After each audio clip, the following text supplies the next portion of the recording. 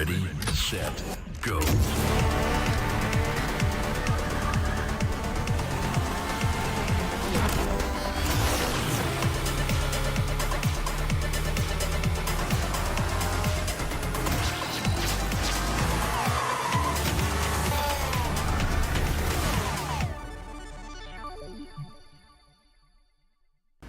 لحظات البداية عاشت معنا،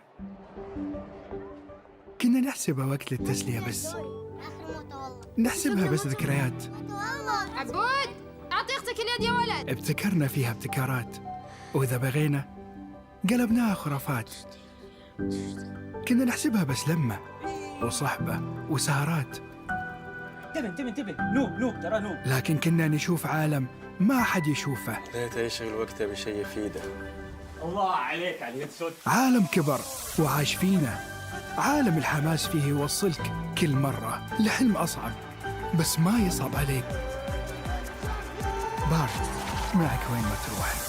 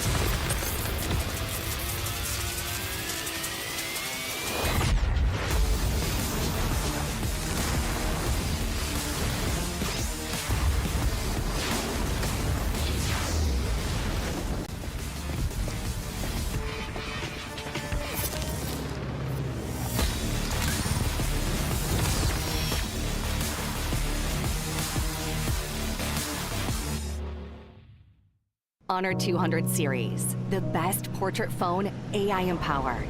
Studio level, AI portrait camera, 3 hardcore portrait modes. Color, vibrant and classic to capture portraits that truly stand out. AI empowered magic portal. Snapdragon 8S Gen 3 AI chipset. 5,200 milliampere per hours silicon carbon battery, 100 watt, Honor Supercharge. This is Honor 200 series. You ever wondered how a Hollywood movie is shot? On a Sony. You review it on a Sony. And how do you make that sound epic? You record it on a Sony. Lunch break on a Sony. So why wouldn't you watch it on a Bravia by Sony? Have you got what it takes to get to the top? It doesn't matter how high you climb. To reach the top, even the biggest champ needs a break. So you can recharge, dive back in, and dominate.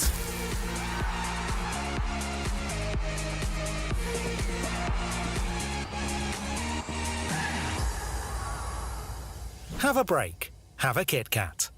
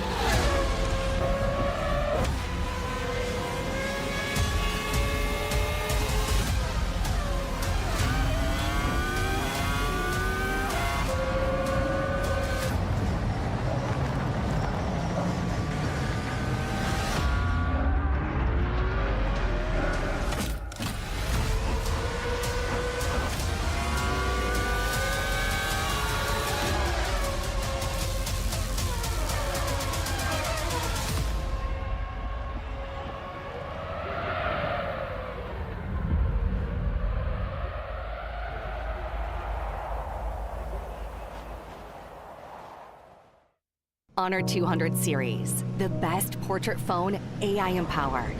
Studio level, AI portrait camera, 3 hardcore portrait modes. Color, vibrant and classic to capture portraits that truly stand out.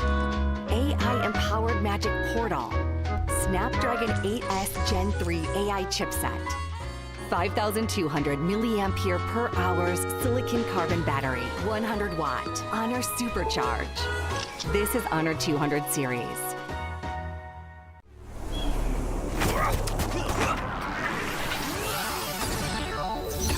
Ready, set, go.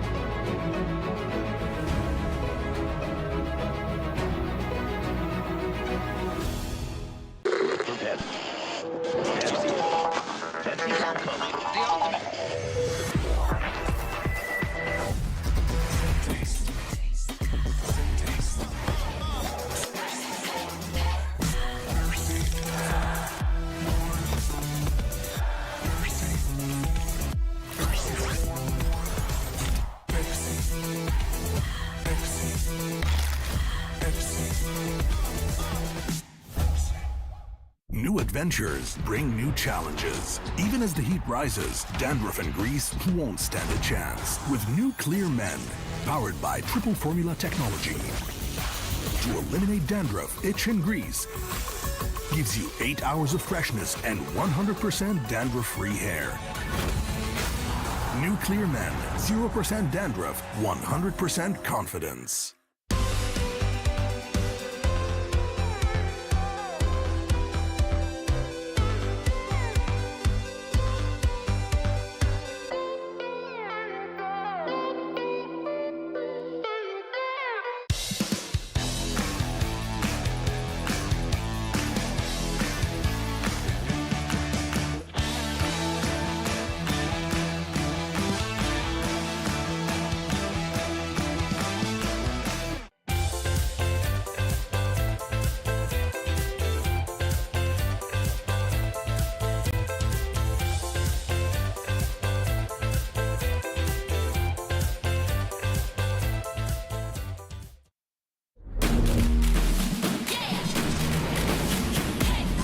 Just like you and me, finding our destiny. Though they may not see, I'll prove what I can be. Aren't we all the same? We're deep in the game. They say this is lame, but we have our own aim. No fear, prove it. Rise up and don't quit. Chasing the same dream, we all are on the same team. Let's go! It's our time to shine, leave thumbs far behind. It's our time to show how far we can go. Though they may not see, we show what we can be. It's on you and me, just wait and you'll see. It's our time to show the world who we are. It's our time to shine, we are the rising stars. Our time to shine it. Yeah!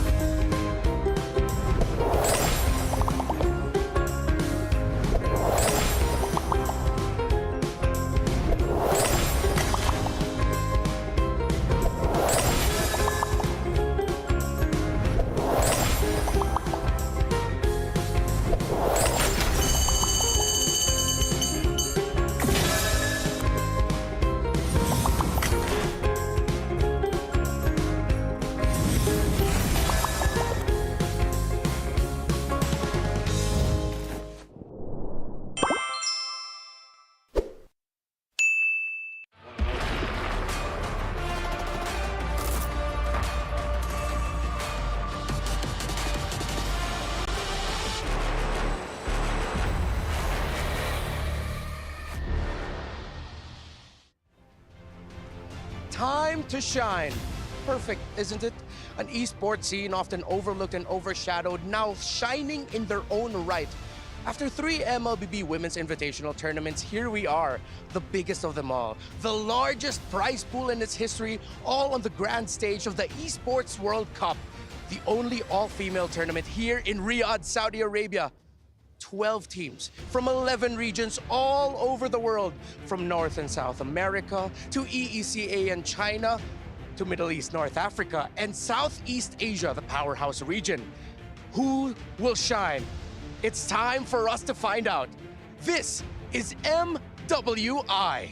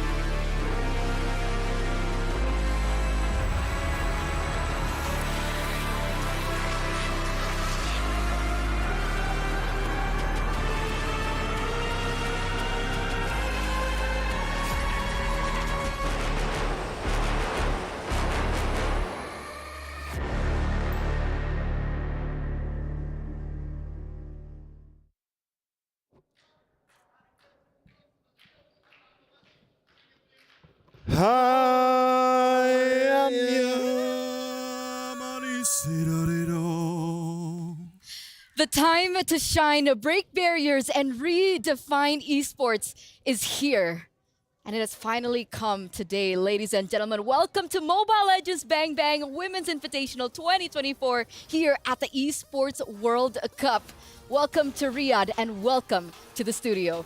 My name is Eterna, and today I'm going to be your desk host throughout the entirety of this tournament from the group stage up until the playoffs. But of course, here I'm not alone. I'm here with Mirko at the studio as well. Thank you for having me, man. Very, very glad to be here. Obviously, honored to be here casting and analyzing for a lot of the women's divisions teams who've already improved so much. And with how grand, how big MWI is currently here for the Esports World Cup, it's going to be even higher stakes for every single one of them.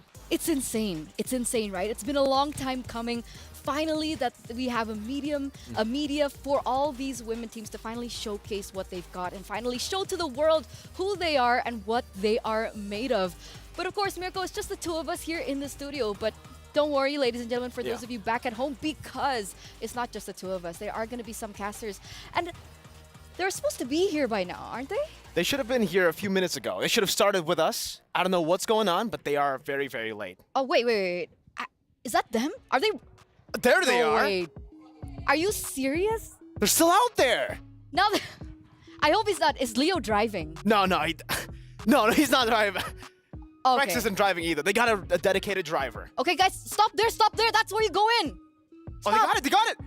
Okay. All right, they're right here. Wait. They're just right outside. Be careful. Oh, yo. Oh, no, Trex. Are you okay? No way. Yeah. I mean, Trex. Okay, you know what? It's fine that they're okay. late. It's okay. I hope he didn't rip his suit. There they are, right? They're coming over. Oh, guys, come over. You were supposed to be here like 3 minutes ago. You fine? You good? Yeah, I'm good. I'm Trex. all right. Trex, Leo, what happened? Are you guys okay? Okay. Are you fine? I'm fine. I'm good. I don't know about my good man here. No rips, right? We're good? No, we look good, Eterna? We look amazing. good? Impeccable. You too. Thank you. Oh, we're on broadcast. You look great. You look amazing. So how are you guys coming into today, right? This is the first time that we've ever seen an MLBB tournament at this magnitude. And we're going to be the ones opening it up today. I think this is the first day in a day in history that we will all remember, wherein the ladies get the spotlight they deserve. Again, the biggest prize pool in the history of women's MLBB, the grandest stage of them all, and the chance to make history as the inaugural EWC MWI champion. And not only that, but the regions in which are participating has expanded in terms of, MWIs. We're seeing multiple regions, NA being included. We're seeing multiple women come and compete, which, I'm excited for it. We got a whole lot of games ahead of us in a couple of days to wrap it all up. And remember, there are going to be some changes from when we saw MSC, right? There has been some changes with the patch updates that have been coming through. And I think one of the biggest things is that we are going to be seeing a new hero come to life. MSC, we weren't able to see Suksin because it was, banned as it was just upcoming. But now we actually might be able to see them. But do you think that Suksin will pop up for the female scene? Me personally, I already got the chance to talk to some of the teams here, and they are already very, very confident in a lot of their cheese picks. Zask might be coming out, and honestly, with Juice in here, we might see it, but obviously it'll just be more of an experimental pick, because with all the dive that is in the meta, with all the assassins, it is very difficult still to pull it off in the early game. I would rather side on the air of caution, because a hero like Jushin definitely changes the tides of battle. So if you're gonna try to win against teams that have an established playstyle, maybe you bring out the Jushin when they're not ready. Yeah, and the question is, do you bring it out in this best of 2 format where it's risk it for the biscuit, or you play it safe, or do you wait until bracket when you have time to kind of run things down? That's a big question. Now, it's so risky. We've even seen the male teams kind of fall short in the group stage. And remember, at this magnitude, do they really want to be taking the risk here in the best of 2s? Because, it's not just the English casters that have been brought to the site, ladies and gentlemen. Even the Indonesian casters were flown out all the way from their region here in Saudi Arabia, Riyadh. And I think we're going to have a little check-in with them. Indonesian casters, you there? How are you guys doing over there? Oh, there they are. Who's that? We have Nefin, we have Owl, Omwawa, Papulong in the middle. It's so good to see that they're great. Are you guys doing good? Good luck too. Good luck. Selamat pagi. Thank you, Paul. Learning some Indonesian. Yep. I was taught well. I'm with my Filipino brother here, I have to say, Paul. Okay. They were Indonesian, though. I'm learning. Sometimes it's that way, because it's a global event. Only one language at a time, guys. Come on. It's a global event. It's a global event. It's EWC, right? You're talking about emerging regions coming through, and it takes time. So we gotta slowly learn. The languages. Correct. Small brain. I can't say most of the Filipino that I know, though. Not on podcast. Why? Anyway, thank you guys so much for coming over. I think you're a little late to the caster desk. We're happy to be here. We do have to hunker down. Yeah. Thanks for having us. Thank you. Good luck. Thank you, sir. Good luck. Good luck. Don't be late next time. Good luck. Bye, Eterna. I think we have like a clinic if you guys want to check yourselves out. Yeah, Trex. I think he might have to. Do you really like those guys? No, not really. Not really? They can still hear us right now, but there we go. Now. Hi. Good luck. We love them. Anyway, ladies and gentlemen, for those of you guys at home and you guys are wondering how will this MWI format be done, we actually have prepared something for you guys, so don't worry. And here it is. In the group stage, which is what we are in right now, it will be a single round robin, all in a best of 2. So we have 12 teams competing here at MWI, and they will be grouped into 4 different groups of 3 teams. Now, top 2 of each group will move forward to the playoffs. Meanwhile, the 3rd team at the bottom will unfortunately be eliminated. It's going to be really, really tough, honestly, for every single one of these teams, because even in the MSC, we saw how ruthless, how simple, brutal, legendary this format is. Best of 2s. It actually creates a lot of possibilities for a lot of the teams that are coming in as underdogs to actually beat the favorites. A lot of the favorites actually got eliminated in the group stages of MSC, and I'm expecting some of those, upsets to happen as well here in the group stages, and especially later on in the knockouts. But still, best of 2, very, very brutal. Everybody will have to go all out from day 1. The unkind way to say it is they got grouped. That's a term now, guys. Best of 2s are so uncanny. And just sometimes unexpected. Feels so fast. Right? Best of 2. So it actually does give these emerging teams that don't really have a lot of information on them, a fighting chance to come out of the group stage and get into the playoffs. Because like teams like TLG, there's not much information about them, honestly. Exactly. I think it's a great way to put it. Double-edged sword, right? Where some of these teams are coming in with not a lot of data from all the other teams. They can't get a good read on them. Meanwhile, for teams like, especially the Indonesian teams like Falcons Vega and Vitality, they have their own league. And a lot of these other regions could definitely look at that league and try to read them off based on the data, based on the heroes that they play, the play style that they have in their own regions. But it's also, it could be a double-edged sword, because with the league, they get so much more experience, and on the other side, you know, they don't. The other regions don't. So it really comes down to how they utilize these advantages. So let's see who comes out on top, because obviously all these 12 teams from 11 regions will be fighting for this. The tournament prize pool, the biggest, the largest, the grandest prize pool that we've ever seen, ladies and gentlemen, in an all-female MLBB tournament at 500K USD. It's a staggering amount, man. 500,000 US dollars. First place takes home $180,000 here. So you can already see the amount of motivation, I would say, for all these players. This is life-changing money for a lot of the women's team, you know, especially from the other regions where it's their time to shine, like the song says, like the whole theme is here for MWI. It's time for them to show to the world that they are on the map. For their region to grow, develop even more, this has to happen. For sure, right? Because like you mentioned, for these emerging regions, some of them are even functioning without a coach. Exactly. Some of them aren't even full-time pro players. But with this amount of money that they will be able to bring home, that could cause a different dynamic and actually propel them even further in the entirety of the MLBB women's scope. So that's great. What isn't great for some of these teams are the groups. Because a lot of people have been saying, we have been seeing a few groups of death. As we take a look at this right now, ladies and gentlemen, Group A. So today we are going to have 6 games of best of 2s, and they are going to be centering and more focused on Group A as well as Group D. And that brings us to our group of death in Group A, Mirko. Oh man, it's such a brutal group stage here for Team Falcons Vega, for CFU, and for Cloud9. All three of them, they obviously have like equal chances, I would say, to actually make it out of the group stage. And also for Group D, you mentioned them. It's kind of like a toss-up here between Group D, Group A. Which one is really the group of death? I'll have to side with Group A. You know, it does feel like it's more equally, they're all equally challenged there. Meanwhile, obviously from Group D, this is always kind of a thing that we have, an idea that we have for the Chinese teams, right? How good are they going to be internationally? We had some of those doubts at MSC, and I'm glad to say that some of those doubts were actually already wiped out. Some of the questions that we had for how good they can be, they performed really, really well, taking down almost AP Brandon, going 1-1 against C9, established regions. So here, even in Group D, I'm expecting TLG to maybe pull off at least a few big moments. Let's see who they're actually going to be paired up against today. As we take a look at the schedule, ladies and gentlemen, 6 games ahead of us, 6 matches ahead of us, all in a best of 2.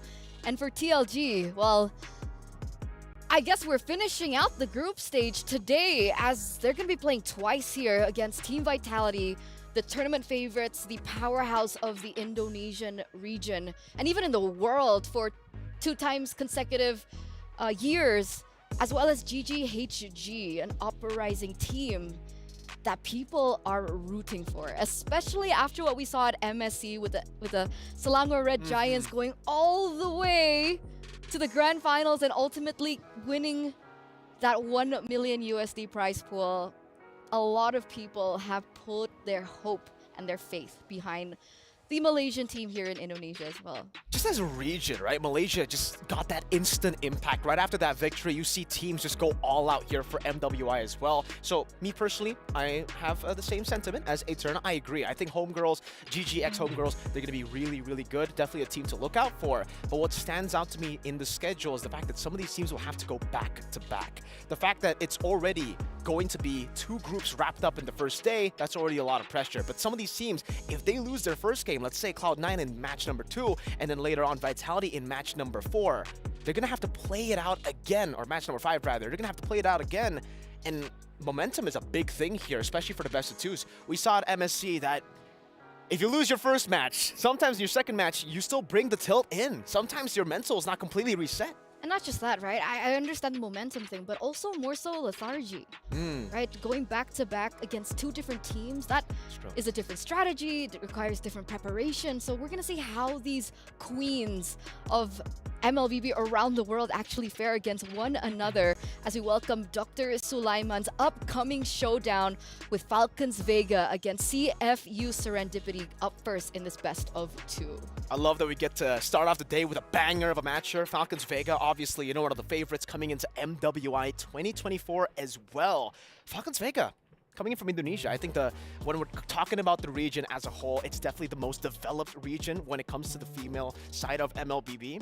And for Falcons Vega, unfortunately, there's this storyline where they're the best team in Indonesia. If it wasn't for that one team, if it wasn't for Vitality, they would be the queens of Indonesia. But coming here, they have got a lot to prove with the grander stage, with a grander prize pool. But on the other side, CFU, they've been amazing. They've shown so much promise in the last few tournaments, and I'm looking forward to what they have to show here in MWI.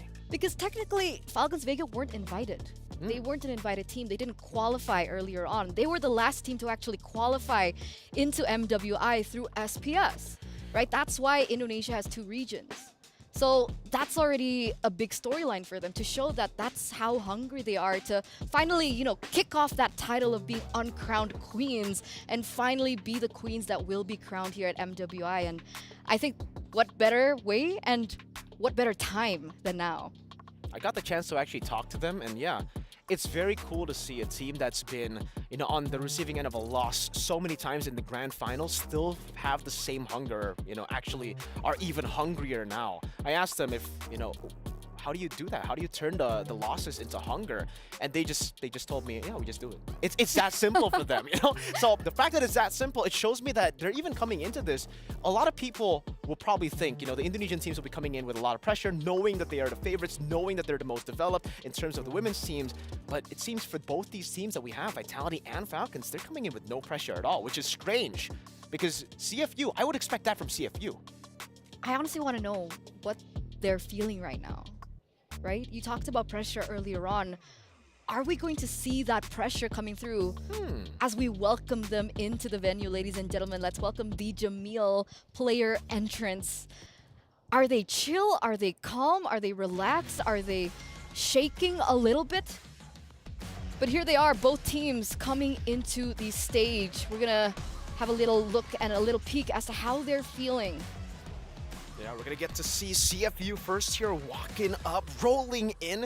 It does seem like, you know, there's not a lot of pressure there. Coming in confident, walking up to the stage. But when you get to the stage, it's a different feeling, right? Walking up from the entrance itself and then seeing the massive stage that is the Amazon Arena. Oh, definitely sends a bit of pressure, sends a bit of nerves down your spine. But technically, right, from CFU Serendipity, we have three players that are experienced, right? We have Tegami, we have Abi, we have Yue as well. Caramel. So maybe that's why, right? Like, you know, the veterans giving the support, the morale support, and maybe that's why they're so chill. I would say, yeah. I mean, even though, you know, obviously this is the grandest stage, they've been in international tournaments before, and obviously that experience will come in handy when it comes to these big stages with a lot of people watching as well. Some of that pressure, I think, has died down for them. At this point, it just comes down to how they perform in the game itself. And for Falcons Vega, they're very, very aggressive, and it's the same for CFU. They like to go for a lot of these cheese picks. I'm a big fan, personally, of the men's team for CFU, and that's what they're usually known for, making their own meta. And I think from the matches we've seen from CFU here as well, it's kind of the same. They love to invent their own meta. Speaking of Juicin, that's now available. Maybe they might pull it out. That's the question, right? Do they want to do that? I mean, if they do, that's a big surprise element card that actually works in a best of two, right? Best of one, even better, obviously. Best of three, that's when things are kind of more difficult to utilize that surprise factor, but best of two, now we're talking. Yeah, because like just getting one game itself is already so crucial, right? Because you already technically guarantee a draw with one game, and then you can go on with the next matches. So especially for the big matches, a lot of these teams coming in as the underdogs, they'll just be looking to get this one cheese pick in, or maybe a few cheese picks in, to secure game number one. Once they do that, they can play with no pressure. Sometimes we see these teams winning with cheese picks in game one and then going back to the normal strat. So it really acts as a curveball to their opponents, and especially up against against teams who are used to going up against the meta, this is really effective. They don't know the calculations that these cheese picks bring up. It's a whole new world. All right, so you've been talking about both of these teams for quite some time. Do I ask? No, we've been working with each other, for a long time. Should I ask? Not never ask No? me for my predictions. The chat knows, everybody knows, not to ask Mirko. All right. That's a fair factor. Let's give these queens a fighting chance. Yeah. So what about you guys at home? Who will win this match? Do you think it's Team Falcons Vega or CFU Serendipity? Head on to the stcplay.gg right now and lock in your predictions. Obviously, I think this is one of the matches that are actually quite difficult, right? Because on one hand, you can even say that Falcons Vega is one of the powerhouses of Indonesia, but on the other hand, we've seen CFU Serendipity play in several other tournaments before MWI hit, and they've been looking strong too. Yeah, I think there are strong points for both these teams. Obviously, for CFU, I would have to say that they've been playing with this roster for such a long time already. So synergy, chemistry, it's already going to be really, really solid for the side of CFU. But if you take a look at Falcons Vega, you can say the same thing if this was like a few months before. But the fact now that they have a few new players, I'm not even sure who the main lineup's going to be. Is it still going to be Funi in the mid lane? Is it going to be Agatha? Is it even going to be a new jungler in place of Caramel? Some of these things we don't know just yet. And it actually works maybe in their favor. Up against CFU, a team that wants to stay together, wants to utilize their chemistry, maybe sending them a few of these curveballs for what they prepared. Hold on. To the counter. Why'd you bring that up? Bring what up? A different jungler for Falcons Vega? Yeah. Is that possible? Could we not be seeing Caramel? It sounds weird, right? That Okay, Caramel. uncertainty. Certainty. But you know what's certain? What? The possibility of new skins. Oh, I want new skins. Me too! So let's take a look at the Youth Fair exciting events sneak peek, ladies and gentlemen, because, if you guys participate in this activity, you guys actually stand a chance to get your hands on exclusive new skins. And if you guys are curious as to what skins they are, check it out for yourselves. Do it now. While we're waiting for the teams to get ready, while we're waiting for Falcons Vega as well as CFU Serendipity to get ready, check it out. Obviously, Mirko can't check it out right now. I've been looking at the screen because I want to check it out. Welcome to Guess the Sound. Welcome. Welcome. Her simply means restriction. One sound. Leila. Is it Leila? Joy? I think Joy. Lolita. Lolita? Not Lolita?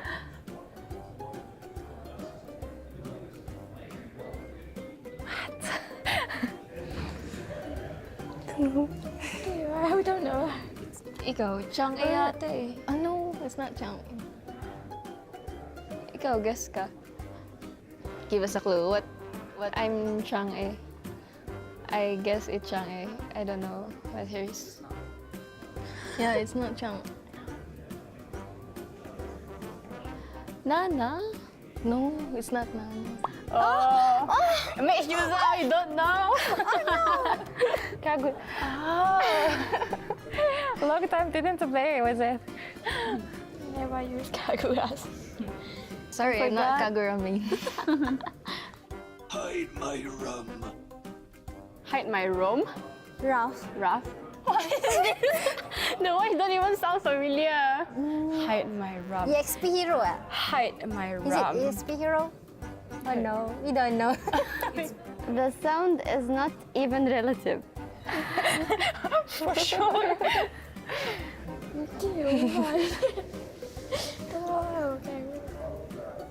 Bane. Oh, because I don't use Bane, so I don't know. Oh my, I'm bleeding. I thought I know the song, but I forget. I've never heard that voice before. Oh no, I'm bleeding. Cyclops. You got Cyclops. Oh, yeah, Cyclops. Oh, Cyclops! Yeah, That's Cyclops why it's voice. familiar. Yeah, Cyclops. Cyclops sound like that. Dude, wrong item choice. And ini Diggy. Diggy? Harry? Tiggy. Tiggy.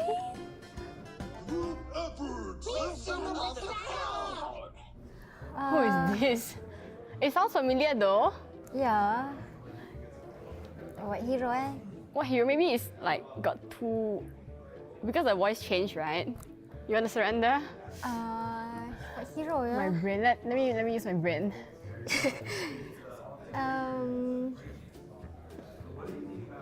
Apa? Jawhead. No, Jawhead don't sound like that, right? No. Jawhead? Glue. Glue. Oh, Glue with his babies. Babies. That's it, girls. Yeah, thank you so much. And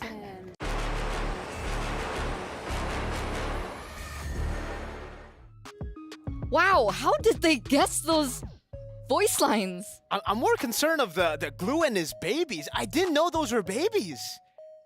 Are they actually Glue's babies? That would be kind of brutal, right? You smack the baby, you step on the baby to get HP? Anyway. Anyway. You know, I literally thought that the last one was Barrett's or Jawhead. I got the Bane one. That's the only one that I got, I think. Okay, give me a voice line now. You put me on the spot, man. I'm not a... I don't... Okay, me first. All right, give me a voice line. When you gaze into the abyss gazes back. Who is it? I got you. Who is it? That one? No, he doesn't know. Tyros. It's not Tyros. Do you guys know? If you guys know, put it into the comments because Miracle's watching. He's always watching. Gaze. When you gaze into the abyss gazes back. Isn't that not Tyros? No. Huh. Yeah, he's not gonna be able to sleep tonight. All right, I got one for you. Okay. Right? The 7 C's. That's it. Kadita. That was a hard one. Okay, okay, let's stop. You know what? I'm pretty bad at this. Yeah, I'm supposed to be highlighting the good things about you. You know, sometimes it's hard. I mentioned the curse, your prediction curse, and now... Why do you bully me like this? Guys. Anyway, for our upcoming match, once again, it actually is going to be quite interesting, right? We are going to have Tagami versus Caramel in the jungle, supposedly. Now, from what we've seen from them so far, how do you think that's actually going to go? Well, I mean, both of these players are very well versed in the assassins. We know that right now it's currently the assassin meta. All around the map, we are seeing Lings pop up, Rogers as well, especially Rogers and Lings as first pick. But even then, I think a lot of the other picks that they are known for especially for Caramel, you know, she has played the Martis before. We have seen the Martis that actually has been rising now with maybe the new item involved with the Execute. You know, that definitely helps him, or with some of the Executes as well. But knowing that both of these players want to go for damage output, knowing that both of these players can play assassins, it'll all be very, very interesting when it comes to the pathing, because I think for an assassin-assassin matchup, mainly what differentiates them, what makes it difficult for both these matchups is the pathing. Whoever gets the level advantage first usually has such a massive advantage to play with, because mobility is already not a problem, damage is already not a problem, so it all comes down to the little advantage that you can get, and mainly it is usually levels into the neutral objectives. But it looks like the stage is set. Ladies and gentlemen, let's welcome the first game to kick off MWI X EWC 2024.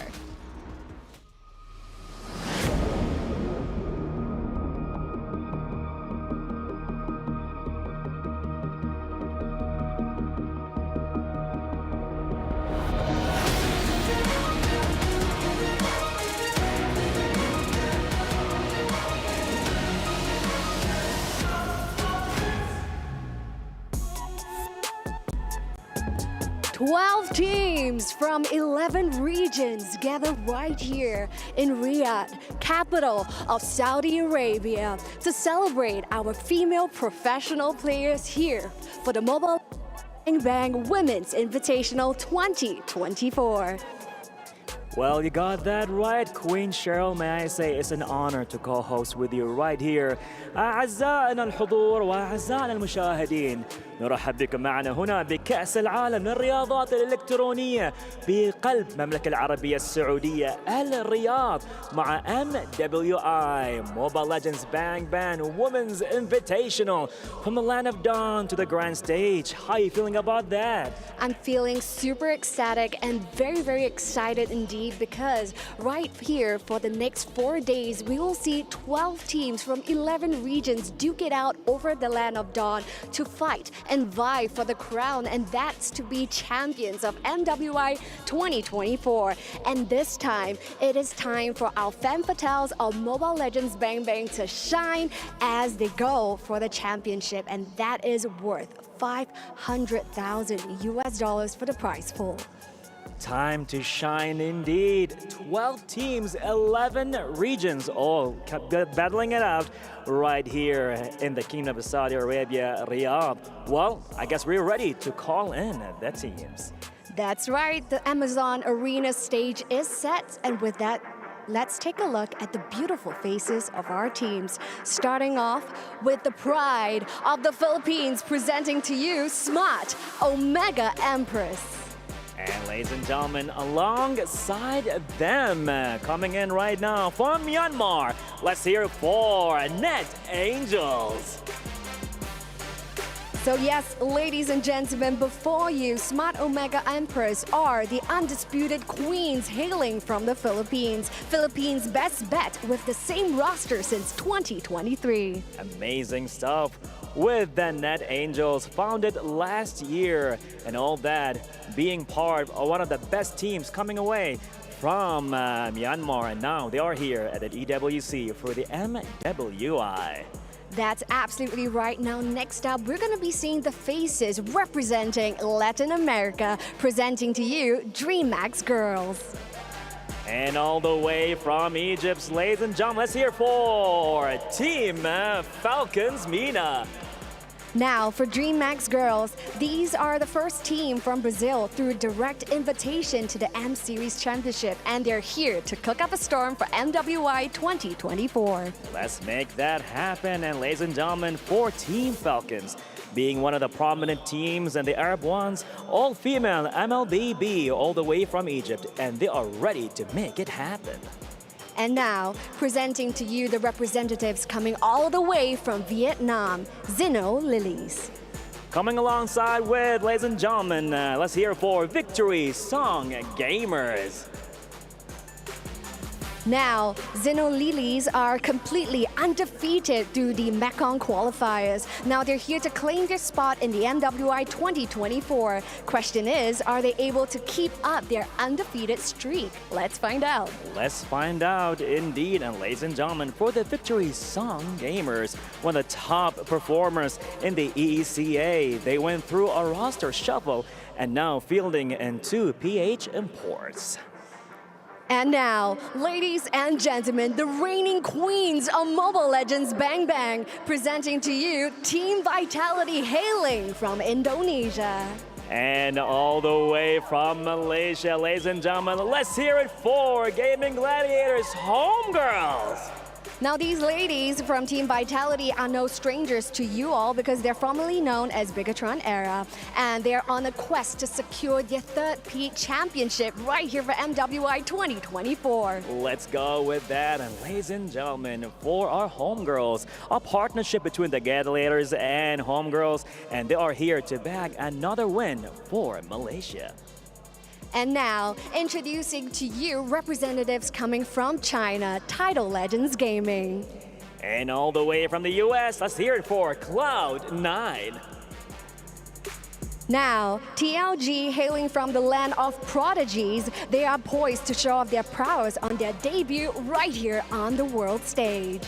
A beautiful debut indeed, ladies and gentlemen. And we are here with Cloud9 with some mega players.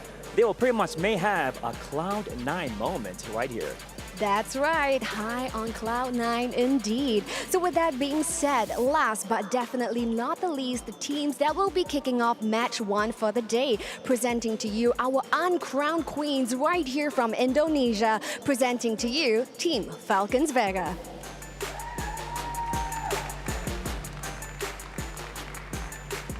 And alongside them for this match, ladies and gentlemen, the pride of Cambodia. Let's hear it for CFU Serendipity. Now, for Team Falcons Vega, now despite being in the shadow of the reigning champions, and that is Team Vitality, they are here to snatch that crown from their fellow Indonesian counterparts. Now, will they succeed?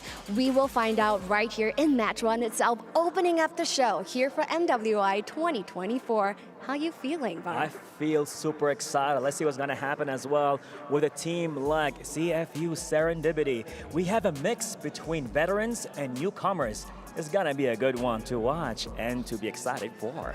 Now, what's promised right here for MWI 2024, even for the very first match, is going to be a high-octane game fight that's going to be happening at the Land of Dawn. But, you know, we're just hosts for a reason. We're not experts. So without further ado, let's pass our time over to our friends at the studio. Take it away. Yalla! Thank you, Cheryl. Thank you, Bara, for that amazing opening. Finally, we get to, put the names to the faces of all the 12 teams that will be battling it out here at MWI X EWC 2024. And as you guys can see, both of our first teams will be ready. They are on their desks. They're getting mentally prepared. But wait a second, Mirko, is that Funi? It is Funi. So, seems like Funi will be the one in the mid lane. Main lineup coming in from Falcons Vega. Still have to see the other members here on the team to actually see exactly who's going to be playing for the first game for Falcons Vega. We did mention earlier that they have a lot of new players coming in. They have swapped some of the players here and there, with Agatha stepping in for Funi. But it does seem like, yeah, they're actually going to be deploying a new jungler as well. No Caramel, the Varen, and the head-to-head matchup that we were talking about, Takami versus Caramel will not be here, will not be the main lineup that we're actually going to be seeing. That in itself is already a big curveball over to CFU.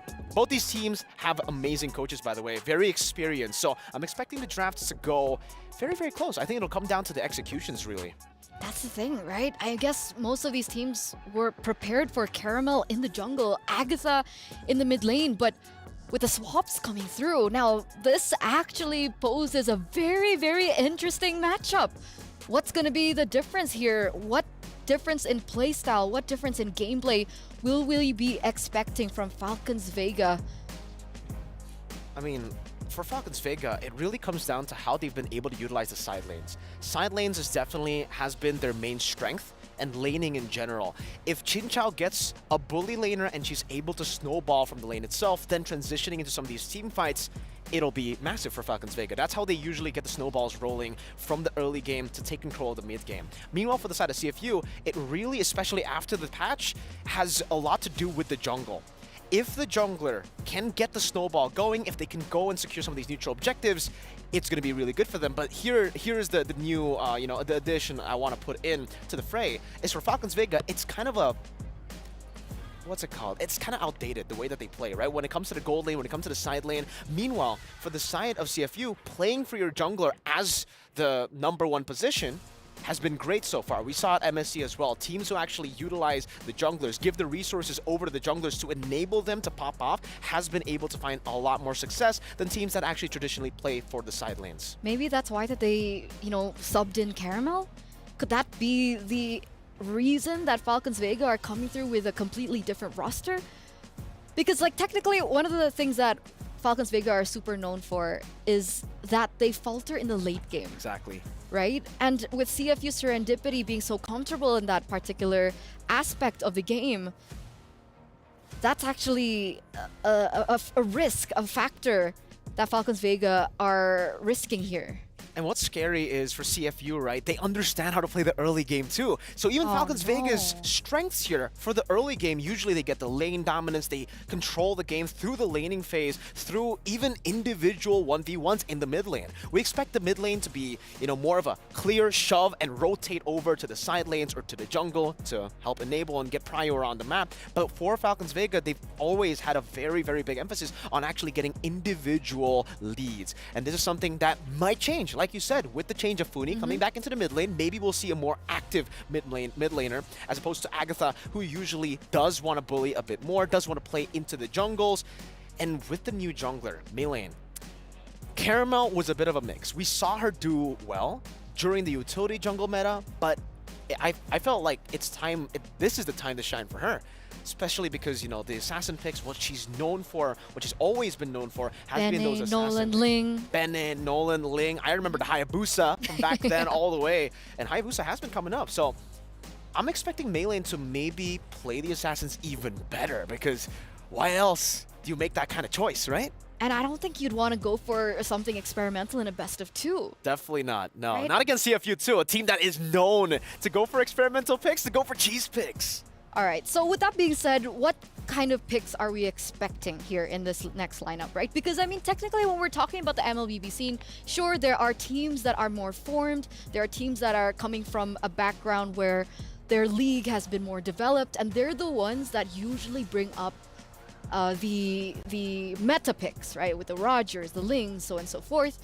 But another thing that we've actually noticed about female teams is that they really do enjoy sticking to their comfort. They really enjoy utilizing their power picks. So now, ladies and gentlemen, as we get into the drafting phase for game number 1 in this best of 2 series, our opening match of the day, we do see that Falcons Vega are going to have that first pick slot.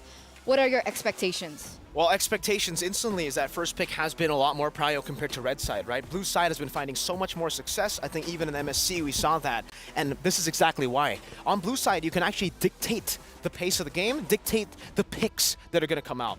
You don't need to ban out the chips. You don't need to ban out the Lo Yi. You can force your opponents to do so. And for CFU, they're already caught in the spot here where Falcons, they're banning all the respect heroes over to CFU. They're getting rid of that Ling that we were talking about for Tagami. It's going to be massive. The assassin pick that can snowball, that can look to find plays around the map. The Edith as well, knowing that CFU love to go and team fight, love to stay and force you in these team fights for a long period of time for the rest of the members to catch on.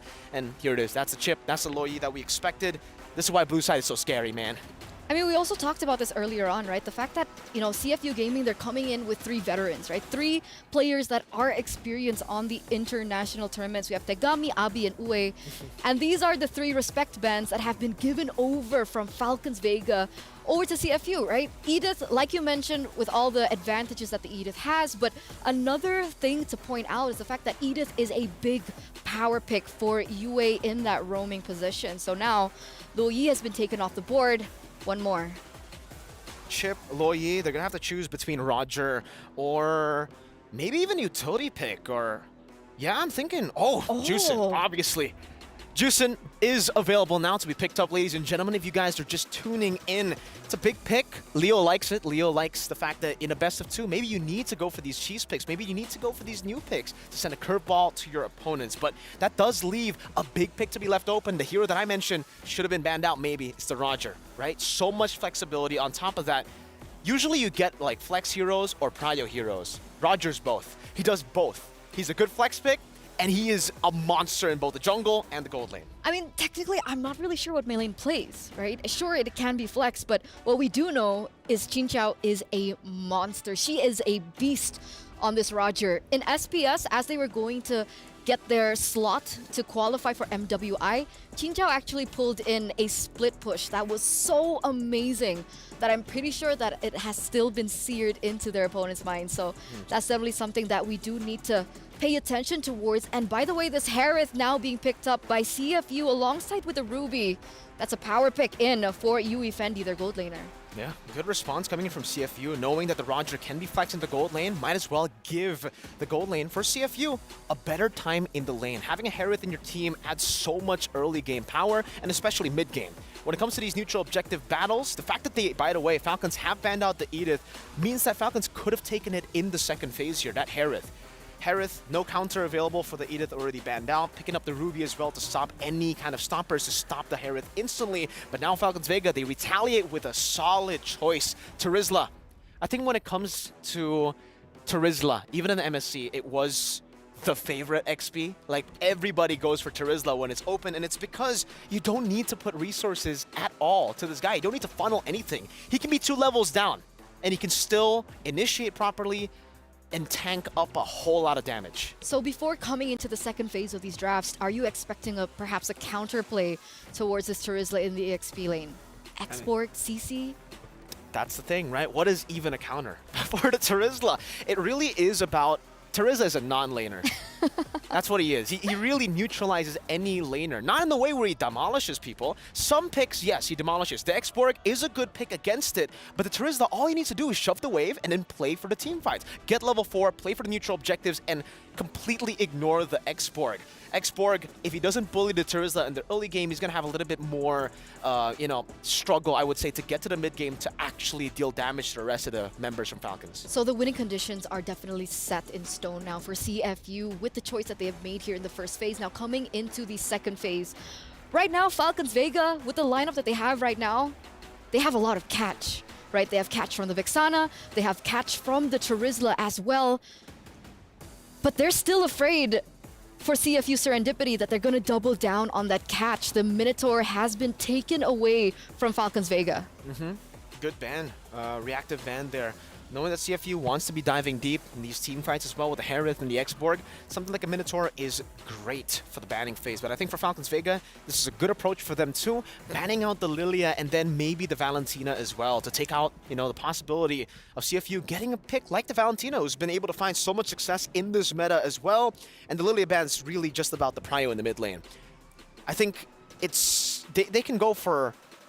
Yeah, no, I'm thinking just mid laners. I was about to say maybe they want to go for the Grok ban, but they already have an X-Borg and Ruby, so Ruby's going to go Rom, X-Borg's going to go XP. There's no possibility, I think, for the Grok, unless they want to go jungle. Who knows? So let's talk about the possibility of the mid laners here for CFU, right? The one thing that we know, the data that we have about Abby in the mid lane is that she loves the Vex, Lilia, Nana, Odette, and the Nova. So now that the Lilia has been respect banned away, as well as the Vexana being picked up now by Falcons Vega, do you think that there is still a slot for Nana and Odette to make their appearance in the international stage? Yeah, I think so. Nana and Odette provides a whole lot of security for yourself, right? You have that passive, you can run away from a lot of these dive situations, and Falcons Vega, they're definitely, leaning towards the chain CC to pound down with a Roger combination here. So going for something like a Nana that can actually stop the momentum of a full dive from Falcons would be pretty good. Also, the Molina is a massive tool when you want to kite back. And it seems like they're not going to go for the Valentina ban, actually. Leaving it open, leaving it to CFU to go for these choices and banning out the Baxia, which is interesting. Because with a Tigreal ban, you would expect that CFU want to go for an assassin pick in the jungle. It's still going to be really hard, by the way, to go up against a Terizla, Vexana, and the Roger on the assassin. But hey, if they want to do it, Nolan is still up for grabs. Nolan, Fanny, Amon? Do you think Amon is a possibility? I mean, Tagami she is a master of assassins, right? She loves her assassins, and there's been rumors circling around that Amon has been one of her favorite heroes to utilize in that jungle. Do you think it fits? I guess it fits, right? I think the concern is they already have a Harith and now a Nana, so 2 magic damage dealers. They might want to add on a little bit more physical here. They do have an X-Borg, but it's more of a hybrid damage dealer, so they are setting up for an assassin. They can still go for utility. Amon, I think considering that they have a lot of magic damage and there's a lot of CC, they can catch the Amon, a lot of picks. It's a really risky move. I'm not saying that it can't be picked up, but the safer choice would definitely be Nolan, especially if Falcons Vega decide to go for an assassin themselves. Nolan, one of the best when it comes to clearing. Again, we mentioned about how pathing is very, very important in an assassin matchup, or just technically in any matchup in general right now. Even on a utility up against an assassin, that's why the assassin usually comes out on top. They get such a massive level lead all the way from the start of the game. Okay. To round things out, ladies and gentlemen, for Falcons Vega, it's official. It's going to be Roger in the jungle with a Claude for Chin Chao and addition of Carmilla for that roaming position. That's Thal on Carmilla. Oof. It's a very reactive pick. Fanny comes out as well. No stoppers from Falcons Vega. They went for the Carmilla. They saw the Tigreal. They saw the Minotaur ban. They didn't expect the Fanny. They banned out the Baksha, and now these picks with no stoppers, you're going to have to deal with a Nana Harith and physical damage. Fanny. I'm ready. Are you ready? I'm super ready. Are the casters ready? Trex, Leo, you guys ready? We're more than ready. I can't believe the Fanny slipped through like that. It's looking spicy already in MWI right now. We got a Fanny in the Land of Dawn. Game 1 of MWI. Eternal Miracle bringing us the goods as well as the ladies. Again, this is Falcons Vega and CFU Serendipity coming through. The Sharks versus the Falcons. It's the skies versus the seas. You ever seen a shark fight a falcon? Well, we're gonna today. Never thought I would. Not in my MWI bingo list, ladies and gentlemen. Coming in live from Riyadh. I hope y'all are doing safe. I hope y'all are having a great day or evening as we get into the very first matchup, very first game in this history-making tournament. Starting off in the orange here for Falcons Vega, while CFU Serendipity dipping into the purple, as you do with the Fanny.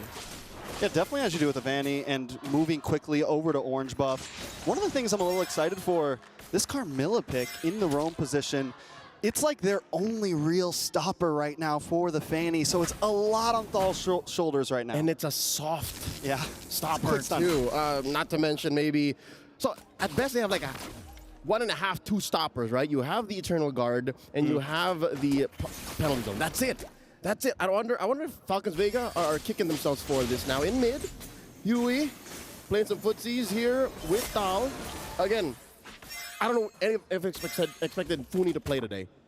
Yeah. Funi and Mei Lane. Definitely a toss-up. Don't know exactly what happened. This might have been the choice due to some scrim decisions. Who knows? Mirko said it. They must feel confident with this composition. So excited to see exactly how this plans out. But that Tagami pick right there definitely spices things up for game number 1. And this is what we talk about in group stage. These are the possible, strats that can get you that first game 1 win. Yep, and the draft definitely worked out for Serendipity this time around. Yui taking a visit down to Yui Fendi. Something to talk about here as well. Chinchaw's not having a great time. It's very difficult now. Yui coming in deep. Yui takes a little bit of damage. Should be okay there. You talked about Yui. You talked about Chincha. I think this Yui Ruby pick is going to be glorious against Mailing on this Roger. Really, I feel like Serendipity just drafted very cleanly in this game. Yep, they do have their fundamentals down. Let's talk about XP Lane. Ooh, a lot of damage though. Mochi Bang gets banged out. First blood over to Mei Lane. Looking for some retribution here. Abby putting some damage on the Mei Lane, but you can't beat the aggression the Falcons Vega bring to the table. Yeah, great first blood, great pick. And see if you tried to do something in the gold lane, but Team Falcon Vega actually succeed in the XP lane. Now it's turtle time. Here we go. Some footsies. 3v3 potentially. Orange worked on by Tagami first. I like the rope though that Falcons Vega pulled. You saw how they were visiting bottom. XP. Oh, check this out. Chincha. Oh, forcing out an ult from both sides. And then they pull a fast one. Like, wouldn't you have thought that it would come from the Fanny lineup? Shouldn't have been come from the Cambodian squad. I mean, yeah. Right? Cambodians are a little crazy, man. What is that? They like to have some fun, man. They bring out the Fanny game 1, and it was the fact that it was pick number 5. It's great drafting from Coach, man. Great drafting from Coach for sure. But here comes turtle play. Nice stun onto Yui. It's all going to kind of hold down the front line here. The Carmilla should be able to get a stun done. Does have the ultimate ready. The Blood Pack able to do something here. Mei Lane just dancing around. Nothing too major. Keep our eyes on Tagami, though. Look at the damage. The Eternal Guardian does come down on Abby. Nice stun up, but in comes Tagami. Looking for the turtle. Able to steal it, take it away. Can he get away, though? A lot of damage onto UA. Mei Lane trying to get the finishing blow. Trying to get the final hit. Can he get the Lycan pounce? Finds the kill. Now Mei Lane locking onto Mochi Bang as well. CFU on the run. Loses 2 for the price of a turtle. Mei Lane going ham this time around. 3 on the board already. About 2,000 gold ahead, I'd say, give or take. You expect these values to balloon up in the next few seconds. again, Serendipity, clearly CFU won that draft. They got some sneaky picks through. But they just can't get through Falcon Vega's fundamentals. They're just so clean when it comes to these engages, and they know how to play the map against a lineup that, hey, say what you will about that turtle take. They lost the fight now in bottom, Thal's in trouble. All takes a little bit offended. You were able to land that I'm offended, but Thal flickers through, and there's your fundamentals right there, feeling comfortable. Even the call from Maylane earlier, I don't even want to take this turtle because I know I can get 2 kills. Leaves the turtle behind, goes for the kills. Tagami gets it, but it's a great trade for them. Little intricacies of that flicker from Thal. They knew that there was no one in that river bush. They knew that there was no one coming from mid. So they made the call, all right, flicker over here, you're safe. I got you. Team Falcons Vega covering up the map really, really well. Now you're clearly ahead here in the early game. Again, now we're looking at 2,000. Yui Fendi gets a hit on her, forced out the ult. Zaman's force does come down. Yui there to help out along with Abby, but now it's 4 members of Falcon Vega, and a big Guardian lands right on Yui, and comes Tagami trying to get some damage off. Where's the cutthroat? Can he land it? No, doesn't connect. Everyone able to dodge through, even Maylane with a beautiful Lycan pounce, but more damage coming on to Maylane. Tagami finally finds one. Can they make it 2? A lot of damage on Tagami. Tagami has to run away, but still gets the double kill from that burn. She got it down. She was trying. All this while, she was trying, and it took maybe 2 or 3 big engages. Here's the STC replay one more time. Again, the Eternal Guard came through, and now maybe we're seeing remnants of that initial dilemma. Oh, wait, what's going on? Nice push. All right, great conversion. Now we're seeing the dilemma coming through now. Where's the hold? If Tagami can keep doing this, then Team Falcons Vega have something to think about now. Maylane wailing away. Yeah, Violet getting some nice damage on him. Moshi bangs frag armor. Maylane able to get the turtle this time. Tagami hightails it out. Last Insanity defensively just to try to get away. CFU backs off. All right, clean. CFU Serendipity. I think it's key for these ladies now to pick their fights. They can play where they're mobile. They can play where they're everywhere. Oh no, Abby! A lot of damage on Abby, but down comes Mon's Force, able to help out. Yui's there to help as well. The beautiful I'm offended, but Maylane still gets the kill. Maylane now moving on to the orange buff, and CFU lose another member. And they got nothing out of it. Violet walks away. And now Maylane, oh, Grand Theft Orange. That's a beautiful Grand Theft. Madam. She took a small camp on the way out. This is going to balloon out of control now. We're looking at more than 2,000 gold ahead. A push in mid. Tagami coming in, clearing the wave. That's it. They lost the main artery. Yeah, that's a bad blow. Mid lane gone, and even when they were having that fight up top, we saw Chincha chipping away a little bit at the mid tower, and that just gave it enough for Team Falcons Vega to be able to completely secure it. Right now, even with the Fanny, Team Falcons Vega are just, look at even the pressure they're putting here. They're keeping CFU Serendipity inside of a box right now, and Team Falcon Vega are able to control the rest of the map while doing this. And again, it's uncanny coming from a lineup that is facing off against Fanny they can't hold down. So this is just macro control. Absolutely a masterclass from arguably the second best team in all of the MLBB women's esports. And here, now they're putting in a lot of work, forcing back Yui. Yui taking a lot of damage. Maylane looking for the kill, trying to get the finish, able to secure it. Yui goes down, but in comes the last Insanity. Moshi! Bang! Beautiful last Insanity. Foul. They're still going in. More damage from Maylane, double kill onto Yui. Fendi making a triple. Maylane takes out Tagami. CFU Serendipity in pieces right now. Falcons Vega, they don't care about a Fanny. She's been cooking, man. She's been cooking. 8 minutes in, she picks up the Thunderbelt. I'm liking where this is going. As per my taste, I would have picked it up maybe sooner, but again, aggression is the name of the game here. An amazing start. Moshi Bang tried to control that fight down bottom, but trading up for Thal and then allowing for the rest of Team Falcons Vega to win that fight in their back lane. Oh, this is just par for the course. You just go straight for the Lord and you continue controlling the rest of the map. CFU Serendipity, I'm thinking maybe their next best move here is to cordon off these fights into smaller quarters. You notice how a lot of these fights that happen in the open spaces, Team Falcons Vega do better at? They gotta fight in smaller spaces. They gotta have Tagami go from wall to wall. Yeah, they have to do something about Maylane here. I mean, Mei Lane's just, he shouldn't be, or she shouldn't be able to just jump into this, fight the way she is. She's even getting locked up from Yue in some of those fights and still has time to just do whatever she pleases in these fights. 7-1-1 on a Roger. It's what, almost 3,000 gold lead there? She cooked. She cooked. It wasn't even second item. It was third item, Thunderbelt. First up, War Axe, and then the Piercer. I'm thinking she's at like 2 or 3 stacks right now sitting with that Piercer. And oh no, they popped the Faraga armor. Well, Shebang taking a lot of damage. Mei Lane was testing it there, but the Lord's still encroaching in right now. Looking for the crash. One more minion to go. The defense does pop on that inhibitor. Nice, I'm offended on Athal. They're able to get the kill. That's a big deal for Abby, but in comes Mei Lane with a nice like and pounce on a Moshi Bang. More damage on a Yue Fendi. Mei Lane playing the field to Melee. It's looking dangerous right now for CFU. They lose an inhibitor. Tal is worth her life more in weight than gold. It's amazing how she's able to trade in for a big objective in mid and then another trade on the way out.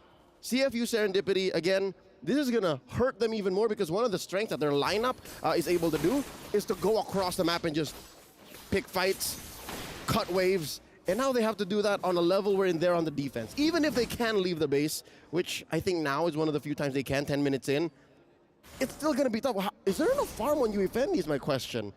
Tegami, sure, she can run around, she can cut lanes, I mean, she can go deeper than this. But where's the farm on Yue Fendi? Is Abby dealing enough damage? Yeah. Count your blessings, she hasn't died. I mean, as a Nana, you probably shouldn't. She has everything packed into her to survive, but here they go. Speak of the devil, Yue Fendi trying to pull through. Yue able to get a nice I'm offended on Athal once again, but look at the damage onto CFU. In comes the last Insanity, unloading onto Violet. Violet able to flicker back. Melee still holding the front line, taking fire to the face. Takes out Moshi Bang. Tagami, though, looking for the finish, decides to back off. That's bad. Double kill for Mei Lane. She got punished. They didn't need to hold her down. The damage that she had to go through just thinking about walking through Team Falcons Vega punished her. This is tough. 11-4, 11 minutes in. Mr. Wagner. CFU Serendipity, they had a great draft, but fundamentally speaking, Falcons Vega knew how to deal with it. Yeah, I mean, CFU seemed to not be able to play it to its maximum capabilities. Abby taking some more damage, and at this point, as you said, we look at the way that Vega's moving around the map right now. It's always 2-2 and Mei Lane kind of on her own, because Mei Lane can handle herself against the Fanny. A Lycan Pounce to dodge a Cutthroat, or a Lycan Pounce to dodge a couple blades and get the damage out, and the rest are covering each other's backs. The only real hero that Mei Lane has to worry about is Yue's Ruby, right? Like that's the only thing that she has to think twice of. Abby, she can just dodge Molina's gift. Forget about it. Like, I can just run around. I can hop through these gifts. And now another fight, breaking out in mid. The pack comes down, so the damage is unloading. Yue goes down first. Next might be Yue Fendi. Able to get the outplay, though. Looking for the final shot. Finally gets the kill onto Mei Lane. Yue Fendi pulling up in the Fendi. Doing some nice damage onto the Lord now, but it's still coming soon. Team Falcons Vega. Abby made bank. Can they do this? Can they defend? Where is she? Where are they? Tagami looking for the purple buff, sees that they're all hanging out there. Team Falcons Vega lose a Mei Lane and they immediately back off. All right, so that explains the big spike now. We're looking at 6K, 5K between these two teams. And we were wondering, is there enough farm on Abby? Besides the fact that she hasn't died, this is one of the times when you say, okay, maybe we can still do this. Good news is they still have one inhibitor. This could have gone so much worse. They could have lost everything, and they were forced to take whatever farm is left out of Team Falcons Vega freezing, which is what's happening now. But as it is, checking out, okay, a Trinity on Abby here. You have Yue Fendi, also a Trinity, just barely. I think maybe just one more item, and then a fight in like, you know, thicker part of the forest here, like a little corridor. That might be it, but you're still looking at 5K between. That's still tough. Yeah, it's definitely going to be very tough because now a lot of Oh, look at the damage, though. Comes down once again. Tincha able to take out the Mage's damage heal. Yue Fendi down, out of commission. Falcons Vega now looking for another inhibitor. Tagami can't even go in. You don't let him breathe. I think that's the play here for Team Falcons Vega. Problem solving, CFU Serendipity. There's like 5 or 6 things that they need to do. It's a grocery list of things to hit on a checklist. One of them, does not have an answer to Team Falcons Vega's one move. It's just force out fights. Here they are, taking out that last inhibitor, and waves are going to crash in. This is well timed for Lord coming in a minute. You know, I gotta say, Thol's been so amazing on this Carmilla. Even though she's taken a few deaths, she always lands that ultimate at the perfect time to at least catch 2 members, and the rest of the team follows up so well. That and she can get out. If she dies, so be it. They're taking out at least one on the way out too. Not to mention, it's like Funi did not miss a beat. She's #1 in the damage charts right now. And the last time we saw her here in MWI, she also put up quite a show, honestly. When they were formerly known as GPX Basreng in MWI 2023, just change one. Just change Caramel to Mei Lane, which, by the way, we also missed. We were expecting Caramel to play, but Mei Lane is holding down jungle. She's doing more than that. Mei Lane's doing amazing. I mean, Funi's doing amazing. Even as someone that's kind of stepped back a little bit from the team a little bit, still showing that I still got it, man. I can still hang with the best of them. And she is stomping down. She's got her foot on the neck right now with these Sharks. Lord taking a lot of damage. CFU not going to be able to contest it. And that's a clean take. 2 Lords to Team Falcon Vega's name. 3rd this time as they push back the rest of CFU Serendipity. Oh, what's Tal thinking? Is she looking to steal this? They're just denying everything. Oh, there it is. Just serve it up. Serve it up. Take it, Chincha. It's yours. Another one. Another one. Easy. Falcons Vega just, and then now they take it slow, right? I love the lane freeze right now, waiting for Lord to come. They don't need to rush anything. 7,000 gold, almost 7,000 gold lead. We're getting there. Something bad. CFU, how do they defend this? It's going to come off of Abby. Abby is going to have to use all of her kit, like that little Nana, Pink Venus, put everything. Catch like 2. Catch 2 in that ult, and then hit the best case scenario, you hit Violet or Mei Lane with the gift. That's one way to start it. And now it all comes down. Although tries to come in, use the conceal play, a lot of damage on loads. Onto Moshi Bang. Moshi Bang forced to back off, but in comes Violet with a huge penalty zone. On to 3. Yui down. Tagami, though, trying to get the outplay, but they're already locked onto the base, and Team's Falcons Vega. Masterclass take game #1. The advantage hit critical mass, and despite Falcons Vega rocking the lineup, none of us expected for them to deploy in day 1. They get the dub in quick fashion too. And I mean, like we said in the beginning, we felt like CFU had the clean draft, but Vega knew exactly how to work around it and executed it perfectly. What is a scalpel to a 6-inch thick metal vault? Not much. Not much. We were hopeful. It looked like a great pick. Like, we were hoping it would unlock something out of CFU Serendipity in the face of a powerhouse like Falcons Vega, but here we are. We'll talk about it later on. For now, here's Eterna and Mirko breaking down game 1. Thank you so much, Leo. Thank you so much, Trex, for that amazing cast for game #1 as the Falcons soar high in that first game of their series. Man, what a performance coming in from Falcons Vega. I gotta agree with the casters, man. We also have the same sentiment. You know, the drafts were amazing from CFU. They were able to get the Fanny pick as well. Just sneaking in that Fanny pick with no stoppers from inside of Falcons Vega. But it goes to show you that what we said as well on the early stages of Falcons Vega when we're talking about the team, they have such a good way to win out these lanes, to win out these matchups individually, to a point where really the composition with no stoppers, everybody is a stopper when you can deal that much damage, right? Whenever the Fanny walks in, she almost instantly gets her HP deleted. And there were some points in the game where Falcons Vega, you know, the clear problem for Falcons Vega, the weakness point has got to be that discipline still. I think in the 10th minute, they actually had a solid chance to go for the end, but some of them overextended. Still, though, a very phenomenal performance for their first game here at MWI. 15-6, 15 minutes. And before I throw it back to you, Eterna, I just got to mention this, right? Terizla in itself is already a dirty pick. It's like, no resource, man. I'm going to just go in. I can go 0-5, and I can still be useful. Take a look at that build. I mentioned this a couple of times off cam to Eterna. She went first item Queen's Wings, and that was like 4th minute. Queen's Wings. Straight into, get this, the steel leg plates. And then the Dreadnought armor. She was just going for components up against CFU, and she knew that the magic damage dealers were already super behind, so she only needed to care about Tagami on the Fanny.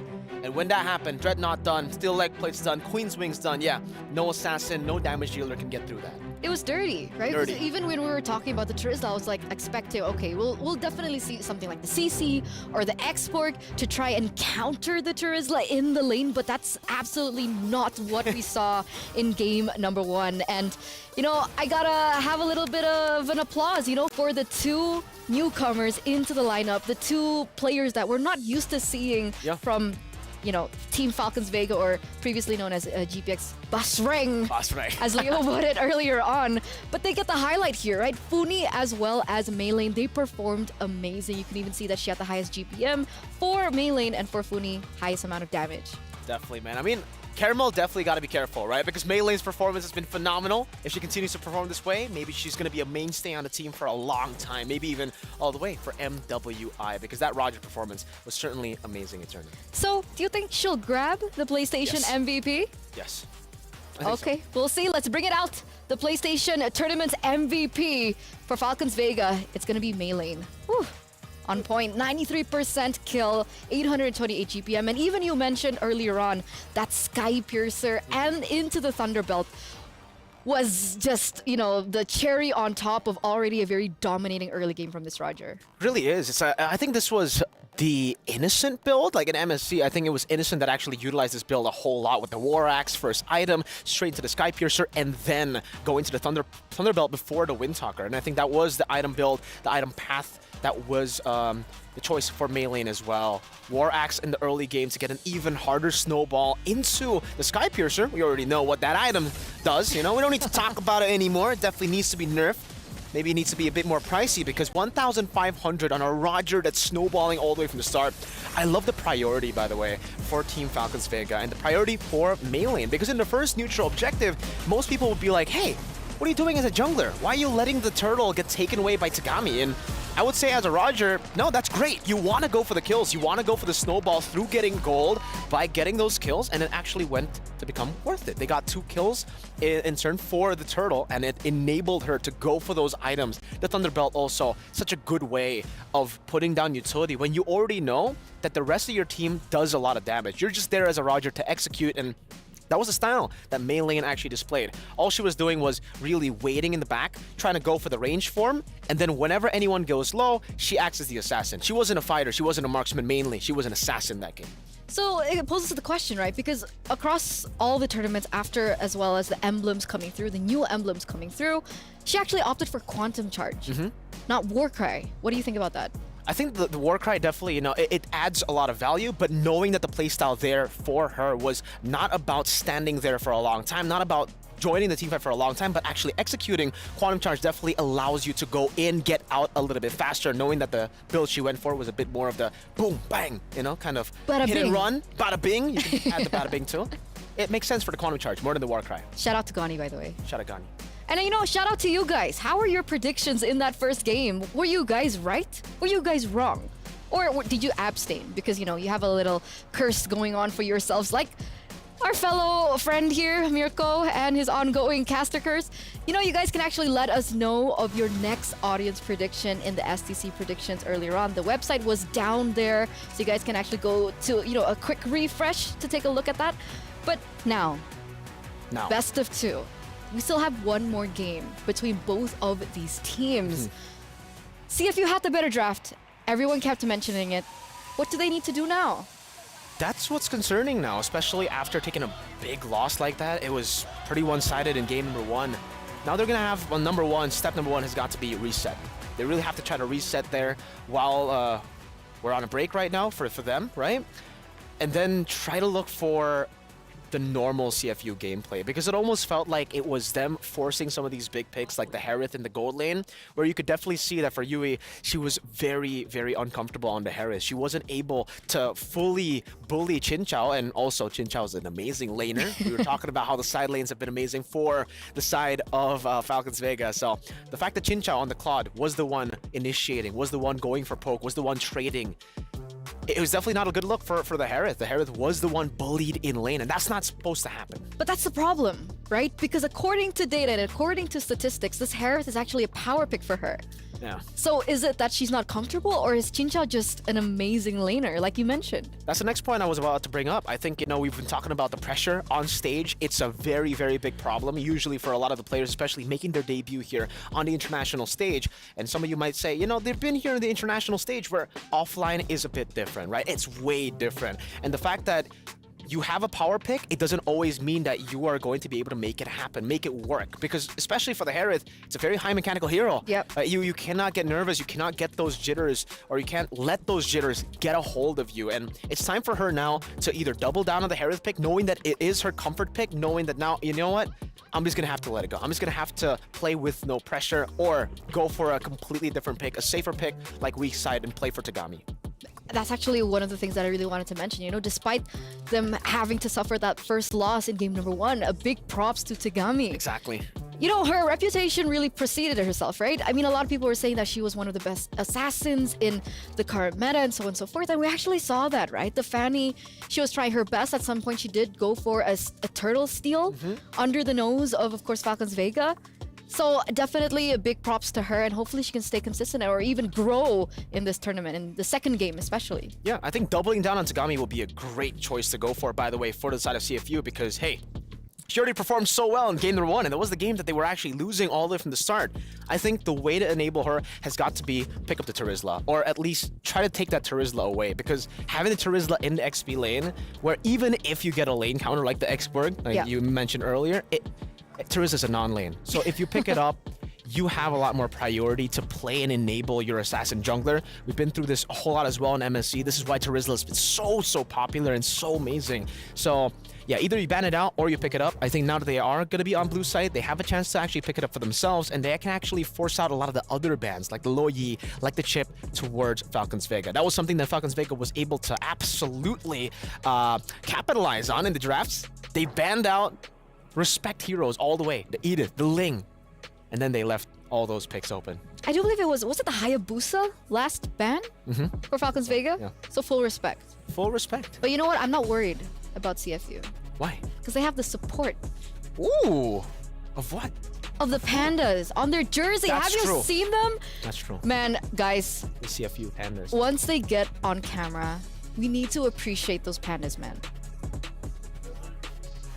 I want to appreciate those pandas too. They're so cute. Yeah, during the game, panda sometimes the face cams goes to the panda shots, and we're just like, oh my god! Was it not highlighting the players, like the hand cam? Was it the panda? See, it is the hand cam, but I look at the panda. Yeah. Would you perform better if you had a panda, Eterna? I'd love a koala. What I was born in Australia. All right, mate. What about you? I would take a Lafelle. I would take a Lafelle and a nice suit. Okay. That's a good one.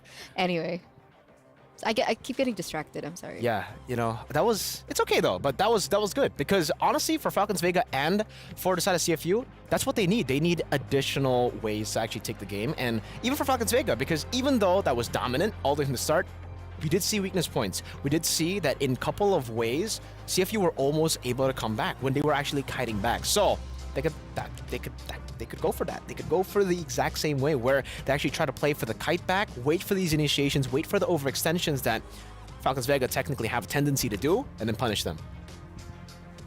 Sorry, I'm waiting for the pandas. Me too. To be fair, I am too. It should be the next shot, right? We saw Falcons Vega earlier on camera, and we should be getting pandas after this.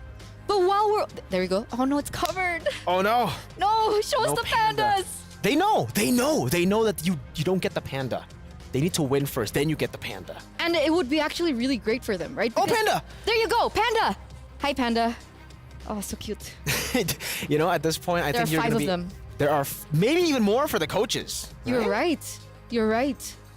And the coaches need it, right? They need to get their head in the game. I mean, technically they did win that draft in the first game, so see. Are you saying the pandas are... See, the cameraman gets me. Yeah. They're happy with the pandas. They're happy with the pandas too. But you said the pandas, they definitely need that, and they did win the draft. Are you telling me that I said the coaches. Yeah. Do you mean that the pandas actually help the coaches draft? It's support, they whisper? right? If anything, it's support. Why are we talking about pandas? Hey, Turner, you started this, man. I'm sorry. Let's get back into the game, right? Because in this group, for CFU and Falcons Vega, the third team in their group is Cloud9.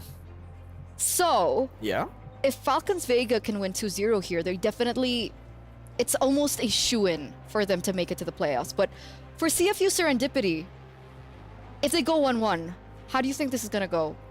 Like we said, you know, the group of death, it's definitely going to be very interesting if it is going to be 1-1, because then technically it leaves every team in the same spot. They're all 0-0. They have no points on for the leaderboards, and they're going to have to get a 2-0 win against one of them. And hey, there's a possibility that we get a tiebreaker too, so I'm not counting that out, not just yet. Not just yet, as ladies and gentlemen, let's prepare you and let's welcome you into the drafting phase for the final game in this best of 2 series between Falcons Vega and CFU Serendipity. But it looks like there aren't any swaps. Falcons Vega still have that first pick with the Edith.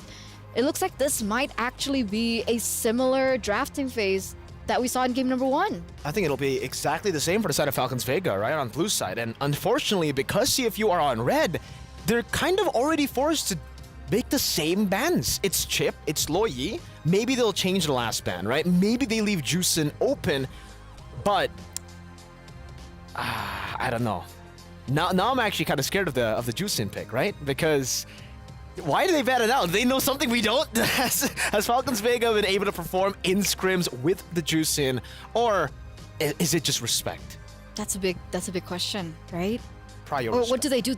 They can't leave the Luoyi open either, right? It's too prio at this point. Despite the changes towards the Luoyi and her ultimate, it seems like the Luoyi still does have that impact, especially when pioneered or when steered in with the right person. But Vexana ban. So this is already a very big difference to game number 1, ladies and gentlemen. Last time around it was the Hayabusa, but now it has been changed into the Vexana. The big question is now for CFU, do they want to still leave the Roger open for first pick, or are they still going to go with Susin? I mean, the Hayabusa is up for grabs. Technically, they can go for that, but yeah, that's a big question now for CFU. If they want to leave the Juicin open up against Falcons Vega, I think the other picks to ban, if they really want to go and, you know, enable Tagami, maybe would be...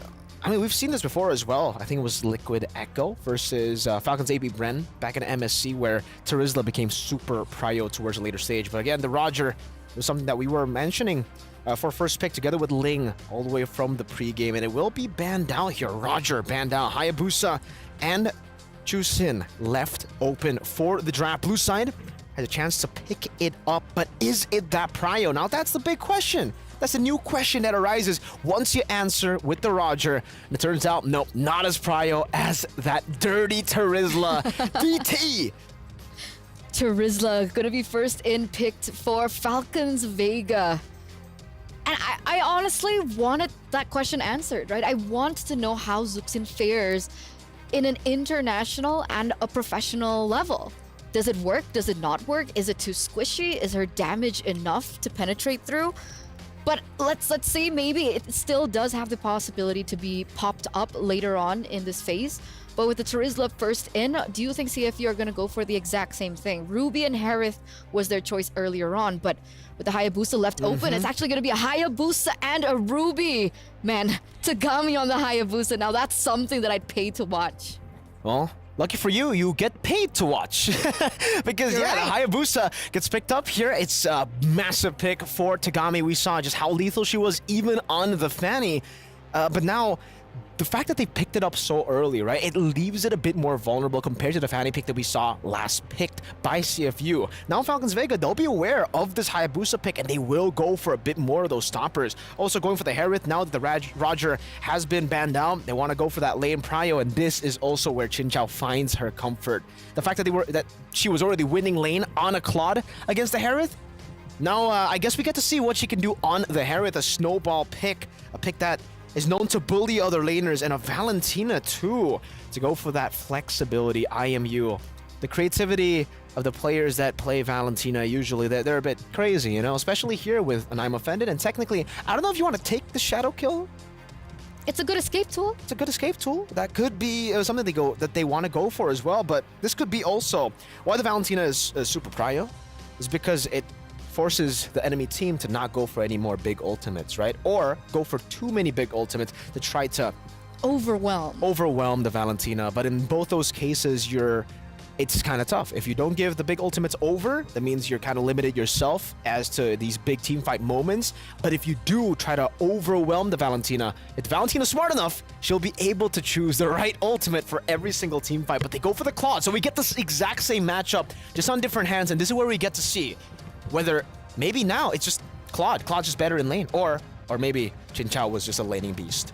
Oh, how the turntables, as Arashi likes to put it. Right? Michael Scott.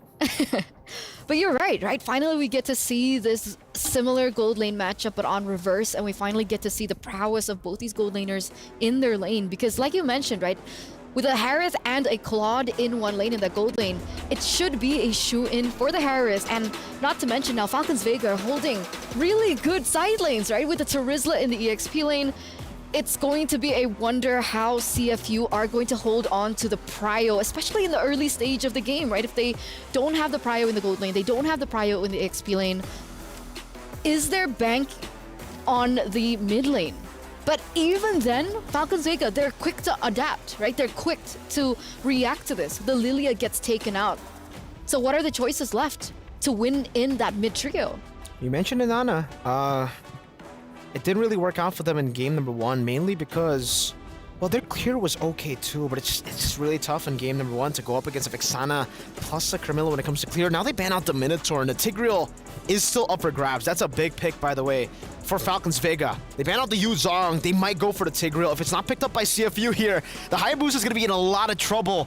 The Tigreal is one of the best picks, or I would say maybe the best pick when it comes to going up against Assassins, because once you go in, you get caught by that implosion, goodbye. Everybody's going to be able to follow up, and the Baksha ban is definitely interesting. I would have definitely thought, especially considering they have already picked up the Hayabusa early, that they want to go for the same exact bans as they did in game number 1 with the Minotaur and the Tigreal, but now they ban out the Baksha. At Falcons Vega, it really seems like they're already setting up for an Assassin pick, so the Baksha ban again, is definitely something I'm going to be questioning, just like in game number 1. And they go for the Jusin debut! Zuxin finally makes her appearance, ladies and gentlemen, in the Land of Dawn on the competitive scene. And what better way for Zuxin to come out than in the hands of CFU Serendipity. But Tigreal doesn't even show up here. It's going to be the Nolan and the Kufra. That was one of my main questions, right? You mentioned the Tigreal being one of the best stoppers, but if we're talking about best stoppers against Assassins, I mean, back in the day, it was either Ruby or Kufra. And now Kufra's back. And technically for the Kufra, you get double the value here. You're up against the Hayabusa, you can cancel some of those dashes with the Quad Shadow, and you can also stop Ruby from dashing back and forth with her kit. Now it also kind of forces CFU to go for... What do they want to go for? It's great, by the way, for Falcons Vega, this Kufra pick. The Nolan pick, we expected, you know, an Assassin. That was already a great setup for them. They go for the Aura. Vengeance, yes, can go through the Bouncing Ball. Anti-CC. This time, though, I'm going to have to say Falcons Vega, it seems like they have got a great draft to take it all the way 2-0. Good prio in every single lane. It's definitely a tough battle now for CFU, for our Cambodian representatives, ladies and gentlemen. If they want to have a fighting chance, if they want to put Cloud9, and if they want to eliminate Cloud9 right now, as well as Falcons Vega, they need to be able to at least take this to 1-1. But Mirko, are you ready for the deciding match? Absolutely. I'm ready for the deciding game, and I'm pretty sure the audience here in the Amazon Arena are also ready. So let's take a look into the casters. Leo, Trex, you there? We're here and we're ready to go. The Kamai bring out the Jushin, and in her debut game, can she make it happen? Can she get the upset victory for CFU Serendipity over Team Falcons Vega? Essentially, debut game in any international event, right? I don't think we've seen her anywhere else, really. And CFU is not disappointed with a variety of picks. We saw that they lacked a little bit of fundamentals in the last game. Is this maybe comfort for them? All right, to their defense, it's less about them lacking and more of just Team Falcons Vega having the solution. Team Falcons Vega coming from a very developed region such as Indonesia, going up against CFU Serendipity, who, by the way, have some veterans. It's just tough to cut it close, you know what I mean? Looking at the laning this time around, Yui and we have here Abby roaming around. I'm still excited to see what this Jushin brings to the table. Going up against the mid lane matchup here. Check it out now. Thal and Funi. Oh, wow, look at this. You can't beat the reliable damage of Valentina. You definitely can't. Whoa. But a nice grab onto Thal, brings Thal back. But we're already seeing the possibilities with the Jushin. Going to be interesting how this works out in a lot of these team fights. It's something we haven't gotten to see yet. Moshi Bang maybe looking for something here. All right. Oh, no, Yui! Forced the flicker. She's put down to 1/10 of her health. She's going to be sent home. That's a TKO. Tagami thinking about an invade here. I like how Melee just picked the Nolan dead cold right there in that last slot. Up top, Yui Fendi. 2v1. Major. I mean, both teams kind of playing the back and forth right now. But CFU, I think, know what's at stake here, and they're not forcing anything at all. They're definitely taking a little bit slower. We're going to wait for this first turtle. And we might not see a lot until second turtle, but Falcons Vega doesn't want to let that happen. Look at the damage already. Drag back, though, under the tower. Mooney tries to come in, get some nice damage on Moshi Bang. Violet brings out the penalty zone, takes a little bit of damage back to herself, and nobody goes down. All right. I like how CFU Serendipity are playing super disciplined, and they're really holding their ground. The Tagami could have pressed. Oh, no, there's a jump by Thal! Nice knock up, but Yui able to respond back quickly. Yui needs this level 4 before this turtle and finally gets it. Both teams a little bit low on health. Got to go back to these buffs. All right, I'm going to say it now, 2.5 minutes in. There's going to be a point in time where Team Falcons Vega aren't going to rely too heavily on their ults. Like, they can start picking fights. They can just start playing footsies and checking range until CFU Serendipity is forced to push the button, whether that be on a final slash, on a quad shadow kill. And now here we go. Tagami looking for the angle in, gets in and takes the turtle. A nice take for Tagami. And now they're looking for the turnaround, look for the possible grab onto somebody. Funi runs, Thal runs. They know they don't want to force this fight. They lost what they came for. As long as Tagami's around and she has the retribution, nothing is truly safe. Until you know that she's under some CC, until you know that she's out and away, you can never count out a potential for a steal down bottom, 1v1. Moshi Bang might not be able to get away from this. Hits the final slash, trying to vengeance through. Trying to get away, but falls right into it. First blood over to Violet. And up top, there's a jump by Thal. Gets the Tyrant's Revenge. Nice lock on. The damage locks in. Funi able to take out Abby to Blazing Duet to try to seal the deal, to try to turn things around. Tagami able to find Melee. It's a 1-for-1 trade. Team Falcons Vega not giving up just yet. Yue takes a little bit of damage, and Chincha might go to top. This is bad. Thal. Tagami has a shield, though. Should be okay. Yep. Check in with the quad shadow. Let's check out the STC replay. Moshi Bang, I think she was buying time. They knew that this bigger fight was going to break out up top. And yeah, Abby goes down, but there is a trade found eventually by Tagami. Jungler for a mid laner.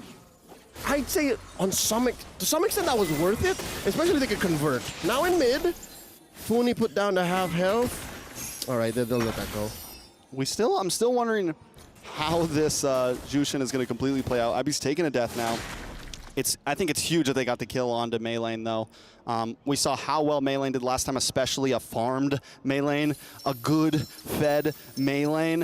And right now, putting this death onto Melee, I think is definitely a win for CFU this early on. Yeah, slow her down. She does so much when she's ahead. So if CFU Serendipity can find a way to get into a, I don't know, place where they can put some offense on the board, they can definitely maybe even see a 1-1. Now Violet hit with a final slash. Nice final slash. Penalty zone in response, and comes Thal. Trying to get the Town's Revenge, unable to walk on to anybody. Yue with a beautiful I'm offended onto 3 members, and in comes Tagami. Able to get the kill onto Violet, looking for another one. Thal in a bad spot, gonna get pulled back from this Jushin, but doesn't need to because Yue gets the kill first. But Melee up against Yui Fendi. Yui Fendi trying to get away and able to. All right, very rarely does a Claude walk away from a Nolan, right, with lethal intent. So she played that mid 1v1 very well. They are going to trade for a turret up top. That's a turtle scored by CFU Serendipity. 2 so far in this 5-minute game. You got to point it out for Team Falcons Vega, though. Still holding a gold lead. After being a little behind on kills, after being down 2 turtles, still just overall controlling the map with Thal. Gets a knock up on a Moshi Bang. Tagami playing the quad shadow, looking for the target. Funi is forced to flicker there. Backs off, uses the IMU just to get away. CFU unable to get a kill there, but we see the aggression from both teams. All right, Funi stealing away the ult from Abby's Jushin actually made a difference there. There was a lot of passive ticks that helped not just underneath the turret, but from CFU starting to be pushing forward.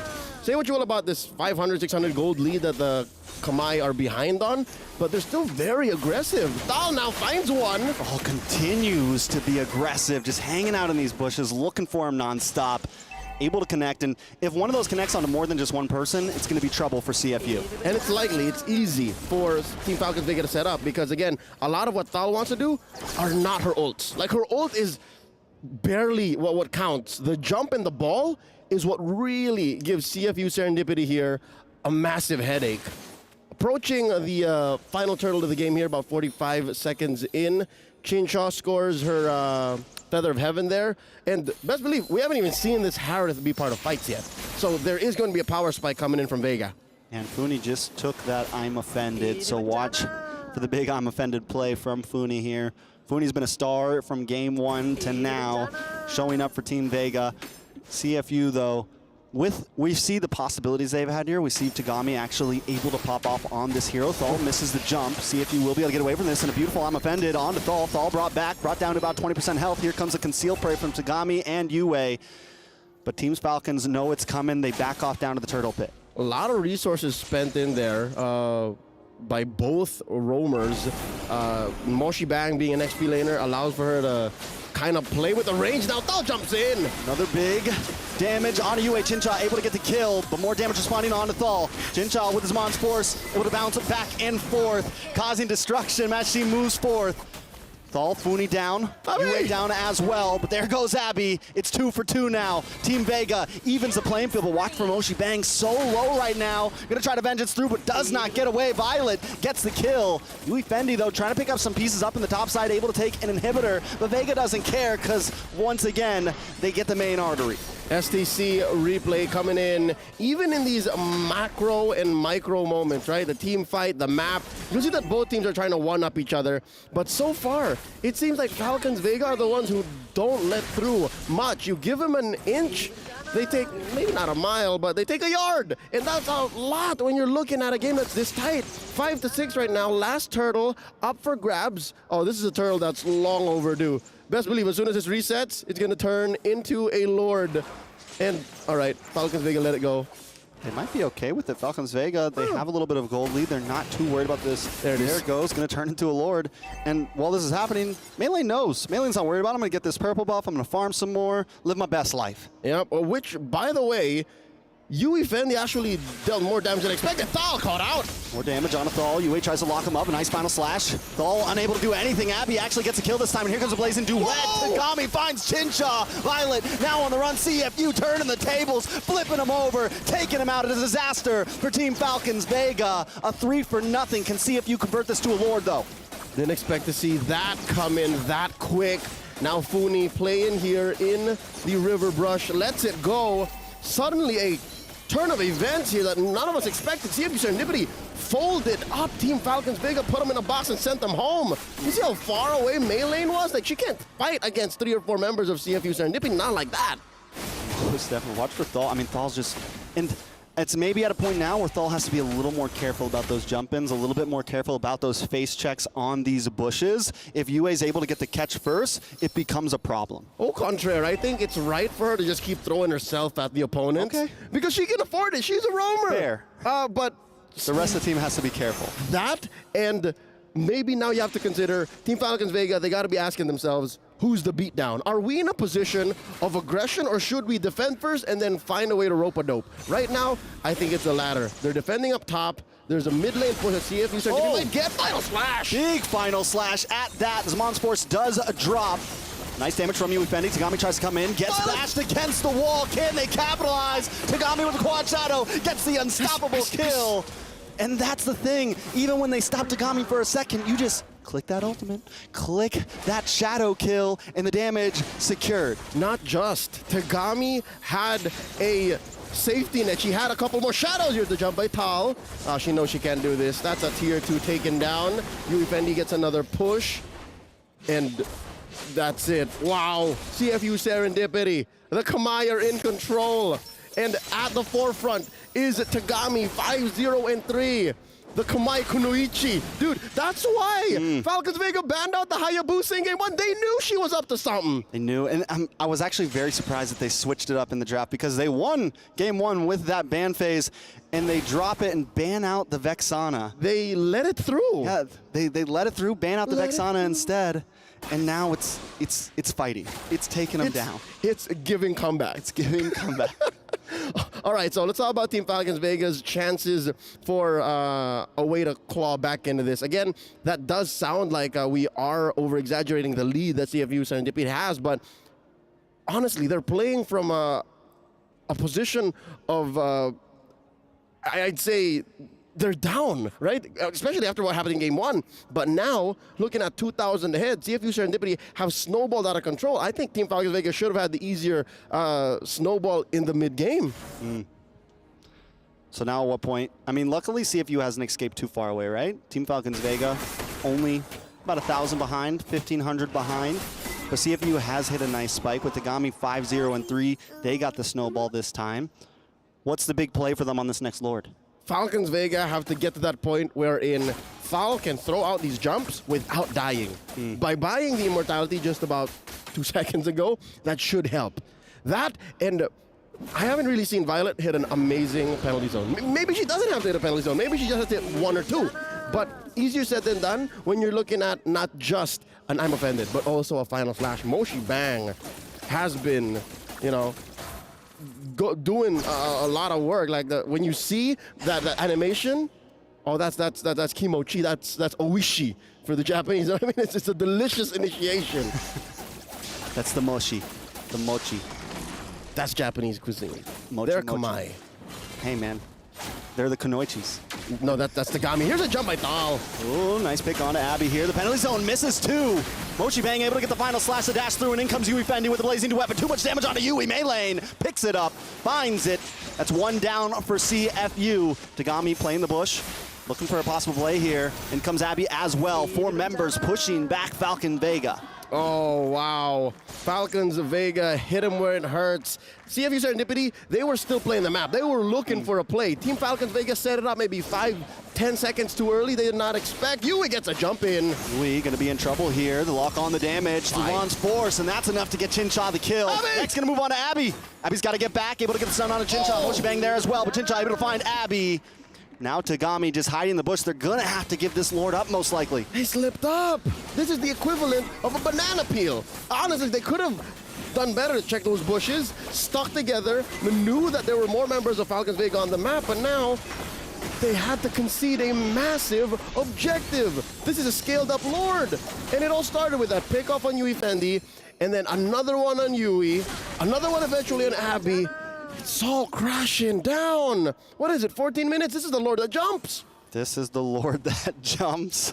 Very true. Couldn't have said it better myself. Looking at some of these items, there's one thing that Maylane has done great, and that has always kept up with Tagami. Right now, holding the lead.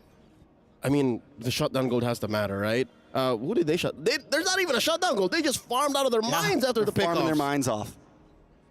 Now she's up by 700, 1,800 gold. That's huge. And all right, luckily Tagami doesn't have her Skypiercer stacks reset, right? So they can find a way to get in again, clean house, but first now they gotta defend. All right, final slash does come in from Moshi Bang there, but the Lord is coming down to about 70%. Gets the dash onto the wall, gets the smash. Looking for something here. Falcons Vega playing the distance, keeping it slow, keeping it steady.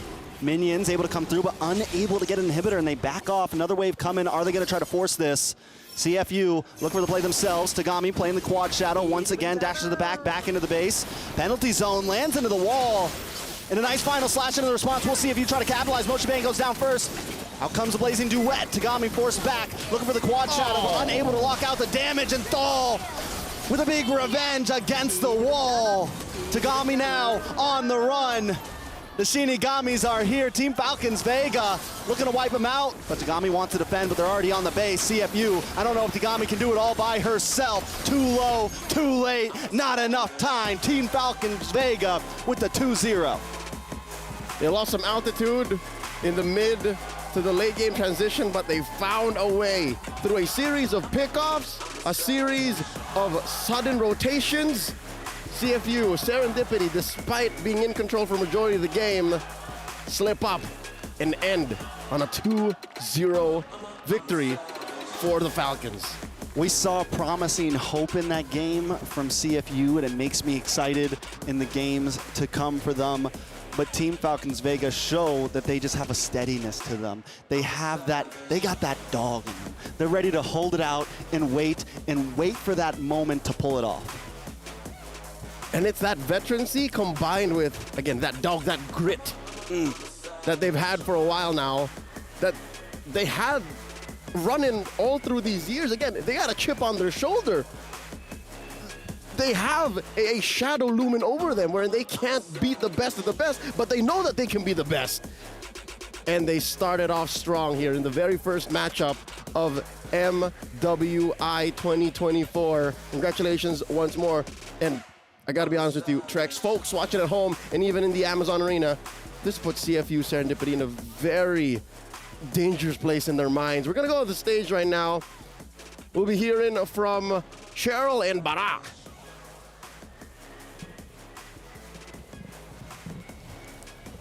What an amazing, amazing, amazing match there for Falcons Vega as they soar high against the Kamai 2-0. Mirko.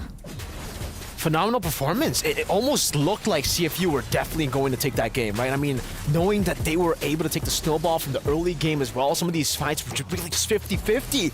Super, super close. But this was the big fight that really gave CFU a massive advantage. It was the 5th minute of the game. This was when they got the hold of the game. After this, straight into the turtle, straight into these objectives, and then really punishing on these initiations from Falcons Vega. Because I think all the way from the draft as well, we were talking about how the Tigreal would be the best choice here for Falcons Vega, and I think I will still stand by that, knowing how Tal played the Kufra here. It definitely felt like it's more of a Tigreal playstyle, but hey, in the end, they were still able to make it work through the reactive plays again. But whenever Tal was the one initiating, it never looked that good. Because obviously, with this kind of lineup, when you have a Terizla and a Kufra, you want the Terizla to be the one opening up the map. You want the Terizla to be the one baiting out a lot of these resources and then initiating first for the Kufra then to follow up with the Tyrant's Revenge, with the Rage as well, finding them and really capitalizing on the clump-up team fight that was already set up by the Terizla. And in the end, we definitely got to see that where they actually comboed it perfectly with the Valentina, with the Nolan, and the Harith. And it just goes to show you, by the way, how scary the Harith still is. We were talking already many times with other analysts, with other casters, that the Harith has really fallen off at MSC. Yeah, never mind. MWI, completely different story. Harith just going through everyone. Back on track, especially that the Roger was banned out earlier on, right?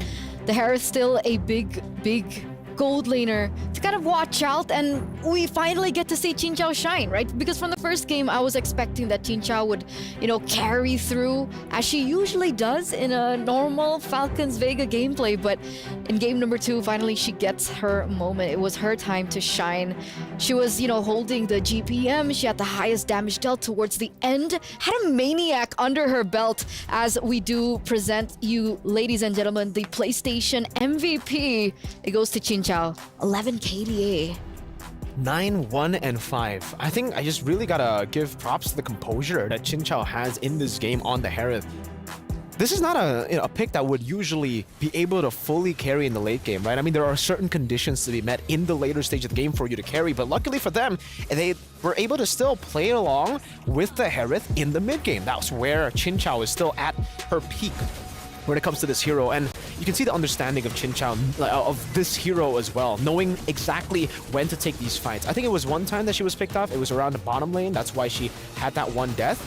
Yeah, I think it was, no, not this one, the other one. But anyways, for Chinchao, the fact that she only died once up against this composition that was built to really punish someone like a Harith who wants to jump in, who wants to be up and close, up and personal, she played it really well. Purifies as well, always well-timed to get out of these sticky situations, even when she dove in with the team. For sure, for sure. And I think one of the biggest, turning points for Falcons Vega in that game that CFU Serendipity were leading for that certain point was that Holy Crystal. Yeah. Right? Power As spike. soon as that Holy Crystal hit in for Chinchao, that's when things kind of went badly for CFU Serendipity. And actually, that does put Falcons Vega at #1 in the standings, ladies and gentlemen, in group number A. That's not a number, actually. That's a letter. Letter. By the way, But it looks like we are going to go to a short break before we get into match number 2, where, again, CFU Serendipity will have to go head-to-head against Cloud9. To see their performance, we're going to throw to the break. Don't go anywhere. We'll be right back.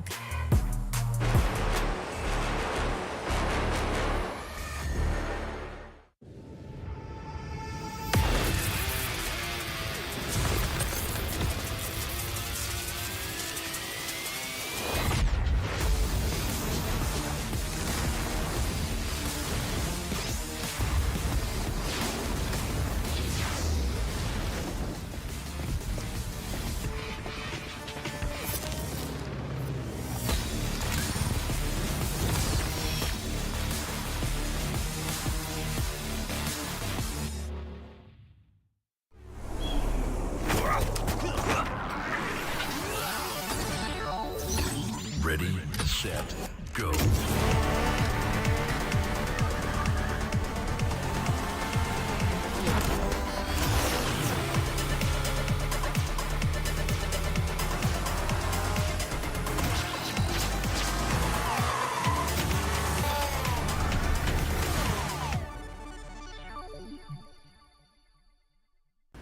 لحظات البداية عاشت معنا. كنا نحسبها وقت للتسلية بس. نحسبها بس ذكريات. عبود أعطي أختك اليد يا ولد. ابتكرنا فيها ابتكارات، وإذا بغينا قلبناها خرافات. كنا نحسبها بس لمة وصحبة وسهرات. انتبه نوب ترى نوب. لكن كنا نشوف عالم ما حد يشوفه. ليت يشغل وقته بشيء يفيده. الله عليك على اليد صوت. عالم كبر وعاش فينا. عالم الحماس فيه يوصلك كل مرة لحلم أصعب، بس ما يصعب عليك. بارد معك وين ما تروح.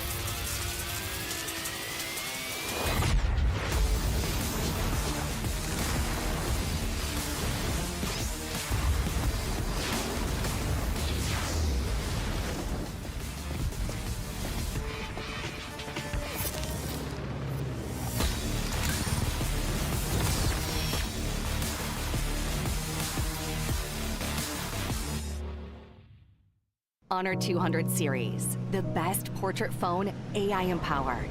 Studio level, AI portrait camera, 3 hardcore portrait modes. Color, vibrant and classic to capture portraits that truly stand out. AI-empowered magic portal. Snapdragon 8S Gen 3 AI chipset. 5,200 milliampere per hour's silicon carbon battery, 100 watt, Honor Supercharge. This is Honor 200 series. You ever wondered how a Hollywood movie is shot on a Sony? You review it on a Sony. And how do you make that sound epic? You record it on a Sony. Lunch break on a Sony. So why wouldn't you watch it on a Bravia by Sony? Have you got what it takes to get to the top? It doesn't matter how high you climb. To reach the top, even the biggest champ needs a break. So you can recharge, dive back in, and dominate.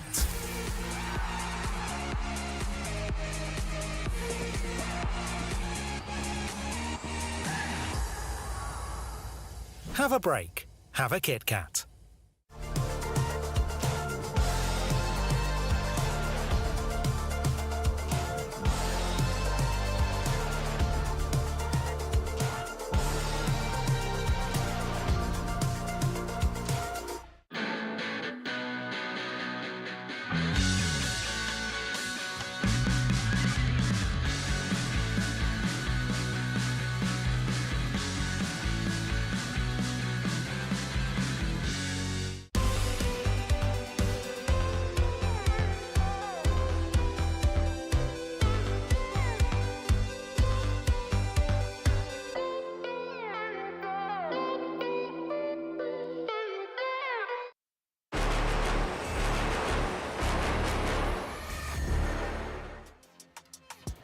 Welcome back, ladies and gentlemen, to the studio here for MWI X EWC. And we have an update now for the audience prediction. 91% for Falcons Vega earlier on, and it looks like you guys were right. 91% to 9%. Like, I don't know what that feels like. I don't know what that feels like, right? I mean, I think if you told me to predict, I definitely would have said CFU. So I'm in the minority. I mean, like, if you make a wrong prediction, you can cover it up and say it was a curse. Right. Yeah. I mean, so do I say it's a curse now? Yeah. CFU will win against Cloud9. Wait. So are you saying? Anyway, let's keep that a secret. Yes. Okay. Anyway, after that grueling match between Falcons Vega and, of course, CFU Gaming, unfortunately for CFU Gaming, they don't have much time as they're going in for the upcoming showdown by, of course, Dr. Sulaiman here. C9 now against CFU Gaming. C9, a region all the way from North America. But, you know, people consider this to be a multinational roster, right? If I open up my stats here, right? We have a Filipino, we have a Chinese representative, we have a player from South Korea and even Thailand, and the coach is Filipino as well. It's Midnight, same coach for the Cloud9 I know him. males. Oh, you do? Mr. MPL, because he casts MPL usually, you know? Yeah, I think for C9, it's really, really cool that we get to see this kind of roster, right, from NA as well. And really, I'm expecting a lot coming in from the C9 roster. The fact that some of these players actually, you know, went and they play the normal league usually. So they have experiences already going up against some of the men's teams. And I think they're definitely going to be able to use that and bring it up here. Especially for Nicolette, right? She has experience from NACT, from BTK, and now she's coming into the female Cloud9 team as their jungler. So she had to transition from that mid lane role into the jungle. Now, a lot of questions are there, right? How well will she do in the jungler position, a new position that she's coming into straight onto the international stage? Seems like we're definitely going to be seeing an assassin versus assassin battle. We've already seen assassin versus assassin in game number 1, so technically for Cloud9 coming in fresh now, up against a team who just suffered a 2-0 loss. It definitely puts the advantage on their side, right? Not a lot of data as well for Cloud9, and meanwhile for CFU, now that game 1 is over, now they also have a lot of data based on the previous tournaments. Tagami, Abby, Yue, Yufendi, they're all going to have to pop off. They're all really going to have to show off those unique metas that we were talking about. We were always hyping things off for CFU. It's the thing that we were hyping up about CFU is their cheese picks, their unique picks. So I want to see that now. You know, technically, we should have known a little bit about them, right? Because technically, 3 members from the side of CFU Serendipity were at MWI last year under Impunity Starlets. So 3 of them are utilizing the knowledge that they have as well as the experience that they have to hopefully pull through in their second game of the day to try and lead and come back on track if they do want to make it to the playoffs. So with that being said, ladies and gentlemen, it looks like the stage is ready for the upcoming battle between both of these teams. Let's see what we see on the stage. And ladies and gentlemen, again, welcome back and assalamu alaikum. Salam, Cheryl. Salam indeed. Amazing stuff took place in the first match. 2-0, wow. Yes, I'm incredibly excited, to have watched the very first match opening up MWI 2024. We've seen the likes of CFU, actually losing the first match itself and coming back here into match 2, with barely enough time to come together. What we do know is definitely they are warmed up and ready to go. We have seen Falcons Vega taking the first win with a 2-0 clean sweep, even though in match 2 their positions were a little bit challenged, but they're here to show who is boss. So speaking of which, we're jumping straight in to match 2 for the day. We're going to be seeing the likes of Cloud9 all the way from America. Let's go.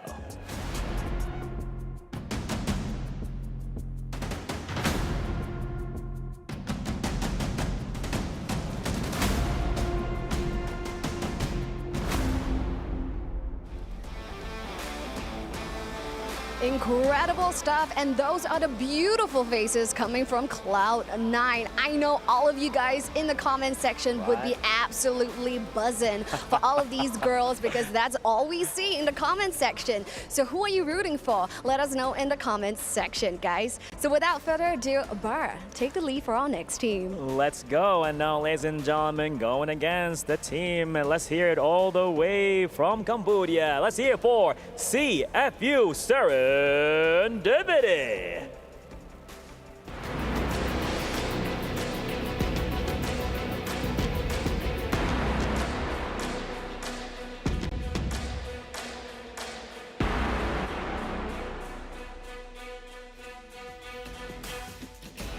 Stuff that are the beautiful ladies coming from CFU Serendipity. Now, despite facing a 2-0 loss earlier, what we do know about competitive players is that they will definitely bounce back. Earlier on in match 1, it's nothing but a warm-up. So they're here, ready to go and take on Cloud9. You got that right. And of course, to get more into the details of the matter, we are ready to hand it over to the studio. Ready? Take it away. Yalla! Yalla indeed. Thank you so much, Cheryl. Thank you so much, Bara, for introducing the debut now for Cloud9, our representatives all the way from North America. Man, how do you think that they will be faring against CFU Serendipity? I think it all comes down to if they feel the jitters, but also side selection. That's a massive choice to go for. Massive decision to make, and CFU this time, after taking 2 consecutive losses on the red side, they will finally go and take the blue side, and this will force the chip ban coming from Cloud9. My question is right now for Midnight, at least for the men's team, same coach, they don't like to ban the low E. For some reason, they want to leave the low E open. They want to leave some of these big picks open and then try to counter it. My question is, will we see a kind of draft? They're already kind of going for that. Now Ling banned out, really respecting Tagami as an assassin threat in the jungle. Do you think the low E is going to be left open? That's the big question. Right? I mean, they're forced to, right? But then that also poses a larger threat at hand. The Roger that we've seen just really dominate, especially in that first match of the day, in that game 1, in the hands of none other than Maylene. So what's the choice here? Luoyi, Roger, and Harith. Harith technically has been banned out now. But what do you think here? I wonder if the Moskov is actually still in priority, right? Because technically in game number 1, or match number 1 rather, both games we did not see the Moskov at all. We got to see the same picks, Claude, Harith in the gold lane, the Roger in the jungle, then banned in game number 2. Hayabusa is going to be banned now. That's interesting already. You can already see the respect given over by CFU towards C9. knowing that Nicolette, you know, we got this from Mr. Wagner. Mr. Wagner. He said, be careful. Nicolette is probably going to play the Assassins. And I love that, right? Because statistically, people were expecting that Nicolette would bring out, you know, utility jungle, right? Barats, Fredrin. Please, no. I know you don't Not like again. it. I know you don't like it. And I know it doesn't work as well in this current meta, but let's see. Let's see if Nicolette is ready to pick up an assassin in the jungle. We do still have the Nolan. We do still have the Amon technically. But with the Zuxin being banned out here, the Roger and the Luo Yi have been left open, ready to be picked up by both of these teams. The priority should definitely be on Roger, right? Right? I don't know. At this point, usually Luo Yi... Oh, no, it's not Roger. It's not Luo Yi. Does seem like for CFU, they're going to go for the Terizla first pick. Really, really adopting that style that was utilized earlier by Falcons Vega. We were talking about how Terizla just finds so much value, especially if your jungler wants to go for Assassins. And now I'm glad that we see that adaptation being made by CFU, but it gives over the chance for Cloud9 to go for Roger and Luo Yi. And it should be the picks here coming in from Cloud9. It should be Roger, it should be Luo Yi. They get a good flex pick, they get an amazing mid laner too. And finally, maybe we get to see that midnight brain power that we've been waiting for since MSC. We'll see. Will it be the Luo Yi? Will it be the Roger? Or will they go for more comfort here? I mean, there you go. That's a Luo Yi. Not a Roger, no? Carry! It's a carry! I mean, technically, for Panda in the gold lane, that it is one of her comfort heroes, but Roger was also. So technically now CFU can pick it up for themselves and utilize it once again as a great flex. What was the idea behind this carry, Mirko? Is it to shred down the front laners that now CFU are holding? They have the Edith and the Angela. Yeah, I think at first glance you might not like the carry pick, but then if you do your research, right, if you look at CFU, especially considering in game number 1, Edith was banned out, the Terizla was taken away from them.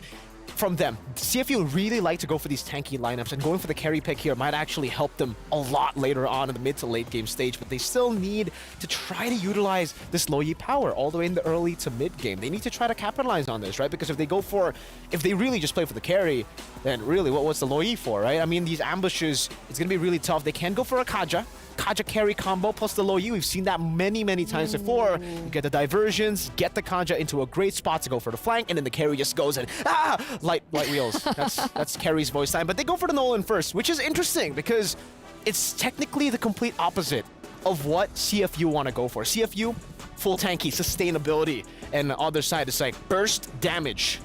But if they want to go for that pickup strategy, I mean, technically the Nolan still falls in line, and obviously they want to try and utilize their advantage in the timing to prevent CFU from banning it out, because I guess the other assassins that are up on the table would be the Nolan or the Fanny, right? So they pick up the Nolan first in order for it to be secured before it gets banned out by CFU, and if they still want to go for the Kaja, they technically do still have the chance to.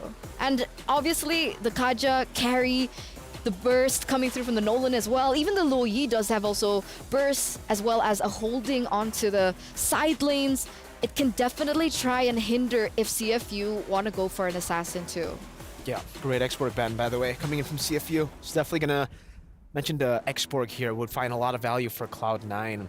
But knowing that they have the Luo Yi, the carry, and the Nolan, it's gonna be really hard if CFU actually get an assassin or a physical damage or whatever kind of damage dealer in the gold lane that acts as a hyper carry. So I'm thinking this is going to be a bit scary for CFU, technically, especially up against that Nolan. But if they have this tanky front line already and they want to play front to back, now that the Claude has been banned down, maybe they can go for something like an Natan. Very scary, by the way. It's not the best pick right now, knowing that the early game is, you know, there's a whole lot of emphasis on the early game. You want to get that snowball going, but having these many frontliners, it definitely already kind of increases the threat of a Natan if ever it gets towards the mid game, if ever it gets towards the Holy Crystal. 3 atom power spikes, and with the Angela, maybe none of these members can actually burst him down. CFU, they might also have to think about picks like the Kaja, because if they do want to go for, you know, a hyper carry, whether it be in the jungle or in the gold lane, nothing can really escape the Kaja, huh? That's why for C9 they banned out the Claude, because technically the only way to get out is a blink. Claude has that. Natan has that too, but it's a bit harder to pull off. Not as instant. You have to tap. Double tap. C9 are looking confident here. You can see them, you know, high-fiving one another, holding hands, giving each other support. That's confidence. It's confidence, man. That's why I never high-five. Yeah, Mirko's not that confident. Yeah. So Kaja an option? Could they still go for something else? But they don't. They go for a healer instead. They go for a support in with the Florin being picked up. So who will be their setting here? Their setup hero, right? I mean, technically Terizla's been taken off the board.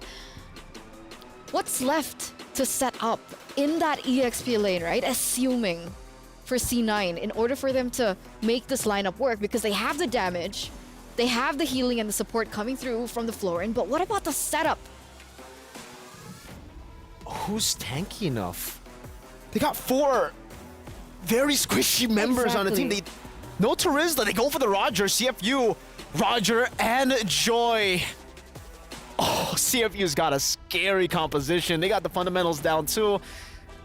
Oh man, I'm not too sure. Wait, C9. Joy Jungle? Yeah, Joy Jungle, Roger Gold. This is something that we don't see a lot, but no stoppers. There's no one that can really stop the Joy. The electrifying beats back dead before the nerf. It's great because, you know, no one can CC you. If there's no CC on the enemy team, then electrifying beats does all this. It's the same. Even basically pre-nerf Joy here. So C9, there's no Ruby to go for. There's no Xborg. What's the choice? I mean, Jewel, X-Plane, Esmeralda. CC, and Esmeralda. I was about to say. Her 3 comfort heroes are Terizla, Esme, and CC. I mean, Edith and Angela, right? There's shields there that you want to try to capitalize on, but this, by the way, they're really looking for a snowball, right? Because if they don't get a snowball, oh, it's tough. But even then, Florin, it's not meant to snowball. What? I'm kind of confused, but hey, it's Mr. MPL Midnight.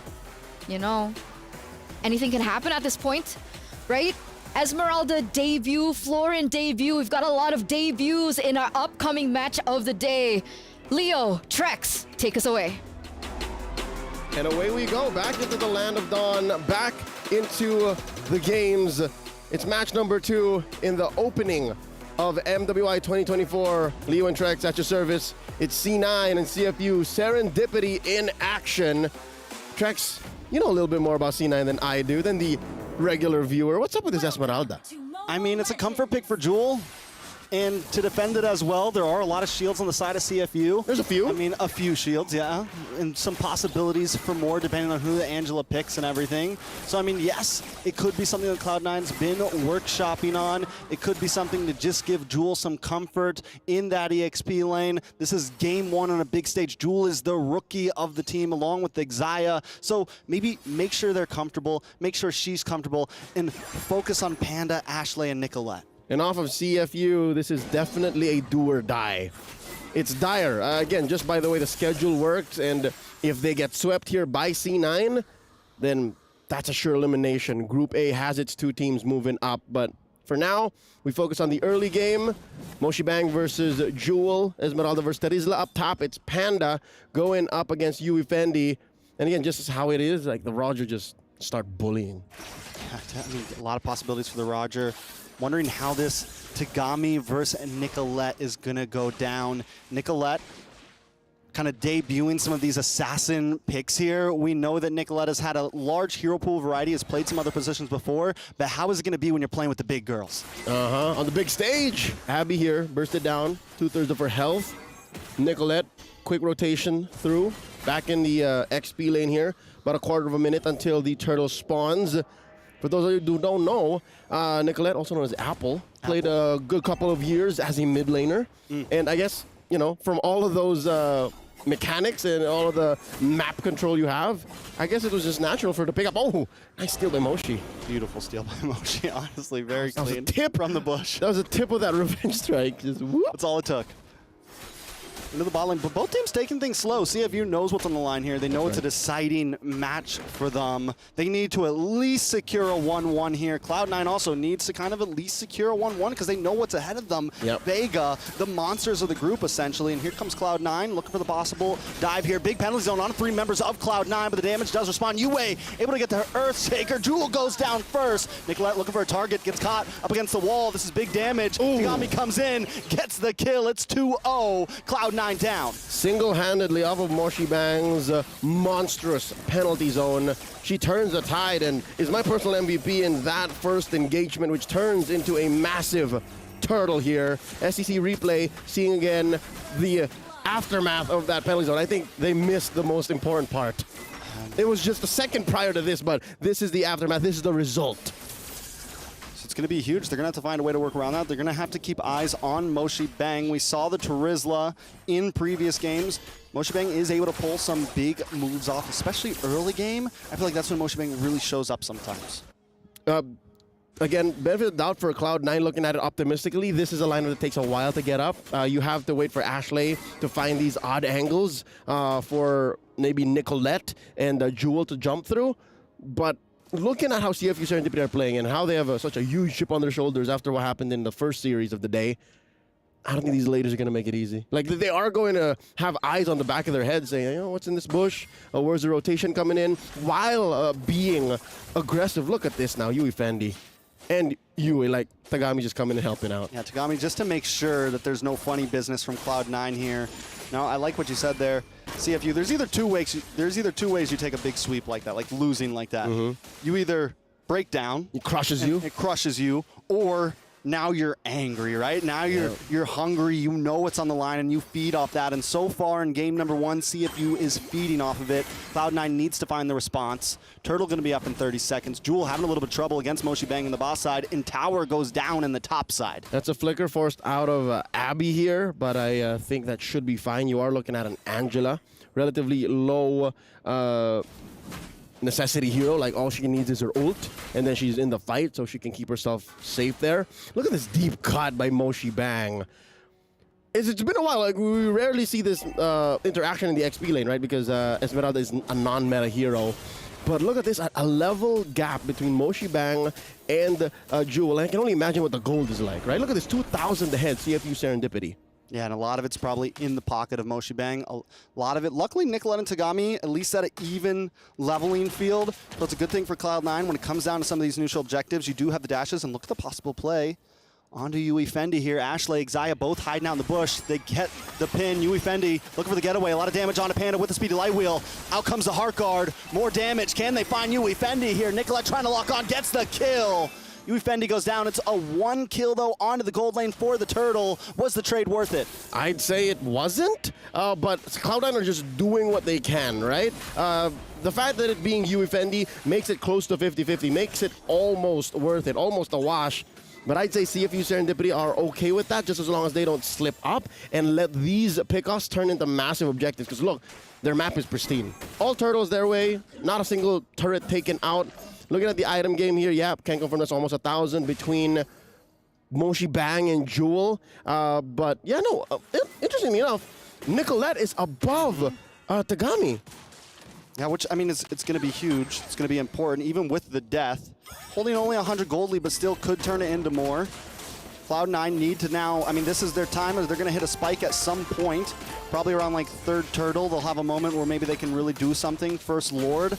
But if CFU's able to really just give them the stiff arm here, it's going to be trouble. A little bit of damage onto Moshi Bang. Panda with the sidestep, able to get more shots onto Yui. But CFU are playing the macro game. They're taking towers. They don't care about fights. Yep, they're circling their prey as if they took the clouds themselves into the deep blue sea. The Sharks have taken another turret down bottom, and I appreciate what Jewel is trying to do here. Like, again, when the cat's away, the mouse plays, right? So when it's a free lane, you get that push in so that eventually the map opens up for Panda, which, by the way, we got to counter blessings. Panda hasn't died yet. As a C9 fan, as a fan of NA, as a growing and developing scene, again, this is the first time that an NA women's team has joined the MWI in its 3-year history. You kind of want to get what you can, right? Out of these small trades, out of this relatively silent part of the game, like entering the mid game, I think this helps Cloud9. I think just the fact that they're allowed to push a little, jockey for position, allow for Nicolette to take these buffs here and there, this helps Cloud9 maybe find their footing. Yeah, I mean, I think it's one of the reasons they went for that gold lane gank early on, even sacrificing the turtle for it, is give Panda a good game. Make sure Panda's a little bit ahead of Yui Fendi, possibly, because Panda could end up being the big saving grace. They're already kind of locked into a mid-late game condition at this point, taking those few early deaths. They got to look for something. They do have the heal with the floor, and there's some possibilities there. But CFU, all they got to do is just keep pushing, keep playing these off lanes, keep playing the pressure. Don't force fights, just play for objectives. And now there's the last turtle of the game, scored by Tagami, and there's a fight. A lot of damage on Xia, able to get some heal back though. In comes the penalty zone, able to commit. Abby gets the kill onto Xia. Ashley now in trouble. The electrifying beat's able to lock on, bringing Ashley down to about half health. Tagami still forcing the field, dancing with danger right now. Jewel gets the falling star moon, but unable to do too much. CFU got what they came for once again, another tower. Whenever you fight CFU, especially with this kind of lineup, it's never a fair fight. You're never thinking, oh, it's just the same 4 or 3 ladies.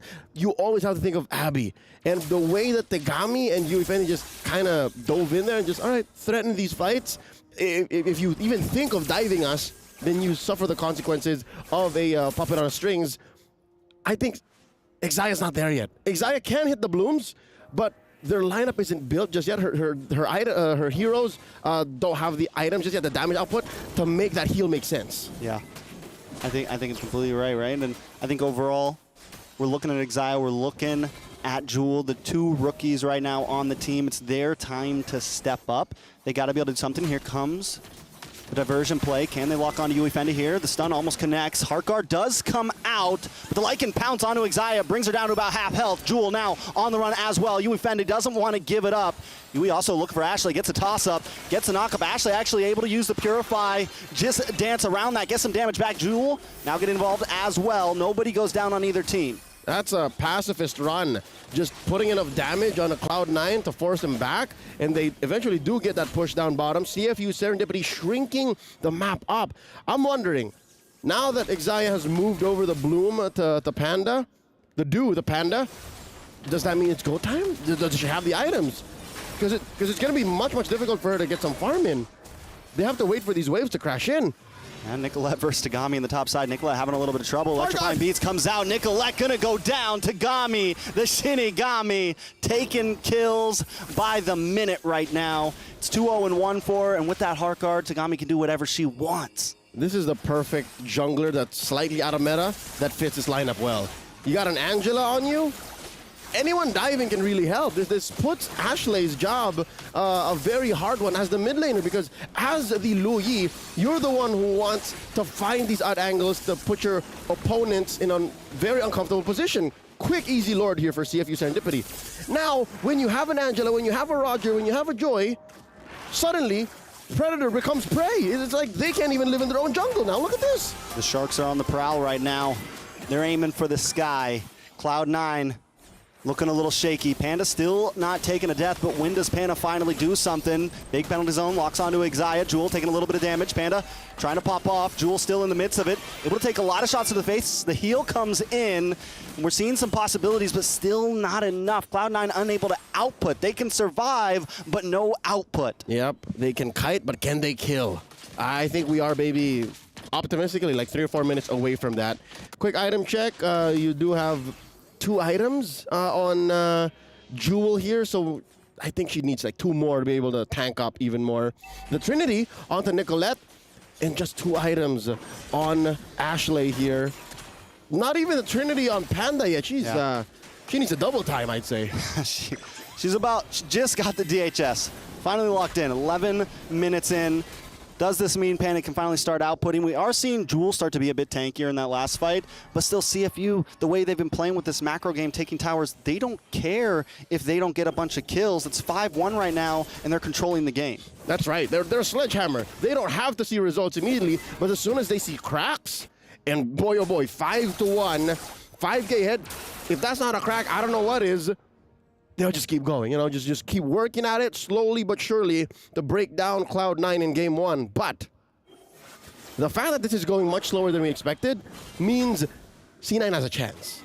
C9 can actually just force fights like this. See, Moshi Bang put down half health, and you see here Abby's even thinking about it, throwing it on Yui Fendi, not Moshi Bang.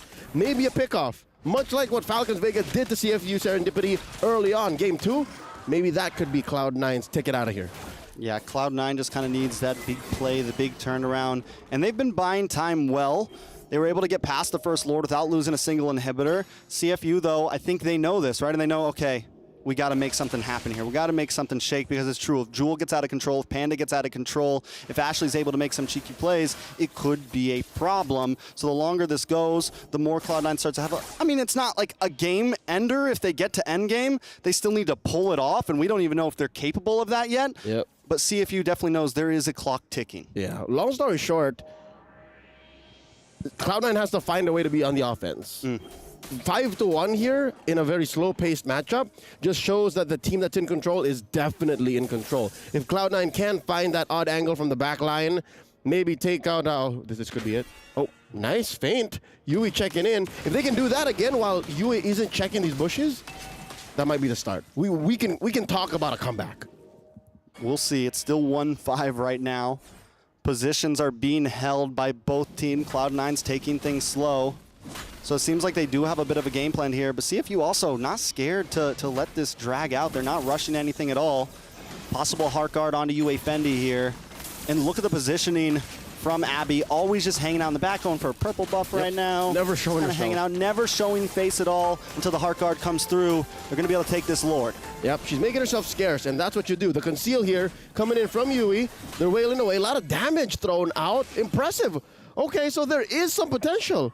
Ashley can, maybe given the chance, 2 to 3 seconds of free hits with her spells. Yeah, you get a couple hits, you match it up with, and then you also get some of the bloom shots and everything. Yep. You get some of the stuns. There's some possibilities there, but CFU, they didn't overcommit. They are also playing so cleanly in a sense of like, we got Lord, let's back off, let's wait for the push. Yep, so again, the attempt by Jewel. And again, Exaya, all she can do is just watch the map, right? Now that's her best practice right now. Much like Abby, but you flip the coin over. One is playing defense, one is playing offense. And Abby, this is, checking in. Gami checks in. That's a lot of damage on Nicolette. Nicolette forced to run. A couple more shots. The heal does come in for Cloud9, but the Lord finally gets the crash. And Cloud9's late to the party, late to their own house. The Lord is in. He's home. He's kicking down the door. Moshi Bang lines it up with a nice Earth Shaker. Nicolette finds Moshi Bang, though. Moshi Bang down. Jewel might be next on the chopping block. It's 1-for-1. Yui takes a lot of damage. Cloud9 trying to respond. Panda popping off with a speedy light wheel, able to get the shots off. But in comes Tagami, the Shinigami, reaping death. But Nicolette stops her in her tracks. It's chaos, it's disaster, and Cloud9 comes out happy. It's the first big clapback from the team from North America. Cloud9 trades 3 for 1. Here's the SEC replay. Could have sworn that there was a plan from CFU Serendipity to actually end it right then and there, but C9 played the rope very well. You see how a lot of them are very low, and how Nicolette just skedaddled out of there. She could have gotten punished, but nay, she says, I'm going to try to play for a comeback, and eventually she gets her purple buff again. That ice crown, the ice crown. The winner crown. Winner crown, foo. Nicolette hit it in the mid of the battle, was able to sidestep, then get the kill. So good mechanics, something we were wondering if Nicolette was going to have. Maybe she's getting some rust off herself. Maybe she's getting a little more comfortable on stage. Because remember, none of these girls have ever been at something this large before. Not like this. Not even back home have they been on a stage before. So this is a big step in the direction for Cloud9. Can they pull it off, though? Because CFU, man, they almost took that game off of Vega. They look tough right now. It's true. They called this the group of death. And that holds for almost everyone. We haven't really seen it quite for Falcons Vega, but who's to say? Who's to say? We haven't seen all the matches in Group A just yet, but right here, right now, 16 minutes in, 6-4, Cloud9 are putting up quite the comeback, possibly. Ooh, conceal play. Winter Crown does come through for Ashley. Gonna get knocked up here, though. Taken out. Yui Fendi able to get the kill. Penalty zone just misses. Can they get the response to get the trade at least? Cloud9 finds it. Panda able to pop off. Yui Fendi still playing the distance, though. Heart guard still locked on. Look at the damage on Jewel. Jewel able to just get away. It's 1 for 1. But CFU, they're gonna hightail it back to the Lord, not try to push it too deep. I wouldn't say that's the safest thing to do right now. Because look, I think C9 knows that it's time to hustle. All right? The few weeks or months that they've been together as a full-on team, in the guidance of their coach, knows that, hey, we got to take it step by step, you know? There are some fundamentals, some things that you got to do, basic protocol. And so far, Cloud9 have been checking off these boxes. Like, again, having seen multiple MWIs casted at last year's, this is at a level where I can say it's pretty competitive. Coming from a team that has been together for a while, in the Kamai, in the CFU Serendipity, going up against C9, first-timers on this big stage. I am impressed by what I'm seeing. Definitely holding their own, and with Ashley back on the field, they can fight for this Lord, and CFU knows it. You said it might not be safe to rush it. They knew it. They made the call. Now they're just playing the distance again. I think they kind of want Cloud9, hoping that Cloud9 might slip up here, make a mistake. Jewel, though, she's tanky right now, man. She can finally hang out. The Esmeralda's starting to pay off a little bit. Tagami dashing through. Ashley! Looking for the big damage on Ashley. Ashley trying to escape, not going to be able to. Tagami gets the kill, but look at Panda down on the boss side, trying to pop off onto somebody. Speedy Light Wheel comes out. Tagami gets the winner crown. Can they capitalize? Panda in a little bit of trouble. A lot of damage coming from Moshi Bang. It's still 2 for 1. Yui Fendi, though, in the wolf form, looking for the Lycan pounce. Nicolette switches directions up against Yui here. Doesn't have the fracture, doesn't have the damage, but Panda locks onto Moshi Bang. It's chaos once again, and Moshi Bang goes down 2 for 2. Cloud9 still in the game, but look at Yui. Jewel might not want to be the target. Minions do come out. He has the heart guard ready. Abby is a problem. What's the solution? She is with and without these fights. The fact that if you rope a dope CFU Serendipity, they can just tuck one of themselves in to another and then pick a better fight. I think Cloud9 got as much as they could out of that trade. By taking down Tagami and Moshi Bang, that's as best you can ask for, but that could have definitely been the end. CFU Serendipity, again, much like the Sharks that they are, these ladies are able to split up Cloud9. Isn't that what Clouds do, though? They're just condensation in the air, man. But they're holding on. I think if they can put Ashley in a better position, they can get a better fight. Looks like the Russian Lord, though. Tagami's ready, heart guard ready. Cloud9 down. Their health bars are looking a little bit low. They need some heal. They decide to back off. They know it's too late to rush Lord. What I've seen from the past stalemate. 5 or 6 minutes of this bout here is Ashley not finding an angle. Can they get the steal? Nicolette gonna try to dash in here. Can Nicolette pull it off? Tagami able to get it in the big knockup. Nicolette down. Jewel now on the run. CFU with Lord like this could be dangerous for Cloud9. Jewel still on the run, has a lot of shield, should be able to tank whatever CFU sends. It's 40 seconds on the clock for Cloud9. We're still waiting on a wave. Can they defend this? This is pre-TikTok timers, 18 to 20. This is as good as TikTok timers, especially if there is a gap as tight as this one. And I'm not talking just economy, I'm talking about the map. Look at this now. All 3 waves are crashing in, and Lord hasn't even spawned. This is going to be difficult for Cloud9 to defend. Yes, Nicolette can come through, but they are lacking the map. They are lacking the space to work with this. They can't play on Inception. They can't shock CFU Serendipity anymore. Yeah, it's definitely going to be a big, crucial moment. 4 seconds on the clock for Nicolette. Panda is fed. Going to work on Melton down. A member here, Moshi Dang with the penalty zone. Into the backside. Jewel also with the falling star moon. They're trying to pull the Lord to the side, but in comes Tagami. Jewel goes down. Yui Fendi taking a lot of damage. Lord still at half health, and the base falls anyways. Cloud9 cannot defend. CFU take the win. The Sharks can breathe. Get some oxygen in their gills because it's not over just yet. They are still alive. Group A proven to truly be the group of death. C9 had a lot of promise. That lineup, their execution. We'll throw it over to Eternity, and we're going to break it down even further. Thank you, guys. Thank you, Trex. Thank you, Leo. But GG for CFU Gaming, finally coming back from that loss from match number 1 to lead this best of 2 series now here. Took them a while to actually take that game, which is very impressive. Again, like Leo and Trex mentioned about C9, the fact that they were able to somehow even force it all the way to that later stage despite getting absolutely obliterated in the early game team fights was very, very impressive. But still, there was a lot of promise with this lineup, obviously in the later stage of the game, but when those promises get fulfilled, when you lose all your base turrets already, when you lose 2 base turrets already, it just becomes way too late. And unfortunately for C9, CFU understand that they always have that advantage. With the base turrets taken down, they know that these waves are always going to be constantly slow pushing back towards Cloud9. They never need to actually make the desperate call to rush the Lord. They can just go back and forth with this new version of the Lord dance that we have come to know now with, you know, the changes onto the Lord damage. But all throughout, the fact that CFU were able to just constantly look for these fights, there were moments where they were disconnected, and those were the moments that Falcons Vega were able to punish in match number 1. Unfortunately, here C9, they were good at kiting back. They were really good at kiting back, almost, right? I mean, with the carry, with the low Yi, it's good for kite back, but every time they got CFU low, it almost felt like for C9, they really had to wait for CFU to dive even more, to overextend for them to actually punish CFU. Meanwhile, if CFU make a mistake, they can always just be like, all right, you know what? That's a bit too much damage. I'm gonna just head out.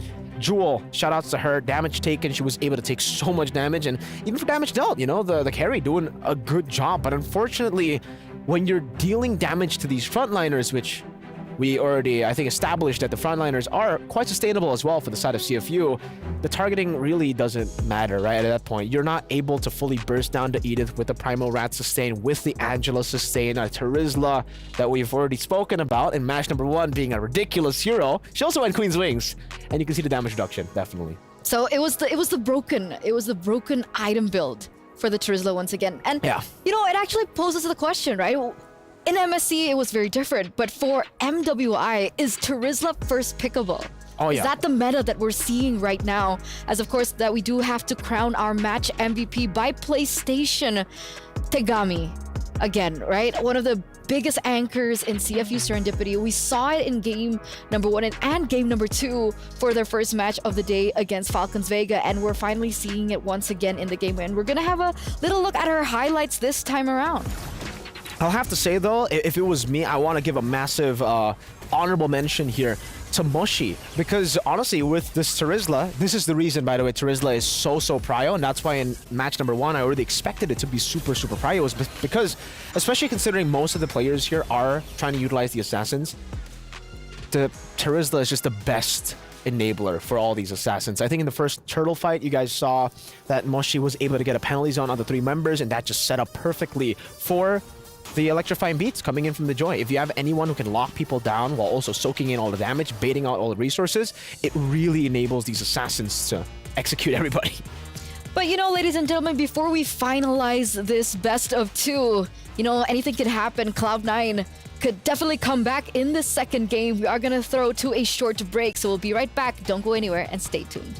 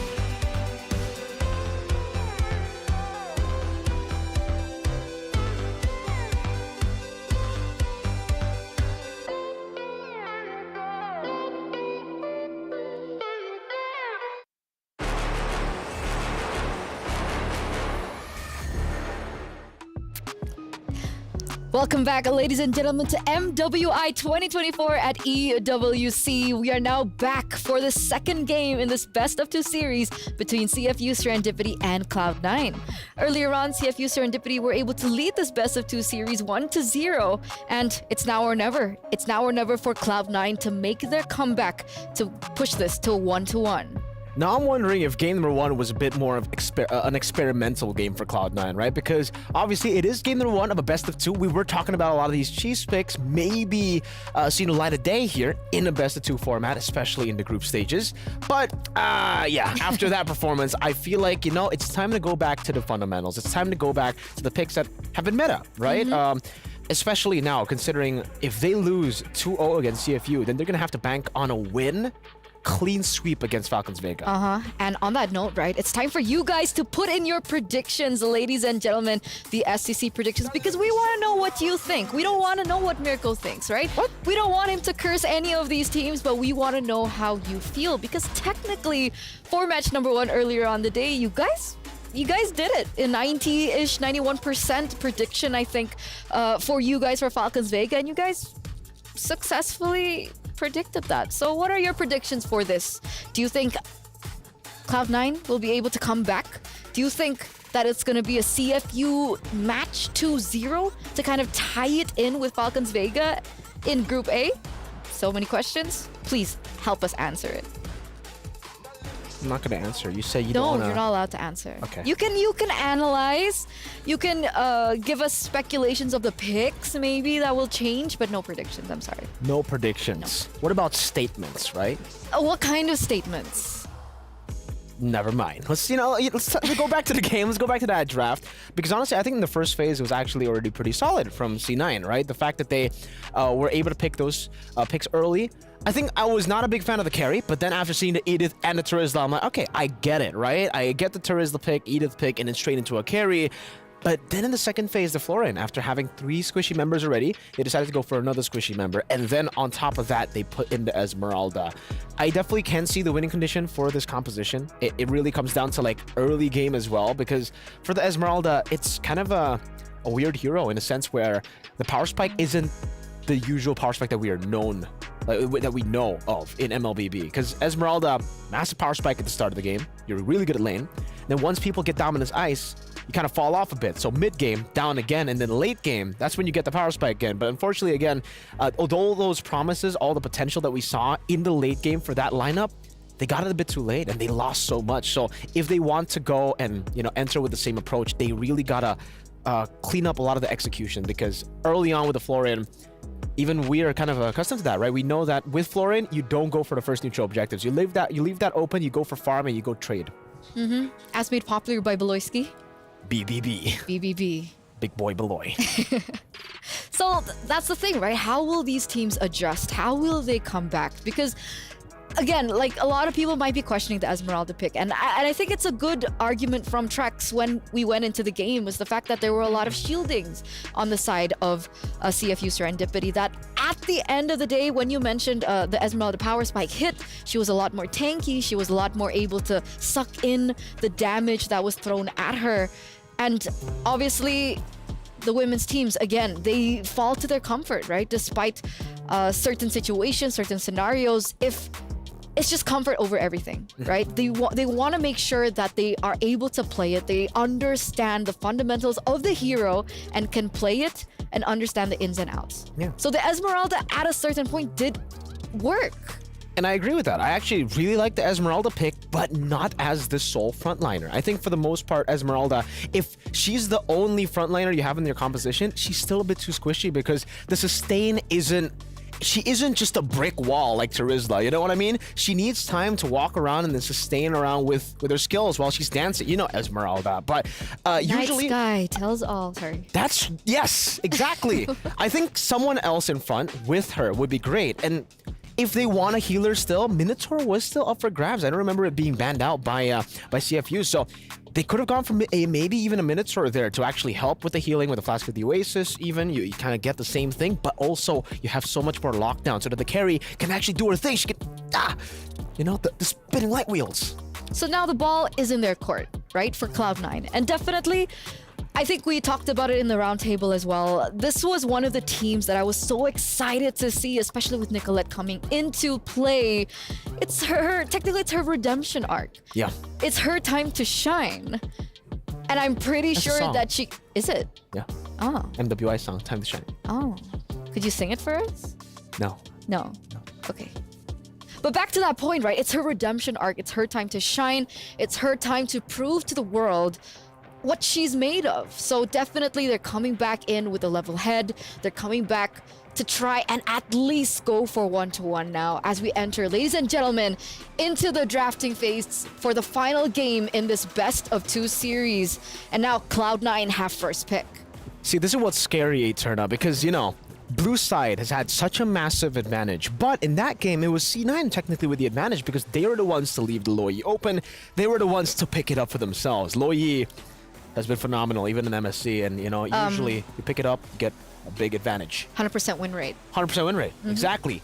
But now that C9 has lost on the Loyi, I'm actually going to think this is what I would do if I was in CFU's position. I'd be like, all right, let's not ban the Loyi. We saw what the Loyi could do in game number 1, and honestly, it was not much. The diversions wasn't being capitalized, wasn't being used by any of the members. And again, it's not their fault because who's going to take it? Florin? All the other squishy members? Carry, solo, flanking? Yeah. I don't know. It just definitely did not fit with the composition that they had. And CFU, it seems like they are taking that route. Maybe even the chip. Knowing how C9 has been playing in game number 1, maybe they leave the chip open because then they're forcing C9 to pick up the chip or give it over to CFU. And I know for a fact, if chip gets left open, CFU will like that pick. Oh man, I've been hearing so many things when it comes to CFU, not just the women's team, but the men's team as well. So they definitely have been sharing a lot of their strategies. Chip, their combination, they know how to play the chip. They're chip FU. And and the thing is, like, even despite that fact, right, Chip is just so good in this current meta. Yeah. Because if you want to go for heroes that like to split push, if you want to go for heroes that like to play in the far lane, like assassins normally do, especially when we get into that mid game to try and control these side lanes, the Chip just does so well. Has so much advantage to go in and make those plays happen, the pickoff plays from happening. And it looks like the chip has actually been left open up until this point. Suxin gets banned in from C9, and CFU have opted to take away the Terizla to try and have a more level advantage in the EXP lane.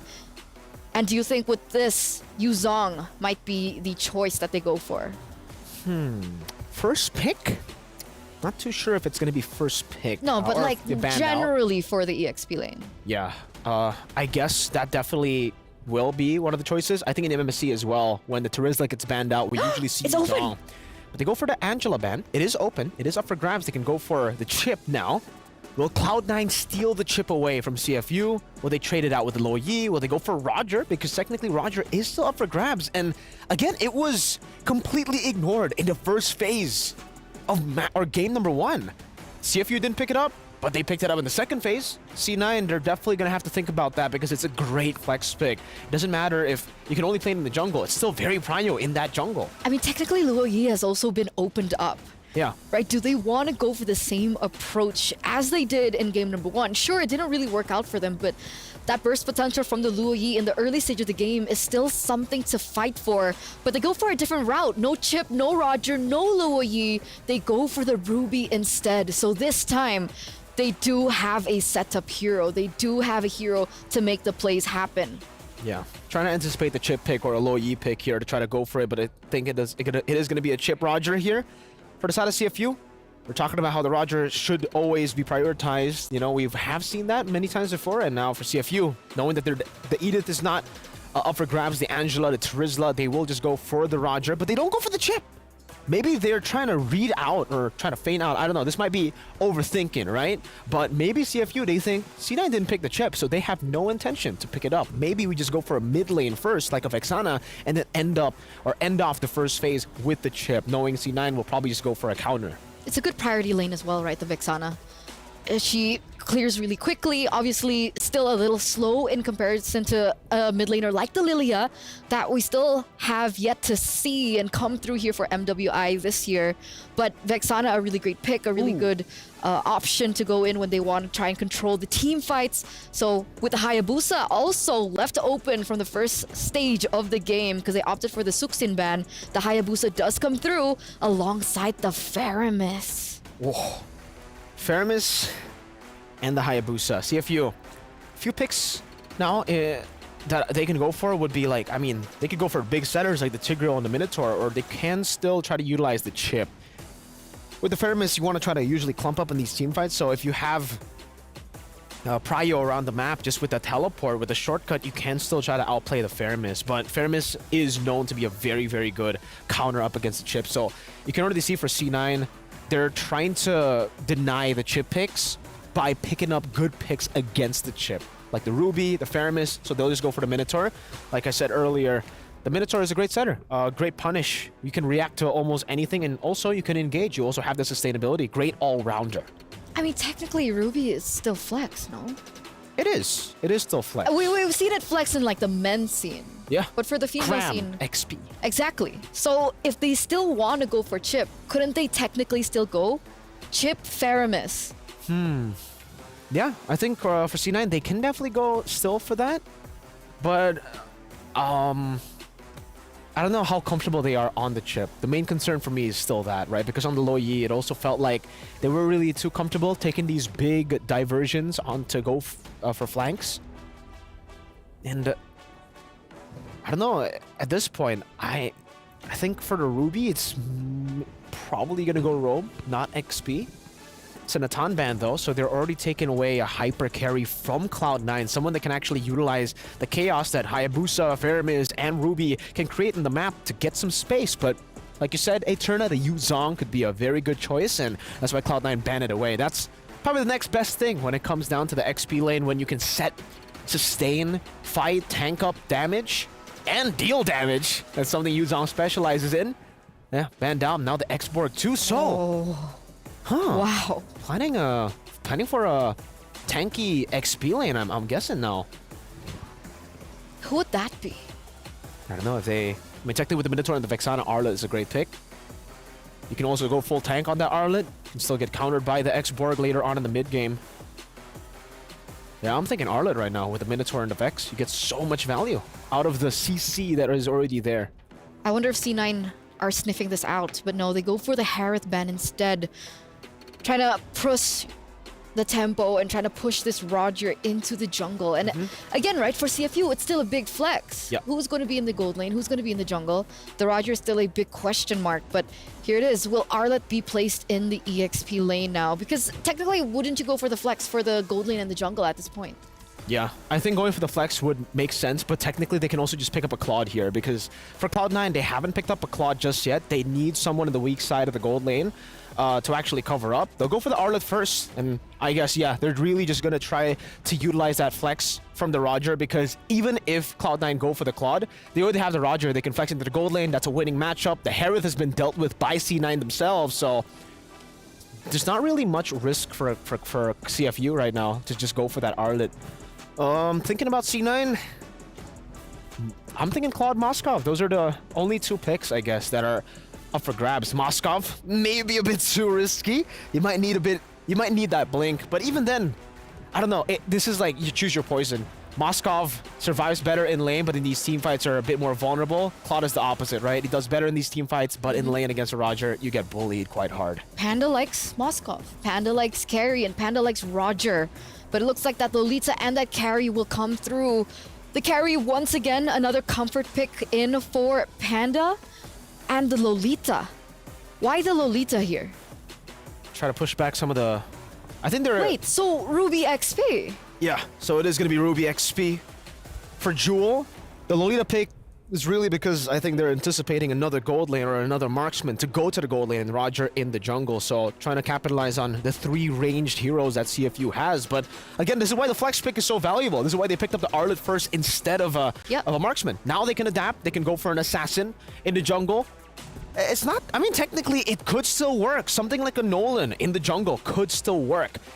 Heck, I would say with how much damage they already have here, if they want to go Lancelot. I was about to say, if they want to go utility, the Arlet could still go like hybrid damage and also tank, but they go for something even crazier, Lancelot. So three debut picks, right? The Three debut Lolita, we have the Lancelot. Faramis too? And the Faramis, exactly. And Arlet, so another debut in MWI. Man, these picks are getting even more interesting, even more spicy, and everything is on the line for C9 right now. Everything is on the line for the North American representatives here at MWI. Trex, you shaking now? Materna, but whoever is the better team will win today, because this is the heart of esports here. Whether Cloud9 loses, wins, whether CFU comes out on top, we're here for MWI. Leo, we're in the land of Dawn. And Lancelot makes a comeback. It's been a hot minute since we've last seen this assassin in the jungle. It's possibly a kit that Tagami prefers, because in the absence of her Hayabusa and the Roger in the hands of Yui Fendi, I think this is their next best move. I appreciate it, though. I can see how, because of Moshi Bang and Yui's CC, they needed extra damage. They needed good cleanup. How do you get that? Well, you could have picked the Nolan, but they preferred the Lancelot, so I think they needed a better way out for her. And not only that, after seeing the joy on Tagami, Tagami does great into getting to that back line, targeting, you know, just locking on to exactly who she needs to lock onto. And that could be a problem here for Panda. Could be a problem for Nicolette, maybe. But Cloud9, I think what's going to be huge for them is how Ashley utilizes this Netherrealm, if they're able to really capitalize it, and can Xayah finally land some big sets and make her hero count? That's right. The mid lane duo from Cloud9 had a tough game one, so this might be them course correcting. Now they got eyes on Xayah. Moshi Bang sends her back. That's going to be a small camp invade here. Jewel can only watch. Something to note, Ashley's rocking Lethal Ignition on the Faramis. We don't see this anymore. I mean, hey man, rock it, drop it, try to pull something off here. Ashley's going to go back to base now. 15 seconds on the clock for this turtle. Nicolette on the opposite side of the map.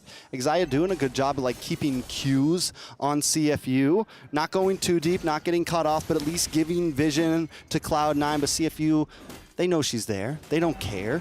They're ready to position. Look at all four of them kind of making this box around this turtle. Now let's see exactly what happens. Abby taking a little bit of damage. Ooh. Abby and Jewel holding the brunt of the charge. CFU backed off. There is still Moshi Bang holding CFU's ground at the turtle. Let's go. Circling around. Something to know as well, if I'm going to nitpick about the emblem on Ashley, check out Tagami. She's rocking Lancelot with a Warcry. So all of those little basics, and then the Thorn Rose, like eventually, this tells me she's going to deal damage. Like we've seen hybrids, we've seen Tanksalots make a showing here and there in the past few months, but this is full-on damage Lancelot. Let's see how it works out. A relatively mum and quiet first 3 minutes. Like nothing has happened. These girls got their gloves on. They're stalling right now. They're waiting. The mitts are on. The mitts are on. The gloves are on. They're ready to throw some punches. Both teams taking some aggressive routes here. This time Cloud9 does have some heavy CC. They have some possibilities, but CFU answered so well with the Minotaur. Yui's going to jump in. Speaking of the Minotaur here, Nicolette holding to the bush, looking for Abby, locks on to Minotaur instead. In comes the big stun. Can Cloud9 capitalize on this? Nicolette able to get the first blood, make it two, a double kill over to Nicolette here. The pullback, Ashley with the Stampede. Moshi Bang now possibly in a little bit of trouble. Moshi Bang able to output some nice damage. Ashley there as well. Nicolette, Jewel going to finally back off and go for the turtle. 2 for none. Given Cloud9 the go-ahead, the green light to take out this turtle. They're going for it. Moshi Bang versus Ashley and Jewel. Will they force this? Oh, turtle at a 10th. Got me down to half health. Maybe still want to go for the dive in. Nicolette able to get the turtle, but a nice final slash does connect on to Jewel and Ashley. They're still able to get away. Cloud9 escape unscathed. Clean. CFU starting to walk away with nothing. 2 minutes until the next turtle, and I can expect the same kind of pacing. Again, this does propel Cloud9 up by about 1,000 gold. And based on how the first 3 minutes of the game went, that's an astronomical lead already because they made the first move. They got away with everything they needed to do, and there was very little punish. It looks like those CFU are looking to put pressure on Panda. I'd reckon that's the best part to put it into. Wait lang, hold up. Was that? Is Yui Fendi up on gold? Did you see that? Don't know. I didn't see exactly. Was that Yui like 500 gold or something like that? It's it's definitely possible. You know, the Roger's got great poke. He's able to maybe even force him. Panda seems to be a bit more of the safe player. We're taking a look at gold now. Yui Fendi up about 200 in gold right now. So Panda not too far behind, but definitely Yui Fendi has gotten a couple extra last shots in, maybe denied Panda of a minion. A lot of action has been down on this boss side, so we haven't been able to see them too much. But in terms of XP right now, Panda's a little bit up. So definitely there's some trading going back and forth up in the top lane. And this has been even from last game to now, it's been a nice fight between these two. We've seen a lot show up from both teams. Panda last time wasn't able to have the space to capitalize. Well, they have it now. Nicolette with the quad shadow. Yui Fendi, we've seen this position before from Xi and the rest of the team, punishing down on Yui Fendi, but this time he's not going to let it happen. Oh. She did find the out there, especially with the backup coming through. Tagami, Abby, and Yui kicking out the rest of C9, forcing them to rotate away. Look at how deep in Moshi Bang is. Moshi, what you doing? Cotton, proxy, and controlling the lower quarter so that the rest of her team can make moves up top. Oh, Minoan Fury, no one home. Big miss, but Panda still takes some damage. 4 members of CFU up in the top side. Are they going to try to force in this tower? Look at Zaya with the conceal play, looking for the stun. Hits the flicker, misses as well. Both roamers whipping there a little bit. And now both teams are going to be forced to back off. It's a lot of ultimates down. Going to move down to this turtle. Jewel's already waiting for it. A swing and a miss. Both also committed their flickers. So that's tough. Like, that is 2 minutes of hard engages, honest to God. Angles that you got to find. Still 1,000 between these two teams. C9 and CFU Serendipity back at the turtle pit. A post light, setting it to reset. Xia spotted out, forced out of the Pixel brush. And Tagami, I'm wondering if she's thinking purple or turtle? Purple or turtle? I think she can buy time. This is enough time to go purple first, because I think they got the go signal that Nicolette is also still just farming up. Yeah, Nicolette makes the same decision, but Tagami's not going to go for this orange, right? Going to have to commit. Nicolette's there as well. Jewel able to get a little bit of a stun on Moshi Bang. Ashley Xia looking for the angle as well from the mid bushes. Now Turtle into the hands of CFU, but Nicolette loves this bush here. Wants to hang out. Target on Moshi Bang. Gets the shadow kill. Not enough damage though. NetherRealm does come out, but the big knockup. Tagami able to secure that turtle. Now Nicolette brought down to about half health. Firing back onto Tagami. Tagami trying to puncture away. Cloud9 loses the turtle, but nobody goes down. Despite the Cloud9 collision, I call it that because they just want to ram themselves into all 5 members of CFU Serendipity. CFU made themselves scarce. Like, that could have been definitely much worse. Now wait, 1v1, Jewel versus Moshi. Oh, Moshi starting to get the better. Jewel doesn't have the minions to get the health back. Woo! Sickle versus Spear. Sickle versus Spear. Oh, neither lady walking away with a W, and that's how most negotiations work. If neither walk away happy, was a good deal. So it's a dead lane down bottom. What about top? That's a 2v1. Xia about ready to make her way there. There's a flicker back up on both of them. I wonder who's going to hit it this time. But the rest of CFU now showing up. They're going to be able to take this tower, Panda. Not going to play it too dangerous. Does get the stun onto Yui. Panda lets it happen. All right. They all retreat. That was a 4v4 waiting to happen. Possibly a 5v5 because Tagami was a little way off here. She is hitting level 11. Let's see now. She's down 500 gold. Which is good for Nicolette, right? This is where the shadows allow for faster rotations compared to the dashes on the lance. Yeah, I mean, I think the dashes come in play really well in team fights, but when it comes to the jungle, I definitely think Nicolette, and we already saw even in last game, Nicolette was great at farming, great at, keeping up with Tagami even when the team was losing. She knows. So now we're seeing it really pop off here, but Nicolette maybe needs to look for some pickoffs at this point to try to make this lead a little bit more. Yeah, she's got a rhythm to it, and I think what she's doing is she's leveraging the fact that she can rotate faster, get far more efficiently than Tagami, but let's see, they are looking to collapse down here onto the bottom. All right, eventually we'll get pushed in. Moshi can't take down. Oh, she saved the turret, but for now, that worked out. Oh. A lot of damage, though. I'm offended. Does luck on Moshi Bang, and all gone. Shadow kill comes in. One more shot. Nicolette unable to secure it. Forced to back off, and that's another ult down. Cloud9 might have to buy some time. CFU, though, knows the damage there and isn't going to force this Lord either. Yep. In the realm of ults from the meta assassins right now, Shadow kill takes a while. Shadow kill might as well have been an eternity if nothing comes out of it. Like, you got to reset, find another angle, maybe after another huge team fight or a trade, and then it comes back on. See, look, I've been ranting about Shadow kill. It's still up. Jewel going to be in a little bit of trouble. Yui Fendi able to get the kill there. Cloud9 trades it for a tower up top. This time Cloud9 playing some more of the macro game. Minions coming down the mid side as well, but CFU now with a man up, a girl up, I should say.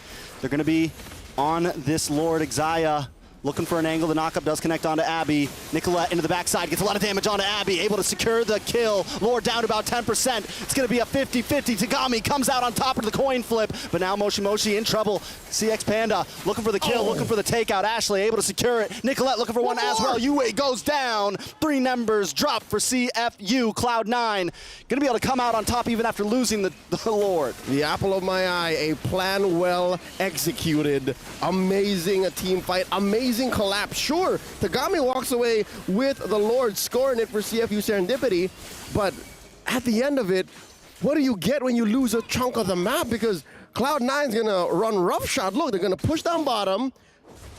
Panda left a lane up top. Even if Lord is there, they can get to it eventually. And then they're gonna try to push in mid again. Look at this now, 3K ahead. C9 up on CFU Serendipity. Items-wise, again, say what you will about that team fight dash, but when you're down about 2K gold like this, it's hard to think of how else Tagami can affect the map. Besides, again, objectives and team fighting. I definitely agree. I think one of the saving graces here for CFU, Moshi Bang still holding a gold lead over Jewel there.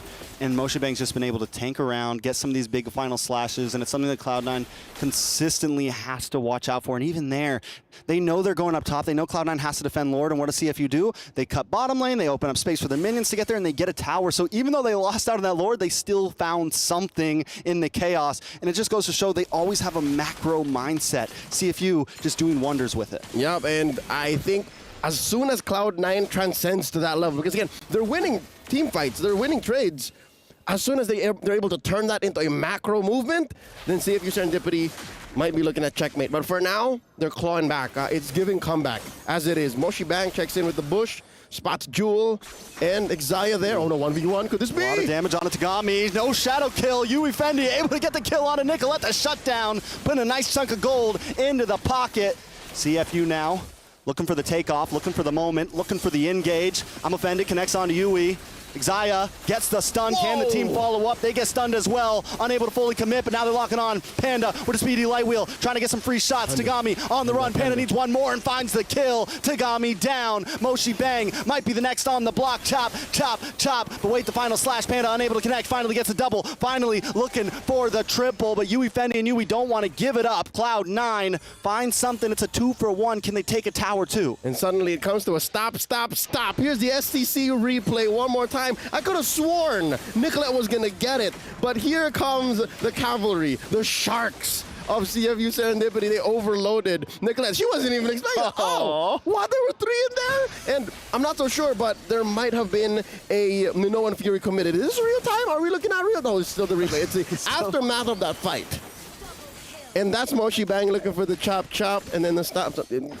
They eventually won the trade still. So what I'm trying to say is Cloud9, the thesis statement is they love team fighting. They're winning most of their team fights, save for like weird pickoffs. Nicolette was out of her breath there. But as soon as they can turn it into huge conversions, then we're talking. Then maybe we can see a 1-1. Thesis statement, Cloud9, they're a young team essentially, right? Barely young team months in NA, old. but they're bringing that old school young team NA vibe, loving team fights. We want to clash. We want to try to win in micro mechanics. How far will that take them though? They did just get the push on the top lane. If they're going to get the outplay here, I think this far in the game, that's just how they have to win it, right? It has to be the big team fight. The Ohio brothers. You were naming American teams. I just had it to get in there. But yeah, you're right. It reminds me a lot of a young team from 2021 who made it all the way to 3rd place in the World Championships. BTK played a very similar play style. And here now I'm seeing signs of that, little hints of that in Cloud9's play style, but they gotta bring it up. If they can turn this team fight excellence into a Lord here, then CFU Serendipity might be staring at a base defense. Very true. And Cloud9 knows they're on the ledge. We saw the reaction from Nicolette. Just shows how invested into this she is. But CFU always keep their cool, man. Even when they were behind against Vega in the previous game, they still seemed to keep their cool. They came into this series feeling good about themselves, ready to play. And all they got to do is get this one win. They're 3,000 gold behind, but just a few minutes from possibly, you know, maybe securing group stage. Oh, that's the Kamai cool in play. They're just waiting. Check this out. Not even shaken with the Lord dance. Yue jumping into that river brush. Here comes Tagami. Jewel takes a lot of damage. Thorn Rose does come out from Tagami. They're able to create some space. Nicolette's the one playing the macro game now. Was up in the top lane for a second. Going back down to the mid. Looking for a way around the back maybe. Huge. Cheeky play onto somebody. Huge rotation. She's keeping herself scarce. No one knows where she is. Not even Moshi might have seen her. I think she's good. Yeah, I think she's in a safe spot. And C9 knows she's there. This time, Cloud9 pushing CFU back. Nicolette wants that revenge kill onto Tagami here. Thorn Rose comes out. Nicolette not going to force it this time. She goes down. They get the Lord. Well played. Amazing.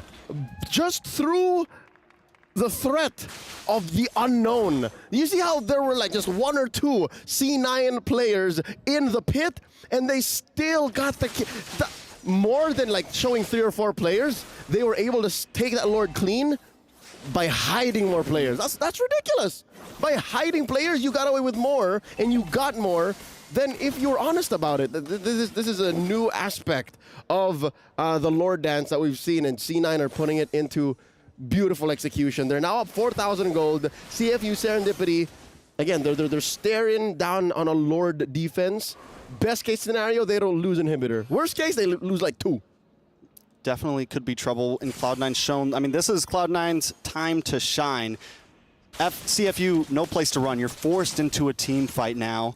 There is a bit of a bottleneck here. They have to be careful. That's right. Luckily, their lineup is great at in-base defenses, right? They got a big, chunky Minotaur. They got the final slash on Moshi Bang. Lord crashes through, and they got the cleanup in Tagami. Can they get it through now? Tagami dashing around.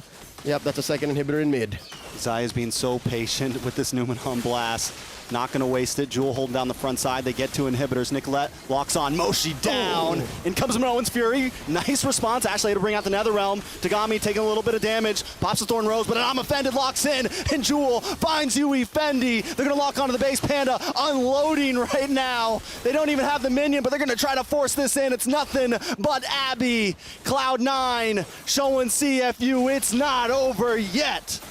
We are mere moments away from a 1-1, and here we are. The group of death lives up to its name. C9 takes it to 1-1 against CFU Serendipity. What does that mean, Leo? Big possibilities for a future tiebreaker in this one. We might see Game 3 eventually, but Cloud9 shows up. They had a rough draft, a rough game in number 1. But just like CFU proved themselves in Game 1, Cloud9 responds, and the group of death definitely prevails to hold its name. Word of advice. C9 currently on Cloud9. They got to keep their feet on the ground. Their next matchup ain't going to be an easy one. They're facing off in a best of 2 against possibly the best in the world in Falcons of Vega. So that's up next. If they can score 1 against them, I guess that's a lock-in. But if they don't, then we are definitely looking at a tiebreaker situation. A game number 3, and you know, throughout all of MSC, we didn't get to see one, I don't think. That would be a little exciting to see a tiebreaker match, especially between these two teams, because we're already starting to see the battle, the fight between the two, Leo. Cloud9 shows up, CFU shows up. It's a 1-1 in Group A. The ladies came to play, and color me impressed. I love this throwback to an old school metagame, and I love how the aggression from C9 is what puts them over. This is impressive. Let's go over to the stage for an interview. Incredible stuff right now. We have Ashley here from Cloud9 for this interview segment, and we're very excited. Why not let's start with your questions first, Bar. Thank you very much, Cheryl. So, 1-1. But how did you bounce back from the first match? You know what's interesting? I actually, before I went to sleep yesterday and when I woke up, I had a feeling we would go 1-1 to them and then get a point from the next team. Like manifestation kind of thing. Yeah, and that's pretty much the reason why I'm here now with my team, so. Let's go. Cloud9 moment indeed.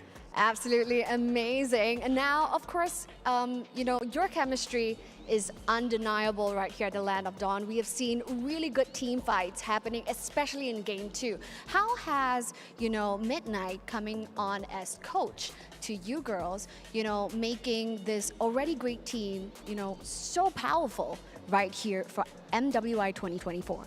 So I would put a lot of emphasis on Midnight's help on our team because even though he put such a short amount of time and like attention on us because of the other team, he was giving us like limited information, but that limited information was like enough for us to improve like dramatically. So very thankful to him. And finally, what can we anticipate right here from Cloud9 moving on into the next game where you guys will be meeting Falcons Vega? Well, we have to make it out of groups, and I think we will. Fantastic. Fingers crossed. Now time is ticking for you guys because you're going to come on for the next match. So go prepare. Thank you so much for joining us right here, Ashley. Thank you. So without further ado, we're going to hand our time over to the studio to break it down for us. Take it away, guys. Talk about redemption arc, right? I mean, that comeback coming in from C9 has actually put us in a position where we might see a tiebreaker today. Of course, with the, you know, the situation being that Cloud9 wins 2-0 or goes 1-1 against Team Falcons Vega. Goes to show you, by the way, that in this game, if they get a draft that has fundamentals in it, they can still make it happen. You know, they don't need those crazy experimental drafts like we saw in game number 1. But I understand, right? In the best of 2, game number 1, maybe you want to try to shock your opponents. And here, we finally get the real C9. We finally get them on picks that we're used to seeing from, you know, just normal teams. So, Cloud9, really fantastic team fighting. I think the casters pointed out many, many times. Definitely, I think for Leo, he said it reminded him of the M3 success of BTK through the team fighting prowess. And yeah, ultimately they were able to finally, after getting a lot of the team fights in the early game, but somehow also losing out on the neutral objectives, they were able to finally get the neutral objectives, get the structures as well on top of these big team fights. And you can see that hug as well, man. I mean, you definitely get the feeling that there was a lot of pressure on them, especially after game 1. Losing out in game number 1 like that, the fact that they were able to come back in such a dominant fashion too. If we take a look at the scoreboard, 11-2. CFU, the only thing keeping them in this game was their neutral objective control, which again was still very, very impressive considering they were down gold, I think, at every single point of the game. It felt like they shook the jitters, right? I think game number 1, it was a big warm-up for them. And in game number 2, they just really popped off with, of course, the drafts that were given to them. But the PlayStation MVP presented is going to be Nicolette. As the casters pass it down, redemption arc. Talk about her redemption arc. Being the MVP here, let's hope that she can carry on and manifest for game number 2. From a mid laner to a jungler, first we got to talk about that adaptation, that's right? True, because that's true. It's already such a different role. In the mid lane, you usually play to enable other people to carry. Depends on the hero you use, obviously. But here, it almost seems like it was seamless. The way that she was able to adapt into the jungle role, acting as the carry. And again, I would say, even though she missed out on a lot of the neutral objective when it comes down to the contest, Hayabusa isn't really a neutral objective secure man hero, you know? It's more of a fight hero, fight man hero, yeah? And Cloud9 now 1-1, CFU 1-3. So they already mentioned about the possibility if Falcons Vega take them down 2-0, that means we're gonna have a tiebreaker between CFU and Cloud9. Oh, all right, you're right. It's an interesting group of death. Already. What if they take first group? If they take a tiebreaker game out of if they take a game, they're through, and CFU will be eliminated. So it'll be Cloud9 and Falcons Vega. So all Cloud9 needs to do now, One game. one game. One game. I mean, Ashley, she was talking about it in her interview, right? She had that vision. She manifested. Manifestation. Before she slept, she was like, you know, I have a feeling that we're gonna go 1-1 against this team, but in the next team, that's when we're gonna get our point. And if that actually comes true, then manifestation, ladies and gentlemen. Manifestation. I mean, hey, it happened. It happened in game number 2. The fact that they were able to come back there. Not just, I mean, that was just really, I was really impressed with the team fighting prowess that they had. And I'm excited to see what the next match has to hold for us, ladies and gentlemen. But before we get into the nitty-gritty, we are going to go on a short break. So don't go anywhere. Stay tuned. We'll be right back.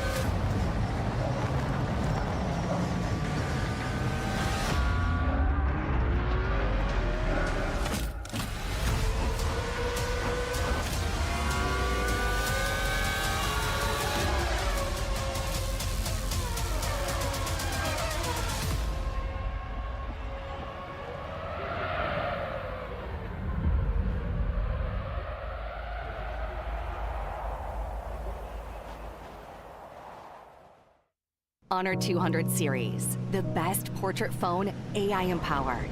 Studio level, AI portrait camera, 3 hardcore portrait modes.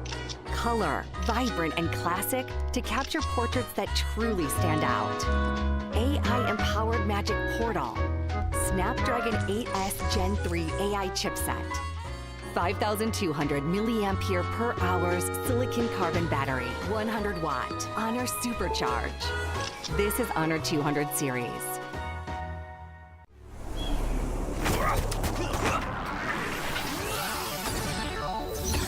Ready, set, go.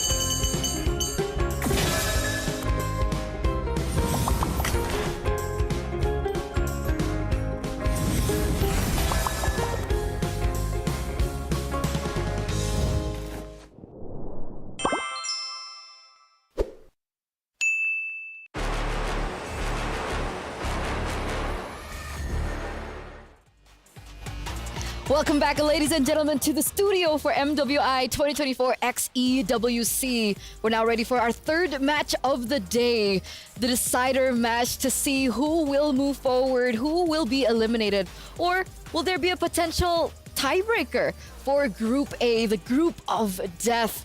But of course, ladies and gentlemen, as we get into the showdown here by Dr. Sulaiman Al Habib, it's a journey. It's been a journey already for both of these teams, but the Titans now coming through for Cloud9 against Falcons Vega from Indonesia.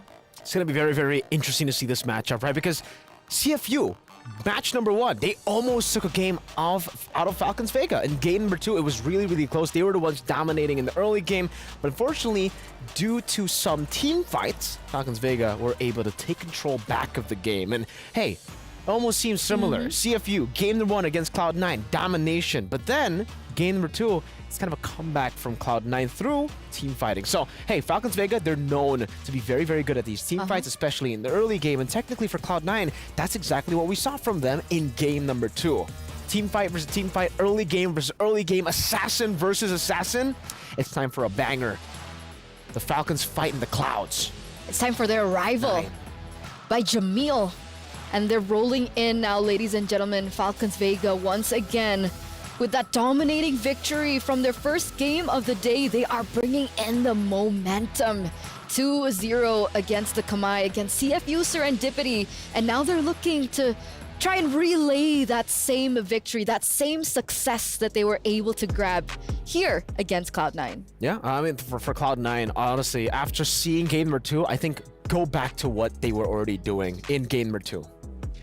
Definitely. But here, ladies and gentlemen, let's take it to the stage. المثيرة. And now we are continuing our beautiful journey. We are back again. Assalamu alaikum. Salam indeed. Amazing, amazing stuff right now here. We're into match 3 already of Group A, the group of death as they call it. But of course, this is going to be the decider match to see who's moving into the competition, whether it's going to be a potential tiebreaker and all. But right here in match 3, this is a match that you don't want to miss because we'll be seeing the likes of Cloud9 going up against Falcons Vega. So without further ado, let's meet the teams of Cloud9.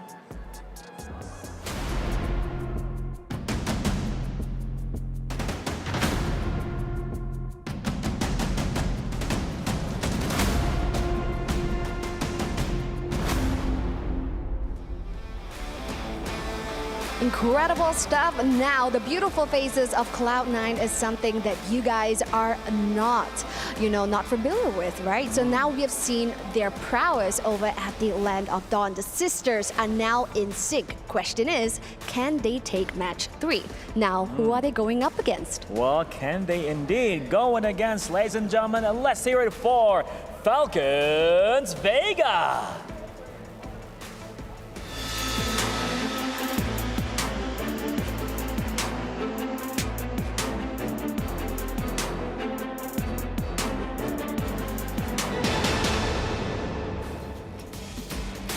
Incredible stuff. Now we have met the 2 teams right here on either side, Cloud9 and Falcons Vega. Now this is going to be a very exciting match. Will the Falcons be flying through clear skies, or are they going to meet some sort of turbulence right here from Cloud9? So without further ado, let's pass our time back on over to the studio. Take it away, Yalla!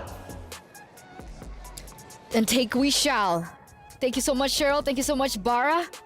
And we're about to get it. We're about to get into the deciding match of Group A, our group of death. But you're right, Mirko is pointing in right now. It looks like Caramel is stepping back into the jungle position. No Mei lane this time around. Yeah, and it seems like, I mean, from what I saw earlier, my eyes sometimes deceive me, but hopefully not this time. But Agatha is going to be in the mid lane too, so no Funi, no Mei lane. It's going to be Caramel and Agatha, and there you go. Agatha's here. So the main lineup, it seems, for Falcons Vega. This was the lineup that we were all expecting as well. They decided to go for a different lineup up against CFU, but now up against Cloud9, they decide, you know what? It's time to bring out the big guns. Or technically, at this point, what is the big guns anymore? Which one? Which one? Which one? They're both big guns. Because like earlier on, I mean, Mei lane as well as Funi, they were Professional performing out of their mind as well. So we're not gonna really see the sister dynamic that's true. that we saw earlier on from Falcons Vega, you know, as Funi as well as Chin Chao. They're sisters for those of you who aren't aware. But we're going back into the roster that we thought that they were going in. And that just poses another threat for everyone out there, right? The fact that Falcons Vega can come in with 2 different lineups, 2 different rosters as one of their ace cards.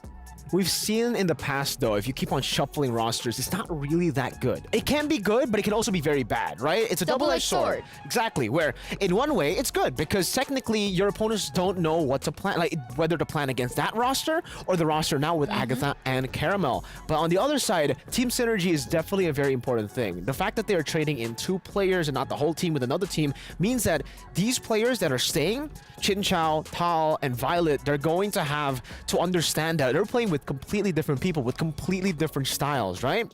I think for Caramel, not really the case when it comes to like how she plays, because Caramel is an assassin too. She likes dealing damage. She likes going on those picks like the Roger and the Nolan. So maybe not the biggest difference there, but I would say for Agatha and Funi, that's got to be the big difference here in the team. For Agatha and Funi. So with Agatha coming back in the lineup, maybe we'll see more of the carry heroes instead of the enablers. Funi, she played Vexana 2 games in a row, right? So she really was there to follow up, put on more CC, and add on more utility to enable the team. Meanwhile, for Agatha, she sometimes goes on the Valentina. She loves playing these carry picks as well. So don't be surprised if they actually go for a secondary carry in the mid lane. You know what you'd be surprised about? What? A fun fact. Whoa! We like fun facts, right? Yeah. I'm pretty sure the audience likes fun facts as well. Go and shoot out the fun fact. Now that Caramel has swapped in for the jungler, I'm gonna tell you later. Suspense, ladies and gentlemen. Let's head over to this video with an interview. What is it, man?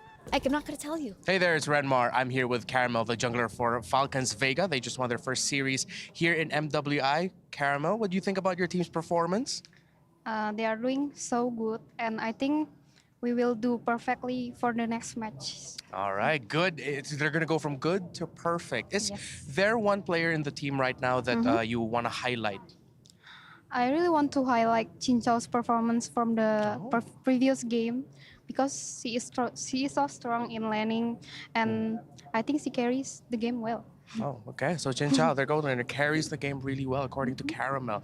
Now, actually, there's another thing I wanted to ask you. You are, right now, currently, you weren't able to play the first series, substitute. So what do you do for the team behind the scenes, or are you just ready to play anytime? I'm helping for anything that I could help, like watching other teams and then motivating them and always be ready. All right, so Caramel, super dependable. Now, is there anything you want to say to the fans in your native language of Bahasa Indonesia? In my native language? Yeah. Halo semuanya, jangan lupa tetap dukung tim Indonesia di MWI.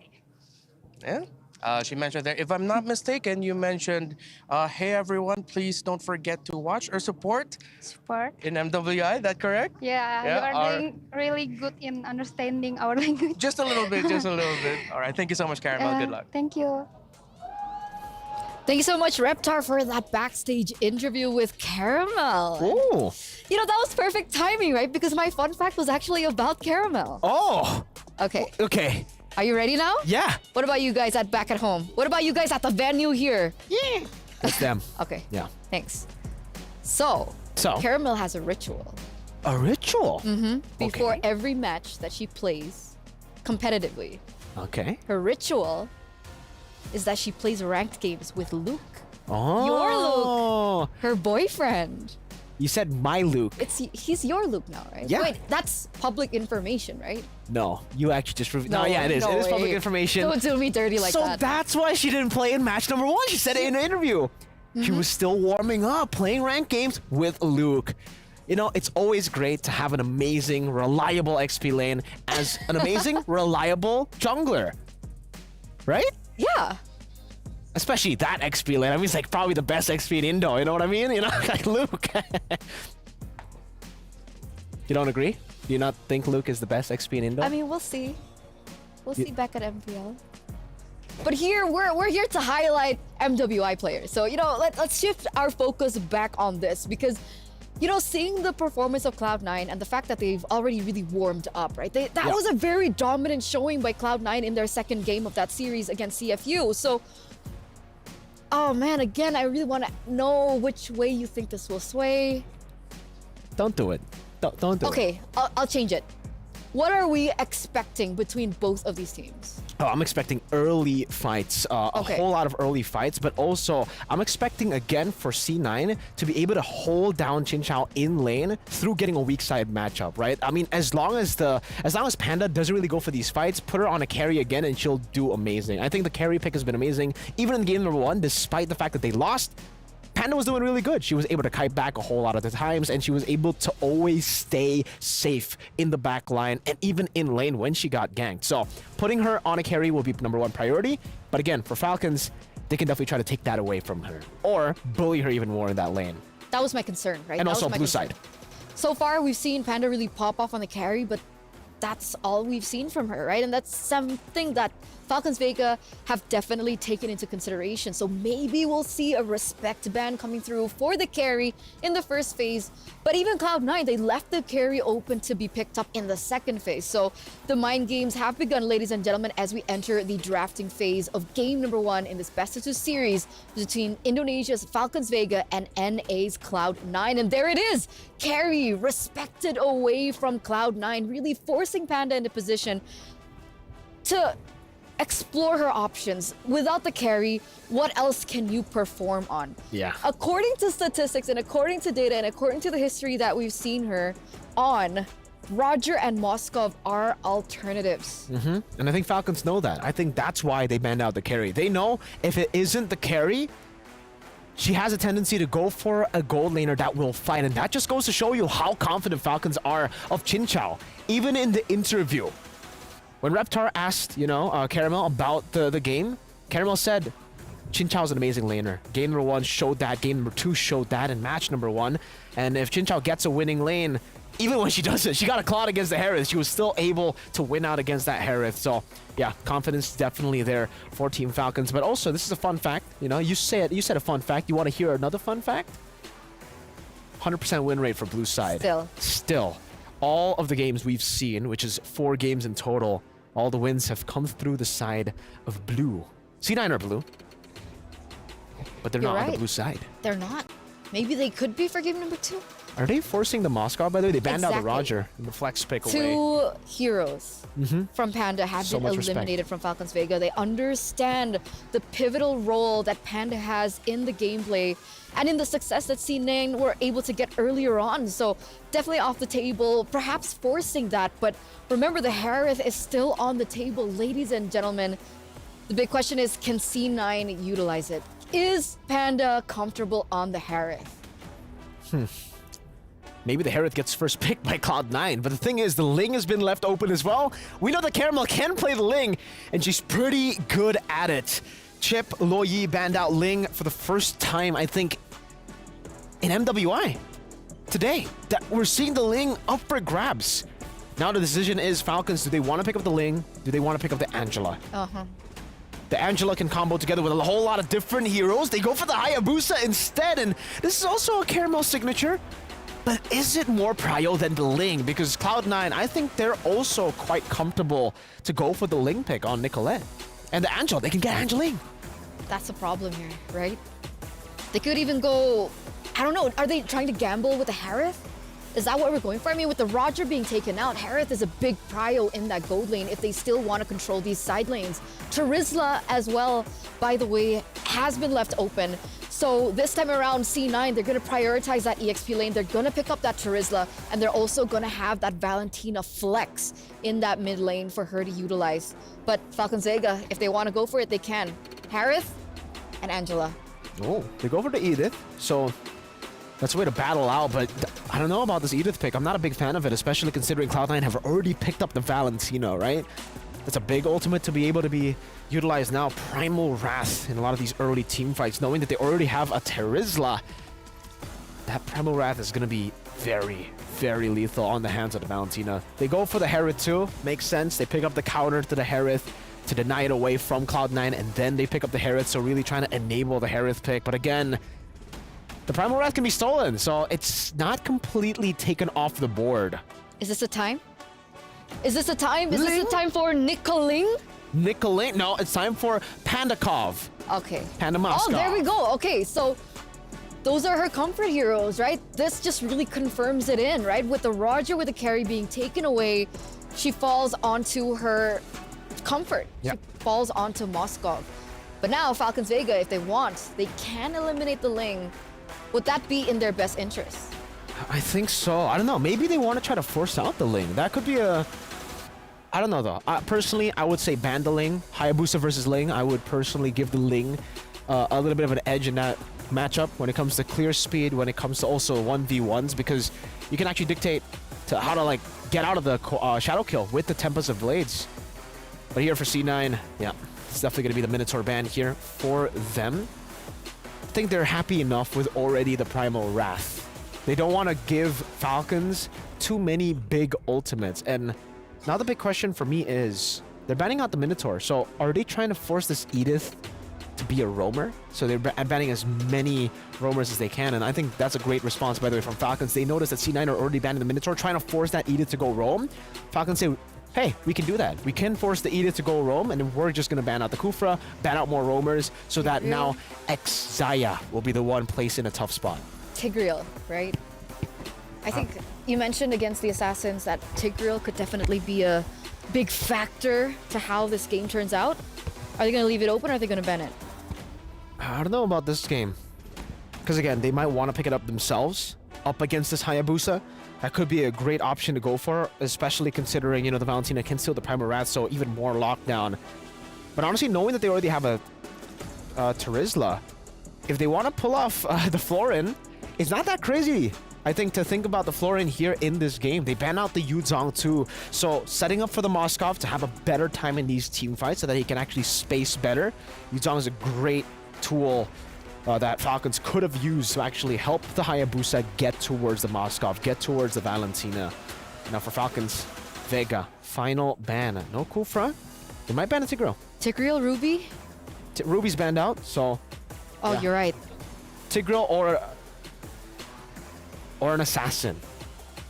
A jungler. Ling, Nolan, I would say Ling. Fanny. Probably, if they were to choose, I think it should be Ling or Tigreal. They go for the Tigreal ban. They're trying to set up for the Hayabusa. And now it's C9's time. They need a roamer, they need a jungler. Ling is still up for grabs.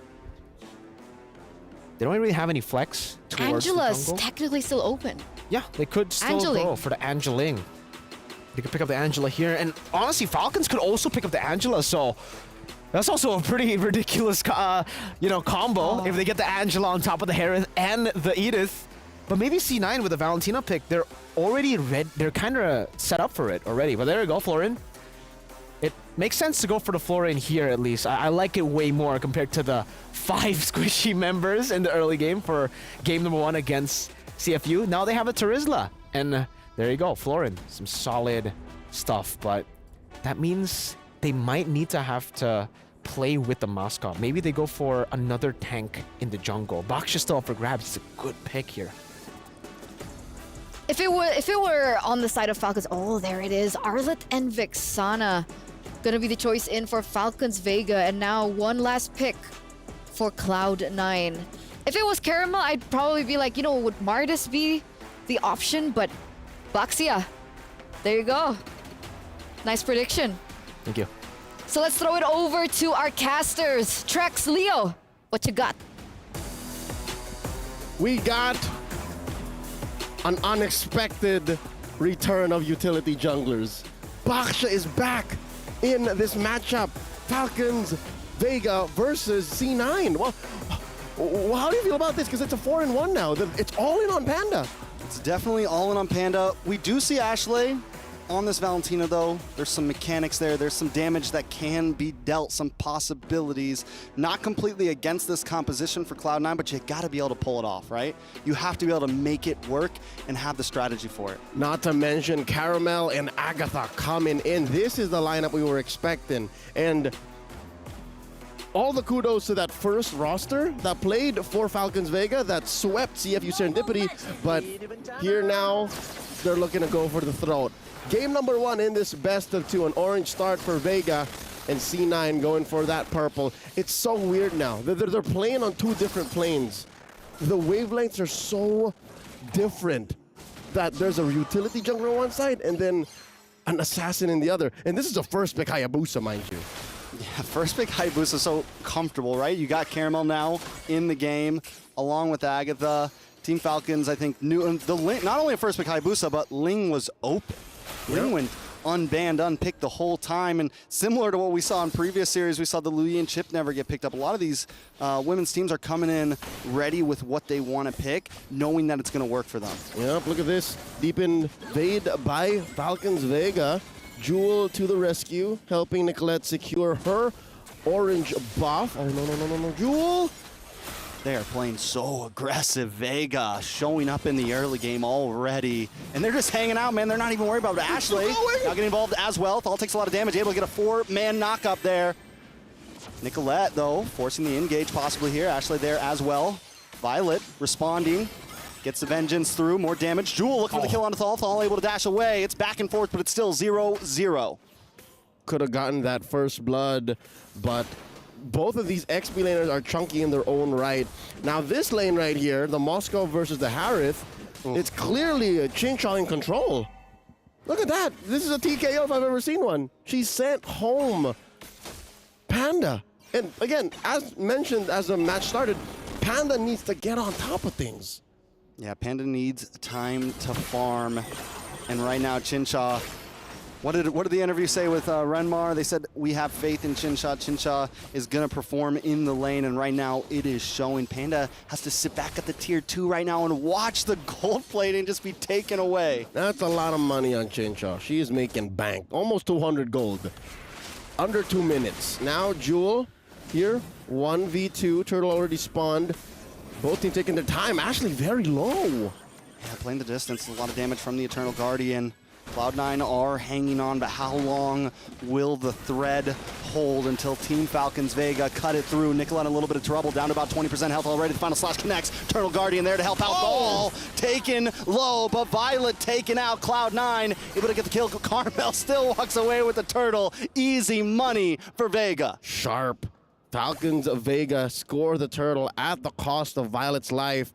But I'd say that's worth it, but they're still going. They're deep in. Look at this, purple. There's a lot of damage. This is bad for Nicolette. Nicolette low. Carmel able to get the kill, but they respond by taking out Caramel. Jewel there, looking for Thal. One more hit, slams down, but Jewel loses the life for it. It's a 2-for-2 purple buff. Where'd it I think go? It went to someone that died. Some tells me Nicolette stole it and then died very shortly after. And all this while, this is what Naisu, Joseph Rezabek, our friend, would call the gold lane experience. And it's not even because of how she's been assisted by her roamer. No, Chincha's been single-handedly pushing in. Here's another look at that team fight.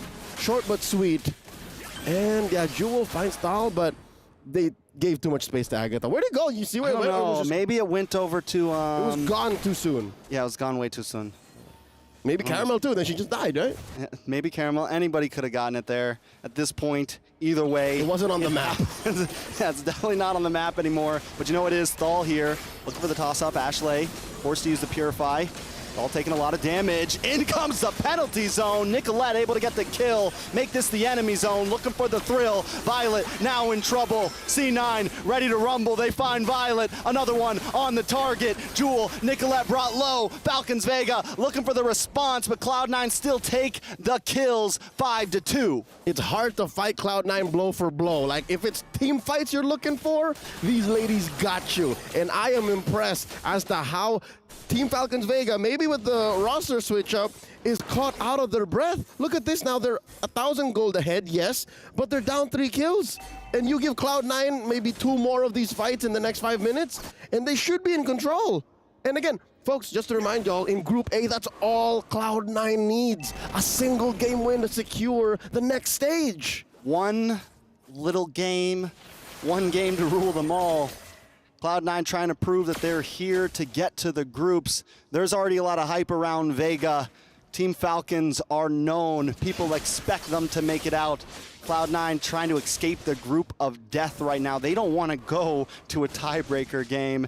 And they're kind of in control, but look at Team Falcons Vega, man. Still holding a strong gold lead. Jewel in a little bit of trouble. Shadow Kill comes through. All they need is one more shot. Carmel look for the final one. Does get the penalty zone off, but not enough to get away. All right. The clapback from Cloud9 seems to be in the gold lane. Let's see if they can equal the odds here as Chincha goes against 3. There's a minion wave coming through, and that's a clean turtle take. Team Falcons Vega walking away with that. So a lot of major objectives going over to Vega. All this while, Cloud9 are again, just playing out these skirmishes. There's got to be some trade back. There's got to be something that they're getting on the way out. Because look at this. Wow. Look at how fast Vega is on the response. They're taking a turret up top, too. Yeah, they're taking everything. They're taking the lunch money. They're taking the dinner. They jacked their wallets. A final slash. You might just call it. Jewel in trouble once again. They're targeting down on Jewel, man. That's 2 kills in like 1 minute, 1.5 minutes. All right, to be fair, Jewel has been slaying it. Jewel has been since minute 1 there all this while. Now the onward from Thal puts Zia down. Chincha. X barely knew her. 2 seconds and then barely knew her. Grand Theft Orange. Caramel guilty. Now one more. Ashley in trouble. Chincha able to get the kill this time. Nicola now in trouble, knocked up. Looking for another kill. Chincha still holding the front side, keeping them at bay all alone. That is what you call the gold lane experience, like you said, at 1-0-1, but farming good. Went from probably bottom of the EXP damage up, shooting up to the top now. It's going to be a problem. Caramel's warmed up well. Caramel's ready after watching game 1 and 2 from the CFU series. He's like, bring me in, coach, I'm ready. And here she is. 6-5 now, about 5K between Vega and Cloud9. I'd say the grip has slipped out of Cloud9's hands. These ladies are very aggressive. They love the team fighting, but Vega have been moving around the map in a very synchronized way that they've dodged a lot of these massive team fights in the past 2 to 3 minutes. It's impossible for now, Cloud9, to even think of contesting this turtle because, yeah, sure, you could throw out a spear. Panda could be part of the fight, but I reckon she's not ready. Not now, not here. It's very similar to game 1 against CFU. Cloud9, at this point, needing to buy time. They still have some late game potential in a sense, but they're going to have to actually pull it off this time, right? They fell a little bit short last time, even when it looked like maybe they could have the game back in their hands. Nicolette looking for the engage. Ashley dashes forward, but Zamon's force drops. Terrify on a Nicolette, knock up by the Eternal Guardian, and now the chaos pursues. Nicolette still up, though. Able to maybe just get away, but Violet collects the kill. Can Cloud9 try to respond? Carmel goes down. Panda with the solo on the bottom of the map. That is a good response, if anything. 1-1 is Panda finally back online. A massive trade. I don't think it was ever a question of if she was ever online. This is her first showing. That green dot showed up just now, and we were so focused on this fight up top, which is, again, majestic in its own right, but... Oh, Ashley! Down goes Ashley, and this is Chincha right here. It's all Chincha. That's what I was saying. The only reason why we couldn't really see Panda doing much is because Chincha owned the early game into the mid game, and Chincha's calling the shots, man. 2-0-3 doesn't tell you the full story. Chincha currently has more than half of Team Falcons Vega's value on her back. Maybe a little bit on Agatha, maybe a little bit on Caramel, but Chincha up front. As long as there's a sword on the floor, you don't want to dance with Chincha. You don't want to dance. Ooh, more damage on Ashley. Ashley goes down, Xayah goes down. Members are dropping. Chincha just feeling confident with it, smiling about it. She wasn't even aware that, I was doing that well? Like, team fights were going to go that way? Oh, that was a replay. That was a replay. I'm so used to the small screen. Yeah, it was a replay, and again, Chincha just back to regular programming. Like, she knows, right? She got her feet up. It's calm and collected into the late game. 9 minutes, 30 seconds in. Lord marching through down bottom. Well synchronized by Falcons Vega. Look at this. Another Terrify. The Falcons Vega never force it, right? They never do the full-in dive. They take their time. They're meticulous with their pushes. Yep. There's so many ways for them to engage. Off of an Eternal Guard, off of a Final Slash, off of an Onward Earth Shatter, and Thal can play with the angles, right? Thal can find one up front and then flicker into the back, dash in, and this is spelling disaster currently for Cloud9. I'm looking to them losing maybe one inhibitor. That's what's going to happen here. They don't get the big Lord push, but look at the big final slash. Cloud9 brought back into him, but now a little bit of trouble. Nice penalty zone. Is Panda going to commit here? Violet goes down. Xai able to get the kill. Inhibitor goes down, but it's 2 members down for Cloud9. Chincha holding the front line, saying this base is mine. Team Falcons Vega going to back off, though. They found 2 members. They found an inhibitor. They're feeling comfy. That's a 2-for-1 trade. Costly defense for Cloud9, but they can rest easy knowing that their base is only cracked open and vulnerable from one side.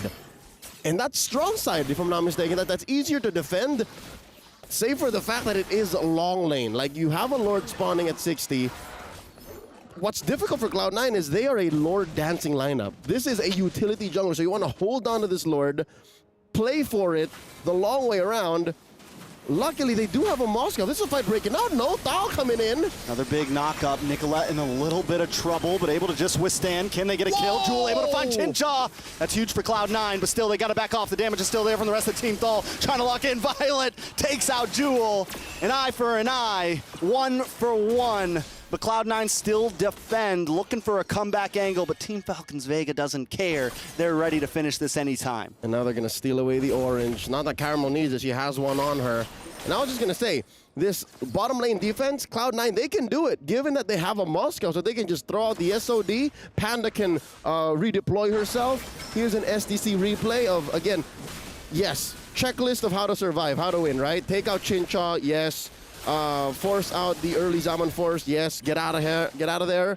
But they forgot that there's so many other members of Falcons Vega that they got to deal with, right? Violet is willing to trade. Caramel is still a lethal member, and Agatha definitely deals a lot of damage, and now that's a pickoff. Jewel's good at getting up close and personal, but maybe sometimes too up close and personal. Does Cloud9 even want to contest this? Too close. Nope. Let it go. Let it go. Ooh. That's a dangerous SOD if I've ever seen one. They do throw out a stolen Eternal Guard. I'd say maybe Ashley needs to protect herself a little better, but I find it hard to do given that they only have really one frontliner. They only have Jewel. Nicolette, you can kind of call a frontliner, but she's also looking to find the weird angle, right? She's walked away from death more often than she should have, but a winning team fight for Cloud9 involves the fight lasting a little longer, so that means Jewel has to stay. Jewel has to not die first. Yeah, there's also certain situations like before Lord where Nicolette can't be the frontliner, because if Nicolette goes down, they lose their opportunity. But look at the damage onto Panda. Chincha just unloading, big final slash pulling in Nicolette. Tortoise Poisons comes out. She's able to get back behind the towers, able to get back to safety, but Chincha doesn't care. Diving through the towers, diving in. Chincha can do whatever she wants right now. Violet with the conceal, holding the side. Ooh. Massive Lord. Ashley yet to steal an ult. That's going to be key here to start the fight. Ooh, big final slash. Does land onto Xai, able to pick her out, pull her out. Now Nicolette falls next. Agatha able to do some big damage. Lord still up at 40%. Ashley down. This is going to be it. Cloud9 in trouble. Falcons Vega take the dub. In a snap, the bodies dropped, and so did the base. Team Falcons Vega with a new lineup nonetheless. A roster with 2 new players, Caramel and Agatha, coming in, ending Game 1 against C9 in swift fashion. 13 minutes 45, Trex, all it took. Very quick action at that. Vegas showing why they might just be the Reaper in this group of death. Let's see what our analysts think. Eternal, Mirko, talk to us. And talk we will. Thank you so much, Leo. Thank you so much, Trex. But it's a good day for Falcons today, not dropping a single game so far. 100% win rate. Man, it was crisp clean from Falcons Vega all the way from the start of the game. The fact that they were able to steal that neutral objective away gained them so much stability. And honestly, for C9, this draft wasn't bad at all. The way that they were executing the game too, the game plan was not bad. They were doing what they needed to do, you know, putting the pressure on towards Falcons Vega. But unfortunately, Falcons Vega, they've been in this kind of situation many, many times before, where the top side of the map loses out. Chinchao, though, We've been talking about her, I think, during the whole game, every single time, just winning it out in the lane. And we got to give props to the draft, to the coaches as well, for really enabling Chinchao to get such a massive advantage in the lane. Harith versus Moskov, banning out the carry. Carry would have been great, by the way, against the Moskov. Not that Carry would win, but Carry would actually be able to dodge away from a lot of the synchro fissions with the second skill dash. Moskov, not as lucky. Very low range. You need to use your first skill to deal damage, and you technically have Spear of Misery, but if you get shoved in constantly like that, it's very, very tough as a Moskov. And you can definitely see that Falcons Vega took control of that. They really abused that, and hey, wow. Guess who's at GPM? Guess who? Guess who, you know? Chinchao again. Caramel said it, we're saying it, and now she's saying, You see that? That's a pose, right? There's no in it, right? She's touching her eye and like... Anyway, MVP presented to you by the PlayStation Tournaments. It's Violet this time around. So, like, despite the fact that Chinchao has been a huge element to Falcons Vegas gameplay so far and so forth, definitely one of the main things that were able to facilitate Chinchao was Violet. Yeah, and not only that, but she was the stable member in the team when we're talking about the early moments of the game, because Caramel was taken down even though they got the neutral objective. Atal was taken down during the Purple of Steel as well, but Violet was always there, alive, putting them down, you know, like really stopping them from getting anything else. Violet acted as the pillar, I would say, in the early game to stop the full snowball from happening from the side of Cloud9. If it wasn't for Violet, it would be a different game, I would say. And that's why I think we also had this conversation, Eterna, where it's so hard to find a weakness point for Falcons Vega. And really, when it comes to individual mechanics, I don't think there is a weakness point. Every single one of them are just so good individually, mechanically. But if you get them to the later stage, if you try to outwit them, that is something that they have, you know, that is where they've usually lost their composure. The macro. The macro. Right? The discipline. Discipline. We saw that in their first match of the day, right? They overheat a lot. But, like, how do you get to that point, right? If you're losing in your matchups, if you're losing in the laning phase, how do you even get to the point that you drag them all the way to the late game to look for an opportunity where you can find that opening to punish them? I think Cloud9 already had a very good game plan to do exactly that. They had a weak side goal laner to try to, you know, to try to deny all of the fights possible against Chinchao. They had a way to actually try to get a win up top. And I think it just comes down to the adjustment. Cloud9 was able to make a massive adjustment from game 1 against CFU to game 2 against CFU. It almost seemed like a completely different team. And I think I don't want to doubt them here for Cloud9. I think they can make those adjustments because it really comes down to just simple adjustments. The draft was already good. It comes down to how they can adjust that execution. Maybe take less fights around the top side, especially maybe they need to try to consider Violet here as well.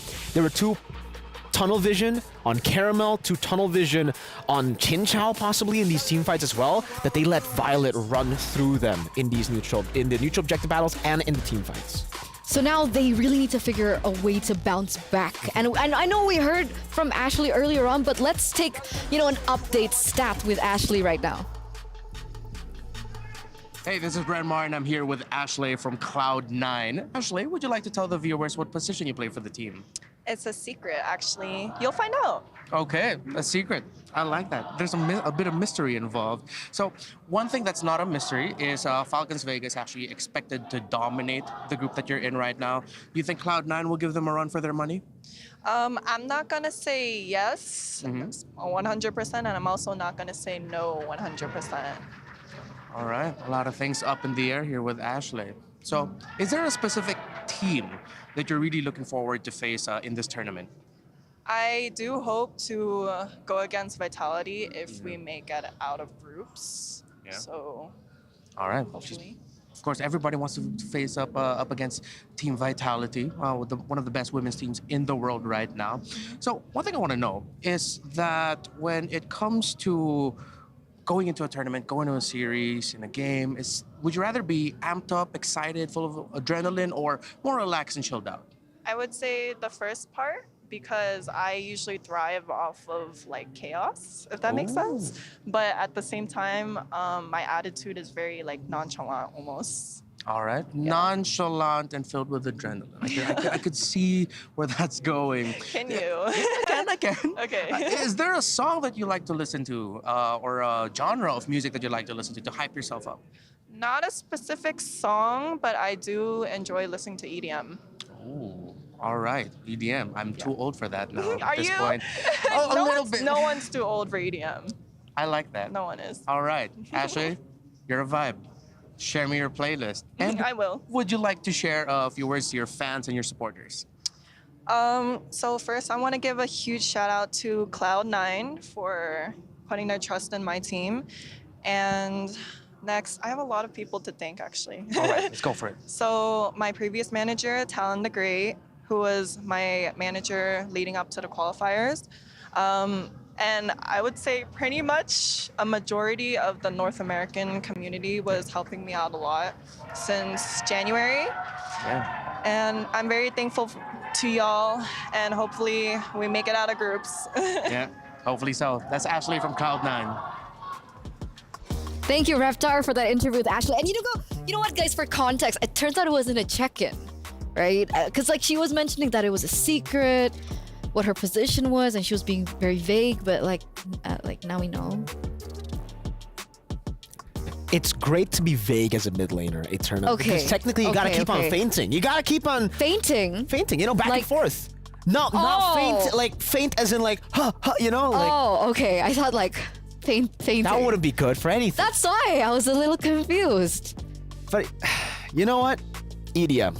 Do you like EDM? EDM, like the genre, yeah. of music? Yeah, I could get into EDM. Why? I think that fits Cloud9's gameplay, right? Because they want to look for team fights. They need the adrenaline, but they're also nonchalant. Even their attitude is vague, right? Like, we want to get hype, but we're chill. I am a secret. Okay, she didn't say that. No. She didn't say that. I am a secret. That, I guess, you know, that's a good way to, you know, break ice. If you ever meet someone, you're like, yo, I'm Eterna. I am a secret. I am a secret. That's cool enough. Anyway. So now with this, right, one more game away. So this means that there is still a possibility of a tiebreaker. There is.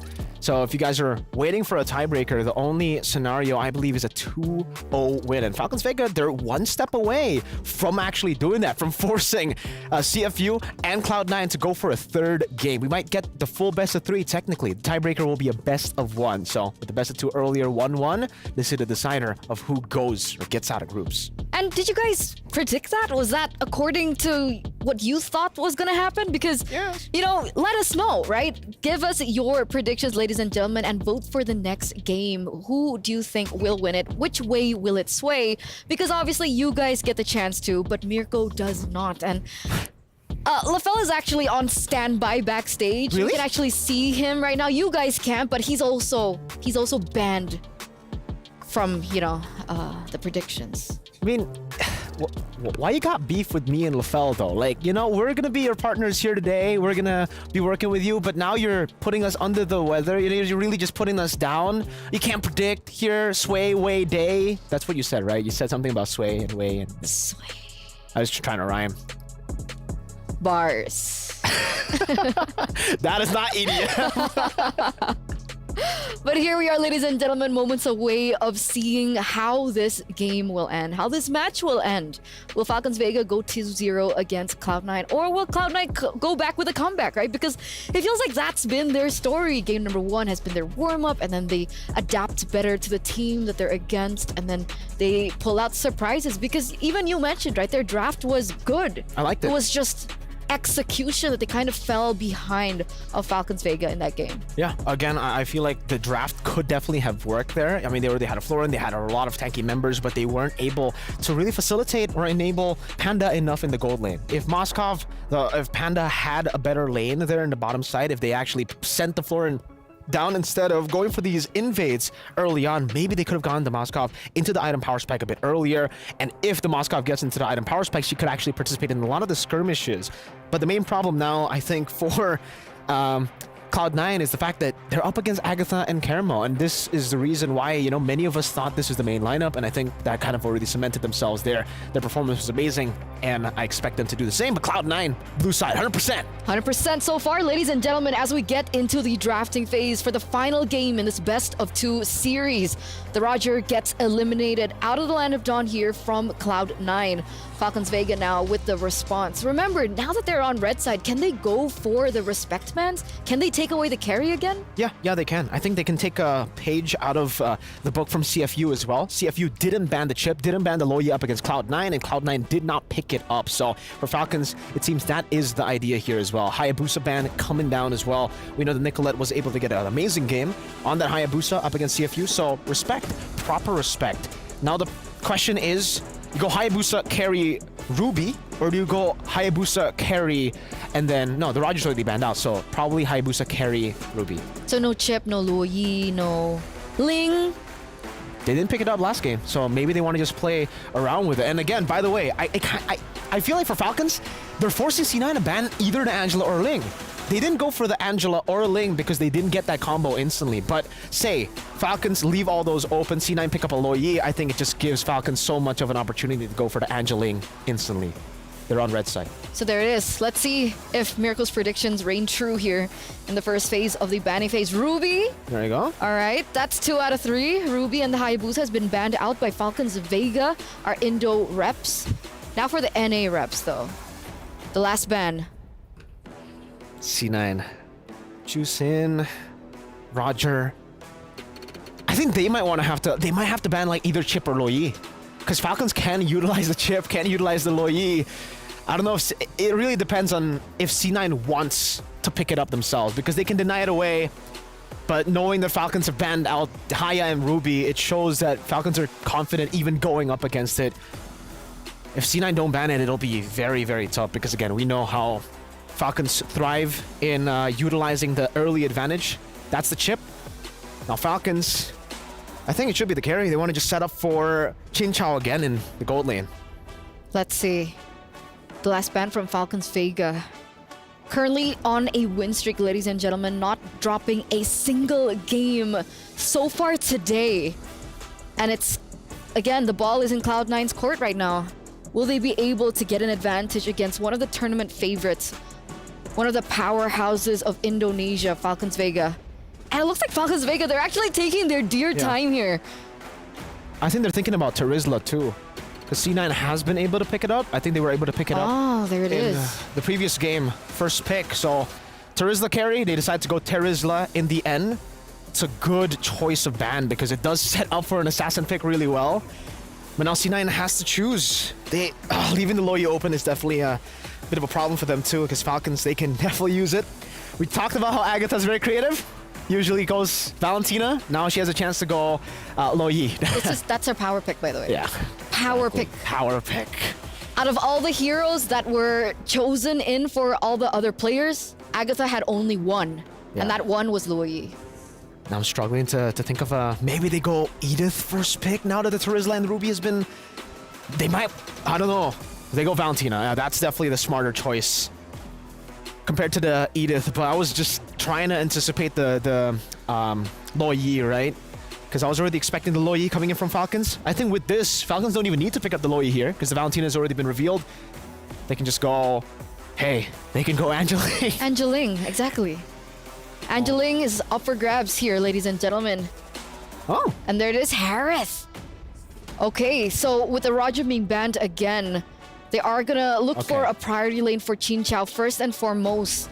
Because technically, Falcons Vega, they didn't have as much control in the early stage of the game, right? When Chin Chao was able to participate more in the team fights, participate more in the neutral objective takes, that's when things kind of swayed more in favor of Falcons Vega, and they know that, they understand that, and Harith and Edith is going to be the choice. Now C9 again. Do they want to go for the Angeling? I don't think so. I don't think they'll go for the Angeling here, but I think they'll go for the carry. The carry was banned out. This is a matchup that kind of enables Panda to be the weak side that she wants to be in these games. We saw in both the games against CFU that she was able to make the carry work still. Nolan was the choice they went for in game 1 against CFU. They go for it again, but no carry. They actually decide to double down on the Moskov despite taking a loss and despite losing in lane quite hard. So Moscow, I guess for them, the decision is to just change a bit of the playstyle, utilizing some of the core elements from the previous draft. Because again, the previous draft wasn't bad. All right. Arlet now going to be the last pick in for Falcons Vega as we head into the second phase of the drafts. With the Terizla being banned out, Arlet, Yuzong is actually still an option. What is a good laner against the Arlet? Yuzong. Yeah, that's why they take it away instantly. The Yuzong is amazing up against the Arlet. Usually when you get that matchup, it's automatically just like Arlet just has to sit under turret. It's very tough unless you send some members up top, and yeah, they'll just ban it out. That's the easy way out of that tough lane. Terizla, Yuzong. I think they should be okay. Maybe they ban the X-Borg last for Falcons, knowing that that would also create a lot of problems for them. Cloud9 though, at this point, I don't think they really need to care about the Tigreal. Usually we expect the Tigreal, especially considering they already have an assassin, but Falcons have already picked up the Edith and the Arlet. It'll be very weird to see the Arlet or Edith not go to like XP/Roam and for them to pick up a Tig. So that should be out of the book, so C9 decides to just ban out the Ling. No assassins, it seems, for Caramel. What about Fanny? Right, I guess, well, Caramel is known to play the Benedetta and the Martis, right? Those are the two heroes that are left open. So do you think that the Benedetta can work in this current meta, or do you think something like the Fanny would be more appropriate? Ooh, the Fanny. I think, again, considering C9 haven't picked a roam, it's still very, very scary to go for the Fanny. They can go and try to pick it up. Last pick, they're on red side. They have the chance to do that. But C9 can take it away. I think they should be able to read this out as well. Ling ban, they should get rid of another assassin. Or hey, they might actually just try to take the Martis away. The Martis is a signature pick for Caramel. Angela? There we go, Angela. What? Huh. So I guess they're thinking that the Angela could be used as a mid laner, right? Edith roll, Angela mid. You're right. It's a good call by them because that's a lot of sustain. Technically they have Edith and they technically also have Harith, so that's already enough magic damage. Exactly. It's a good read by C9 there to ban out the Angela. Could be a good mid laner for them. Now Falcons AP. Oh, Falcons. They actually pick up the Vexana here, so even more magic damage. That's 3 members with a whole lot of magic damage.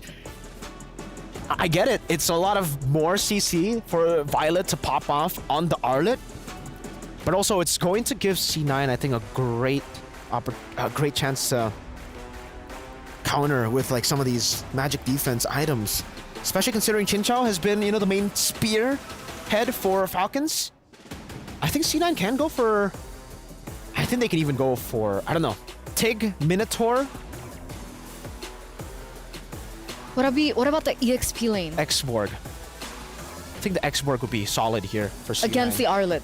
Yeah, against the Arlet, against the Edith. A lot of tanky members here, but they go for CC and Florin. They love it. This is their playstyle. I love the Florin. They love to double down on this Florin. CC is a good lane, by the way, against the Arlet. All right.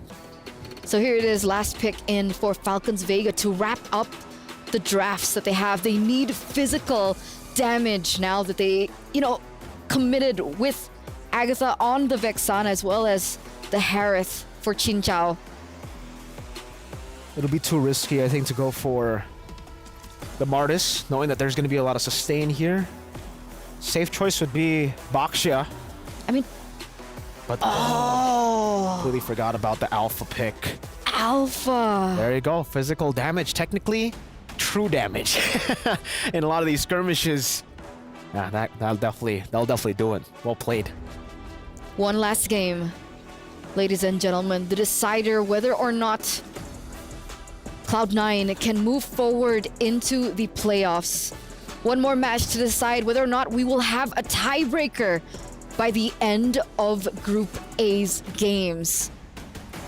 Are you ready, Mirko? For sure. Let's see. I'm ready too. I'm nervous, but I'm ready. The audience, they're ready as well. Casters, are you ready? I don't speak for both of us, but I'm ready. Looking at the draft, though, our friend here, HB Trex Wagner, notes the scary lack of CC from Cloud9. Not a scary lack of CC, scary fact that there isn't CC. There is a CC though on the map, so they made up for it. They do have some CC on their team, but it is a hero in the shape of a little girl. She's so let's see. not that little. If anything, Jewel has to be a colossal force in their lineup because, look, she's the only real frontliner, and I'm putting up air quotes, the only real frontliner for Cloud9. Yeah, how do you even approach this, right? I mean, it's definitely tough for Cloud9, especially the way that Vega's been playing. Falcons Vega have been doing a great job at macro. They've been doing a great job at engaging, catching Cloud9 off guard. Cloud9, they just kite. There's a reason why Falcons Vega is a constant grand finalist in any and all major women's MLBB tournaments. Now Nicolette's in trouble. Nicolette's in a lot of trouble, able to just dash away. A little bit of true damage connects, but Nicolette will be able to get home safely. But now Vega's going to take a camp. They're going to eat good for a little bit. Beta almost took Nicolette down. Caramel with the clutch alpha pick. That's one of the sweetest alphas I've seen in a while. Like that last slot, no one was expecting it. Now, here comes Thal. Big toss up. Thal takes a little bit of damage, but knows Caramel's there. Panda now. Ashley shows up, able to get the kill onto Thal. Brings down Caramel as well. That's 2 for 0. First blood over to Ashley. Le Paniche, she gets 2 on the way out. And that was a blindside from Falcons Vega. To be fair, here's the SDC replay one more time.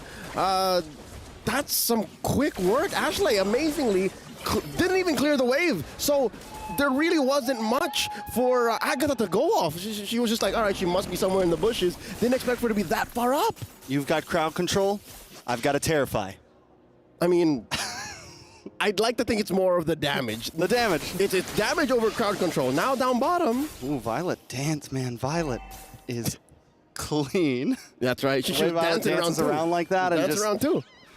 Just a monster, able to come through, deal with 2 members, has been so good from last game to this game, has been so good on this R-Lock. Yep. Now we see Nicolette trying to secure the orange buff for Cloud9. Turtle at a third of its health. That's a non-contest. Zaya backs off. Are they going to look for a dive here? Ashley. Ooh, no one home. Just misses. All right. So this is Violet.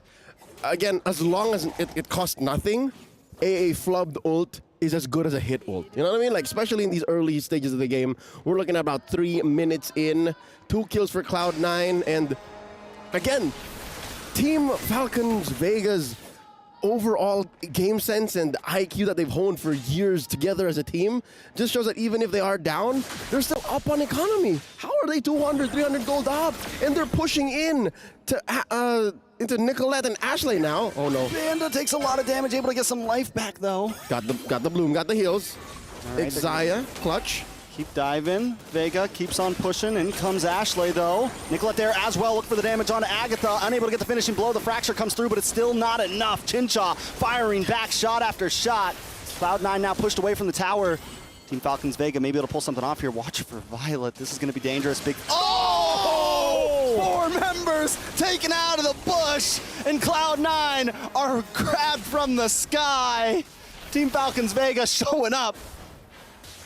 That was majestic. That was beautiful, elegant, near perfection. She literally animation canceled into the bush, almost the whole length of that bush with her. Oh, let's see it one more time. The SEC replay will tell the whole story.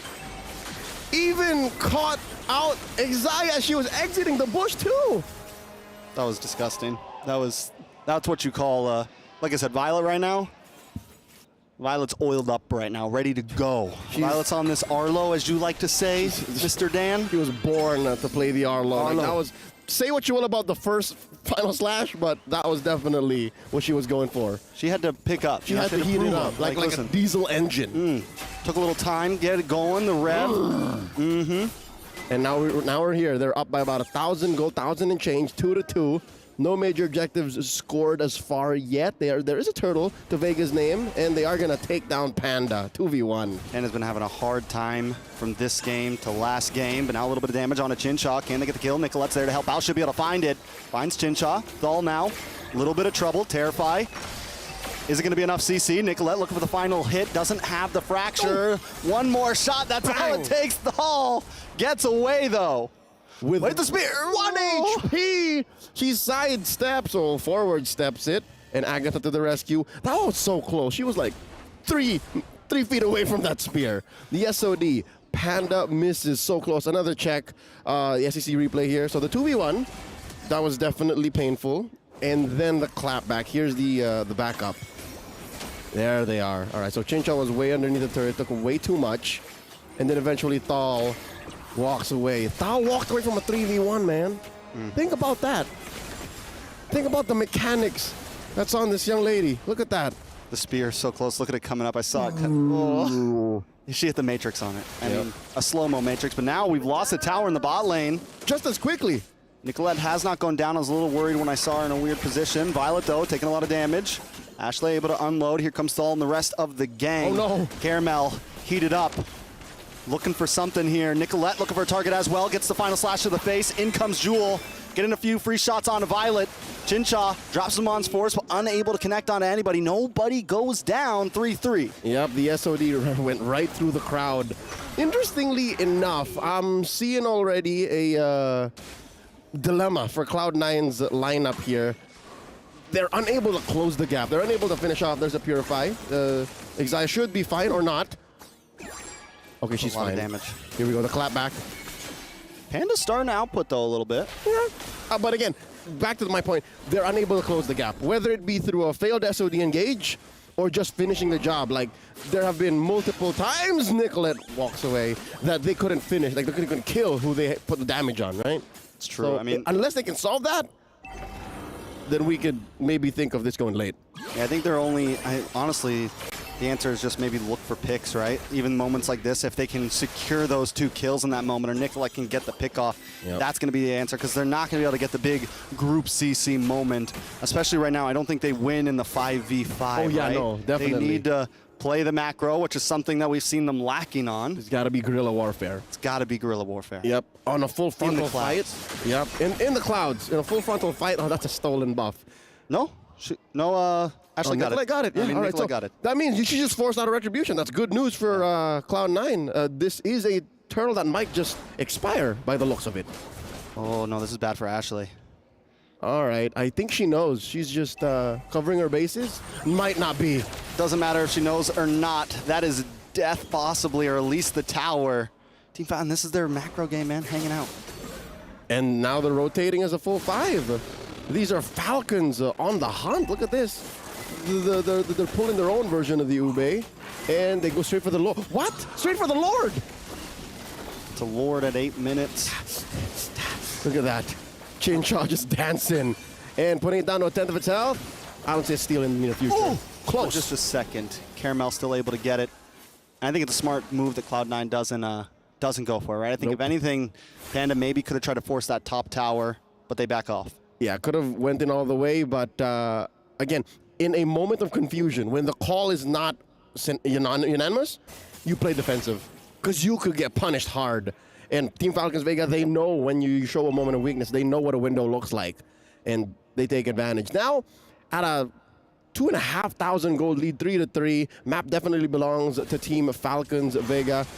I'm wondering when Panda will feel confident enough that she doesn't have to wait for the SOD engage. She's short on money. That is broke. I don't want to say it, but yeah, she is broke. She's on hard times. Hard times in the jungle right now. You know, it's not easy out here in the land of Dawn. She's in the red. The streets are cold. It's difficult because look at this. They're pushing in, a synchronized push. There's a huge wave up top, Lord down bottom. Vega just took out that tier 2 in mid, and they popped the Holy Shield just like that. And it was a clean pop, right? Because they got another wave coming. It's going to sync up with this Lord wave. Falcons Vega just showing supremacy in terms of macro overall. And look at Nicolette coming from the backside, maybe looking for an angle. Conceal play does come down. Final slash goes through, doesn't connect to anyone. Thal backs off. Unable to really connect on the knockup, but they still take the tower. Violet now, able to vengeance through. Able to get a nice little dash. Chincha drops him on force. Damage comes out. Ashley able to find Violet. Ashley goes down. Chincha finds the kill now. Panda gonna chip away at the Lord. Cloud9 able to just defend and take a member with them, but they lose Ashley. And with 3-1-1, That's a big loss. Ashley was kind of farming up there. That's right. Violet could have afforded that death, and it was worth it. They pushed all the way in to the inhibitor, and they got the base exposed. Chincha was able to get out of there. If the SOD hit, that could have been Panda just committing all the way. And I get it now. What Eterna and Mirko, and even through our interviews, that they're playing all in for Chincha. This is her era, man. Chincha has to play well for Falcons Vega. Caramel, Agatha, Violet, they know that. She knows that. And it makes us think, right, like maybe Cloud9. Oh, Nicolette in trouble. Face checks the bush. What do you call that, Kumar? What? I can't remember. There's the fans know when you jump into the bush by yourself. I'm sure they'll tell us later. Eventually, it's in chat right now. But we do have a push here. They could blitz it. Chincha could wail away. There's but one wagon, and they take it down. All right, they'll play it safe here. About 10 seconds until another Lord, and you're looking at a 5,000, 6,000 gold lead for Falcons of Vega. It slipped away slowly but surely, out of C9's control. All right, they're just gonna rush this. Cloud9 can't even fight for it, right? I mean, nope, they shouldn't. There were but 2 or 3 major slip-ups, a pick-off here and there that just got this way out of their breath. Like, it was a stone throw away earlier, but now they're looking to burst them. Slash comes down. Nicolette terrified, locked up. Caramel gets the kill. Samon's force drops, and Chincha alone. I mean, could be by himself, could be by herself right now, and just shredding through. 2 members down with Lord coming. This could be it for Cloud9. Very rarely do you see 3,000, 4,000 gold be the difference when it comes to an arms race. But here, with the way Team Falcons Vegas playing, Violet with a final slash! Big final slash at that. Panda now alone. 4 members down, nothing but Panda against the world. Team Falcon Vega. The Reapers in the group of death seem to prevail with their onslaught. No one can stand against them.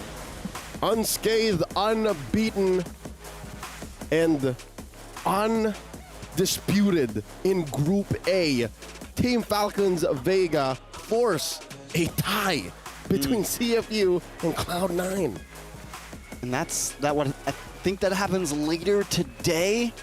And it's going to be do or die for CFU and Cloud9. But we can talk about that later, because right now, Falcons Vega, man, they have just showed from micro to macro to their Lord pushes and to back and forth. Their roster is.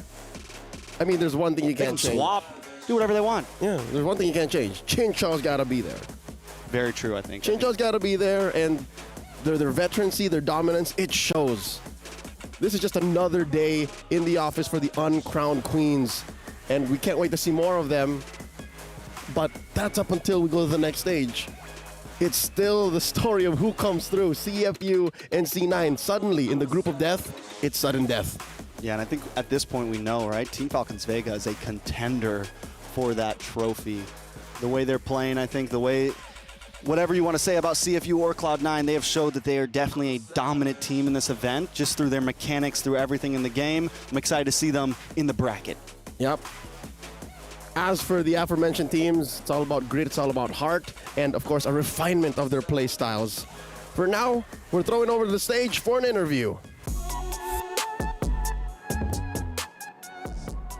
Now, ladies and gentlemen, what a convincing win right here from Falcons Vega. Now, heartiest congratulations to you guys. And of course, right here, we have Chincha right beside us. You know, you look super cute even in a player camp. I am in love. Now, question for you guys is 2-0 all the way, undefeated thus far. Who has Falcons Vega got their eyes on right here at the MWI? Of course, it's Vitality. The other team from Indonesia. So you're gonna take the crown from the reigning champions? We'll try our best. Yeah, that's the mindset of a champion. All right, Bar, what do you have for Chincha here? Well, I think as you've been playing beautifully and, you know, pretty much like having it one win after another, how do you choose the players' deployment during the matches? Sorry. The deployment of players, like during the matches. We just play everyone in turns. So in the first match, it's Funi and Funi and Meilen's turn, and the second match, it's Caramel and Agatha's turn. Amazing strategy, pure planning, and they got it going on. Right, so just adding on to the question, you guys made a little bit of a roster change despite a 2-0 win earlier on in match 1. So is this like a strategy, or you guys are just super confident that all of the players right here from Falcons are just ready for deployment, ready to go? Why the switch in match 3? We believe all of our players are competent enough to play in the matches, so yeah, we'll just play everyone in the next match also. Now that's a flex. That's a flex. It is. So yes, ladies and gents, we have heard from Chin Chao herself. So if you guys are wondering, hey, what's up with the player switch? This is because they are ready. Falcons, Vega are ready for that flex because the eyes on the prize to take the throne right here from Team Vitality. And here in Group A, they have proven that they are ready. So without further ado, let's hand our time back on to the studio. Take it away. Let's go. Yalla. The uncrowned queens strike again, ladies and gentlemen, as the Falcons Vega, all the way from Indonesia, they're going to be able to move forward from the groups into the playoffs. Unfortunately for Cloud9 and for CFU, though, I don't know if it's fortunate for CFU, right? That Cloud9 didn't get a game, but just like Ken Watanabe said in Godzilla 2014, this is time.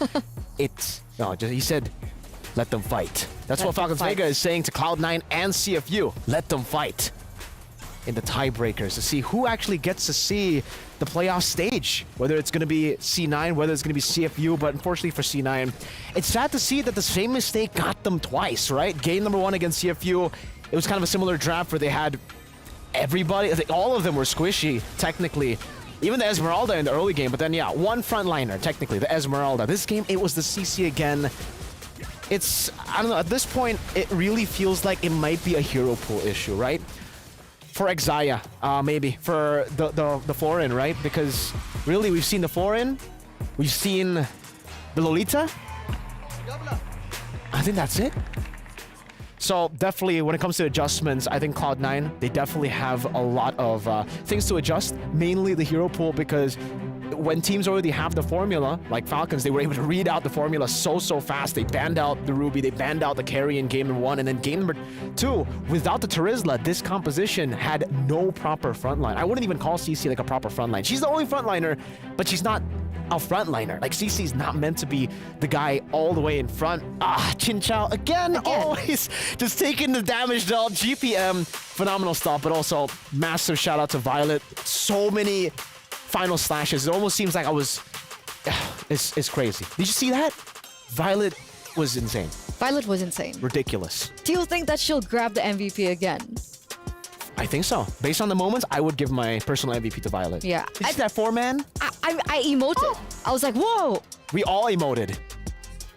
We all did. Even LaFell, and he's not even here. He isn't. I wonder if he'll be here later on. I hope not, you know. Hope not. You don't like him very much? No, we really... yeah. We like her. Yes, Violet was amazing. Definitely like her. Match MVP presented to you by the PlayStation Tournaments. Violet from Team Falcons Vega.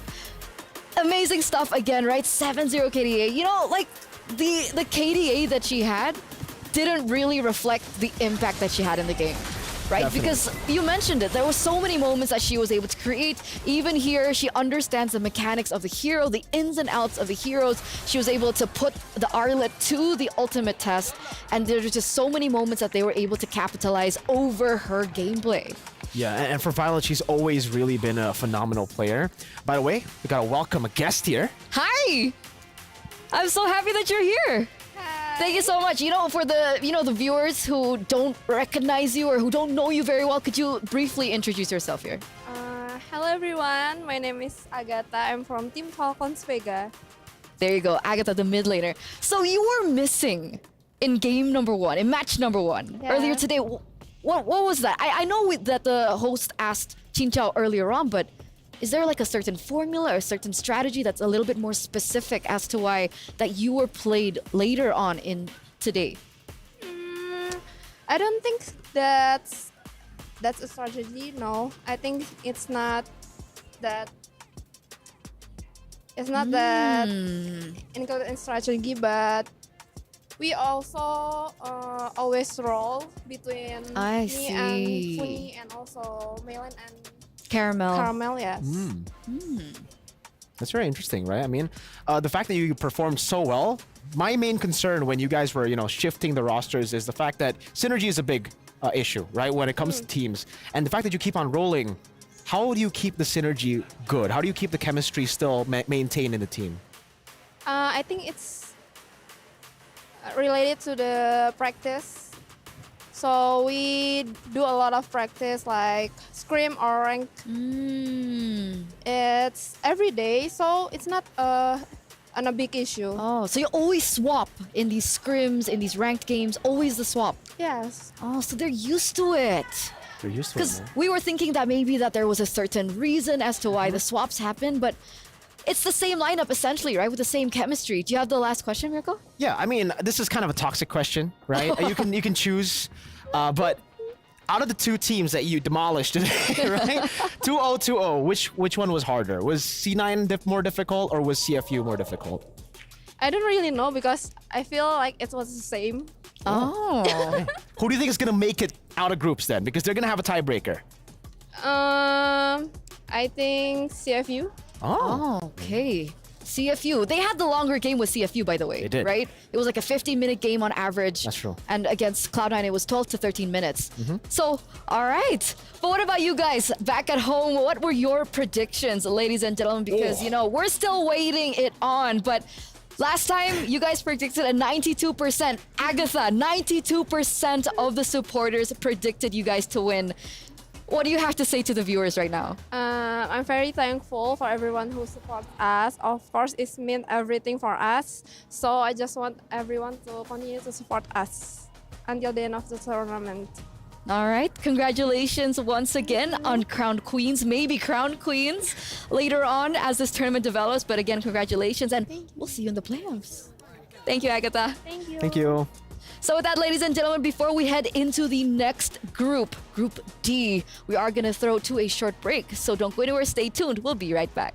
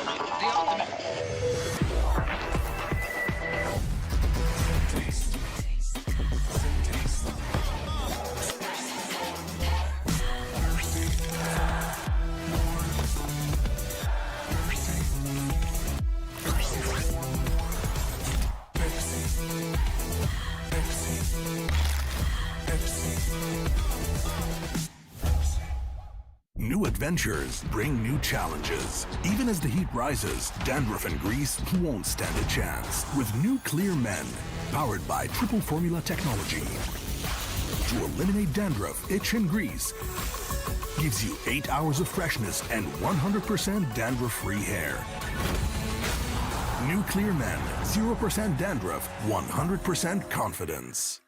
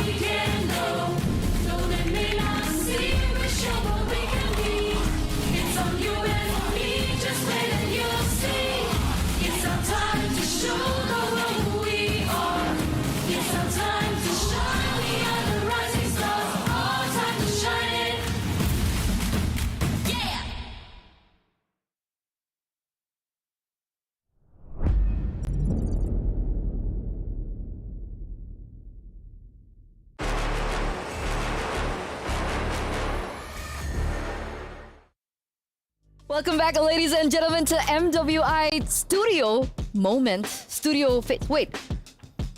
Mirko, you got more handsome. Oh, you know what? I'll take that because you guys look like you guys had a lot of fun without me. Hi, guys. My name is Afel. Just in case if she doesn't know who I am, you know? I was like, why did Mirko get more handsome?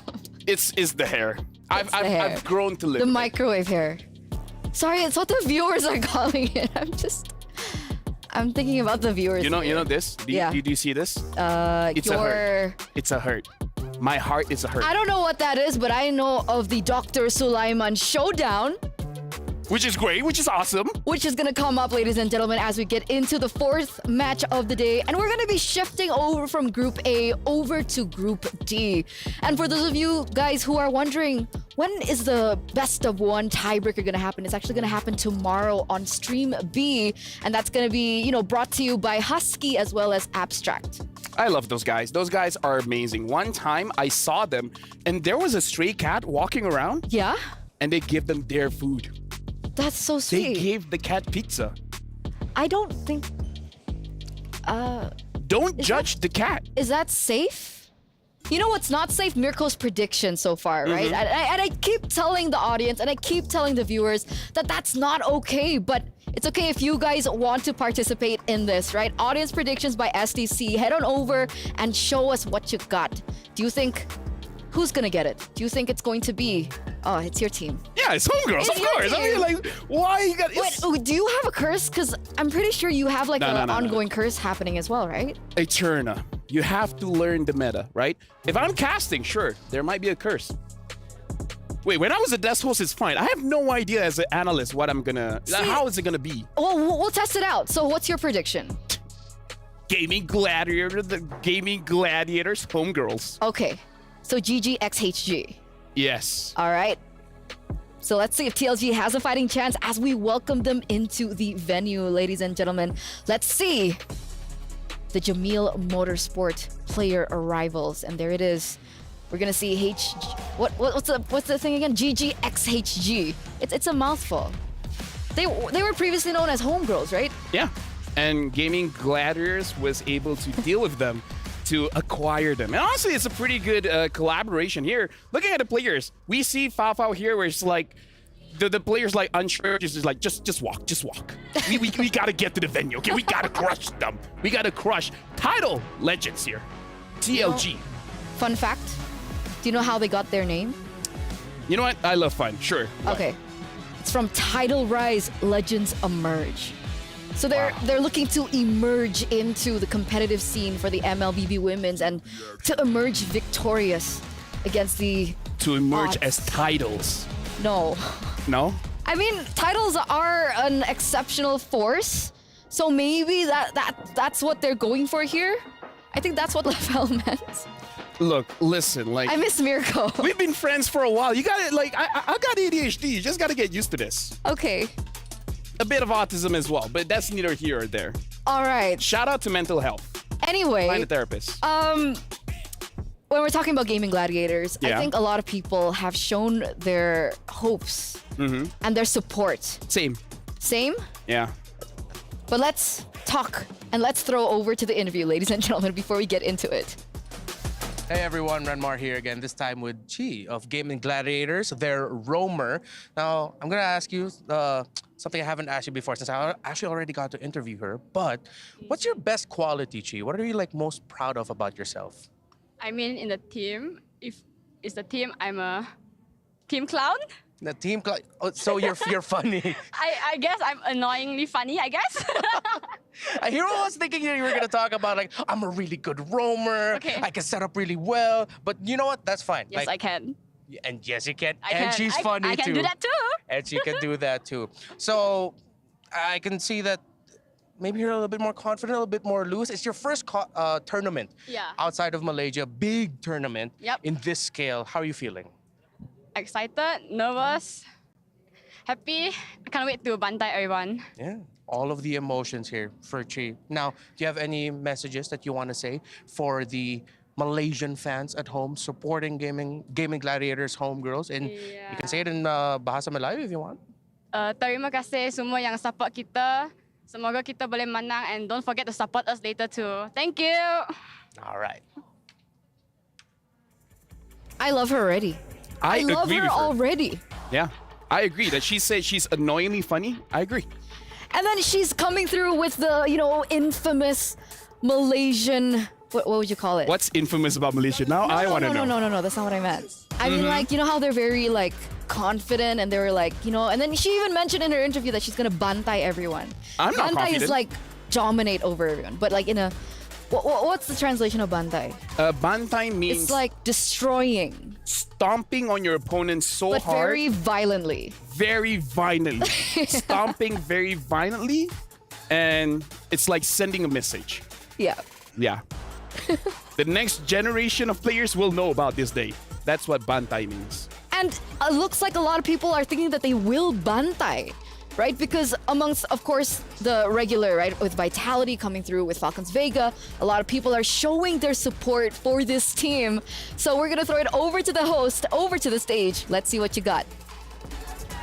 And ladies and gentlemen, welcome back ونرحب بكم معنا مرة أخرى هنا بكأس العالم للرياضات الإلكترونية مع Mobile Legends Bang Bang Women's Invitational بمجموعة D. And now we are in Group D. A lot is happening and it's going to happen as well, Cheryl. Now I'm very, very excited as Eterna as well as Lafelle has mentioned. What's going to be happening right here for Group D, opening up the show for the group.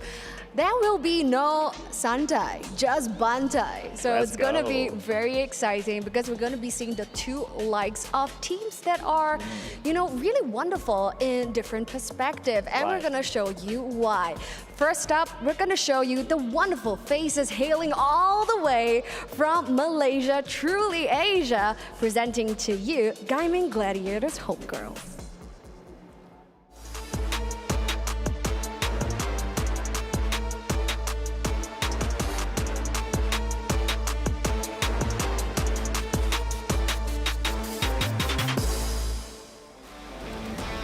Now, I don't know about you, but for me, I'm incredibly excited about what Gaming Gladiators can do. Okay, LaFell, don't get excited, calm down. But for me, I'm very excited because, are they able to replicate the success, just like the boys did in MPL, Malaysia, as well as taking the throne for the MSC. Now, will homegirls or Gaming Gladiators take this victory and proceed on in the tournament? We will find out with this match starting off. And who are they going up against? Well, like you said, exactly. They might win another and bag another win from Malaysia, but now they're gonna go against, ladies and gentlemen, as they're gonna rise to the tide all the way from China. Let's give it a good voice to the amazing team of Tidal Legends Gaming.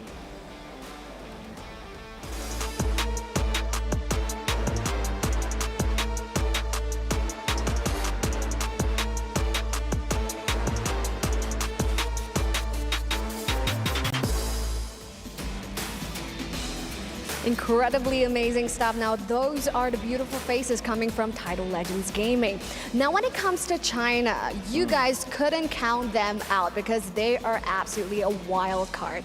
All right, they are coming from the land of prodigies, dominating every single game all across the esports arena. So coming into Mobile Legends Bang Bang makes them really an unpredictable team, perhaps surprising us over at the Land of Dawn. Yeah, exciting stuff, isn't it? So for these two teams, what we can absolutely guarantee you guys, there's gonna be mayhem happening over at the Land of Dawn. On one hand, we're gonna be having our female players coming all the way from Malaysia. Let's not forget, their male counterparts actually took the championship for MSC 2024. And over on the other hand, we have Tidal Legends Gaming hailing from China, where we have teams, and players who are coming from the prodigies, of esports gaming. So who will take this match for the day? Opening up Group D, without further ado, we're gonna hand our time back on over to the studio. Yalla. Let's go, yalla. Yalla, thank you so much, Cheryl. Thank you so much, Bara. And that is the ultimate question, right? Who will be able to get this victory in our fourth match of the day? And remember, this is China's first time participating at MWI. And fun fact is, another fun fact, I love my fun facts.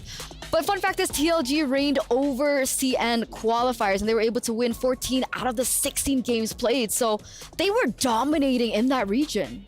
Before we start breaking apart what's going to happen in this game, big shout outs to Cheryl Yao. No santai, just bantai. Which means no chill, just destructive force. That is scary. No, it's not. Do you have a voice changer? Are you hiding a voice changer right now? It's all from the stomach, bro. That's amazing. Thank you. I have a big stomach.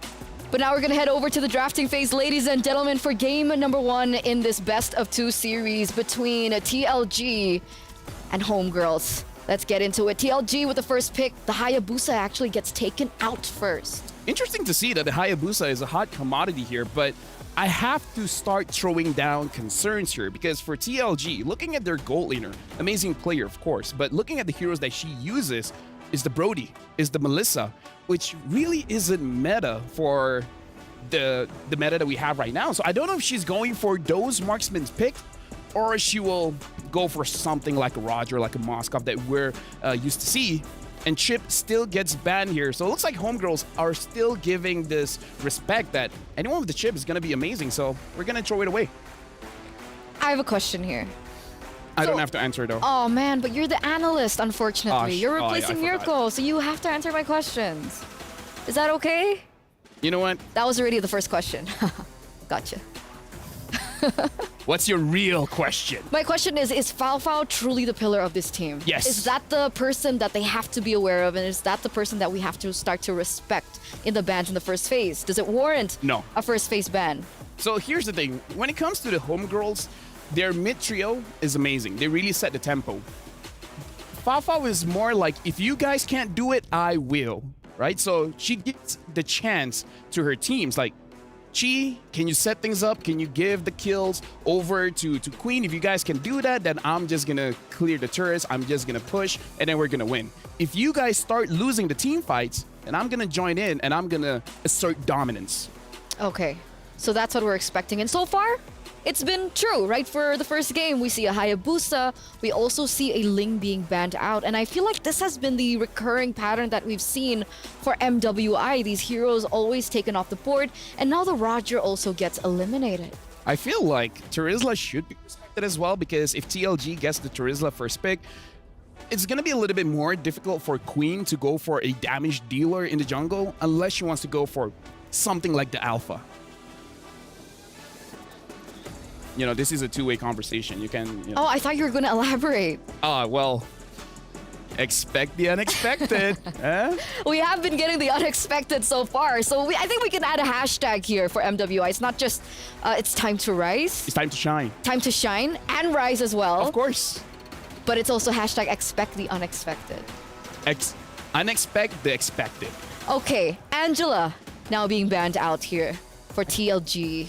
And so the Terizla has still been left open. And if they go for the Terizla here, then obviously the Luo Yi will be opened up for TLG to pick up in the first phase. But another thing that we've seen is Harith has also been a recurring pattern. Which is something that homegirls will prioritize if it is open. Because Fafao has been a monster on the Harith as well. Mainly, she's not super aggressive. She just waits for her 2-item or 3-item power spike. Afterwards, she's just like, the game is mine. I'm going to do it. You guys just chill out. Now, for this pick here, I do feel like TLG should go for it at Terizla just to make sure that they have a winning lane in the EXP and then having an advantage when it comes to the Turtles. Because just looking at today, Terizla is a tempo setter. It's going to make it easy for your team to actually start the fights, to grab neutral objectives, and to potentially slow down the game if you needed to. So it's an expensive pick.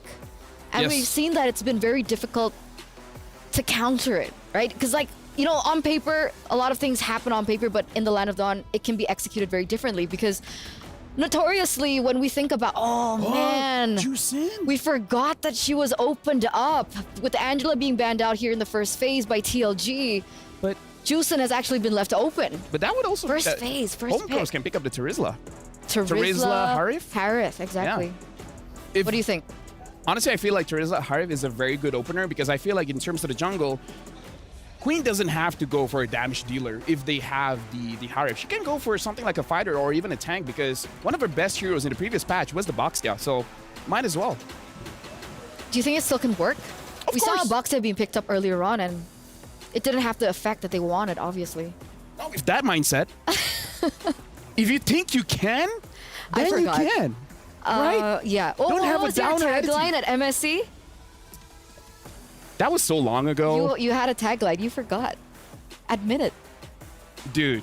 Oh, Minotaur Terizla. Let's look at the draft. All right. Minotaur is great. They're not forcing out the Harith because I kind of feel like Fafao's top heroes are the Moskov, the Harith, as well as the Claude. So I feel like she's okay fighting against the Harith. Or, like I said, so far, Yinhuai has been using the Melissa as well as the Brody. So they're probably expecting her not being able to use the Harith because that's a difficult hero to pilot. I believe that Bruno was also an option that she utilized back in the day. But again, with it being so out of the meta, so outdated, it's very situational and conditional for these heroes to pop up into the Land of Dawn. So it really forces her in a spot to either go for comfort that might not work or they stray into the meta again. But Xborg gonna be the choice alongside the Harith. Now, there you go. You know, you're very negative. You should relax a bit.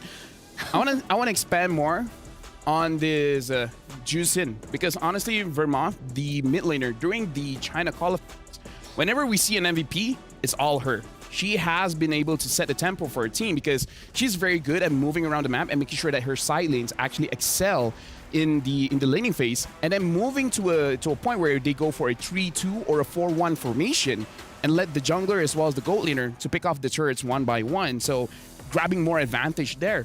It looks like Fafao will be going for the Claw to go up against the Harith, where I feel like she has this matchup quite a lot in her competitive career. So she's on her comfort at this point. I mean, technically, it's not the best matchup for the Claw. Not with that mindset. Eterna, Wow. I need to teach you how to be positive. I'm not done. Okay. But we saw Chinchao being able to do it and being able to dominate in the lane against the Harith on the Claude. That's how you should be. Guys, I miss Mirko. Can we bring him back?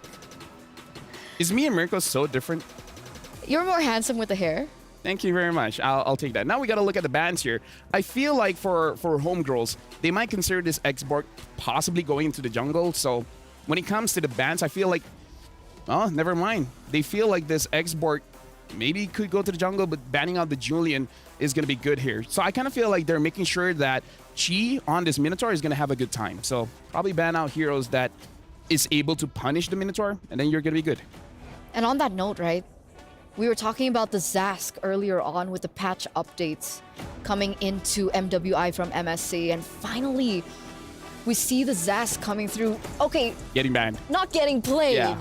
banned, but at least we see Zask on screen, right? Because I think a lot of people were anticipating that Zask would be a lot more popular coming into MWI. I get it. It's okay. You know what? Looking at the bans here, I wonder though, why do they ban the Zask? What do they know that we don't? Which is very interesting because I feel like Zask is good in the mid lane if you're fighting against a damage dealer because you're able to outplay that kind of situation. Maybe they want to go for a damage dealer in the jungle. The question is what? Because Link is banned, the Hayabusa is banned, the Roger is banned as well, and now even the Nolan. So what else do you go for? Do they go for the Fanny? Like, that's very risky, especially when the Charizla is there. Like, going for a damage dealer when the Charizla is on the opposing side may not be the best idea. So what do you think? Honestly, Alpha. Alpha. Alpha to go up against the Charizla as well as the Minotaur with the X-Borg. There's a lot of true damage going on. So you can have a prolonged team fight, especially when you have Zushin as well, using the Lantern Flare, able to move people around. It's possible. It's definitely possible. So Alpha, one of the options that they can utilize here, and it still works despite them not going against a utility jungler. I mean, we don't know just yet, right? True, we don't know. true. So homegirls maybe don't show the jungler now. They're picking up the Novaria. The Novaria kind of shows that you kind of want to go for a utility jungler because it helps the team out, right? It helps Charizla, it helps the Minotaur to set things up for a fight around the turtle. Okay, so the Novaria being picked up now. And I thought the mid laner for Gaming Gladiators, she likes to opt for more support instead of damage. Novaria can give a lot of support, right? It's gonna make them able to... It's an enabler. Novaria is an enabler, giving vision, as well as a bigger, hitbox to make sure that the Minotaur, as well as the Charizla, can actually execute their skills. Oh, wait, that's a Bane! Ooh. Casters, are you there? Are you seeing this? A Bane debut coming through. That's Bane. As you can see, he's very excited. I'm Naisu. This is Leo still. We did a little swip swap, just like we did with Mirko and LaFell. How are we feeling about the Bane? Y'all know I'm in love with the Bane, but I'm also excited to see how GGHG and TLG do it in the Land of Dawn. Honestly, the Bane is amazing because the ult can actually counter the Blazing Duet coming in from the Claw because it's a knockup. So you can cancel out the Blazing Duet. So honestly, this composition coming in from TLG, they can have a very prolonged team fight. And honestly, it's pretty good for counter engaging. So if Homegirls wants to engage, might not be the best idea. When was the last time we saw Bane? Did we see Bane at MSC? Yes, we did. What was the choice of emblems, of items? What did that look like? Oh, so it looks like it's the Alpha coming in from Homegirls. Gonna be very quick here. I can hear whispers. Same here, same here. So since we're hearing whispers, do we want to throw it over to them? Yeah, let's do it. Alpha being locked in. Naisu, Leo, what you got? Hey, we were whispering, but thank you so much for breaking down the draft here, guys. You know, we're excited about the matchup here because, yeah, we're moving to Group D. And once again, everybody, welcome to the Caster's Desk here. I am Naisu with Leo as we're bringing you the next 3 matches to round out today, day 1 of MWI. It's a best of 2, and again, only 2 teams move on through the next stage, and we're starting the competition here in the group with TLG from China going up against GGHG from Malaysia. Eyes on these ladies from Malaysia specifically because, as mentioned by our desk host, by our analyst, They recently won the biggest tournament here in MLBB Esports just about a week ago under SRG. Now GGHG have a big chip on their shoulders. We're going to find out exactly how things fall into place, just like we did with Group A, now that we are starting to kick things off with Group D here. Once again, it's Title Legends Gaming from China and GGHG Gaming Gladiators, home girls from Malaysia. We're jumping into the land of Dawn. This is the game number 1 here in this best of 2. A first pick. Jushin opens it up for Vermouth, and they also close it up strong with a Bane.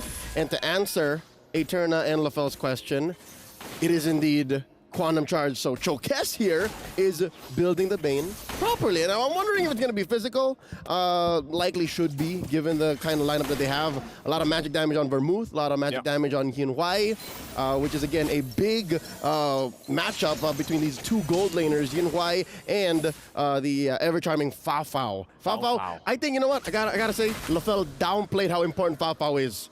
Yeah, maybe he was being modest. Maybe he was being, he didn't want to show all the cards here, because of course he's going to know a lot about GGHG here. And one thing too to know, while they kind of get situated, is Fa Fao, I believe she mentioned that she really idolizes Benny Cutie. That's right. Right? She looks up to that playstyle, and one day she would hope to, I'm not sure if that'll ever happen, but if she wants to be able to go and match up in the lane against, I believe it's Benny Cutie and even like Sasa or Saksa. She's playing on the same stage Benny did about a week ago. Yeah. So this is already on her way to fulfilling her dreams.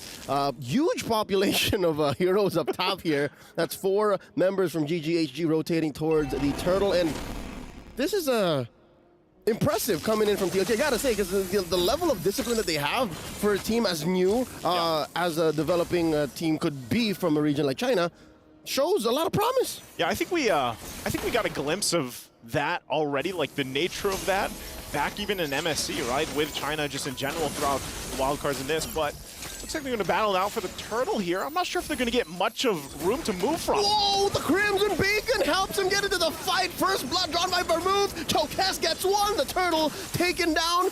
Quinn as well. Ash, can she get away? No!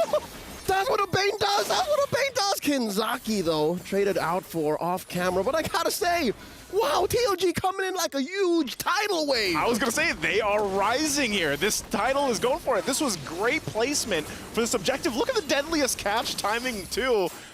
I know that. I know you're smiling. I know you're happy. That's a slam dunk.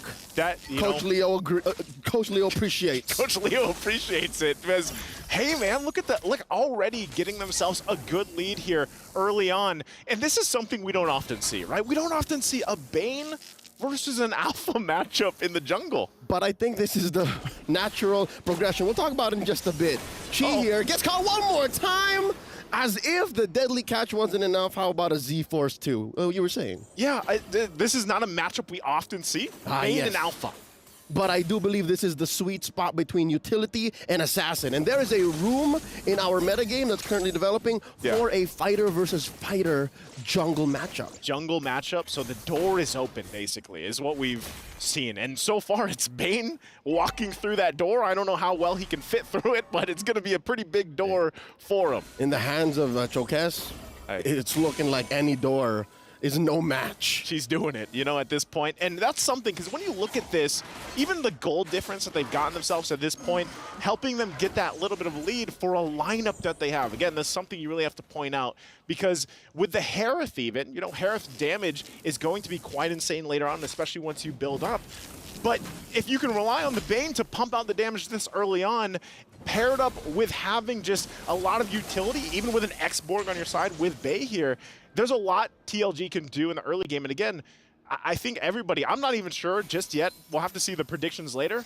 But I'm almost going to bet that a lot of the weight of predictions were here on Gaming Gladiators Homegirls because of that history that they've had, the chances. Oh, hold on. Let's talk about it later. But first, Chi jumping in. Minoa and Fury, the answer back from Kinzaki and Vermouth. Can they get it? Chokes secures another turtle, and Quinn gets taken down by Kinzaki again off the back of a deadly catch. They don't call it deadly for nothing. Yeah, they don't. And it's interesting to see the way that it's working with Jushin, because Jushin, sorry, Jushin, that's still, I'm still it's a stuck new with the hero. wild It's card, fine. man. Yeah, We've been talking about it for like about 6 hours tops. I can't remember what Eterna called it, but either Jushin or We'll ask her later. Zusin. I think she said Zusin. She'll mention it later for sure. Yeah, but either way, wow! Look at that, turret down. Title Legends game incoming. Are you surprised? We didn't know their game. We didn't? It's a very limited amount of information on them, and now Quinn's in trouble. Another try from Ash coming in. Chi Boy still holding down. Vermouth gets taken out by Hani. All right, GGHG on the board. Okay, they're on the board. They lose an objective down bottom. They've lost 2 turtles.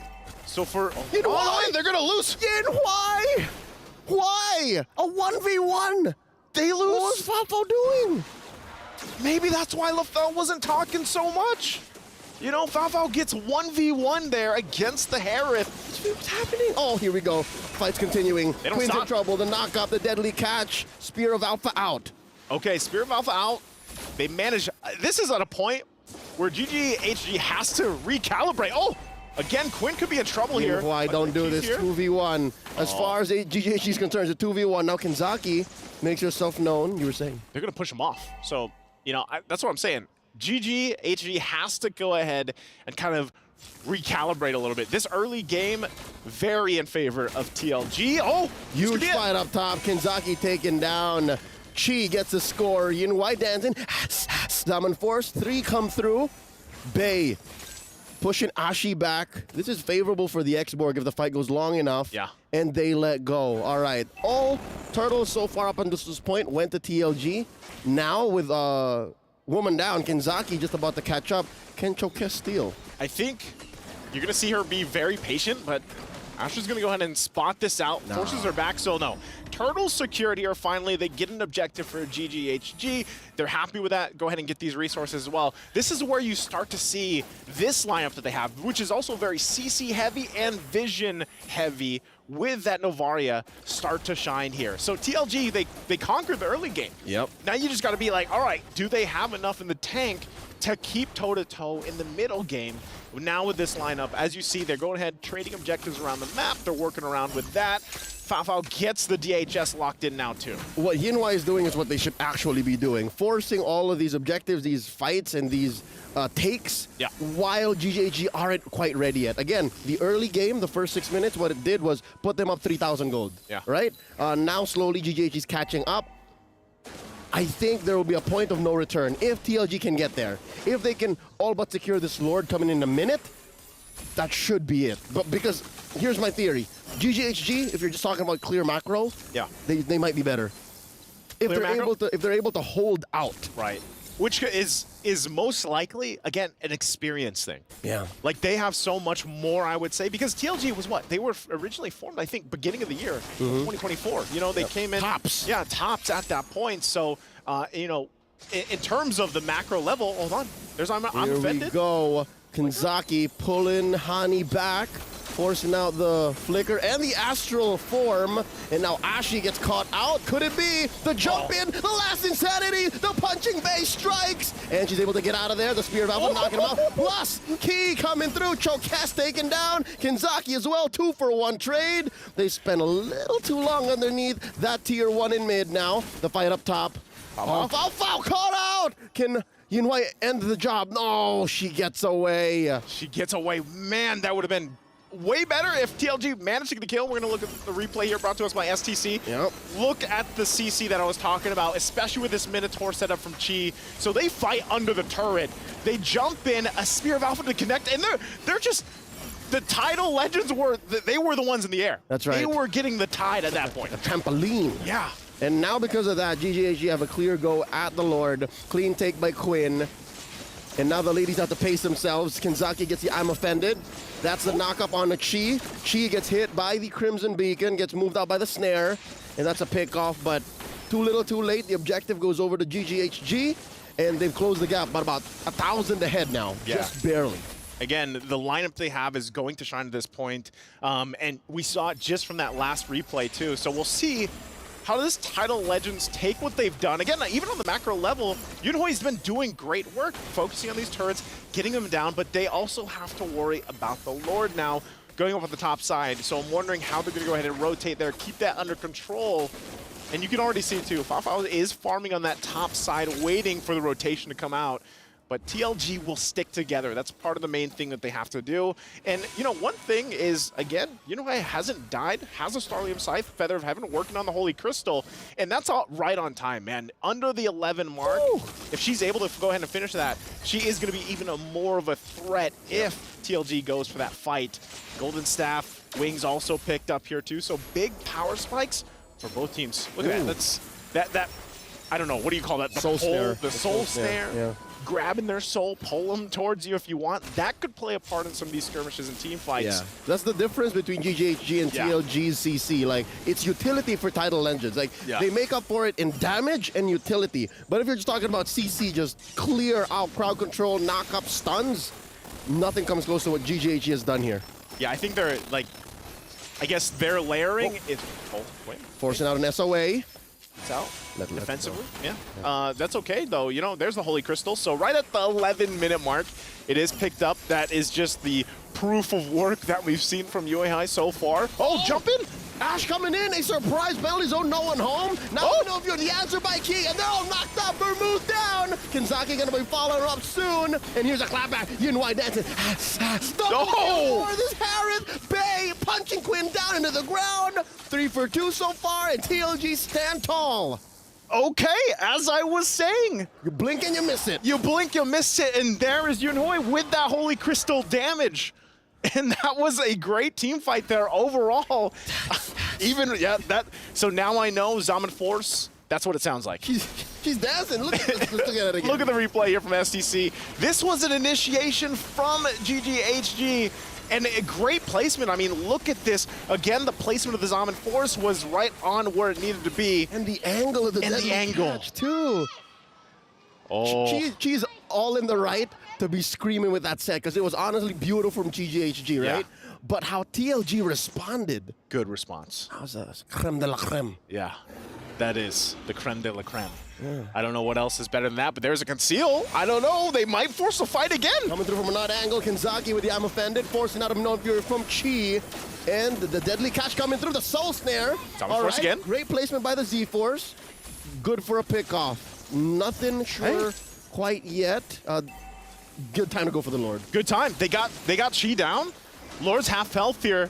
Keep an eye on Ash. She might force an initiation with the penalty zone, so they're gonna have to go ahead and take their time with this, but they get the reset, and that might be what they're looking for. It still hasn't fully reset just yet, but they go back to this point.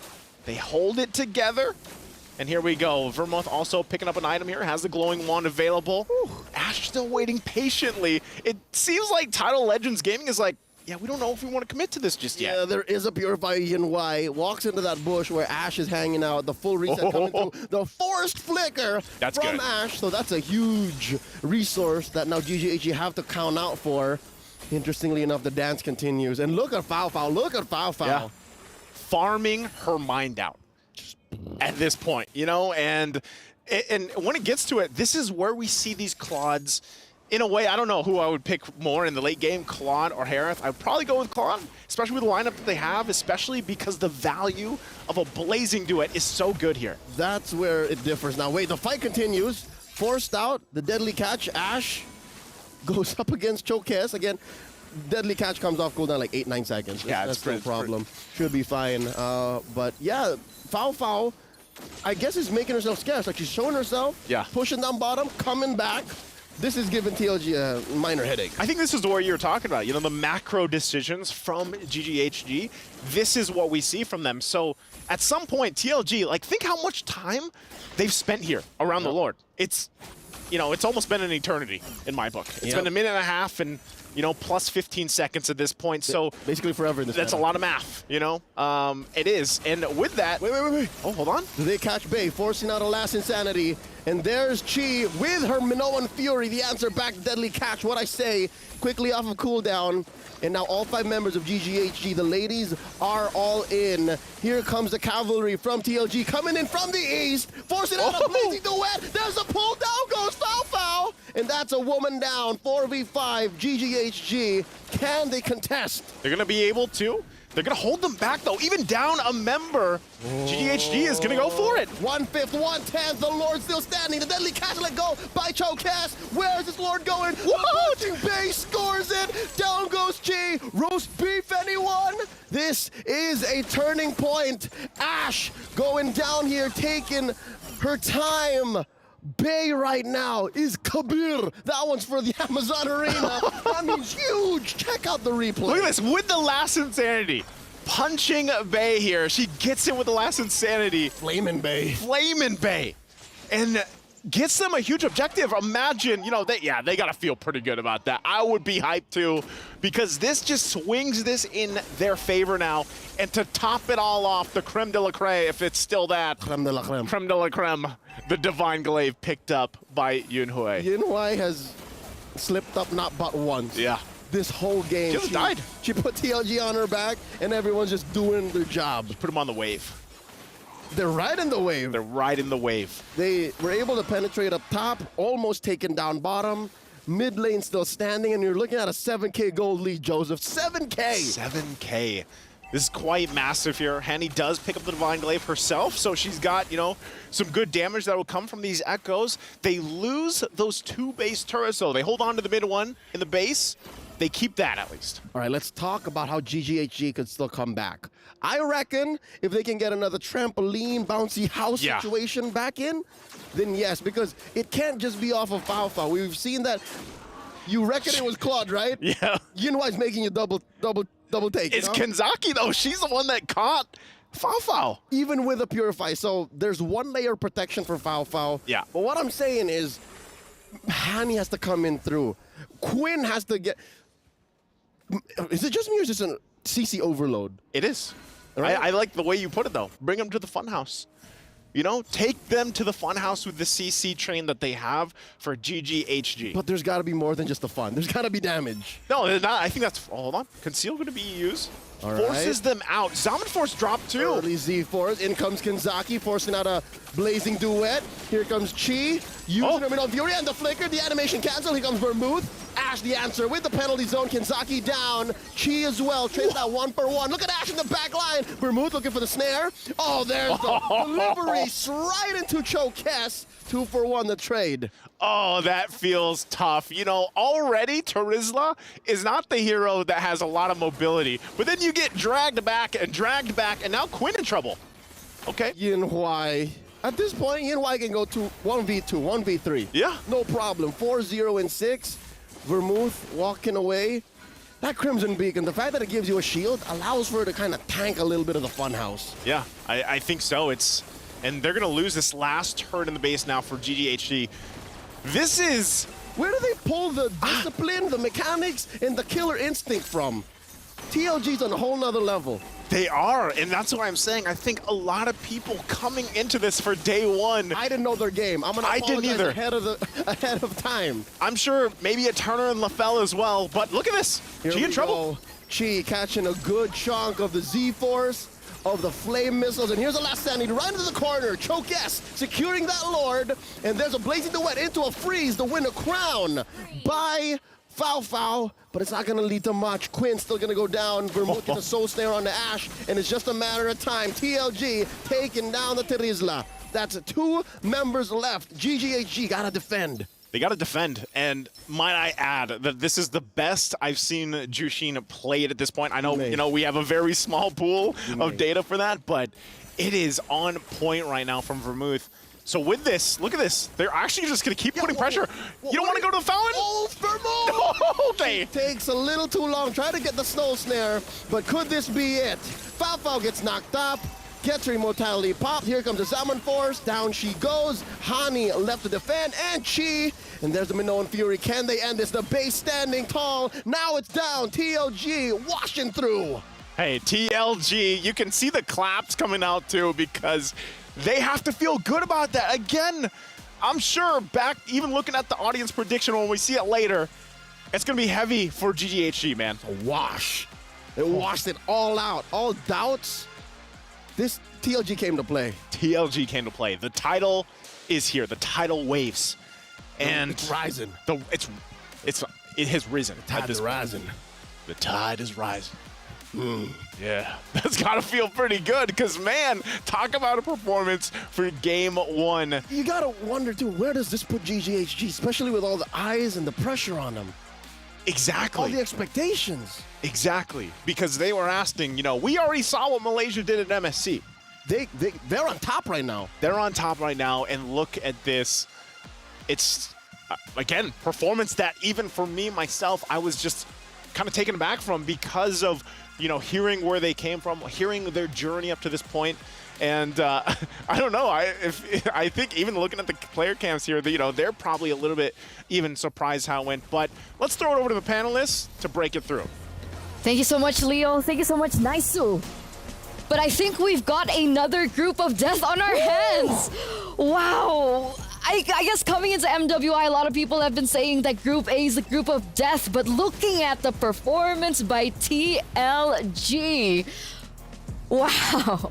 We gotta talk about Vermov, right? Using this juice in, it makes it so that, homegirls, I hope you have frontliners. Not anymore. She's the one picking people off. Like, it's amazing. Like, they're showing why Jushin should be bad. And let me just say, in terms of the macro understanding of this game, TLG did very well. They have a very good understanding of making every single fight a 4v5, because before they do anything, they're gonna pick off one person, and that person is Chiboy, making sure that this Minotaur is a non-factor. And then after that, everyone else from Homegirls makes it much more easier. Like, look at this. Every single highlight we see, Chiboy is the first to be taken out. Yeah, every time she tries to go in for something, every time she tries to build momentum for her team or tries to go in for cover, for support, she gets immediately annihilated. And to make it all worse, Kenzaki, she did amazing as well on this Ruby, right? There were so many times that we even mentioned it, right? Fao, one of the main pillars, one of the main backbones of GGHG, gone. Every time she went in with the Blazing Duet, I'm offended, and then that was it.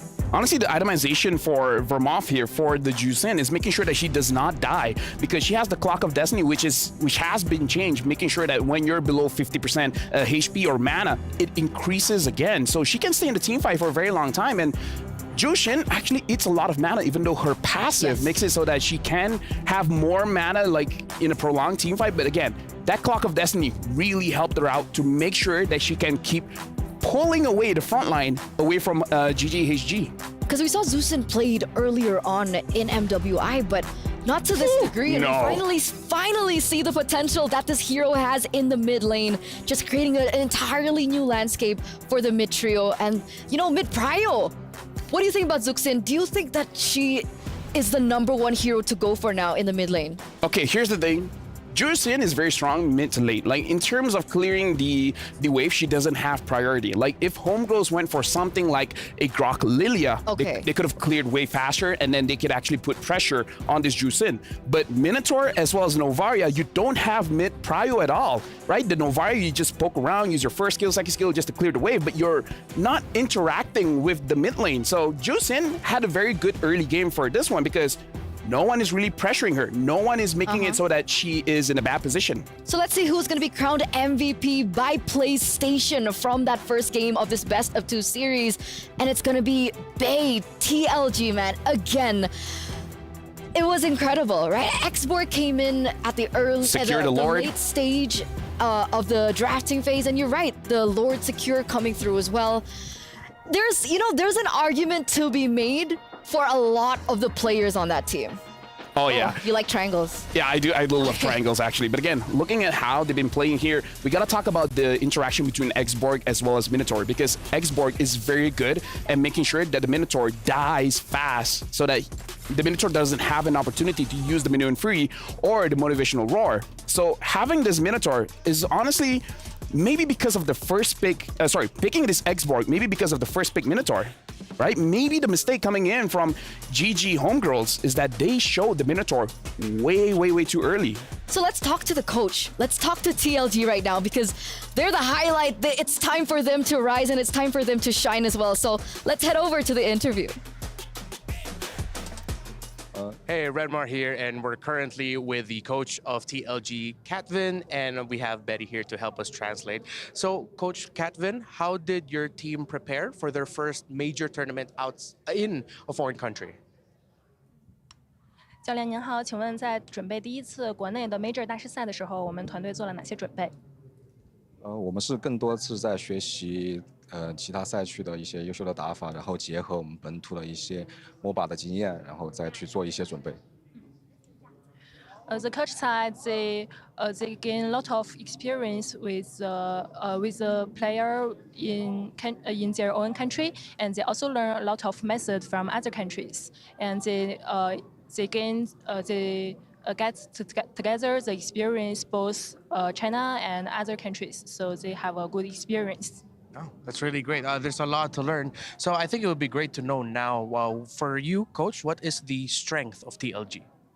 对于我们现在的战队来说，我们战队的强处是什么呢？更多是我们整个团队很想赢，然后尤其是我们经验路选手以及我们的辅助选手，个人手法、个人操作是比较好的。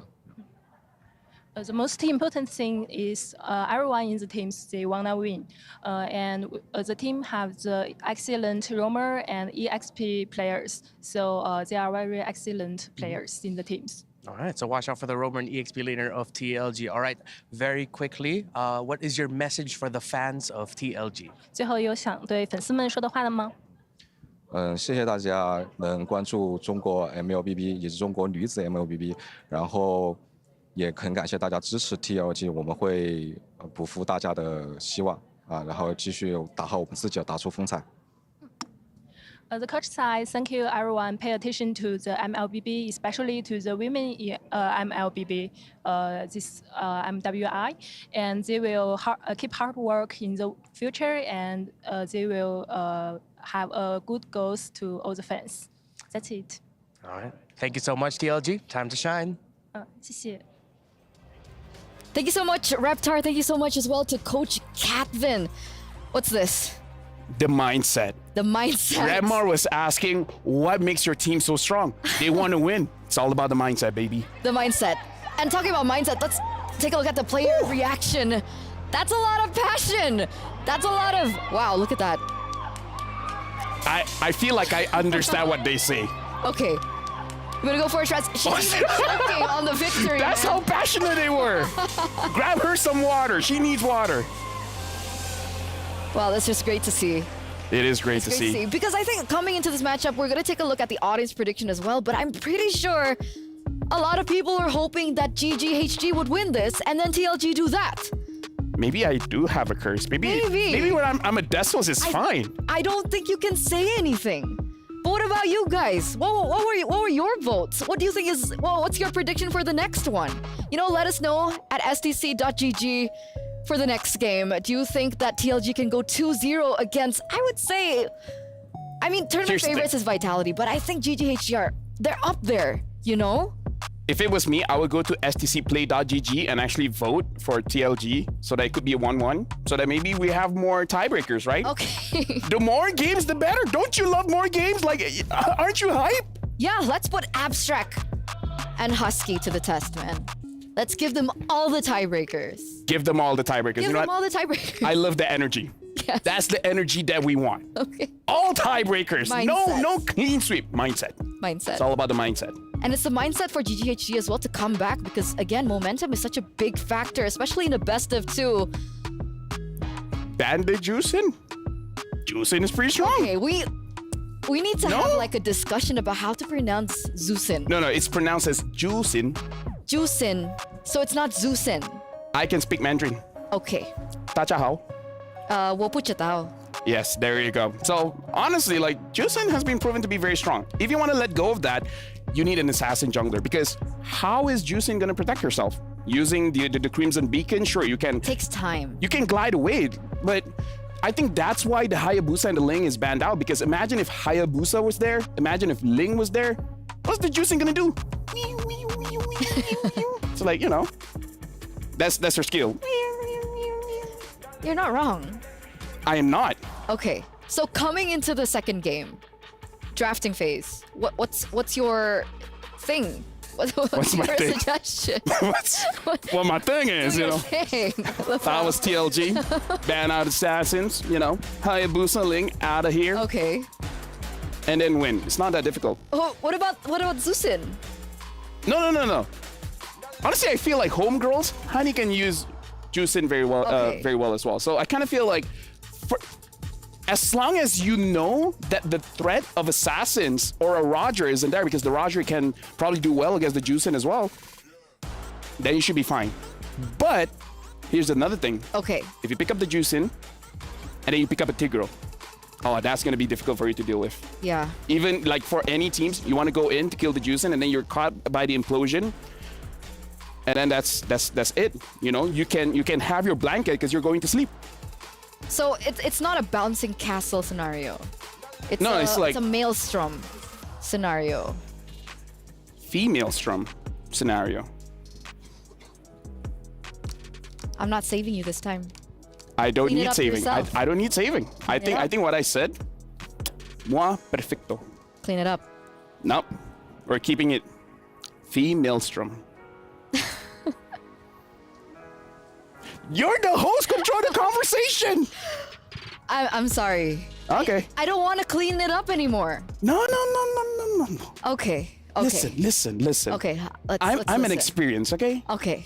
Like I'm here. You are an experience. I'm an experience. Okay. Like we saw Ashley is a secret. I'm an experience.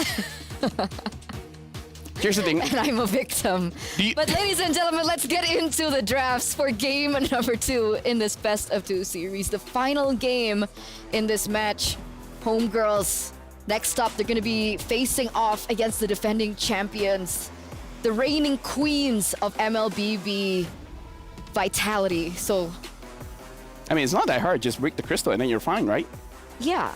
That just like maybe 1 or 2 turrets here and there, maybe get a few kills, Yeah, and then of course, just of course. winning isn't that hard if you have the right mindset. The mindset. Speaking of which, GG Gaming Gladiators homegirls, either they ban out the Juicin or first pick it, because again, if you're not going to be having access to assassins, because we saw Alpha, even with the Spear of Alpha, you're able to go to the back lines. You're still not able to catch the Juicin, because honestly, Vermoth is very exceptional when it comes to her positioning. She makes sure that she doesn't get caught. Okay. But what did TLG do here? What did TLG do here? Angela being banned out. No Chip, no Roger, no Luo Yi ban. I guess Luo Yi was already banned by GGHG earlier on. Ling still a possibility, and the Hayabusa. So there are a lot of heroes to consider here, Lafel. Especially if TLG, they really should respect the chip. Chiboy, I haven't seen her use the chip because, again, it's always been banned out, but I have to assume that she's quite good at using the chip. So TLG, because they banned Angela here, yeah, I feel like one of those assassins is going to be opened up. So it's really about homegirls here. Do they still want to ban out the Juicin? Because if they pick up a Hayabusa, it's fine. If they pick up a Ling, maybe it's a bit difficult. Oh, they don't do it. Yeah. They don't risk it. I mean, if you lose your 2 here, it's going to be hard to get out of groups. Like, Gaming Gladiator homegirls, they need to win this one. If they at least have 1 point, then they have a chance. They do. And again, like we mentioned, right? In this group, in the 3 teams that are in Group D, it's them plus Vitality. So it's no easy feat. It's absolutely no easy feat.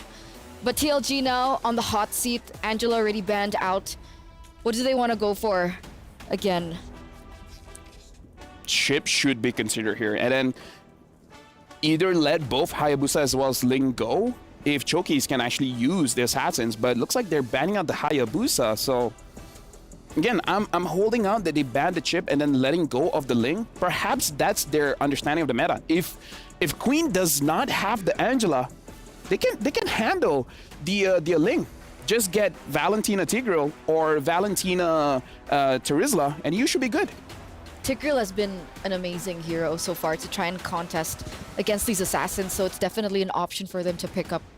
Hayabusa going to be the choice here. Ling still left opened for grabs. What about the Roger?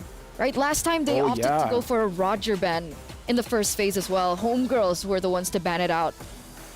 Chip going to be the choice. So now, exactly, right? So TLG are put in a precarious position where they have to choose. Pick your poison. Chokis is pretty good with the Roger. So I feel like they're okay. Like banning out the Ling and giving the Roger to Gaming Gladiator homegirls is going to be a bit of a risk. If they let both of them open, let Queen have the Ling, and then Choki's having the Roger, it might put TLG in a favorable spot. We'll see. Here it is, the final moment in for TLG. Or do they just not go for both bans? Right? Terizla is still an option for them to eliminate. Okay, if they Roger or want to. Harif? So Ling gets taken out of the board for TLG, and now there it is. Ling, Harith, Terizla.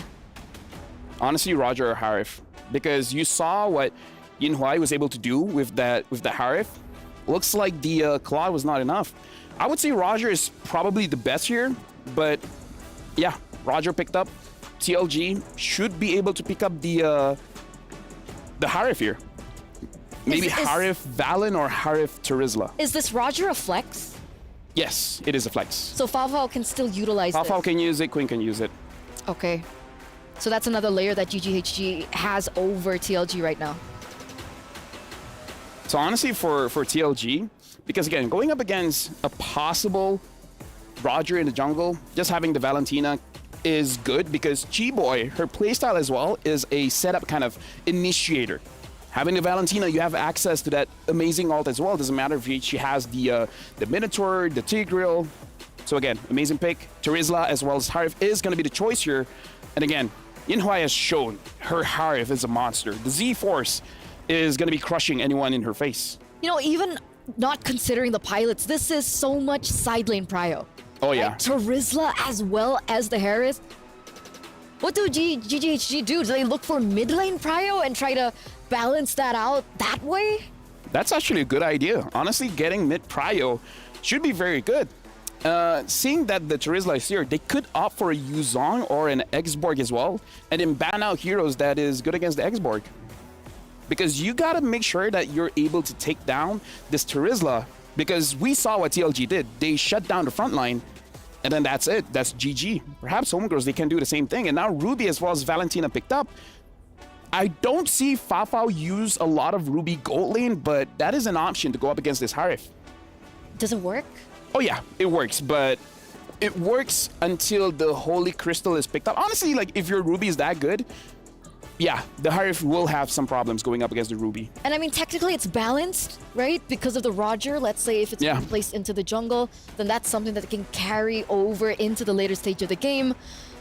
So that's definitely a strategy that we need to look out for from GGHG. Meanwhile, TLG, to close this out in the first phase of the drafts, Nolan is their choice. Nolan is their answer. Honestly, looking at this, there's a lot of prio. Nolan can clear the jungle very, very fast. Exactly.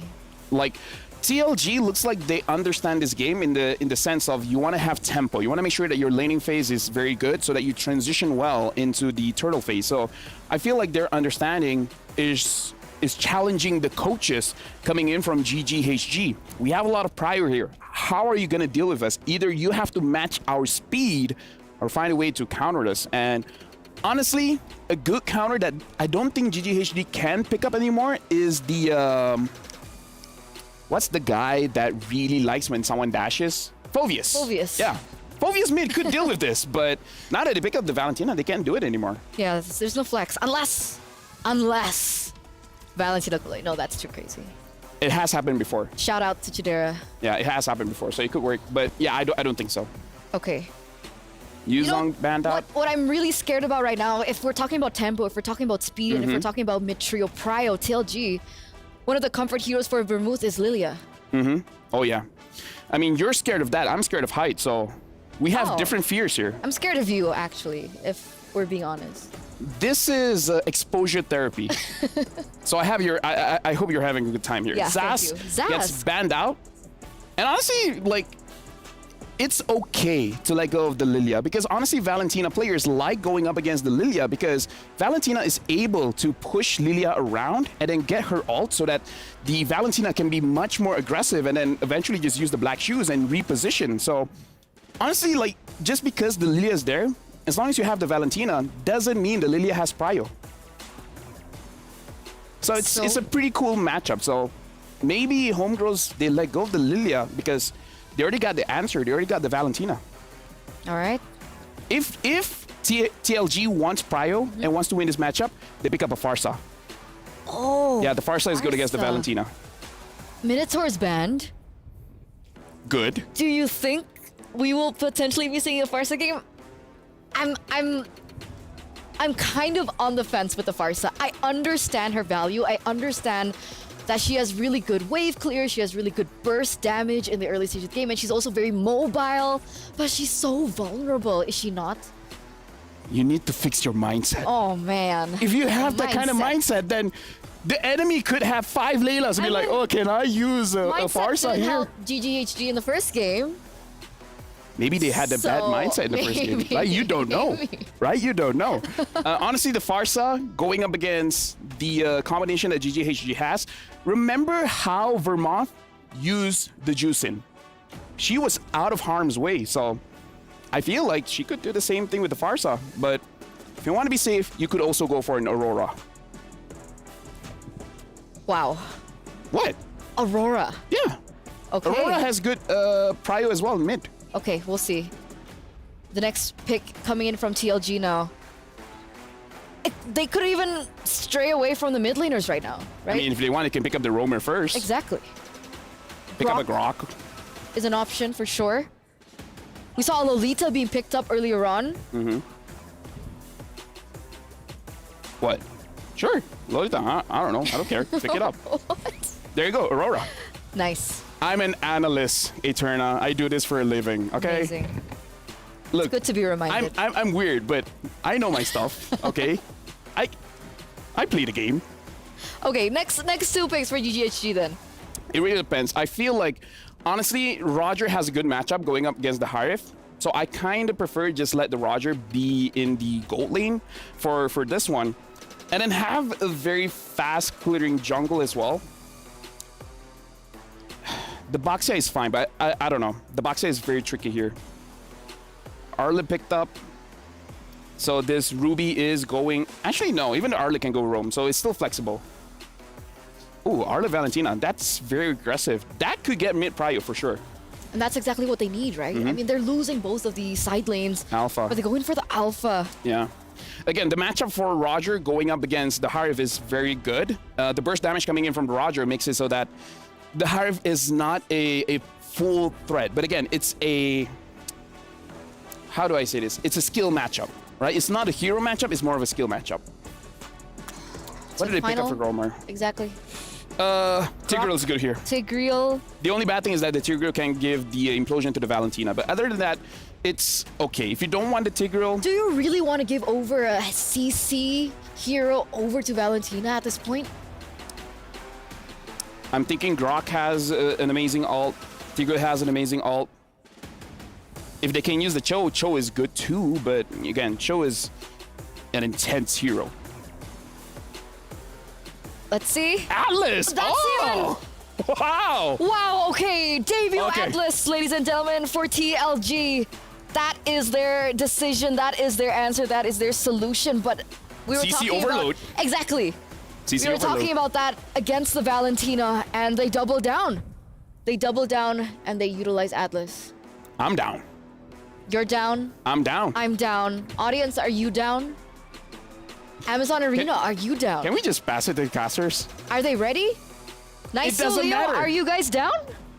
Hey, yes, we are. We're down, I guess. Jay Shaw. Yeah, that's true. Well, hey, you know what? I love the draft once again. It's been a while. Atlas. We're not an MSC. It's MWI, Leo. But hey, you know what they say? Underneath the tides is Atlas. So fitting. It's lore. It's lore. It's lore accurate. It's lore accurate.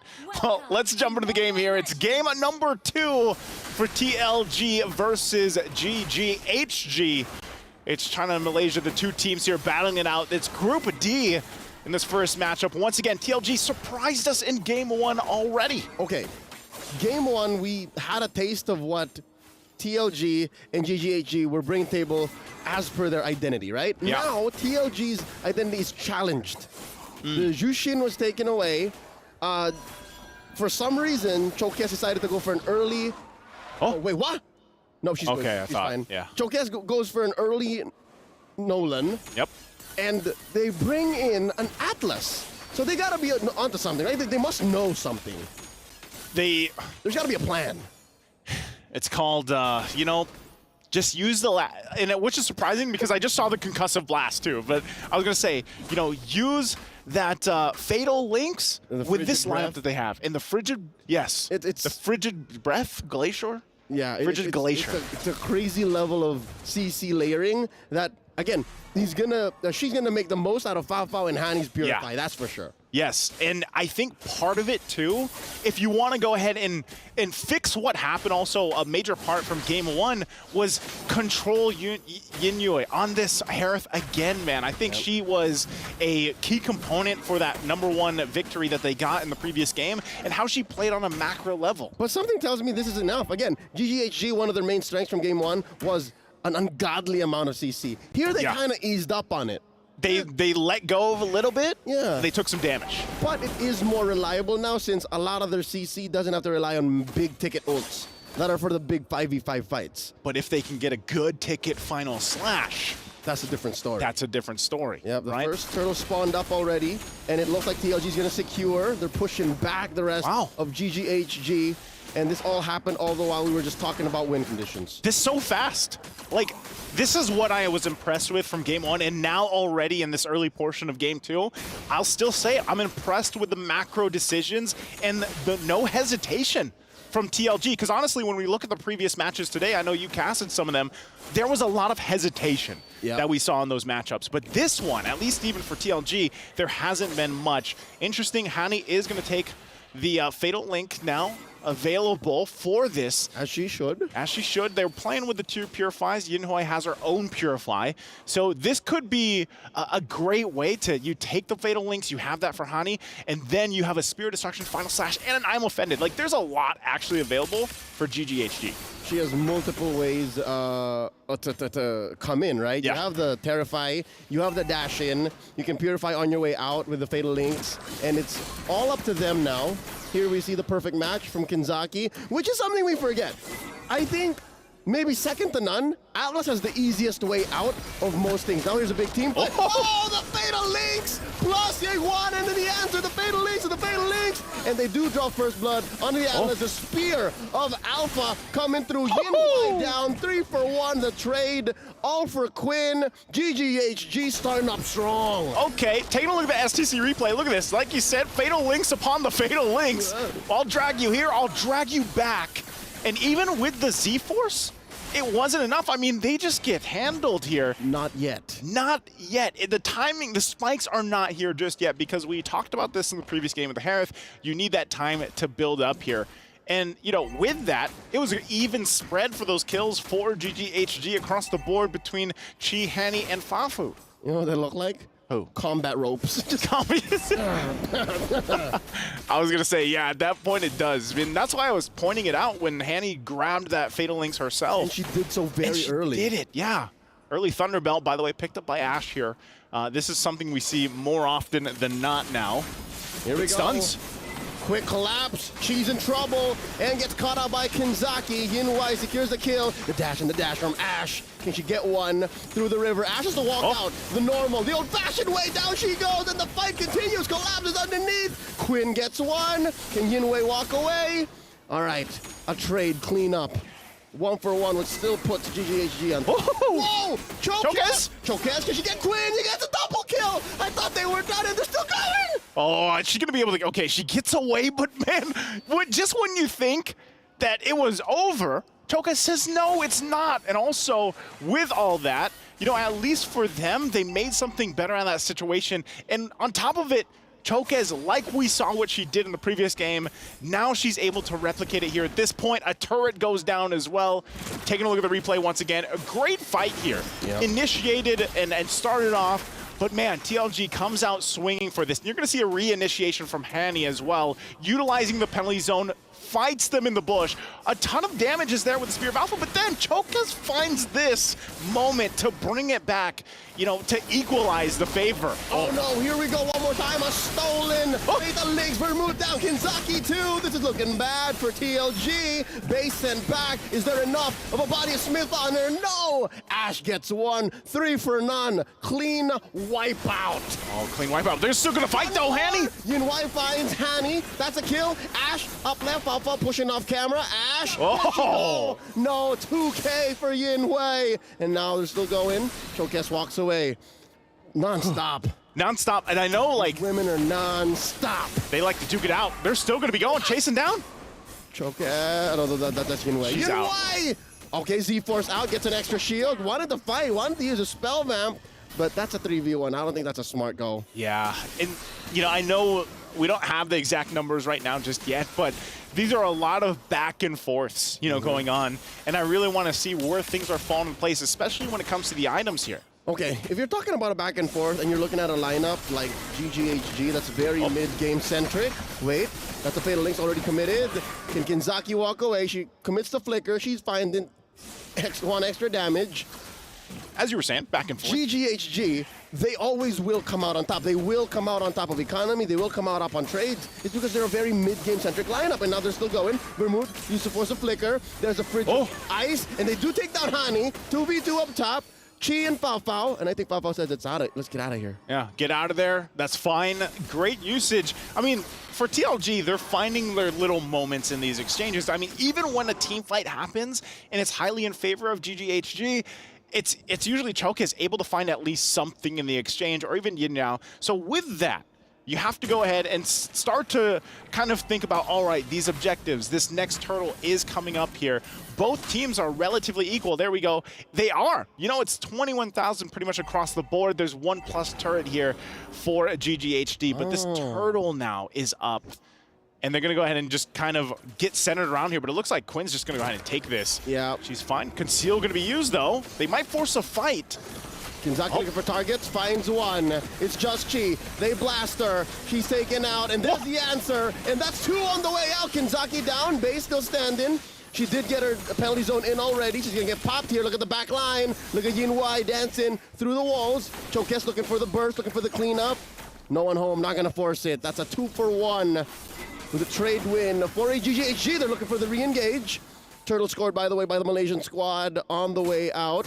And all this while, Fafa was pushing. This is the Fafa we were looking for. Yeah, this was. And, you know, she's having a much better game this time around, especially on this Roger pick. She's been playing really well, too, with the Purifies, because every time we see an initiation started from TLG, it's, again, usually with a concealed, they try to get that Fatal Links combination off, but Hani has done a great job at kind of stopping it from getting too out of hand. We're going to take a look once again at the STC replay here. This is the exchange we're talking about. Yep. And look at that. Hani brings to a bit further with her own Fatal Links. And really at this point, this is the thing about the Nolan. You really can't just shove yourself into this fight, right? No. You really have to be careful here. Chokez is able to get out, but you can see, you know, the tensions are there, of course. And I think it's right to put the onus on Bay. Yeah. She has to be the initial Purify what is it? Trigger? Oh, wait, they do find one. Ash hit with the Fatal Links. Where do they go next? Already spent out the penalty zone. They're inside. Kinzaki gets popped here. Another one goes. That's Bay. Chokes looking for the engage in the back line. Down goes Ash. Yinwei drops the Z-Force underneath tier 1. All right, still, again, the same result. Same result. 2-for-1. And you know what they say about insanity? What do they say? It's expecting a new result with the same steps, something like that. I was going back to the idea. Yeah, I know. Doing the same thing again, except there you go. Something like that. Yep. Yeah. So doing the same thing, expecting the same results. And that's the same thing, right? Like again, look, and then throughout that whole thing, the whole debacle. Yeah. Not a single Purify was used. Not a single. And that's the point you were getting at here, Leo. You know, you're saying that Bay has to be the one. She has to be the one. The initial to get those out. Trigger. Yes. Yes. And this could be the time for her to do that. She has a flicker and a penalty zone available. Chokez is going to get spotted out of that, you know, little bush that she was waiting in to get this vision, but they're going to go ahead and start up the Lord here. So it's already half health. She also waiting there, getting the information they need. They might, I don't know. I don't think they just get this freely. Concede it, looks like. Do they? Yeah. It looks like they're just going to give it up here. So very interesting decision from TLG. Maybe it's more so like we need more time.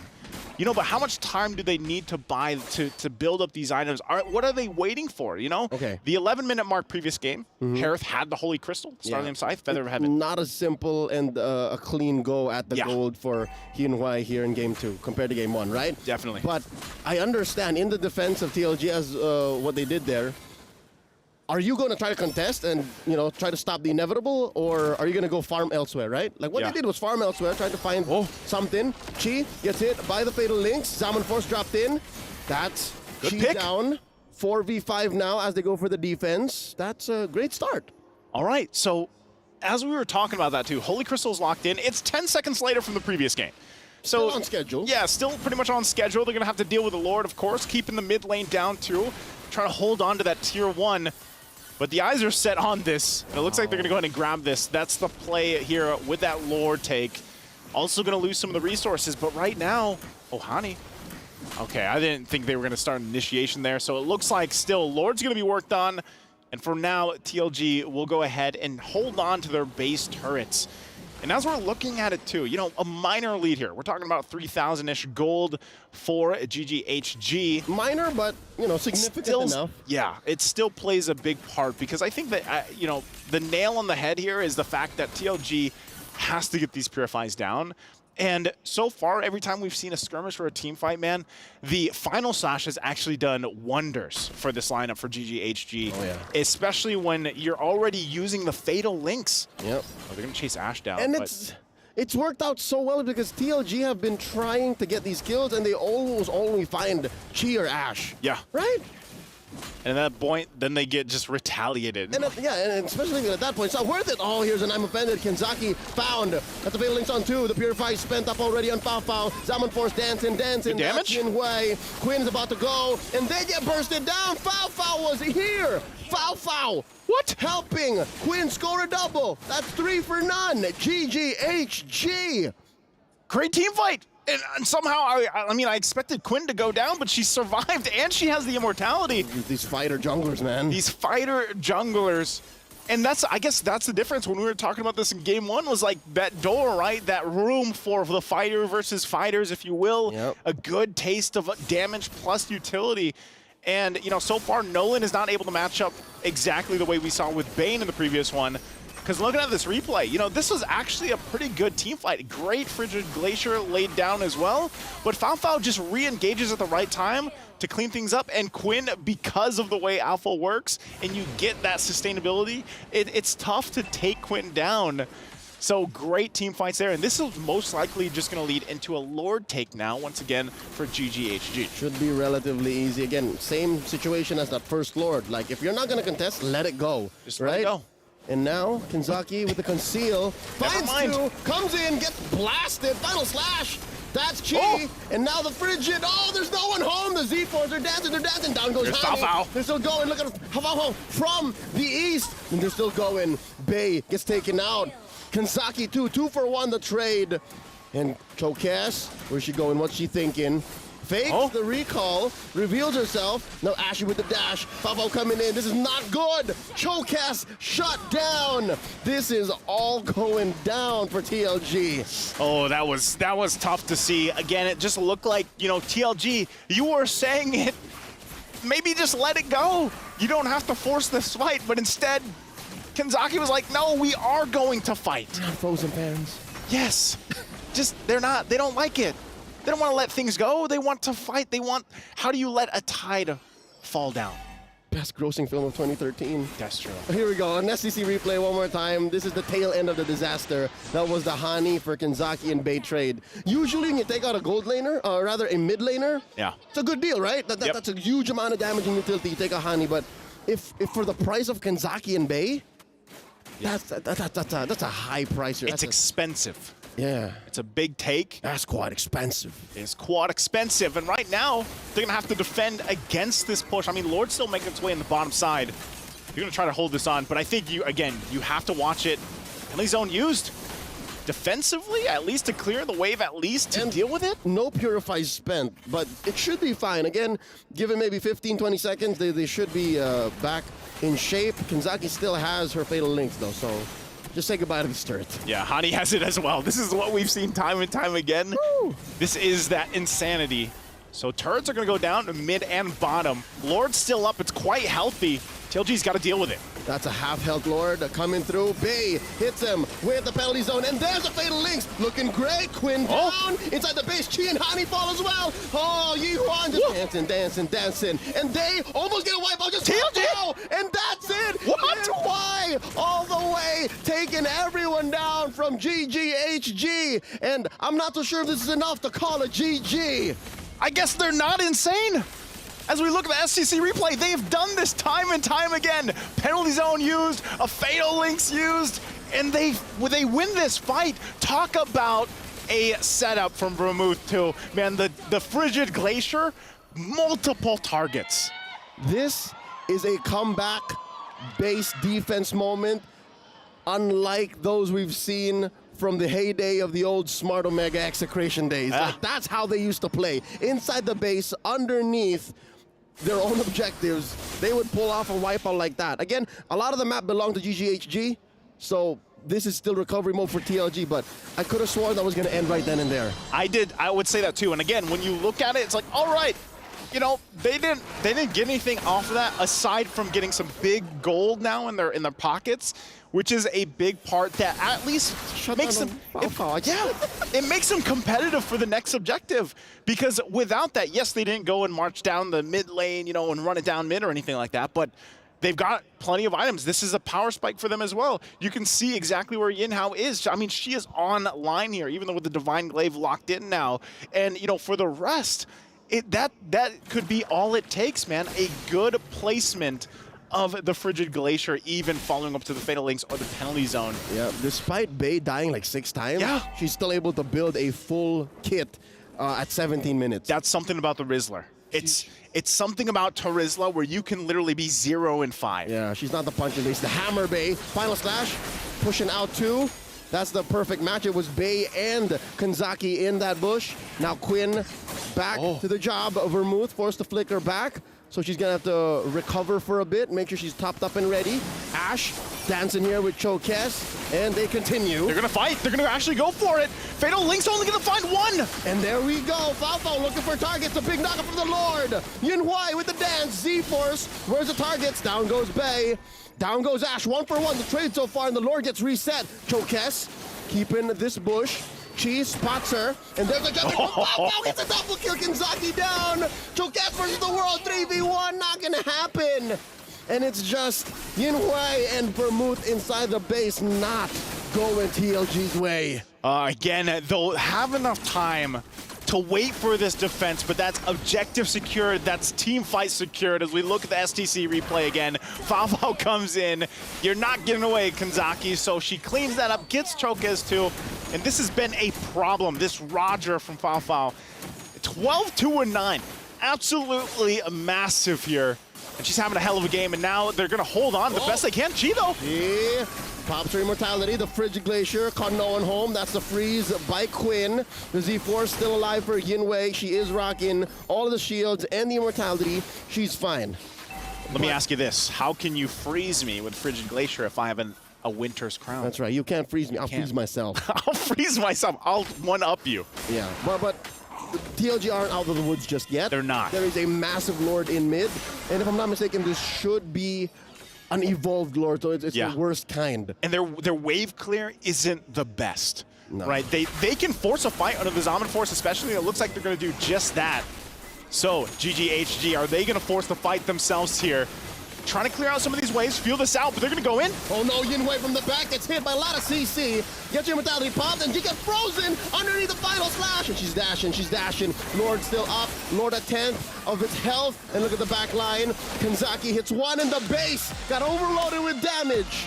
We're at a 1-1 between GGHG and TLG. Group D. Man, it's looking to be very spicy here too, just like what we saw from Group A. I don't know where we're gonna end up. Maybe some more tiebreakers as we get through the next matches for this group, but hey, it's 1-1. Good readjustment as well from GGHG after what happened when what TLG did in a surprising matter for game 1.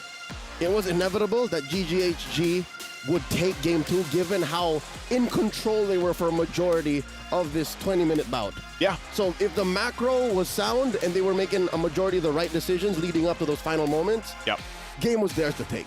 Game was theirs. I mean, even with Fao, this is where, I felt like she fell short in game 1. This one, though, especially, she came up and just had a massive game on the Roger. And I don't know, man. Blue side is still very strong. That was the Fao we were all expecting. That was. And, I mean, even when you look at it from TLG, that defense that we saw was really good. They actually, just the series as a whole, this is a great showing from TLG. I just want to see what else they have because, again, they have some pretty big opponents ahead of them. It's a massive tug of war. Yeah. And I'm happy and I am surprised as to how this group started out. Definitely. And I'm here for it. I'm all for it, man. I can't wait to see what's in store for us, but we're going to actually throw it over on stage for the interview. Again, I'm Naisu, that's Leo. We'll be back to cast after this, but let's hear from the stage.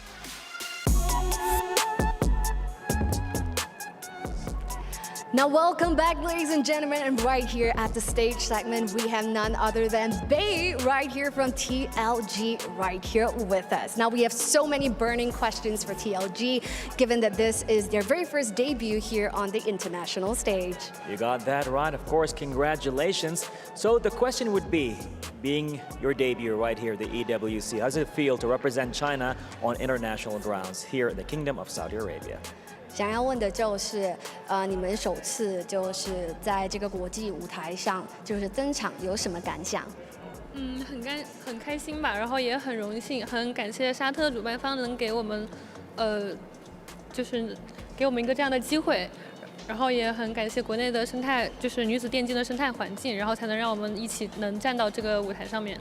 Now it's very inspiring to say that they're very excited to be here and they're very thankful for the support from Saudi to give them the opportunity to come on board right here on the international stage.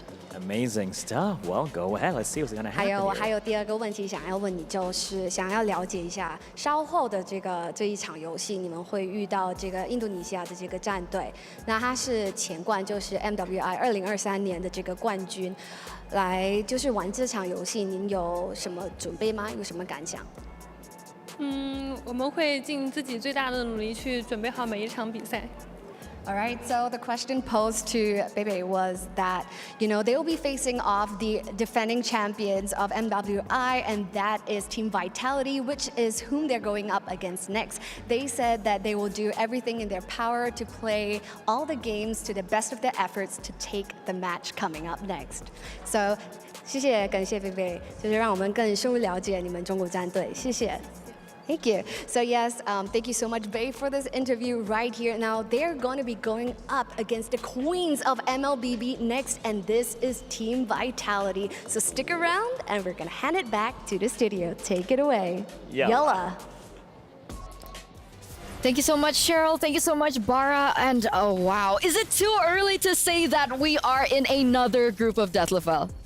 I feel like yes, because this is the very first match of Group D, and I really feel like for both teams, it's a roller coaster of emotions because winning and losing, and like we see the intense moments coming in from the players, like they're very passionate about making sure that they get a 2-0. Both teams failed to get a 2-0 here, but again, starting things off with a 1-for-1, I feel like even Team Vitality, it caught their attention. Definitely. Because now it's up to them, because they're going to be the ones, the team that has to go back-to-back later on, first up against TLG and then against GGHG. I feel like one thing that Gaming Gladiators homegirls have shown is that the juicing is very strong. Like, we see how the mid lane coming in from TLG is very strong, supporting her own team. So I feel like if they take that out or just prepare an assassin to deal with it, this is a lot of information coming in for Team Vitality after this. Yeah. For GGHG, we see that sometimes they overcommit. So it's definitely a dangerous situation where I feel like Team Vitality should be able to handle. I mean, technically, they do still have a bit of time to prepare, right? Especially for GGHG into... Is it enough, though? That's the question. But that's the beauty of a best of two, and that's the beauty of having 6 games of that best of two in an entire day. Oh, yeah. Don't you just love it? We have 6 games back to back to back. 20 minutes, by the way. 20 minutes.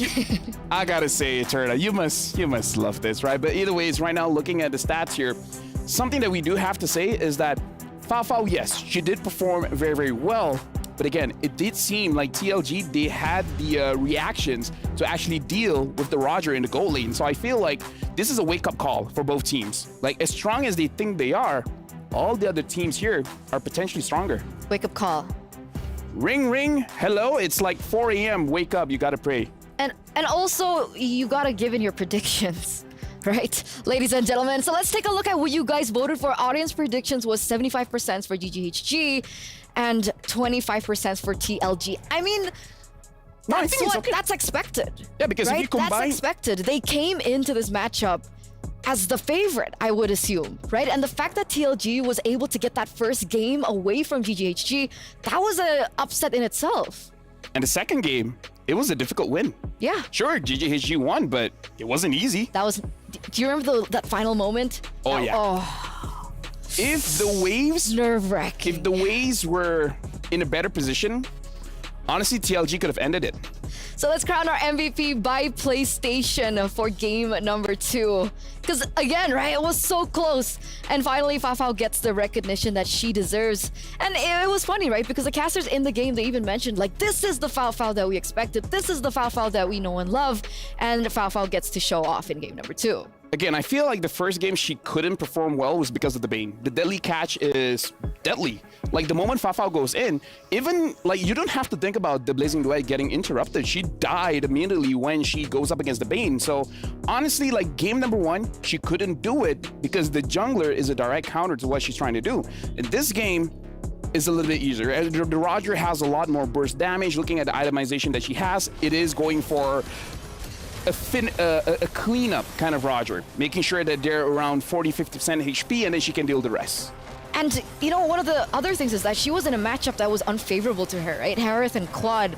But in this particular situation, in this particular scenario, we see time and time again when she's given that space, when she's given that time to farm from the early stage of the game, that's what she does. Yeah, because the annoying thing about a Harith is that you generate a lot of shield, but the Roger just destroys the shield so fast. So that's why the Roger is honestly a very good pickup going up against the Harith.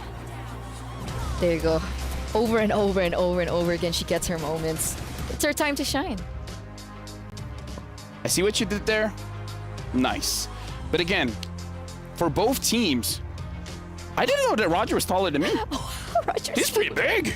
I'm kind of scared. Don't be scared. Roger is scary in particular hands. I don't want any part of this. Well, he's not here anymore. I need a break. I'm too scared. I'm shaking in my heels right now. So we're gonna throw over to a break, ladies and gentlemen, for the next match of the day. So we'll see you right after. We'll be right back.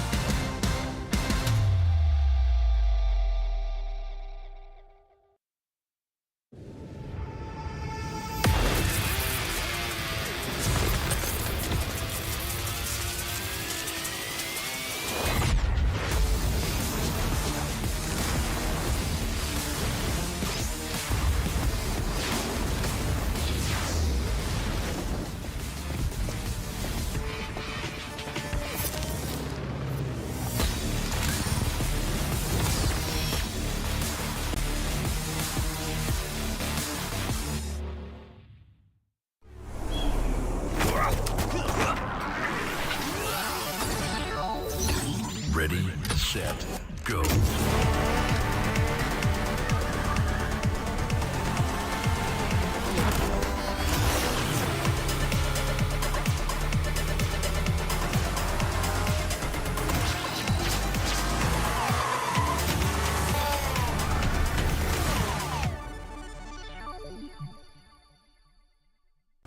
لحظات البداية عاشت معنا.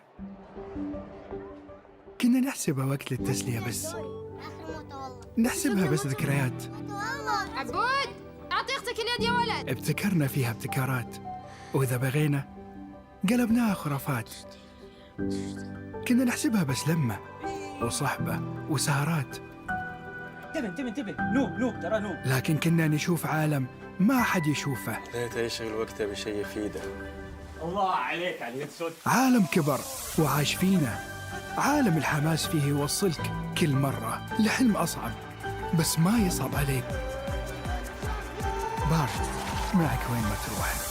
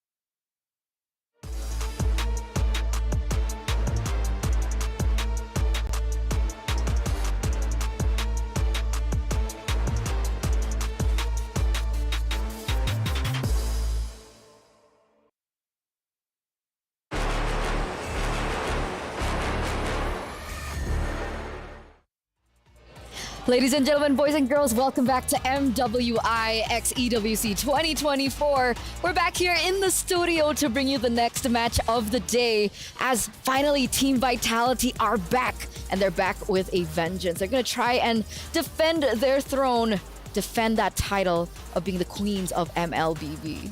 But honestly, going up against TLG might not be as easy as we think. Like, imagine if the whole match goes 1-1. That's going to be amazing. So that brings us to Dr. Sulaiman Al Habib upcoming match. Let's take a look at the showdown for our next match of the day. Best of two. You mentioned it. TLG once again back on the stage. And I would say that TLG, one of the dark horses now. And it's actually a funny story because back at the round table, I don't know if it's aired yet. Am I allowed to talk about that? It hasn't aired. We can hint about it. Well, we can hint about it. A particular strong team hinted that TLG was one of the teams dark horses, like that one of the they teams were afraid of. Exactly. So instead of dark horses, they're nightmares. Nightmares. I like that. Right? Because like that. in case you guys don't know, mares are horses. Oh, that's what you don't know? meant. Yeah. No, I thought you were referring to just a No, general mares nightmare. are horses. So dark horse, night, glup, you know, it's very dark. That's why he's an analyst. But about the, predictions, that's something we can kind of shrug off a little bit. Because apparently he has the same curse as a Mirko. But I'm pretty sure you guys don't, right? So tell us your predictions right now. Who will win this match? Do you think it's Title Legends Gaming or Team Vitality? Head on to stcplay.gg right now and lock in your predictions. I don't know what is it about me and Mirko. Is it that I don't know either. That's why I refuse to give compliments to people anymore. It ends badly. That's why I don't compliment you anymore. That's actually true. He hasn't. Do you want me to? Like, No, we've seen that's fine. what happens, right? Yeah, let's not. Like, imagine if I say you have nice hair. Yeah, let's not. Right? It feels Let's uncomfortable. skip that. Let's skip that to the Jameel Motorsport arrivals instead to welcome both of these teams and the debut of Team Vitality all the way from Indonesia.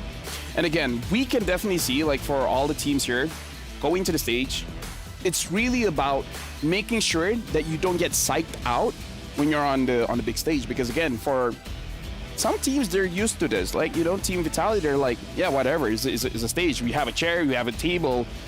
Same difference, right? With anywhere in the world. But TLG kind of showed that they kind of don't care as well. They seem like they have the experience of handling that kind of pressure because game number 1 and game number 2, I don't see them making mistakes. I mean, they were reigning in their particular region. Yeah. Right? But I don't know. Don't have that negative mindset. Hey, turn going against a 24 tournament winning streak team. You can only win for so long. Right? That's true. We have a saying in Malaysia. Pada pandai tupai melompat, satu hari dia akan jatuh juga. Yeah, that makes sense in Indonesia. Right? That makes sense in Indo, right? It means that fly, squirrel, fly. No. Squirrel will go down also. Let's take to the stage. And ladies and gentlemen, welcome back. مرحبا مرة أخرى هنا بكأس العالم للرياضات الإلكترونية مع MWI. It is getting more and more exciting over here. Yes, it definitely is heating up, especially from the performance from TLG earlier. Now, we did not expect, the audience's predictions didn't expect either to be a tie right here for TLG versus the Gaming Gladiators homegirls earlier. So now that Title Legends Gaming is all warmed up, this is going to be their biggest challenge yet, because they're not going up against any team. They're going up against the reigning queens of MWI, and this is none other than Team Vitality.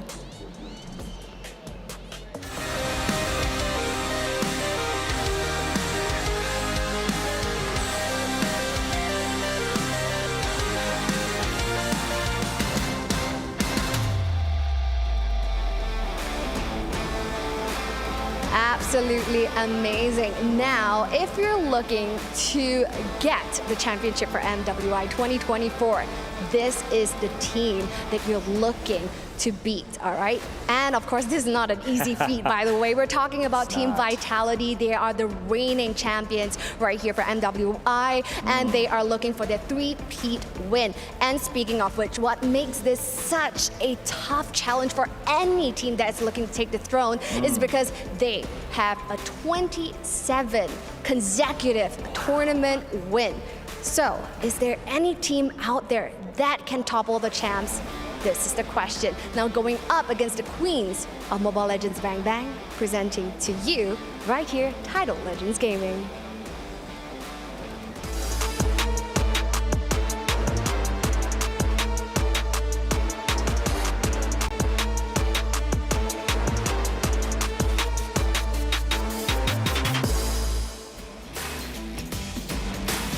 And ladies and gentlemen, yes, this is gonna be it. Debuting for the first time, representing China right here at the EWC, Saudi Arabia. A lot of surprises took place. They surprised us with the last win and within the tiebreakers of the first match, but now we are here for the second one. What's gonna happen? I cannot wait. Yes, we're very excited indeed. So once more, just to recap a little bit, we have seen TLG taking a 1-1 earlier from Gaming Gladiators. So how would they fare against our reigning queens right here at MWI? We're gonna hand our time over to the experts to find out more. Take it away, guys, at the studio. Yalla. Yalla, we're back in the studio. Thank you so much, Cheryl. Thank you so much, Bara. And you know, even Cheryl mentioned, right, 27, 24. You know, people are starting to lose count at this point, Lafel. Numbers, just numbers. It doesn't matter.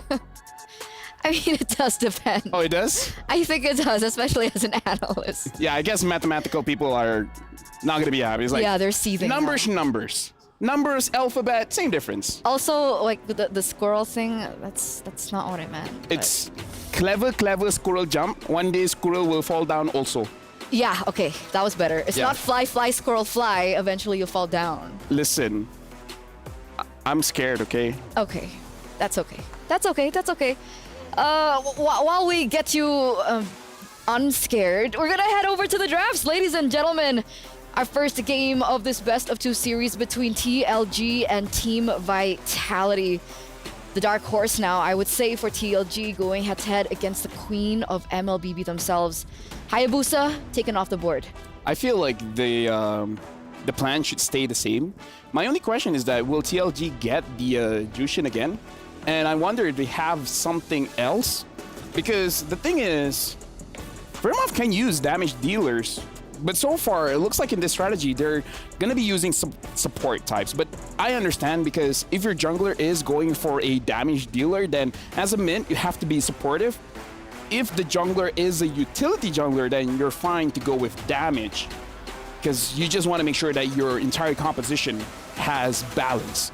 So now, Vitality, they've already banned out the chip, and they're banning out the Juicing as well. So TLG, now they have to figure out what's going to be their first pick here, because I kind of feel like they want to catch. I feel like that's their entire strategy. So as long as they can play around that, make every fight against Vitality a 4v5, they might have a shot.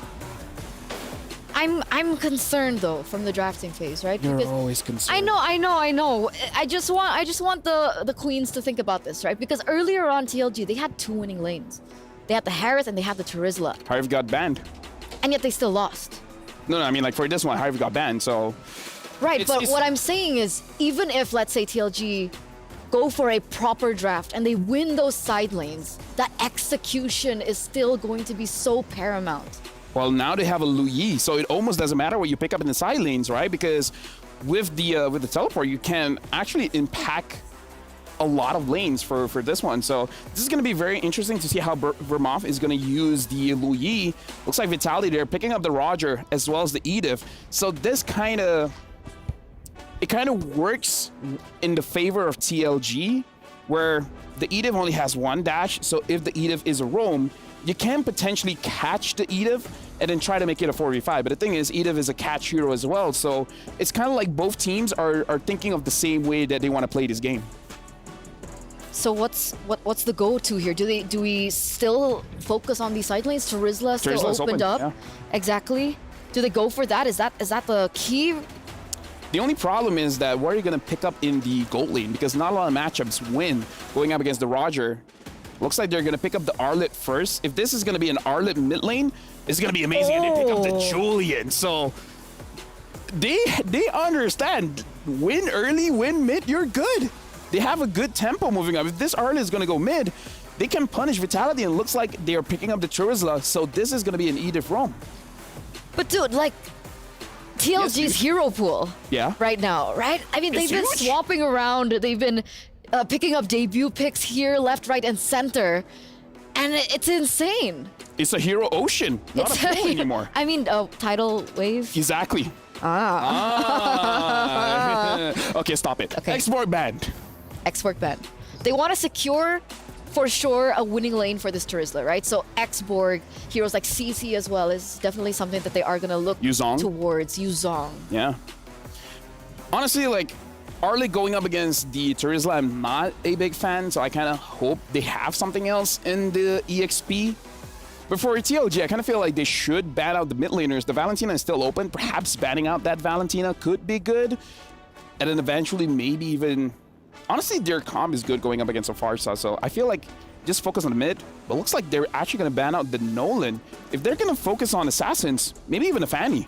Fanny, definitely a big option here. I mean, Team Vitality, Vival in particular, right? She's quite flexible, right? She can go for the utility. She can even go for the fighter junglers that are looking to find a lot more success here at MWI and have seen more success here at MWI, and of course the Assassins too. Minotaur, though, going to be the choice of ban from Team Vitality. It does seem like with the Minotaur ban, you kind of want to go all in, like a very heavy dive composition. So perhaps this Roger is going to the jungle role, and then they have something else in the gold lane. But I don't know, I kind of feel like as long as you have Roger in the gold lane, you kind of win the lane, you win the pressure. Looking at the lineup here, if Vitality, they want to challenge back what TLG wants to do, they could have a Lilia to make sure that they can slow down TLG and make it so that any kind of engage doesn't look good. Like, if Julian finds a Lilia, you can just Black Shoes out of there. But is the catch for the Julian jungle enough here? Right, we have Terizla, we have Edith. If Holy Crystal first item, it's going to be enough. It really depends, because we've seen players go for Holy Crystal first or the Genius Wand first. Both are great, but damage-wise, definitely Holy Crystal. So Valentina now gets eliminated. Yeah. Honestly, at this point, still a lot of options. Like I said, the Lilia is going to be okay if you want to play more tempo. If you want the Aurora as well, it's going to be pretty good. But the Kagura, now I didn't see that one coming. Another debut. I love today.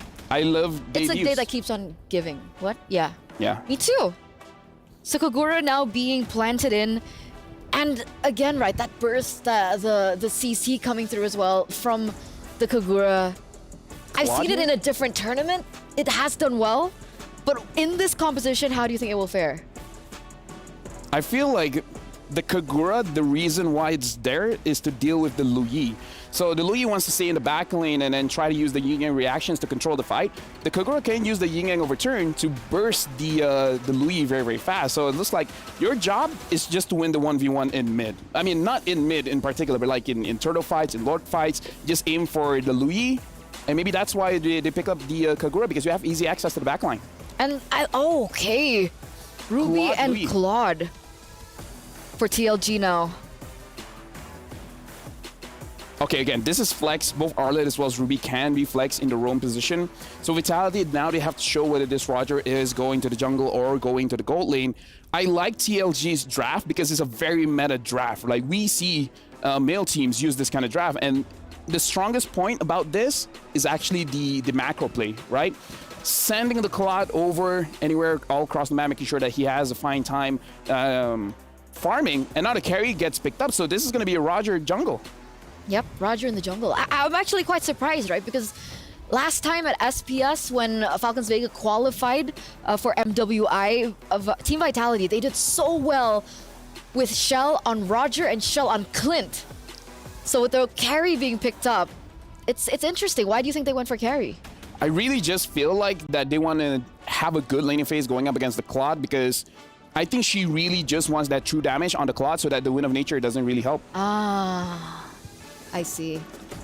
So there it is, ladies and gentlemen, the first game in this best of 2 between Team Vitality and TLG.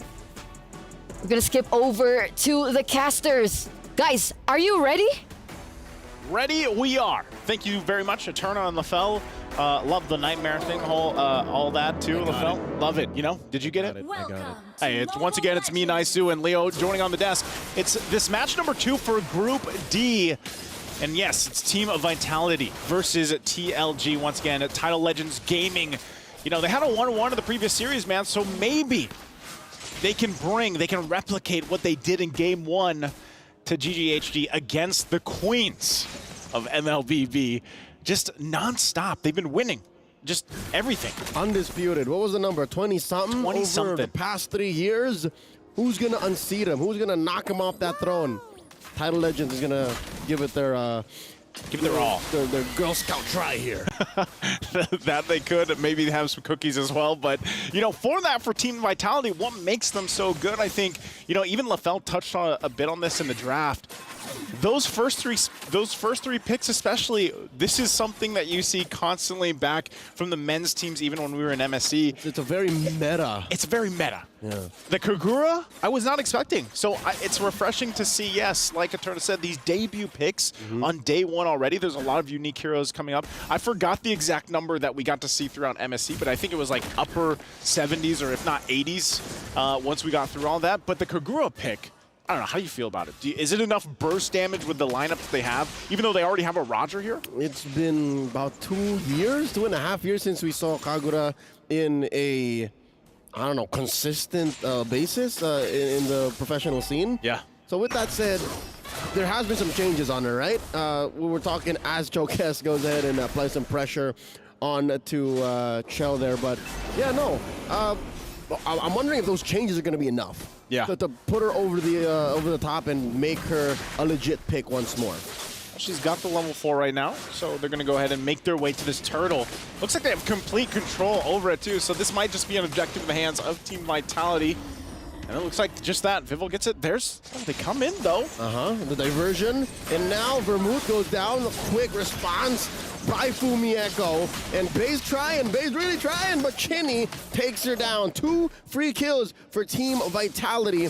And now that's a purple attempt by Chokes. I'm not so sure this is wise. Yeah, Chokes, you might want to get out of there. Looks like she's going to be forced back. Oh! All right. Okay. So she dashes through. Again, I think they knew that they weren't going to get punished hard. Yeah. Well, looking at the SCC replay here, this is what I'm saying. They came in with the diversion. They wanted to fight, but I don't know. They weren't even fully healthy here when this fight broke out. And, you know, with the advantage of, like, if you're just looking at this early game advantage of having a Terizla in the hands of Fumi Epko, who, you know, naturally Terizla, especially early on with a Brave Smite, and that body of Smith, he's tough. She's tough to take down. Yeah. Even with this, I mean, look at this. You're just going to force her back, and she's going to be fine, and will sustain back up here. And taking a look at the items, you know, early on, you got a lot of penetration coming out with the arcane boots. Because that's all they need, That's really. There's an overabundance of CC coming in from the Queens of MOBB, and they're coming in at a low cost. Wow. I don't know how they call Vermouth there. Something tells me it's off of Vivian. The queen, the mother of tanks here, just caught her out of breath, and again, she had like 10 seconds left on that Purify. Yeah. Vermouth had nowhere to go.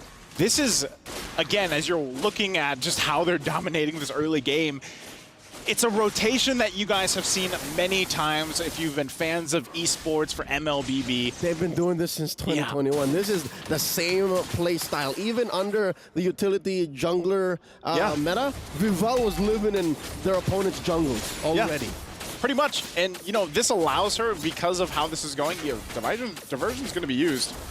I don't think they can stop that from happening. Just turret take already this early on, under the 5-minute mark. Okay. Okez, though. She's trying. Does she get it?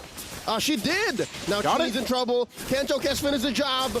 Oh, Chokez gets it. But where is the clapback? Chokez walks away. Off camera, Team Vitality scores another turtle off of Vival. And I guess that was enough of a tempo break, but you're still looking at about 2,500 gold ahead for Team Vitality. Whoa, whoa, whoa! Shell! All right, Shell. I didn't expect her. Like, she didn't even use the flicker. She didn't have to. Nothing. It was just full-on commit. I don't know what Yinwei was trying to get at there, but I hope that the death was worth the gold she was getting off of the plate. I was going to say, she got some gold, but, like, even with that, look, 2,000 ahead for Team Vitality because of this macro play that they're making, that they've done time and time again, which is reason why they've just been so dominant in the women's scene here for MLBB. So for TLG, it's like, you know, they're trying to find something. It's almost at this point where, you know, as we even look at the replay, this is already after Yunhua was pushing for that gold. We get a slow-mo look too, because just Shell comes in. Of course, she's going to feel good about that. She didn't even expect that she would get it that quickly, right? Yeah. And now here's a concealed play coming in. The BMI out. Yinhua is not going anywhere. She could have flickered, but I'm sure she would have died still. Yeah, most likely would have got dove under that turret. So, you know, again, at this point for Team Vitality, they're scaling up really quickly. Even on the carry, mid lane though. Fumi Echo catching all of that and still standing. The body of Smith, that passive, just allowing Fumi Echo to be so tanky. I know, you know, the body of Fumi Echo at this point, it's just tanky enough. She's just standing there. Like she's capable. She has the kit. She's got the guts. And now here comes Vivian, asserting dominance. Look, Chokez, she has to think about it. Where do I go from here? Oh, here comes Vermouth, alone. That could have been disastrous. And now the flicker away from Kinzaki. Team Vitality is just walking through. It's like they have, you know, these check boxes that they're just going down a list. You know, they have these steps every time they go into a game. And now third turtle's up. We're right there on point. We go and grab it. We zone them out. Oh, Kanazaki. Got the I'm offended. Looking for the knock-up. Fumi Echo, that's a lot of damage. Yinhua blazing the way into the back line. Fumi Echo still standing. She gets her. And now Vival traded out with Chokez. Can she get it? Throws out an umbrella, taking down TLG's jungler. 2 for 1 the trade so far, but look at this. Chell was working quietly off camera as Vivian might not be able to defend. Can she do this? Oh, looking for some damage. Looking at it. Bang gets her. Oh, and then she's actually going to come in and clean a kill too. Kanzaki down. Not sure if Shell can get anything further, but good response. And off camera, there was still that massive wave. So TLG have to clean up house. Interesting how Team Vitality are allowing certain things from TLG, but something tells me it's a calculated risk. Like, I'll let you come in a step further, but we're working on something else 3 or 4 steps back. It's almost like they, you know, it's either a game of chess or a code in their own where, you know, we'll, if and, basically, for coding. You can go ahead and do this, we'll cap off something from that, and even push on a macro level. And all this kind of leads into is eventually the Lord fight, you know? So for TLG, it's like they've managed to find a couple wins here. But when it comes to the objective that is coming up, I don't think they're anywhere near where they want to be. They still shouldn't engage. They should not engage because of just simply the lineup. I mean, I don't have to go down the list, but just because of an Edith and a Terizla alone is a lot to handle. Looking at the map, again, TLG is just about to score their first turret off cam. There it is, down bottom. Up top, Vitality take another. I'd say it's a little bit closer to chest. We'll talk about it later after Fumi Echo goes in with the penalty zone. Lost a lot of damage coming through. Pulled in underneath tier 1 in mid. Chokes goes down. Can they get the revenge kill on the Vivian? The answer is no. Hyunwei falls. In comes Bay, dashing from one to another. Not before she goes down. 2. The shutdown on the Bay. Double kill on the way out. 3 for 2 the trade. I'm saying it's closer to chess. Like, take this juicy night, but we're taking your queen. Yeah. And with that, they're going to go ahead and get themselves this Lord off of that. You know, as we look at the replay, this is exactly what Team Vitality wanted to do. Fumi Echo goes down, and Vivian. They both go down in the exchange, but they get the 3 from a TLG plus the objective. All part of the plan, and Shell is just completely fine firing off. You know, having this time. And of course, there's going to be some frustration there, TLG. But again, they know what they're up against. And something tells me even TLG knows what they're capable of getting on the back end too, because that's why Hyunwei and Bay were saying, that was close, we could have gotten them, because they were the 2 closest to achieving something against Team Vitality in that moment. They could have, Bay got the double. Hyunwei was blazing the wedding into the back line there. It's just she's taken care of so fast. And like, that's the problem. She's not fully kitted out. She's not kitted out. That's the point, right? I think especially when you're talking about defensively, usually you see those Wind of Nature's picked up. Look at the items here. She's just got 2. Not even she doesn't have the Trinity. And I think even if you get to that point where you have the Trinity, you also have to account for that magic burst, you know, coming out from this pick, because that's a holy crystal now online for Cine. So Lord's taken care of. Yep. They at least deal with that, but I'm not sure. Does Team Vitality want to push this any further? I think they're still going to go ahead and be the discipline. Like I said, they got boxes, man. And they'll go down those steps and check those off one by one. They're very disciplined in how they approach this, even with the lead that they have. I mean, looking at the damage, you know, this Kagura pick was a surprise, something we typically don't see often, but it's paying dividends. Again, you're talking about discipline. She's one of the heroes that you can just leave the damage out there and protect yourself with, and you have a cleanse built in. That's the concealed play coming in from Vivian. Finds no one. Does force out a final slash from Bay, and they let it go. They go ahead and take away all these resources from Chokes. I've been in this situation. I play a lot of Julian in rank. And when you can't jump in because your opponent outvalues you in CC, it's kind of miserable. You're just walking around like, how do I, you know, at least you can retreat. Like you have a way to retreat, but your whole point they talked about this in the draft, was that interaction where we usually see the Genius Wands built up, you know, or the Holy Crystals, whatever path is taken first, and you work really well with kind of like a burst combination, especially with a Luo Yi. And unfortunately, that just has not worked. That game plan that they approach this from TLG has not worked for them. And part of it is just the way that Team Vitality's been playing with their frontliners. Tanking that up, it works great. Because you can see, she's got the Genius Wand, she's got the Divine Glaive. And the Feather. Yep. So the damage should be there. It's more so like, can we get the placement? Oh, they go in. And there's the pull. Vivian welcoming it. Look at Vival looking for targets. Vivian very low. The blazing the the back line. Bay goes down. Vermouth as well. Inway follows. That's just 3 free for Team Vitality. And they collapse. Run, Chokes, run! He's gonna fall. There's just about one left. Kinzaki, the lone survivor for TLG.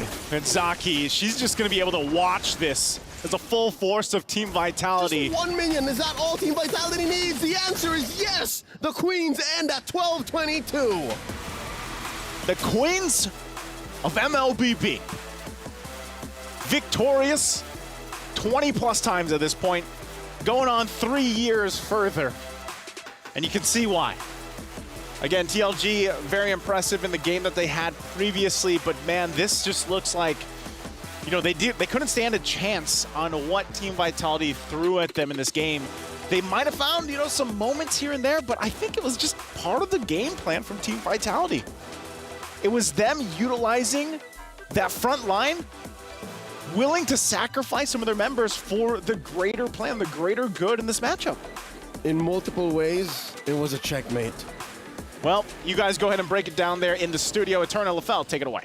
Thank you again, guys. Thank you, Naisu. Thank you, Leo, as well, for bringing us that game. But again, it was insane. And right now, Vitality, they're still sitting at a win streak, you know, even through from SPS. Let me just say, I would describe it as Team Vitality is just way ahead of the curve, right? Okay. Because I see the 1v1s that they do is very good. Their rotations is very solid. And TLG, honestly, they made quite a few mistakes here. Like, for example, the earlier diversion coming in from Vermont, it was ambitious because their HP was so low, so I don't know why they tried to go for that fight.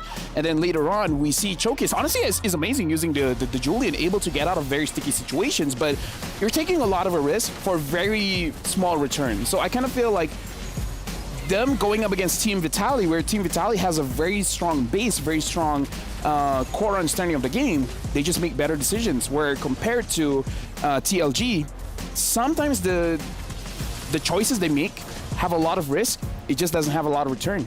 Fundamentals. Yeah, the fundamentals. Right? The fundamentals of the game. And I agree, right? And if you keep trading in like that with a team that has as much experience as Team Vitality and as much knowledge as Team Vitality, it really is quite difficult. And I think this is our fastest game so far, 12 minutes and 25 seconds. Yeah, and also you look at Shell, right? This is why you pick up a carry going up against the Claude is if you really have very strong lane mechanics, you can do with the Claude very, very well because the Claude, after the BMI, honestly, if the Claude has full stacks, you can run away from the carry. But if not, the carry can just go up against you. And usually we see for Claudes, they will pick up something like a Vengeance or a Sprint just to make sure they survive the laning phase. The Flicker is too long of a cooldown, so it's not going to work out that well. Okay, so even in that lane, Shell was leading. And yeah, she is one of the pillars. She was, I think, the MVP for SPS as well. I think that I keep referring to SPS because that was the last performance that we've seen from Team Vitality, as we are going to crown our MVP by PlayStation. Is it Shell? Is it Vivian? You know, there's an argument to be made for every single player. And I'm going to say that again. Then say it again. Say it again. Say what again? No, you said like there's a chance. What do you say? There's something to be said about everyone being the MVP for this game. So say it again, because you said I can say it again. Oh yeah, I'll say it again. What was I saying? But let's take a look at the reactions from the players first and foremost before we get into crowning our PlayStation MVP. And again, right, the TLG, since their first signing into this tournament, we've seen that they're very expressive as a team. There you go, the passion coming through. They're yelling. They're oh, what's that? Shocked? Shocked, relief. Relief? Like maybe it's like, oh, I got away with 1 HP, right? I would do that, but again, I feel like their micro as well as their macro is actually very good. It's just that understanding the trade, right? What is a good trade? What is a bad trade? It takes a bit of an experience for you to make those split-second decisions. And it just makes this group even scarier, right? Because TLG, they have the potential.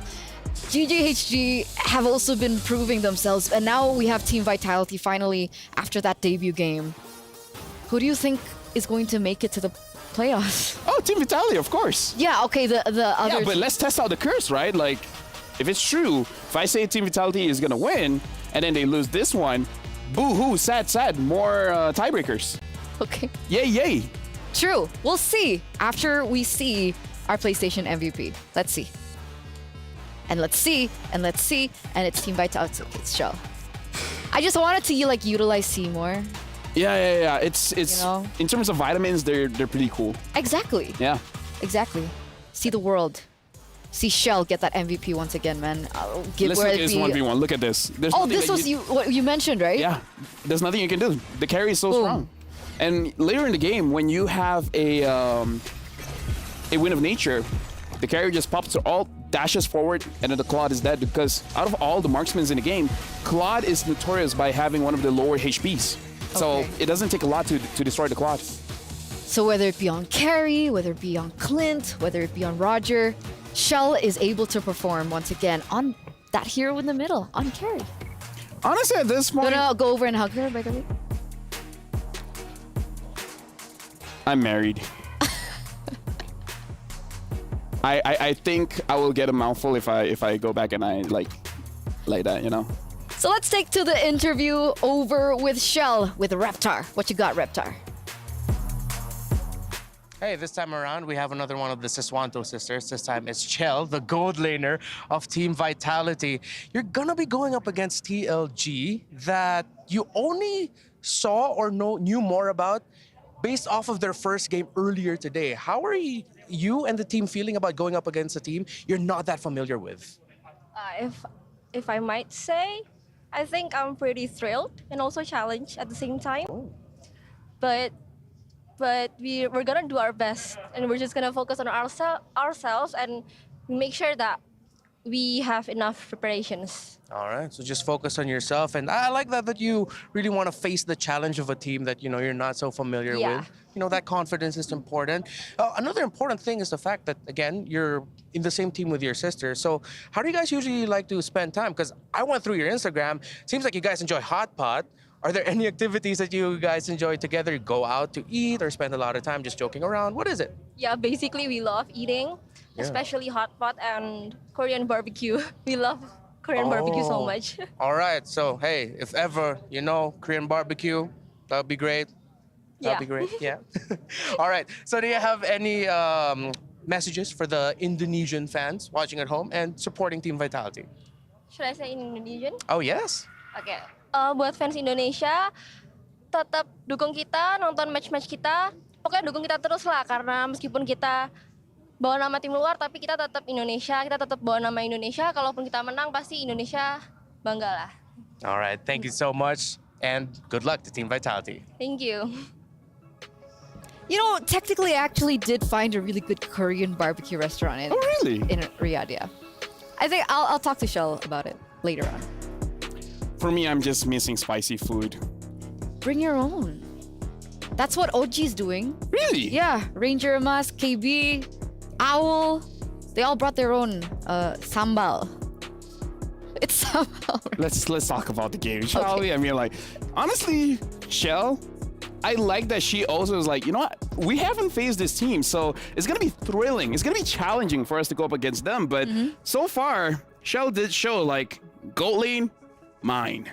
It has been for so long. It seems like she's very comfortable on it. It's very similar to Chin Chao, right? Even being in a losing matchup, she's able to excel, and it's very similar to Shell too. So it's very interesting to see them actually in a 1v1, and maybe we'll get to see that.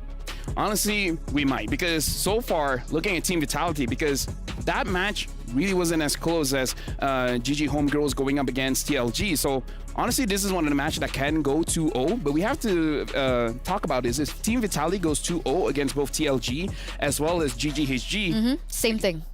Another tiebreaker. And if you see me, what I'm wearing, I like ties. So you're the curse. You're the reason. No, it's me. Why we're having a lot of tiebreakers. We come as a package. Okay. We're born from different parents. I checked just to make sure.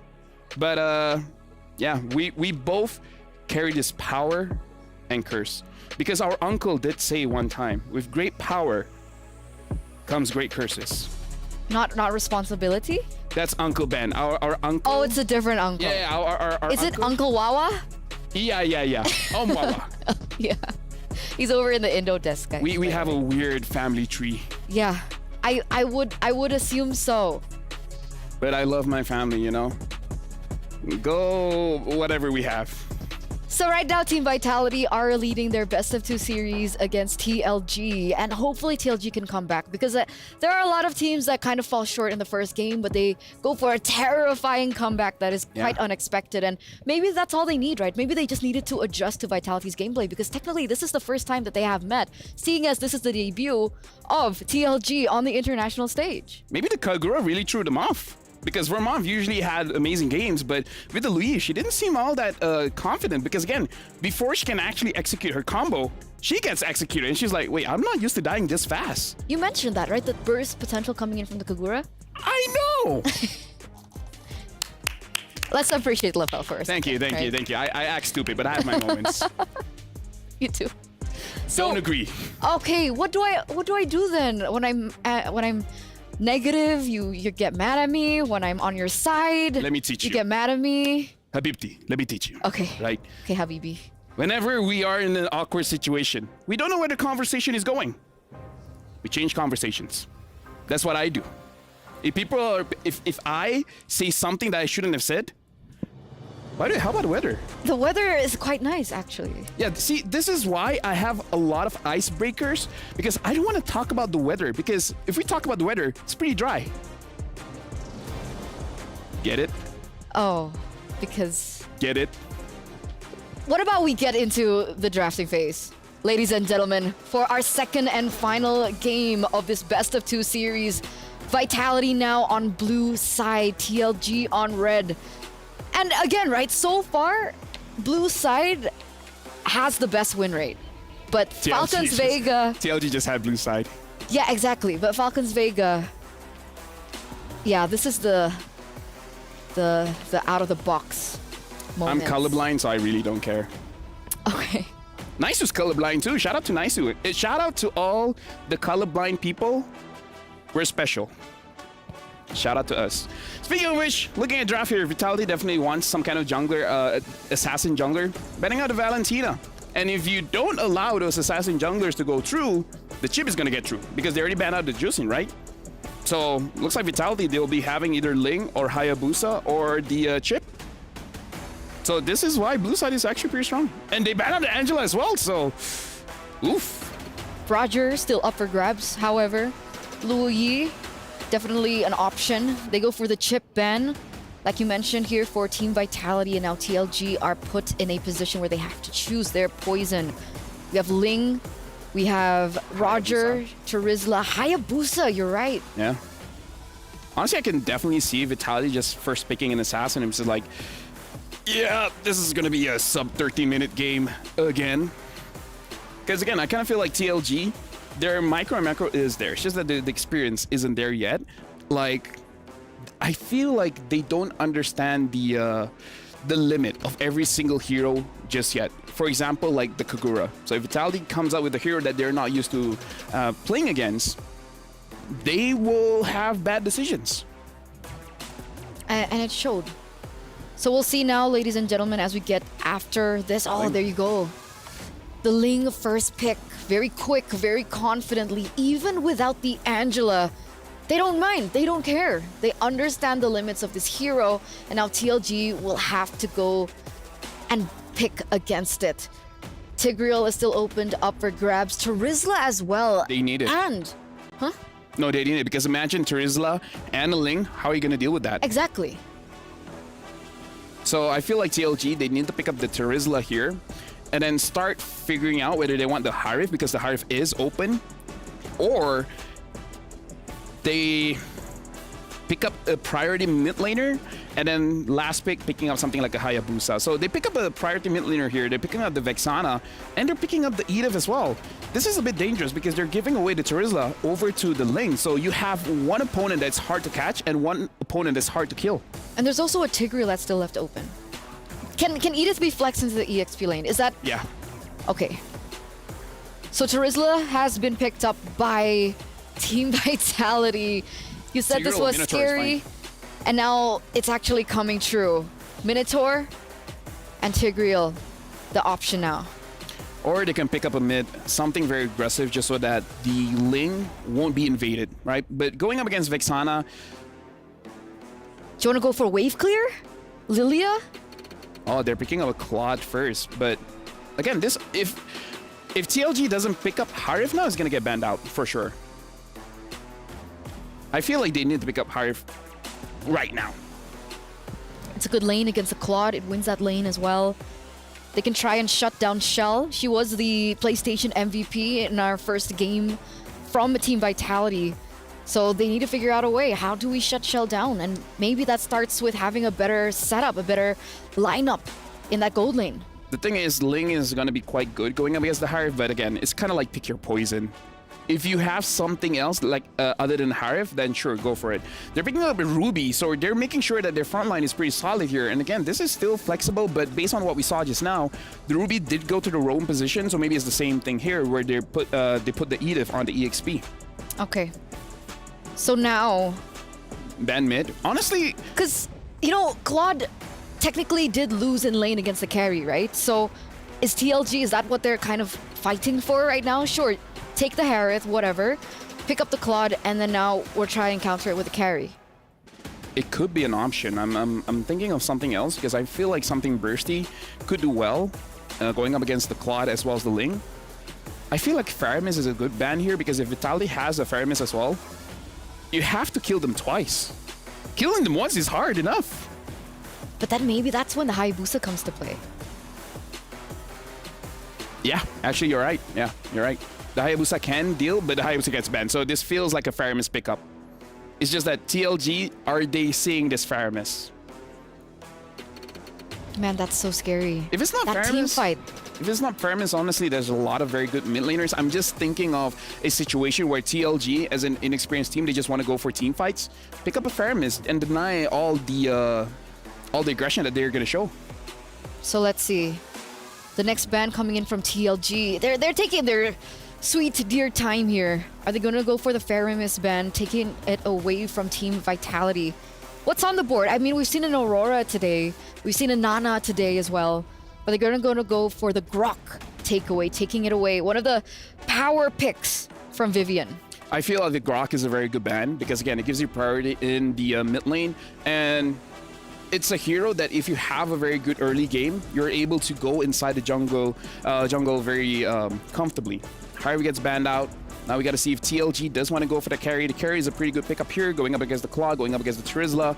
If they want a little bit more burst, we haven't seen the Brody, we haven't seen the Bruno. Bruno is one of Yinhuai's, comfortable heroes, but going up against the Ling is okay if you have like 3 or 4 items. What about Melissa?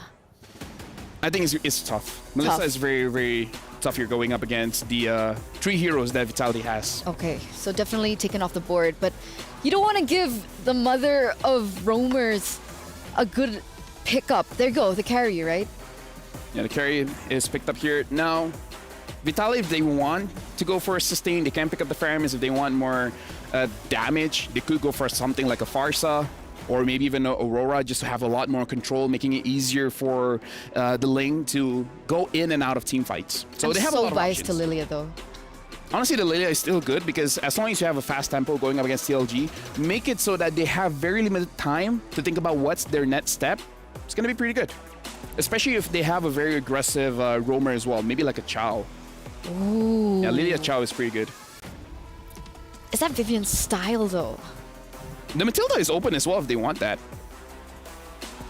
Last time she did perform on a Kufra, but we're gonna see the Tigreal and the Zas finally. Okay. Wow. Again, the day of debuts. The day of debut. DOD. The DD. Day of debuts, man. Why are you staring at me? Why is it okay when other people abbreviate, but it's not okay when I abbreviate? But anyway, we finally get to see Zas come into play earlier on. We only saw that it being a banned hero, but Zas coming through. Guys, what do you think about this? Leo, Naisu. Hey, I like the abbreviation. Thank Eterna. you. You know, the day of debuts. What do you think, Leo? It's Zask. I'm with it. There's more than just Zask. We might even see one more debut here in the last slot for TLG. Oh, man. Not only that, but I think, especially for TLG, you got to handle this signature Ling pick.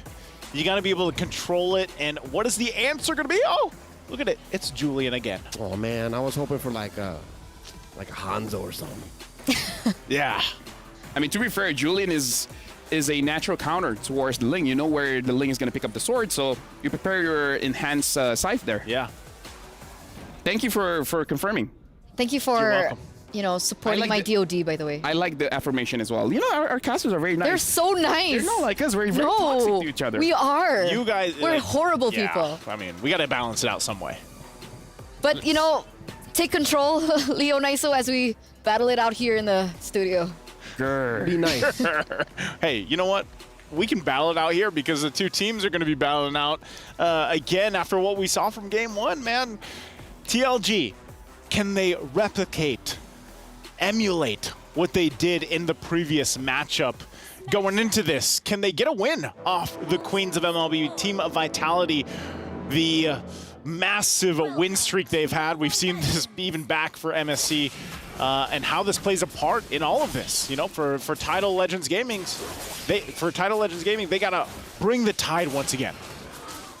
They gotta come help it rise. Yeah. You know what I mean? They took a dip after game 2 against GGHG, and again, stepping up to Team Vitality. But looking at the draft now, maybe all you need is a little bit of refinement. You know, take a bit of what your opponent used in game 1, recalibrate how Chokes plays on this Julian, and maybe there's something there. I think even part of that, like going off of that, the Edith could play a big part in Tidal Legends controlling. I feel like that's one of the things, but from what we've seen so far, especially in the competitive landscape, Zas can be I don't know, I was going to say an alien in the side or the thorn in the side of all of these teams that have to face against this, you know, because the slow alone that comes from Zask is tough to deal with.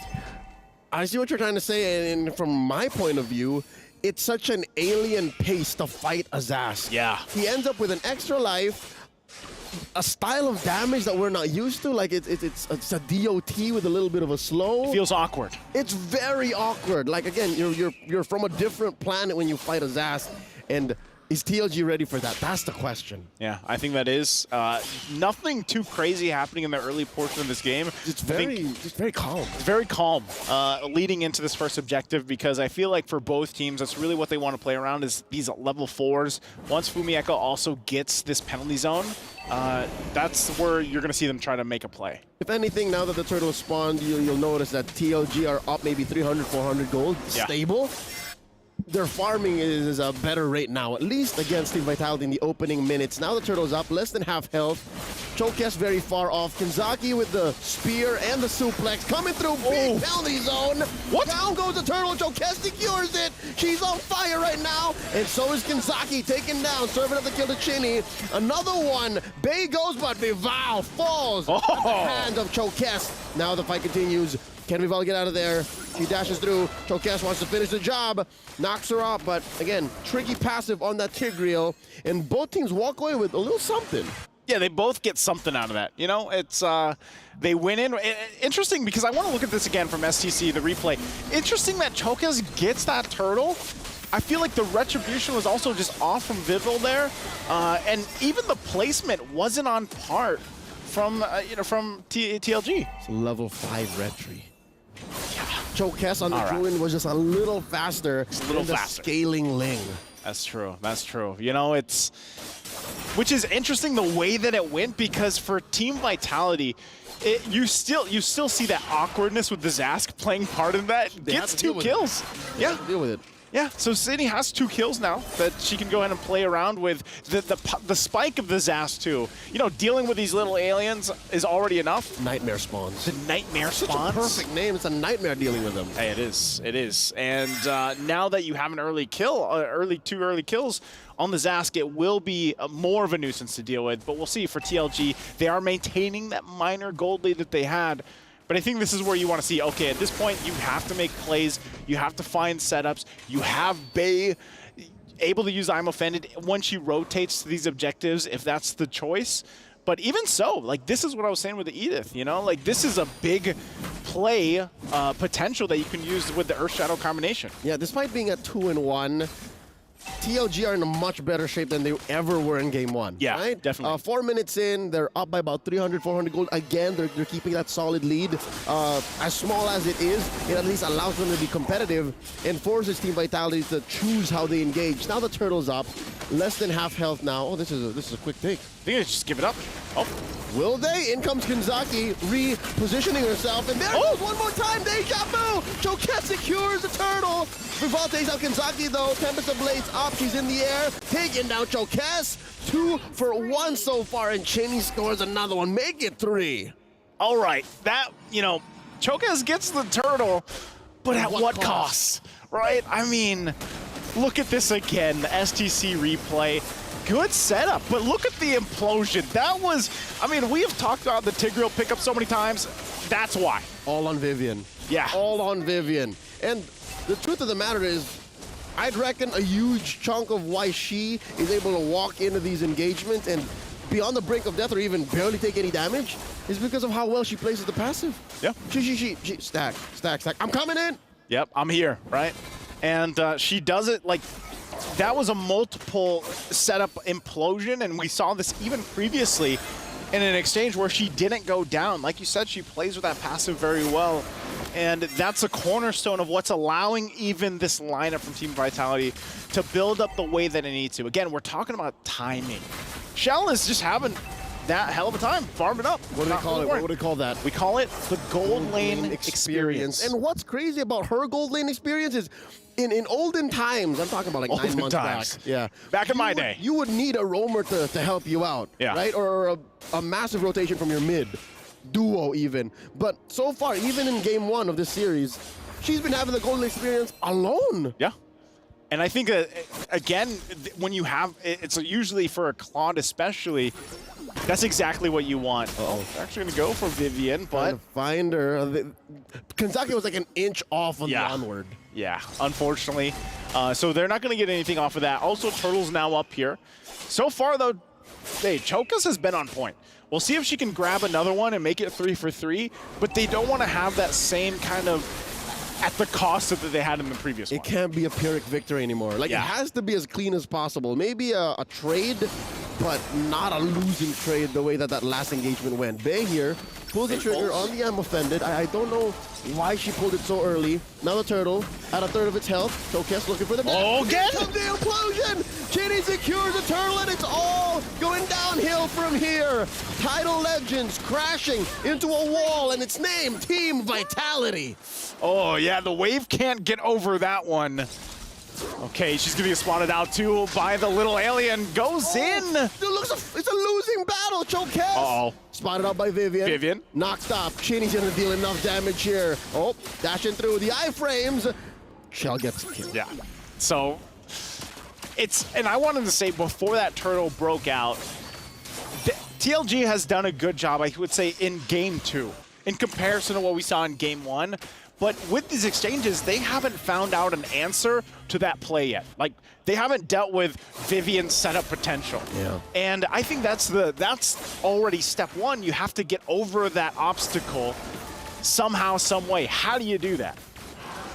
To be honest, again, just how Chinny's Zask is playing a very alien game and how its pacing is so unfamiliar, almost extraterrestrial. Yeah. It's the same with how TLG are focusing so hard on the turtle that maybe Team Vitality doesn't even want the turtle. They don't need it. They're playing on a different wavelength. It's a different priority for Team Vitality, and that's what allowed for them to skyrocket out of control way ahead. 4,000 gold now. 4,000 gold at this point, and you can see the choke point now for Team Vitality is to go ahead and take the resources. They can pretty much do this because ultimately they're just waiting for the Lord to pop up, right? Put the pressure here. You take a look at the items real quick. Obviously for TLG, they still need a lot of time. You do have Corrosion Scythe and DHS now in the hands of Yunuhoi. Hasn't died. She's been okay. She's been able to farm herself. But at what point does this carry start to play the role in these team fights, in these exchanges? You know, for the most part, like we said, even in the beginning of the game, you're really just kind of relying on the fact that you have a Julian that can use a lot of damage early on. You've got a Vexana, but it's not enough to deal with that lead that Team Vitality has now. And now Lord's up. When? I'd say after the implosion. After Vivian commits and shows herself and it's a clean go for Tidal Legends Gaming, that's when Yunuhoi is able to do her job. But looking at the map and how quickly Team Vitality makes work of that Lord, TLG are clearly on the back foot. Maybe under their turret, under the base. That's my guess. They might be under their own wave at this point because, like we saw, Lord was just cleanly taken. Lead is there for Team Vitality. And like we saw from game 1, they ended it in about 12 minutes, 20 seconds. They're gearing up to get close to that position. They're going to take these tier 2s now, especially on the bottom lane, and put the pressure on TLG's base. Let's talk real quick Oh, hold on. Oh, no. We'll talk about it later. After Chokes is taken down, there was what, a 2% chance she would have survived that. Yeah, see, how do you avoid the implosion when it comes from the bush? You know, like, you can't. To be fair, TLG have a huge dilemma, right? They have very little checking potential. And now Bei's in trouble. Taken down by Fumieko, one quick swing of the mallet, and just like that, TLG are holding on for their inhibitors. Yeah, going back to this, shields are all going to go down too. Lord's still top side, so they're down 2 members as well. And it looks like Team Vitality, again, might try to do the same thing, possibly even quicker. That last shield's going to go down here. Lord makes its way. They got 4 members now up. Bei should be up in just a second as well. So they're going to have the full force defense. They're going to lose that mid lane turret, though. They deal with the Lord. I think their eyes are going to be set on this top side, too. Even bottom. Vivian once again. All the way. Big 3-woman implosion. Down goes Yinwei. Chokes as well. This is just a matter of time. Bei goes down, so does Kinzaki, and it's just Vermouth left. Just Vermouth, and that's Vivian. That's my MVP. That's my GOAT for this game, too. And in fashion, there it is, the Queens of MLBB. It's giving Slay. It's giving Slay. The mother of tanks. Undoubtedly #1. I'd say MVP of this game, maybe even the series. Yeah. Never missed a beat. Never. I felt the pull. I was getting implosion. I was going to say, I felt like I was a part of the implosion. I need a Purify. That's how amazing Vivian was. And TLG, they tried. They were in control for like all of 3 minutes. And they did great. Two turtles. Yeah, that would be about, you know, if we broke it down in percentages and how fast this game was, that was about 25%. 11 minutes is the game time. 11:01. All right, so that's about 30%-ish. Which is like a good chunk of the early game. It's a good chunk of the early game. Even after the second turtle. Yeah. It was hard to call it, you know? Yep. There were still some good angles that Chokes found, but as soon as Vivian walked into the scene, changed the flow. Changed the flow. And, you know, it was a good showing, but again, this is Team Vitality we're talking about, undefeated for so long. We're going to hear from them shortly over on stage. Again, I'm Naisu, and this is Leo. I can't wait to hear how they feel about this, because this was a very dominant match for them, of course, and they have another one ahead of them. So let's go ahead and throw it to the stage.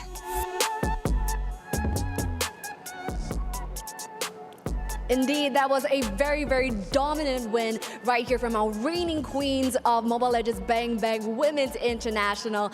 And right here for Team Vitality, we have Shell right here beside us. Hi. Hey. So, amazing performance. Like we just kept us on our foot. It's like, oh, what's gonna happen? What's gonna happen? But before that, you know, being right here on the international grounds here, the EWC, how do you feel being here in Riyadh? It feels amazing because like we're so facilitated here, and that's just amazing. Love it, love it. I really echo that. Riyadh is really, really larger than life, especially right here in the boulevard itself. Oh, yeah. Yeah. So the next question is, you know, a little bit of a pat on the back for TLG, given that this is their debut, you know, coming in as the reigning queens. What do you have to say about brand new debutantes like TLG? For me personally, I think they played really well. Like most of the time, they dodged us, but they know what they're doing. Like they dodge us, but they want to get something in return. So they played really well. Incredible. And of course, final question for you, Shell, would be that you guys are the reigning champions, and you guys are looking for that 3-peat win right here for MWI 2024. Does that come as a stress on your shoulders for Team Vitality? No, we're just having fun here.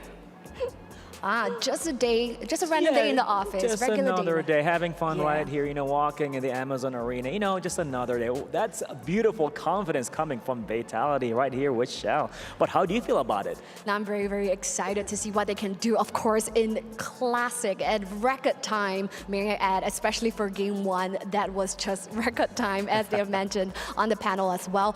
But of course, we're going to let Shell go because they're going to be starting off match 6 real soon. So thank you so much for joining us, and stick around for match 6 that will be coming up. We'll be seeing the likes of Team Vitality going up against Gaming Gladiators Homegirls. So we're going to pass it back to the studio.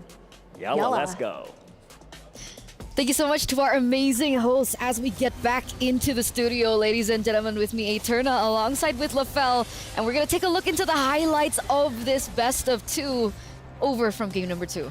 Honestly, I have to echo what Shell did say in the interview. Is like, honestly, they know what they're doing. They're able to dodge our engages, and then they're finding ways to get any kind of trades back. So honestly, this does show how strong TLG really is, because in this match, we definitely see a lot of glimpses where TLG could really take it. But I gotta agree with Naisu, man.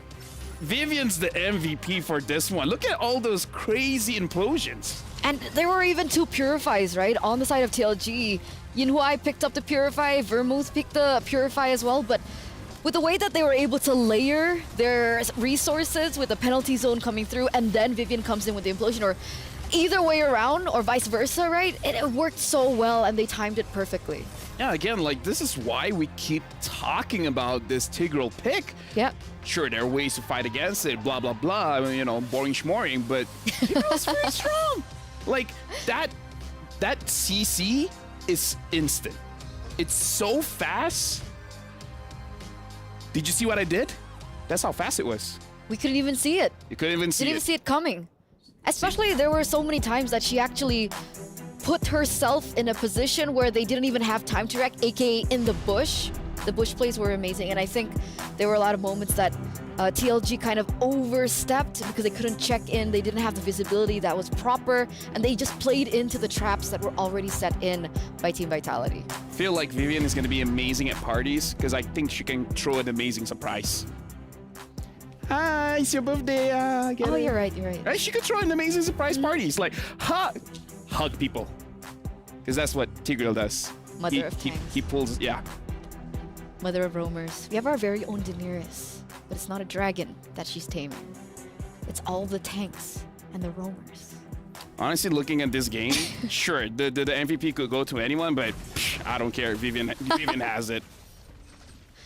And it makes sense.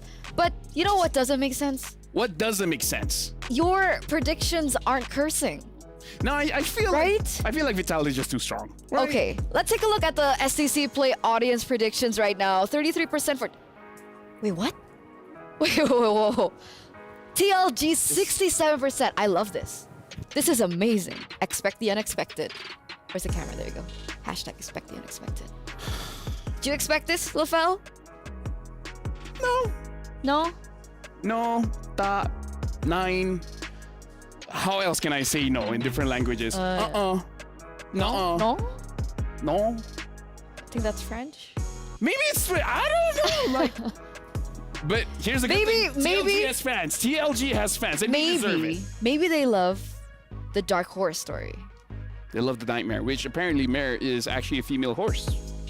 So the more you know. Do you remember the last time we were on the same desk together? We were also talking about horses, whether or not they could swim or not. No. We talked about. Oh yes, we did. MSC last year, I think.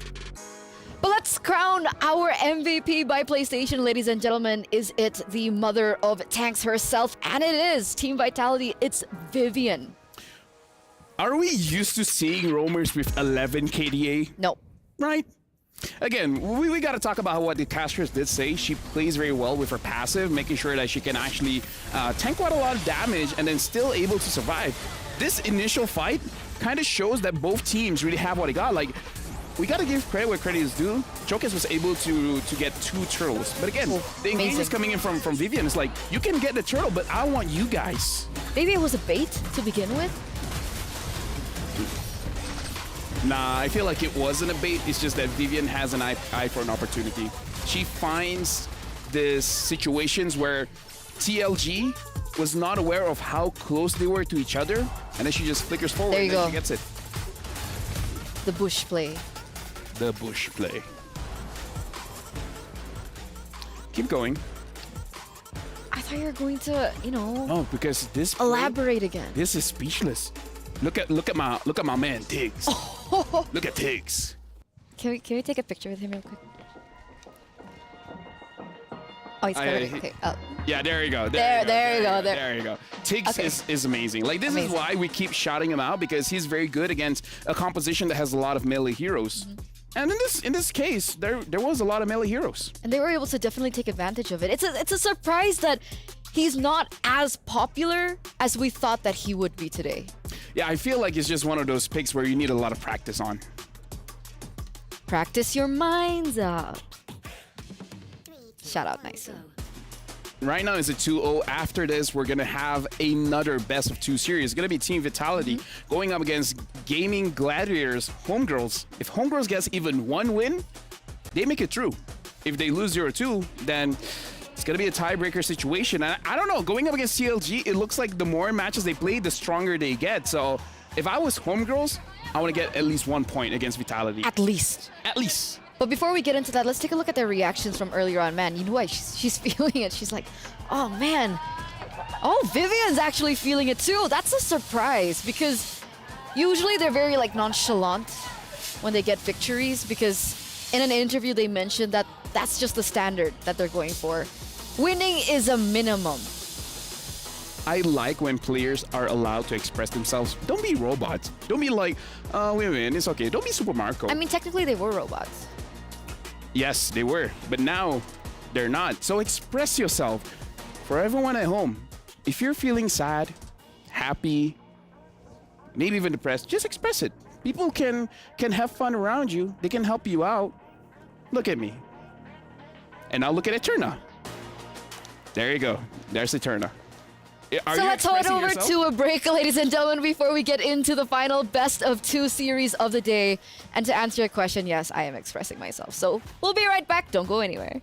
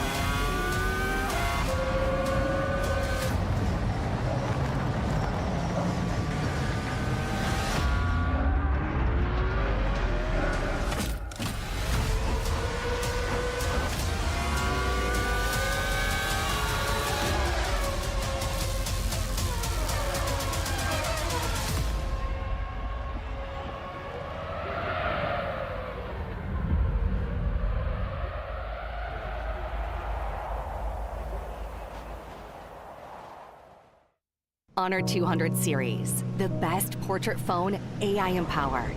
Studio level, AI portrait camera, 3 hardcore portrait modes. Color, vibrant and classic to capture portraits that truly stand out.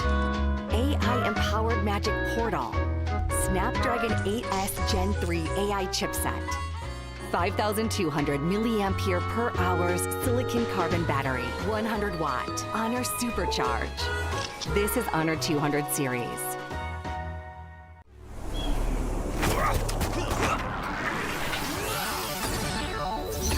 Ready, set, go.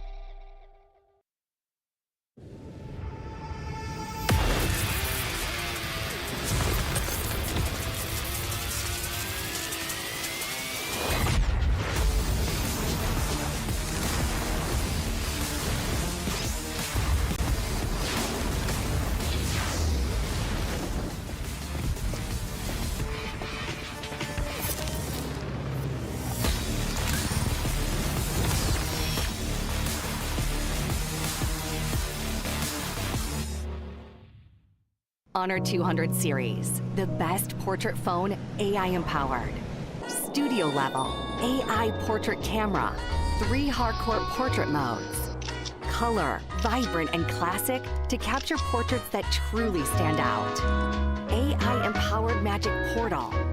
Snapdragon 8S Gen 3 AI chipset. 5,200 milliampere per hour's silicon carbon battery, 100 watt, Honor Supercharge. This is Honor 200 series. You ever wondered how a Hollywood movie is shot? On a Sony. You review it on a Sony. And how do you make that sound epic? You record it on a Sony. Lunch break on a Sony. So why wouldn't you watch it on a Bravia by Sony? Have you got what it takes to get to the top? It doesn't matter how high you climb. To reach the top, even the biggest champ needs a break. So you can recharge, dive back in, and dominate.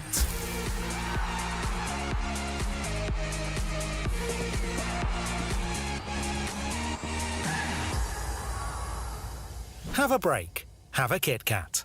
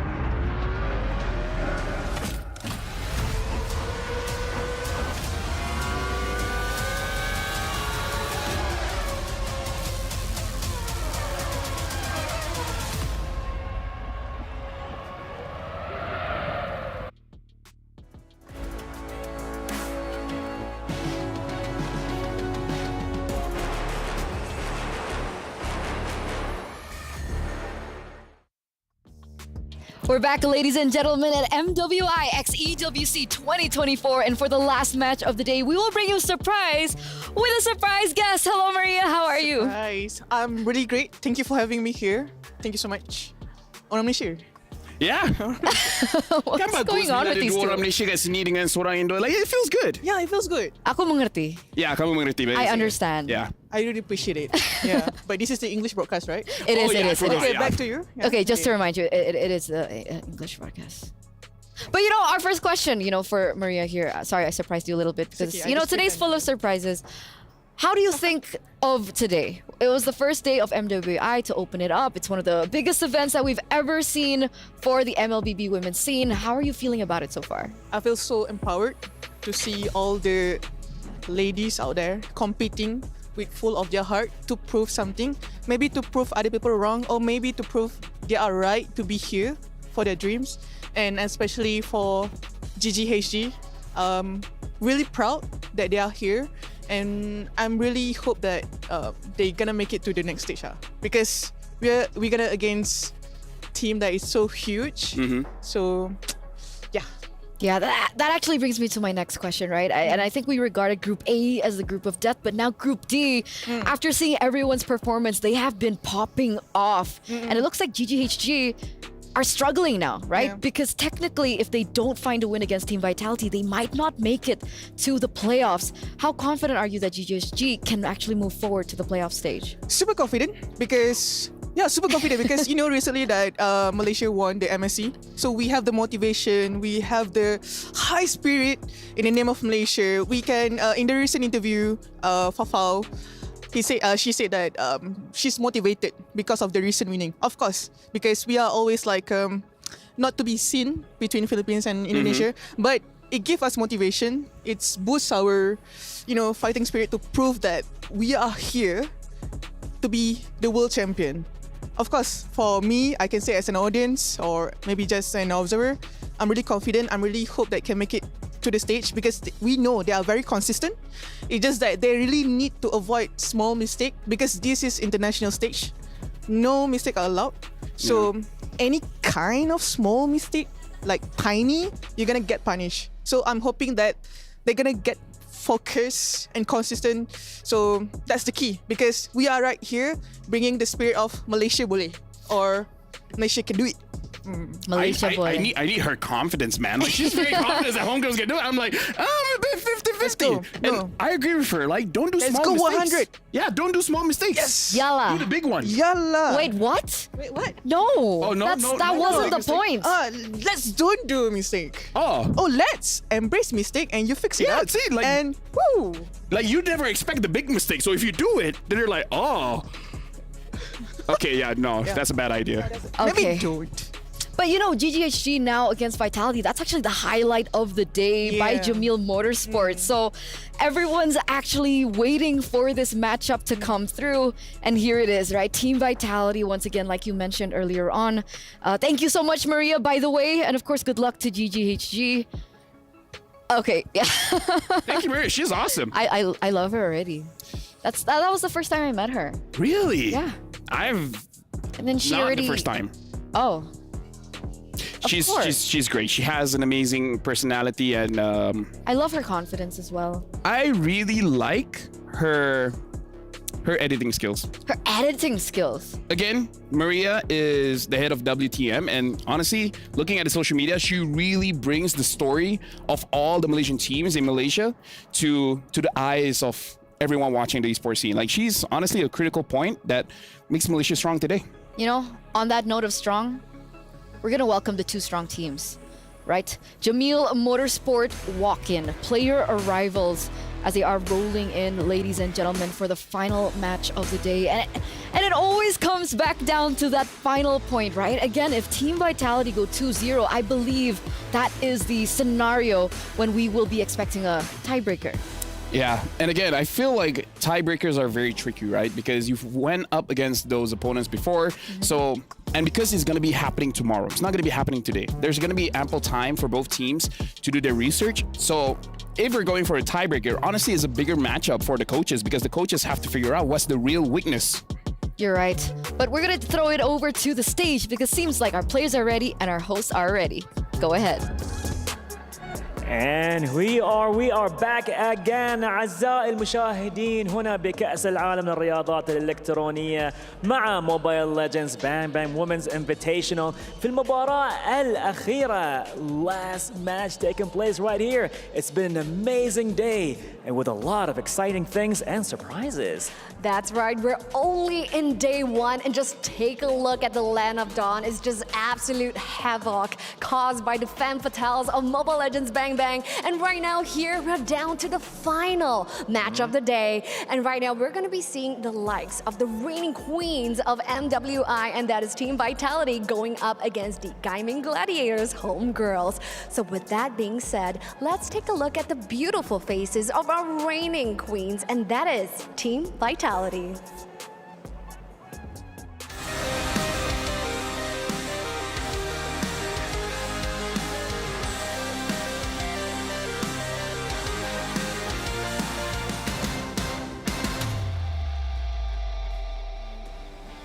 So yes, given, the match that we've seen earlier in match 5, they are the reigning queens for a reason, and they are defending their throne really heavily with that super stomp of that 2-0 clean sweep earlier that we have seen against TLG.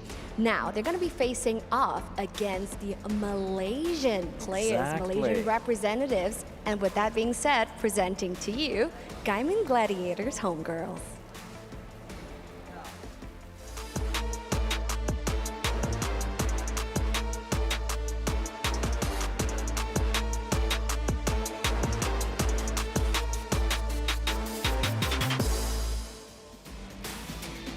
Well, there you have it.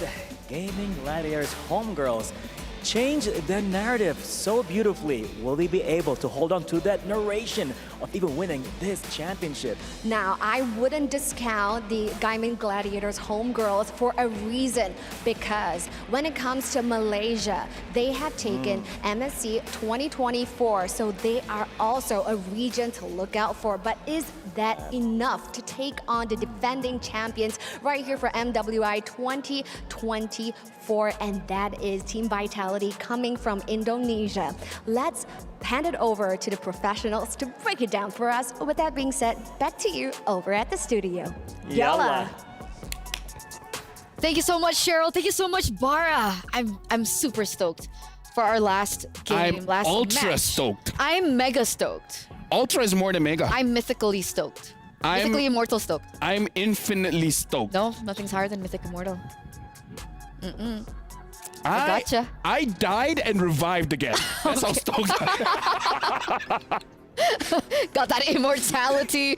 But of course, ladies and gentlemen, let's welcome you into the final match of the day, the highlighted match of the day that everyone has been anticipating from all around the world. Team Vitality and GGHG.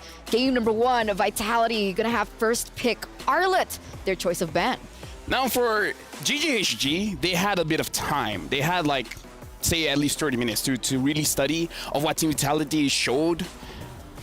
I kind of feel like Vitality has multiple ways to engage into a fight, so I feel like they didn't reveal too much going up against Gaming Gladiators homegirls. So I really hope they just brush up on their mistakes, because what Maria said was actually true.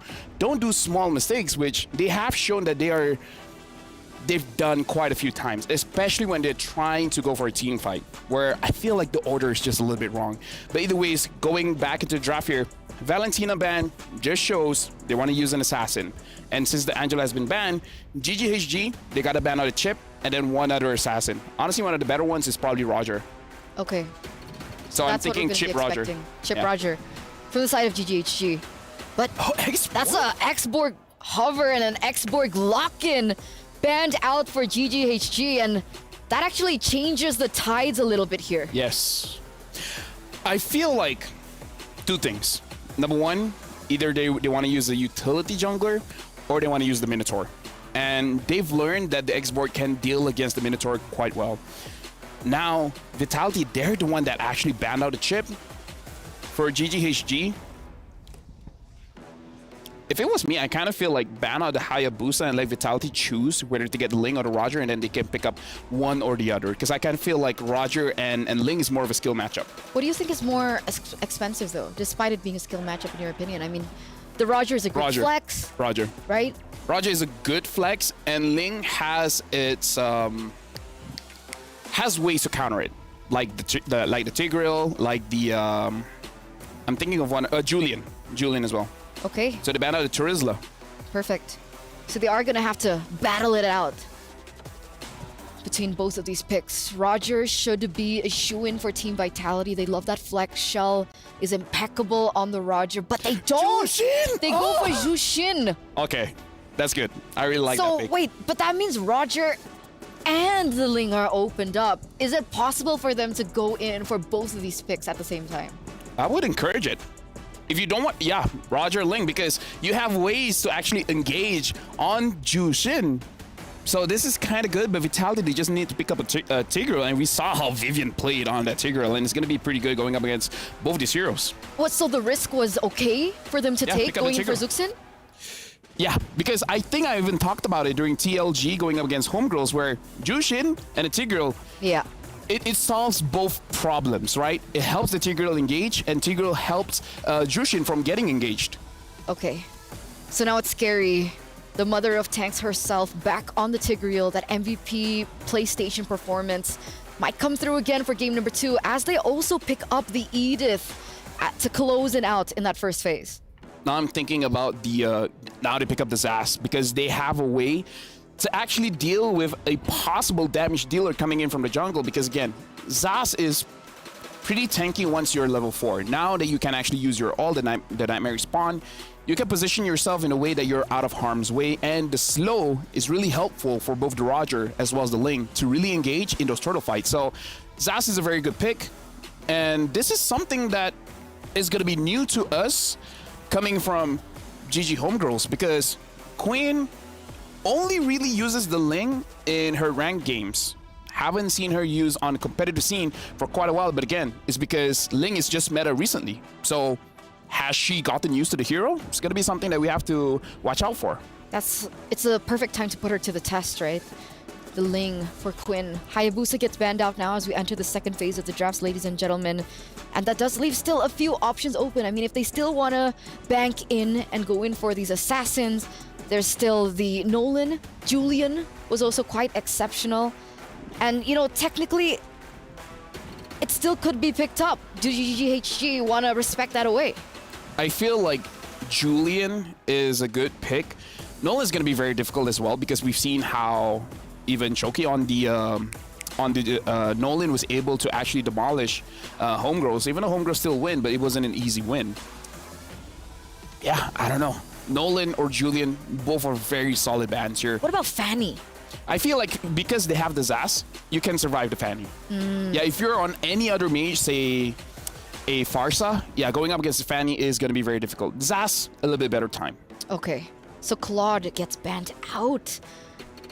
Wait. They're forcing a Harith pickup here. Yeah, that's what I was about to say. Harith has been left open. Yeah. Few good reasons, because the Roger can deal with the Harith. So that's number 1.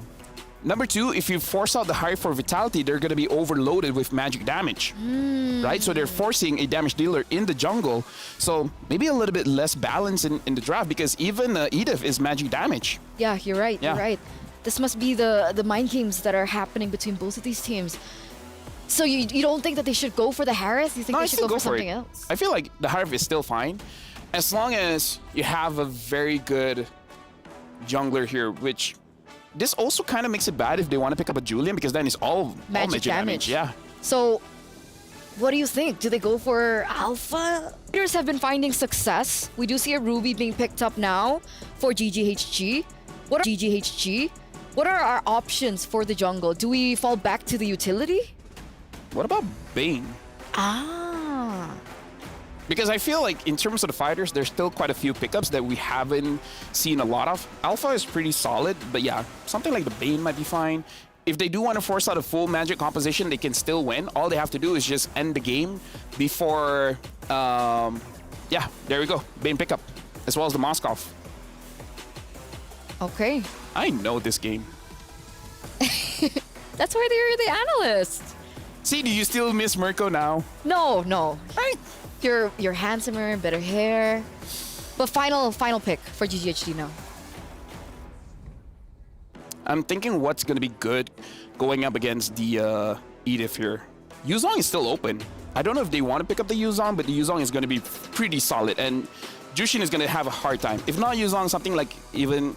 The Lapu-Lapu is good in theory, but it's just not good in its meta right now. So what do we think, right? Because technically they already do have a setup hero in the Ruby. Do they need more peel? Do they need more sustainability? Go crazy, or can more they dive. go for something crazy like Paquito, Benedetta, that kind of strat? Or the CC? Yeah, as long as that can give more pressure to the backline, and you call it the Benedetta. Maybe you should do this job. No. That was lucky. No? I was lucky. Right now for Homegirls, I like that they're going for an all-in composition. It's a full dive. The only thing is, Vivian on his Tigreal. It could ruin their plans. Mother of Dragons. Mother of Roamers. Oh, yeah. Dragons is a different series. I mean, technically, Yuzong's not a roamer. Not yet. You're Things could right. change, right? Not Things yet. could change. Expect the unexpected. Hashtag. Unexpected, the expected. There you go. And there it is, ladies and gentlemen, the final compositions for both of these teams as we are moments away of throwing it over to the casters. Nice to Leo, are you there? Show us a sign. Give us a sign. We are here. Thank you again, Lavelle and Turna. And yes, it's me, Naisu, alongside Leo. We're bringing you the last match here for day number 1 of MWI at EWC. And we're rounding it out, of course, for Group D. I don't know, man. I think it's going to be the House of Vivian again. I'm trying to hide my excitement. Bane has come out once more. Hey, if they have Bane. Let me just get out of the way. Yes! Hey, I know how you feel, man. When Gord was starting to fit into the meta, you know, he's fallen out as of late. Yeah. But now it's your time to shine. Thanks. It's Bane's time. And not to mention, this is Vival rocking the Bane. Warcry. Escalating its, value on the current metagame. Oh, wait, let's talk about that later. Vivian forced to flicker out. She's fine. Chinny taking care of the Nightmare Spawn. Did not know you could do that. You could soul snare that thing out. My face as I saw that too. Yeah, like, huh. Whoa. All right. Back to what I was talking about. The Bane on the Warcry. Yeah. In the early days of the debut of Warcry, I was, Were you happy? I was in the lab with Warcry. Okay. Yes. It's so good. Because I would assume it's very easy to proc off too with Bane. It is. And then after that, all your skills are relatively low cooldown. You just keep going. And Deadliest Catch gets more deadly. Yeah, not as quick as, like, say, a Ling or a Lancelot. Right. Rather, a Ling and a Hayabusa. But it's fast enough that it's AoE. That's what changes the dynamic. Yeah. And you know what's funny? Because you mentioned it, like, this is, often when we see Lings take the Warcry. But this time, Quinn goes with the Quantum Charge. Again, it's different. Flavors of junglers. Despite all of those utility jungler loyalists, yeah, I'd still say the meta's wide open. It is. And don't knock it till you try it.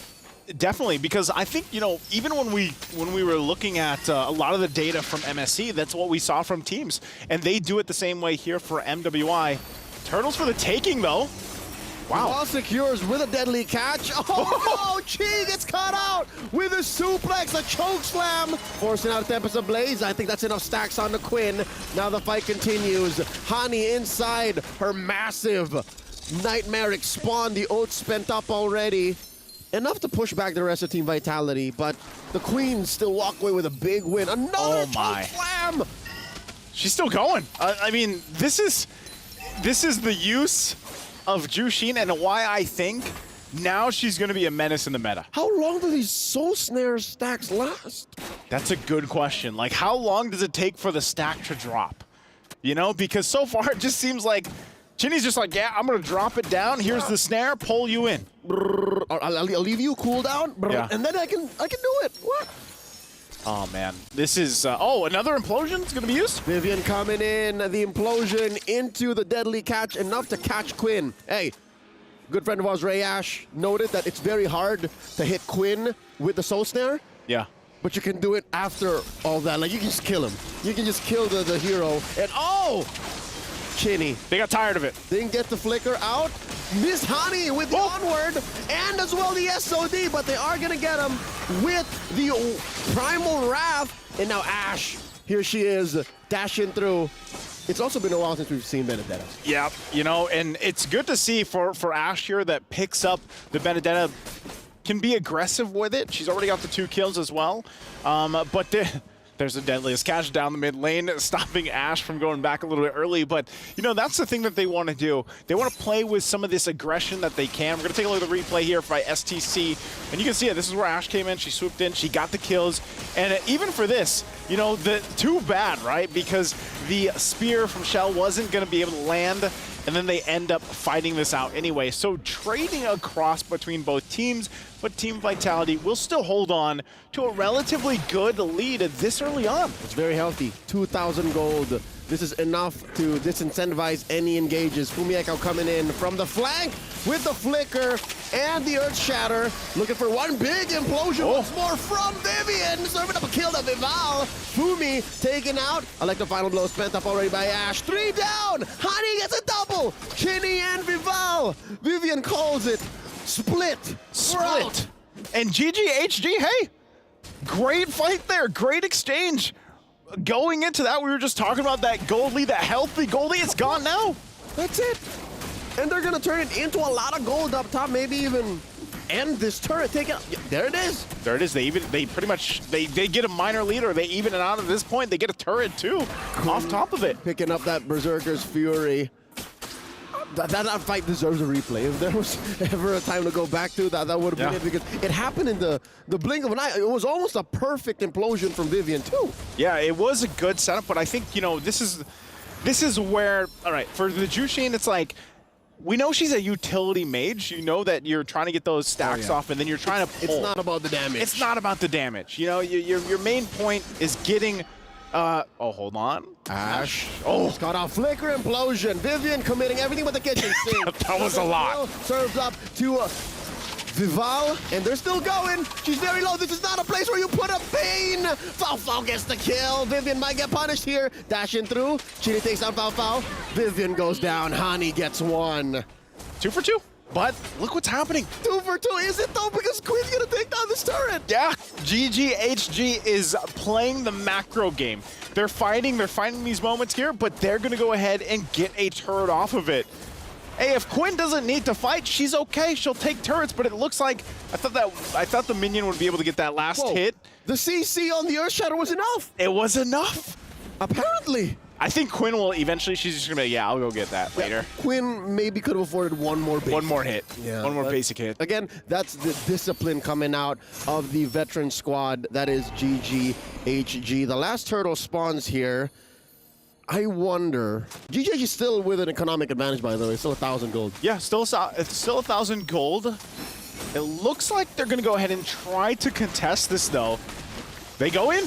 And there's the final blow, a lot of damage put in. Vival with the retribution, deadly catch, no one home. And they're still looking for targets. There's a Lantern Flare, can he get the choke slam? Falfal walking away from it, uses the Purify. That's one way to get rid of the stacks. It's one way to get rid of it. It's one way to deal around, because I think if that wasn't used, then Falfal would have been dragged back. And by the way, folks, mind my pronoun, them. You can put multiple stacks on multiple people, hit the Lantern Flare, and do a double, triple, quadruple choke slam. As long as they're in that circular. And they all have the 10 stacks each.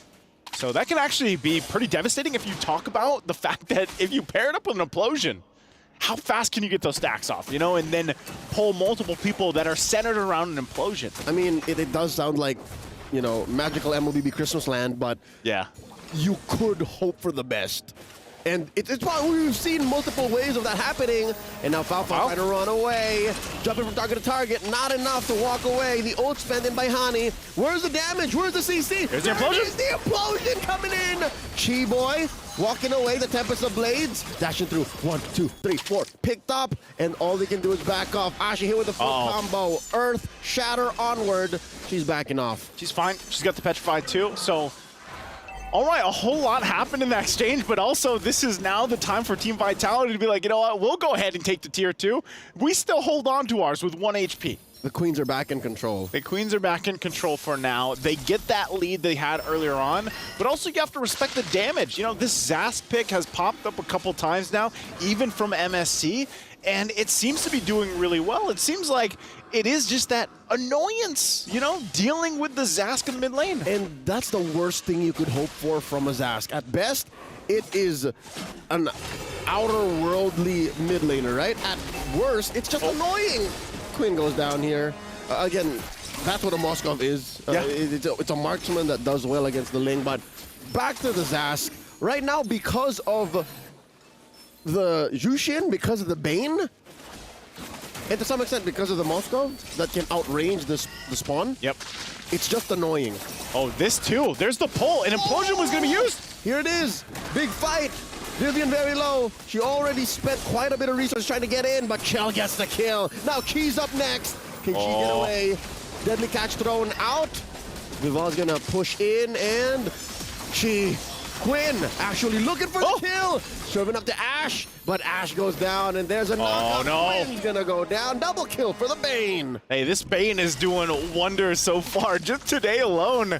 And, you know, it was a great kind of opportunity there for GGHG to go ahead and win that fight. Quinn really tried, but unfortunately for her, it was not enough. So now objective going in the hands of Team Vitality as well.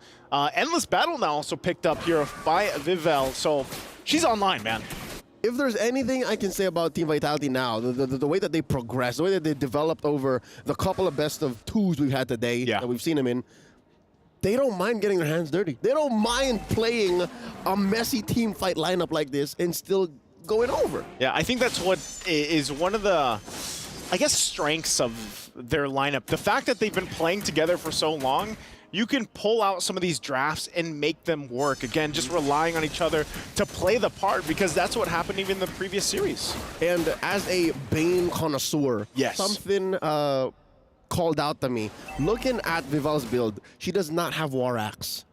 Usually you build War Axe first. Here, she decided to go, okay, Hunter Strike first, because the benefits you get from War Axe is somehow answered for by Warcry, and the kind of damage you're dealing isn't the kind of damage you want against the lineup that has that GGHG is running. Yeah. They don't need penetration. This is a rather soft lineup.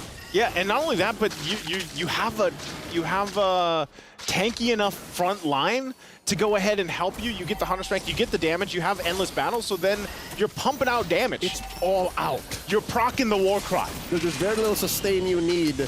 And here we go, Quinn deep in, another implosion, keeping her in place, taken down by Chell as she picks up the Wind of Nature. And there's the SOD coming in from the back. Honey goes down. She is next. They don't have a wave, but they do penetrate up top. There is a wave pushing in. Down 2 members for GGHG. 3 defenders. Can they defend it? Can they do it? Here we go, putting them stacks on with the Lantern Flare. Sanchi. And there's the deadly catch. Down goes Ashe. She-Boy's up next. Immortality's getting popped here. They cleared the wave. Still no waves. Vivian gets taken down. Just foul left. They bought time. Soon. But yeah, a minute out till the Lord. I think Vitality should play for that. Yeah, GGHG, they had one assignment at that point. They're like, you know what, just clear the wave. We will lose some bodies, but clear the wave. We stay in this game past that 12-minute mark. And so far for Team Vitality, they've been ending their games 11, 12 minutes. So GGHG buys some more time. Even with these pickups here, Endless Battle now there, you can see the Haas Claws too from Quinn.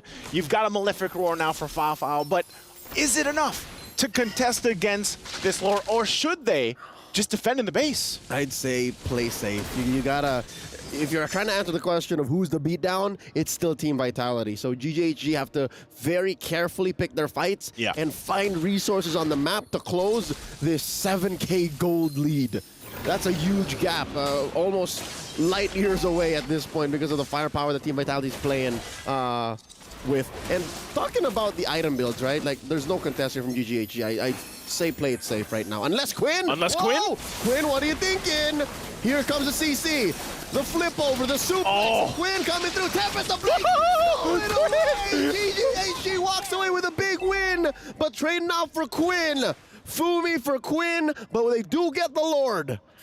I feel like that was the best thing that could happen for GGHG. Quinn goes in. Yes, she's probably going to die, but at least she gets the Lord. It's going to be worked on here. But again, what we're talking about for GGHG is buying time in this game because you already mentioned it leading into that. 7,000 deficit. They have to work against that.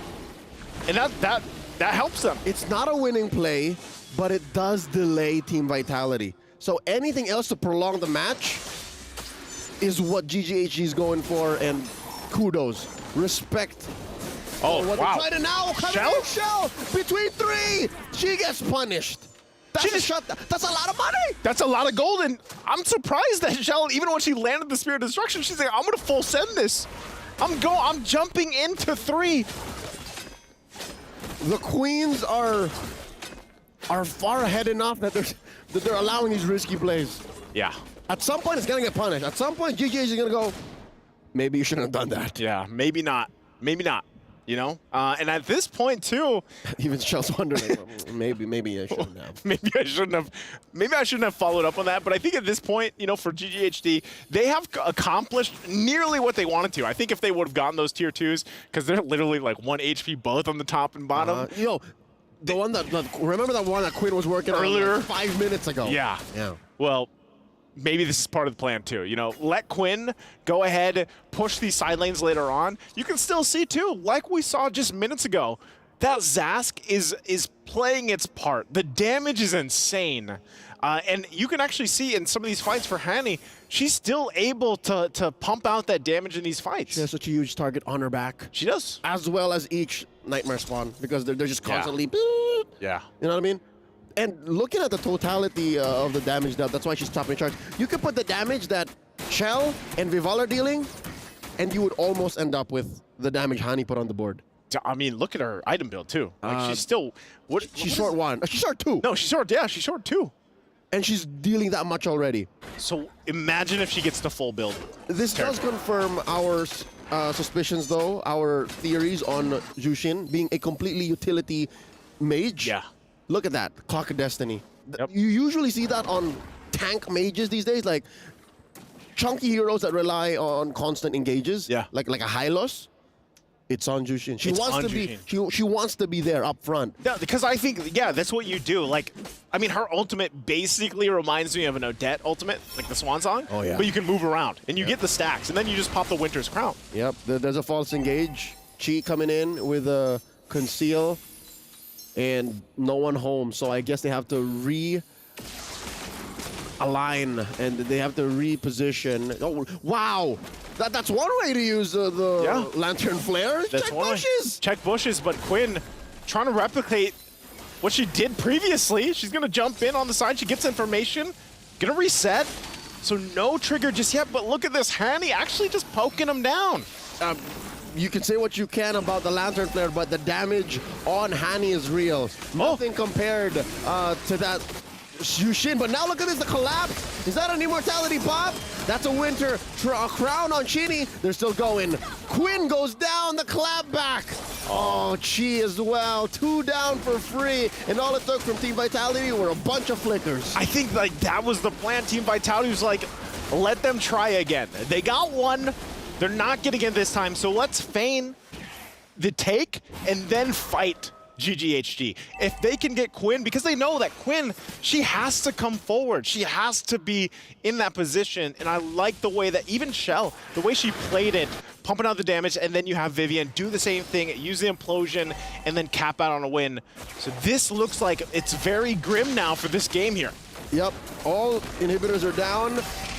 Echo forcing it out, that's it. That's a critical mass. Team Vitality takes game 1. Took them a little bit longer, but Team Vitality will go ahead and get another W here. Few engages rough around the edges, but I would be lying if I said it wasn't entertaining. It was great.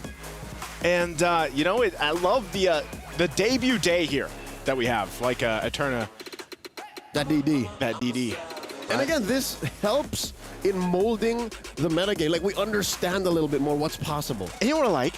This is also a different meta, so to speak, than what we even saw throughout MSC. Like, there's still different variations. I plead my case. Jushin is a must answer. She's a legit tool that teams can use to change the flow of battle. 100%. And I think she's going to continue to find the footing here throughout this tournament especially. And teams will almost be forced in a position where it's like, yeah, we might have to just ban her out, you know, and deal with that. So let's throw it over to the studio and have Turner and LaFell break down this game for us. Thank you so much, guys. Thank you so much, Leo. Thank you so much, Naisu. But wow, that was honestly a close game. I thought at a certain point that GGHG would have been able to take control of that game, but Team Vitality somehow, some way, were able to come back. Yeah, honestly, like, it's close, much closer than we anticipated. Yeah. But again, it's all about a team fight where the amount of damage that was able to be pushed out by Team Vitality is just that much higher. And the thing is, if we're looking at the positioning coming in from Gaming Gladiators Homegirls, they're not really making it difficult for Vitality to choose a target. Like, you see Quinn being far forward, so Quinn is going to be the first one. Like, they line up in a way where they can just be like, okay, 1, 2, 3, 4, 5. So it's something that they have to figure out going up against Team Vitality. If they line up very, very nicely, it's going to be very easy for Vitality to choose a target. They got to make the team fights a little bit more chaotic. I agree. I mean, there were several moments where Quinn came into the team fight head first into like a shark's den, expecting something of a benefit. But, you know, Team Vitality, they capitalized over that time and time again. And when I mean shark's den, I mean literal shark's den, right? They had the Bane. Yeah.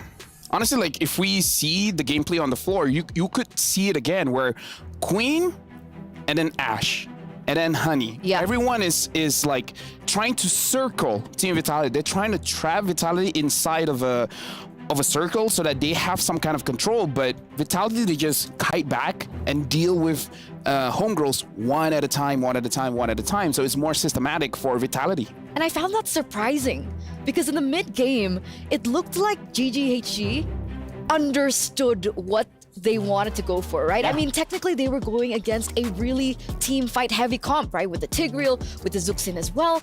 And so with the fact that they picked up the Benedetta, they were playing the macro style. They were going in for pickups instead, being very, very disciplined, but something switched with them that I don't quite understand. Yeah, if we were looking at a team fight here, I understand where GGHG, they don't want to clump up because the deadly catch is going to be troublesome as well as the implosion. So really what they have to do is split the map. Play like a 3-2, flank from 2 different angles, and then give a problem for Vitality. Which side are really going to control? Like, I feel like going up against Vitality with this lineup where they have a Zushin, they have a Tigreal, you got to split the team fight. Don't make it a 5v5. Make it a 3v2, 2v3, so that you have a bit of an advantage where you're creating chaos going up against Vitality's draft. So do you think that it was execution that kind of lacked from GGHG? For sure, yeah. I mean, technically, despite everything that we've been talking about, right? GGHG have been the only team that have been able to push Vitality to their limits, right? 17 minutes of the usual 12 to 13-minute game. So they're on to something. There's potential, and there's a big chance that they can go for a comeback in the second game of the day. But let's crown our MVP by PlayStation. In our first game, it was Vivian, the Mother of Dragons. I'm going to stick with that. And for game number 2, you know, despite that mistake that she made with the Spear of Destruction into 3 members, she, at the most part, partaked in so many of the success coming in from Team Vitality here. I mean, sometimes you need that kind of confidence. Be like, guys, hold my water. See what I can do. Hold my bag? Earrings? Hold my purse. Hold my purse. Hold my purse. That's it. That's it. Gotcha. Hold my purse. Let me 1v5 this one. And it's like, okay. Maybe 1v1 is better. And then I liked how the casters highlighted her reaction after. She was like, you know, shifting on her nose with her hand, and she's like, oh, okay, maybe that wasn't the greatest idea. Maybe they were like, why did you go for it? And she's like, watashi wa gatau si. What? That might be what she said. Okay, yeah, true. But yeah, looking at the team fight, it really is about the execution, because I feel like the idea coming in from Homegirls is pretty good. You have a dive composition, that's what you want to do, you want to dive. But again, it's like when you're going up against a composition that wants to play as 5, you got to split them up. usually when you have a composition that you're going up against a Minotaur, you're going up against a Tigreal. Even we saw the Atlas. If you can make their team fight so that the damage dealers are far away from their engagers, you're gonna have a successful team fight. But again, it's one of those things that's easier said than done. So I don't know, was it hastiness that got to them? Was it patience that got to them? We're gonna take a look at the player reactions, and hopefully we get a replay of Shell's earlier reaction. But we have Fumi Echo here celebrating Vival. All smiles, no problem whatsoever. Usually Vivian is like the cool control one. See, there you go. That's the Vivian we know and love. I feel like in this matchup, they went in pretty confident. Like, I'm pretty sure that they understand that GGHG is pretty strong, so respect is supposed to be given to them, and I feel like they did. For game number 2, it's really about home grows, because if they win just one, it's done. It's done. They make it to the playoff, and if they don't, they got to go for a tiebreaker. And again, it's basically a toss of the coin at that point. So 50-50. Oh, yeah. Right? With TLG's performance, the way that we've been able to see them play so far, and imagine them getting like an overnight time to adapt. Oh, yeah. I don't think GGHG want to risk that, especially if they want to replicate the success of SRG. So we are going to take to an interview now, ladies and gentlemen, and I'm pretty sure it's with Reptar, so let's see what they've got. Hey, I'm here right now with Ginny, the mid laner of Team Vitality. And I gotta ask you, you've already won this tournament twice. You're favored to win it all again 3 times in a row. How are you feeling going up against Gaming Gladiators for your first series of the day? Because it's our first time meeting them, because they just recently changed the roster. But I'm pretty confident with our team. Oh, so very, very confident with pretty much what everyone is feeling about you guys. You're also feeling that too? Confidence? All right, that's good, that's good. Now, I gotta ask you though, and fun fact, by the way, Chinny here, sisters with Chell, the gold laner of Team Vitality. What's your favorite thing about being in the same team as your sister? Okay, because we're just 2 years apart, so we're really close. So like, I don't know, we always joke around together. Yeah. And yeah, it's really fun because I have a family member with me all the time, so I feel safe. Yeah. And because I'm the younger one, she'll always always on my be there side. to protect you. Yes. Okay, so she's there. Oh, that's great. And that's wait, but it's funny because you're the mid laner, so you're protecting her in game. That's actually true though. But outside of the game, it's like big sister has Yeah. you. Oh, that's very sweet. So, do you have any sweet messages this time for the fans of Indonesia supporting Team Vitality? Buat netizen Indonesia, tolong support kita terus. Support kita dan juga tim Falcon karena kita sama-sama representatif dari Indonesia. Dan don't trash talk and just keep supporting each other. Yeah, well, you heard that in the end. She said, Indonesian netizens, please support Team Vitality and also support Team Falcons Vega. Just in the pride, yeah? Yes, in the pride. All right. For grand finals. Yeah. Whoa. He speaks Indo now. Exactly. I was about to ask, is this a girlfriend buff on Reptar's side? I'm really gonna expose him that way, but yeah, it's fine, congrats, right? Congrats, Remar. But yeah, support both teams. Amazing. And again, I like the sister kind of dynamic. It's like, okay, in game I'll protect you. Outside of game, you get me Korean barbecue.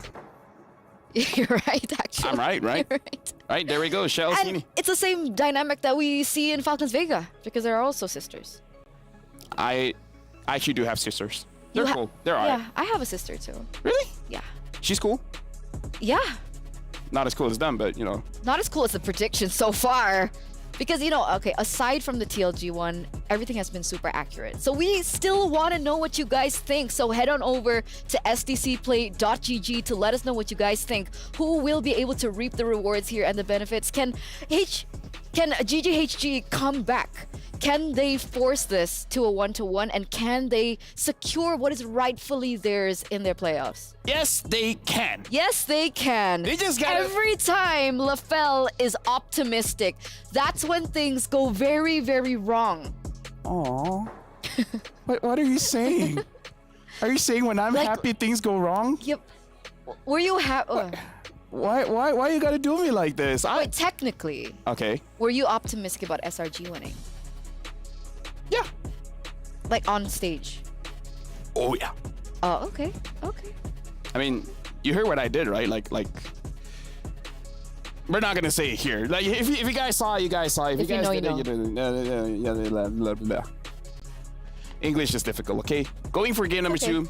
I feel like, in terms of the drafting, I feel like it was fine. Because I feel like they have answers to each other's problems, right?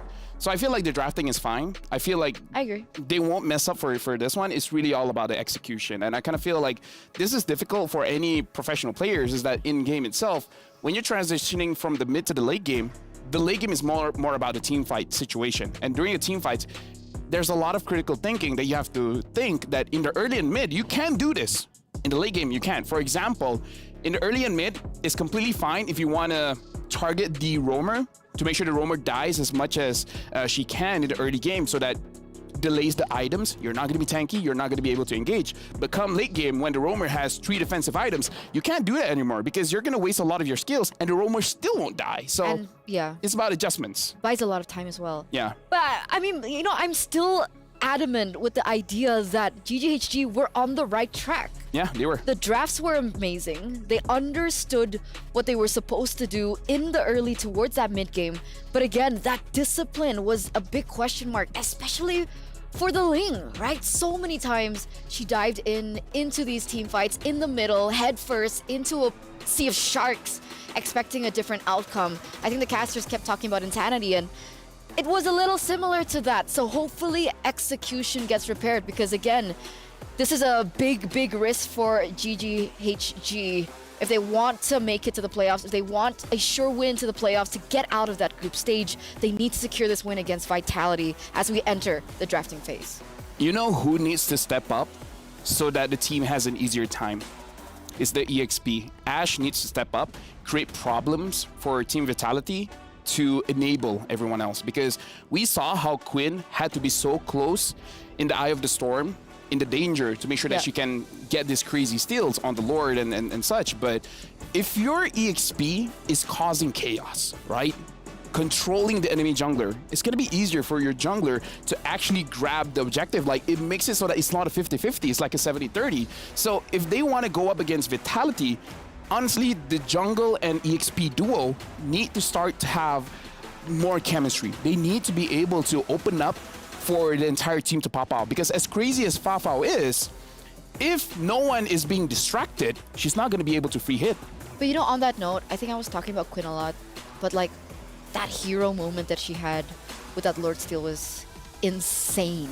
It's crazy because honestly, she did it by herself. Yeah.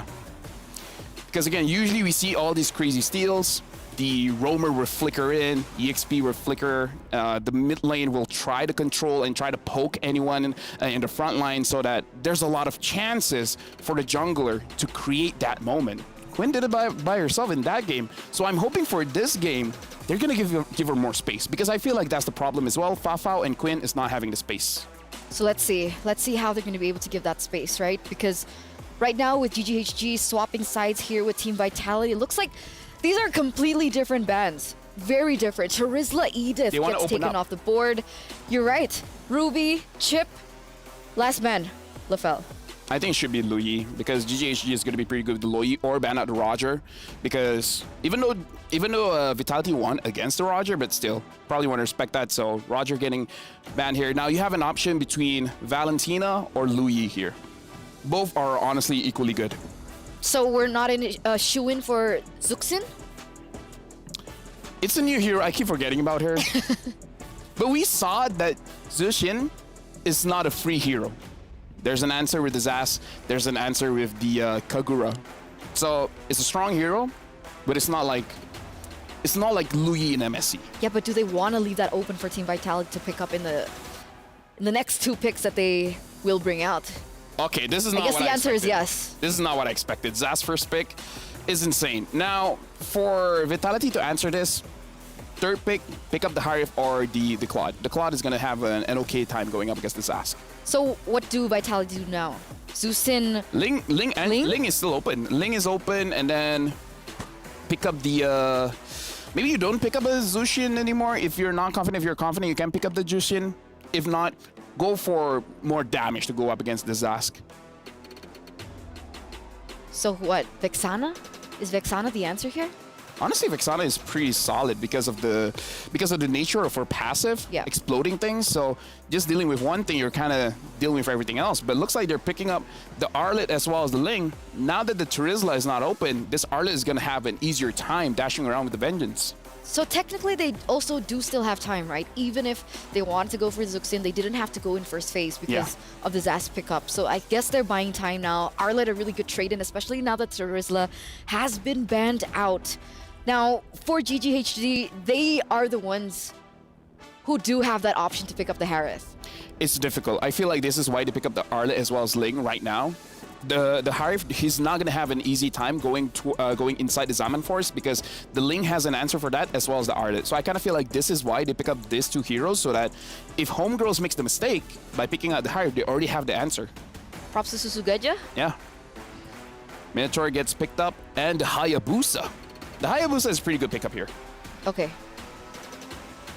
The Minotaur as well, especially because they probably don't feel an X-Borg is coming, but Arlet Roam is good against the Minotaur, where you basically just pick off the Minotaur. Make sure the Minotaur dies by like 3 times before the third turtle spawns. Actually, that's a good point to make, right? Arlet is still flex.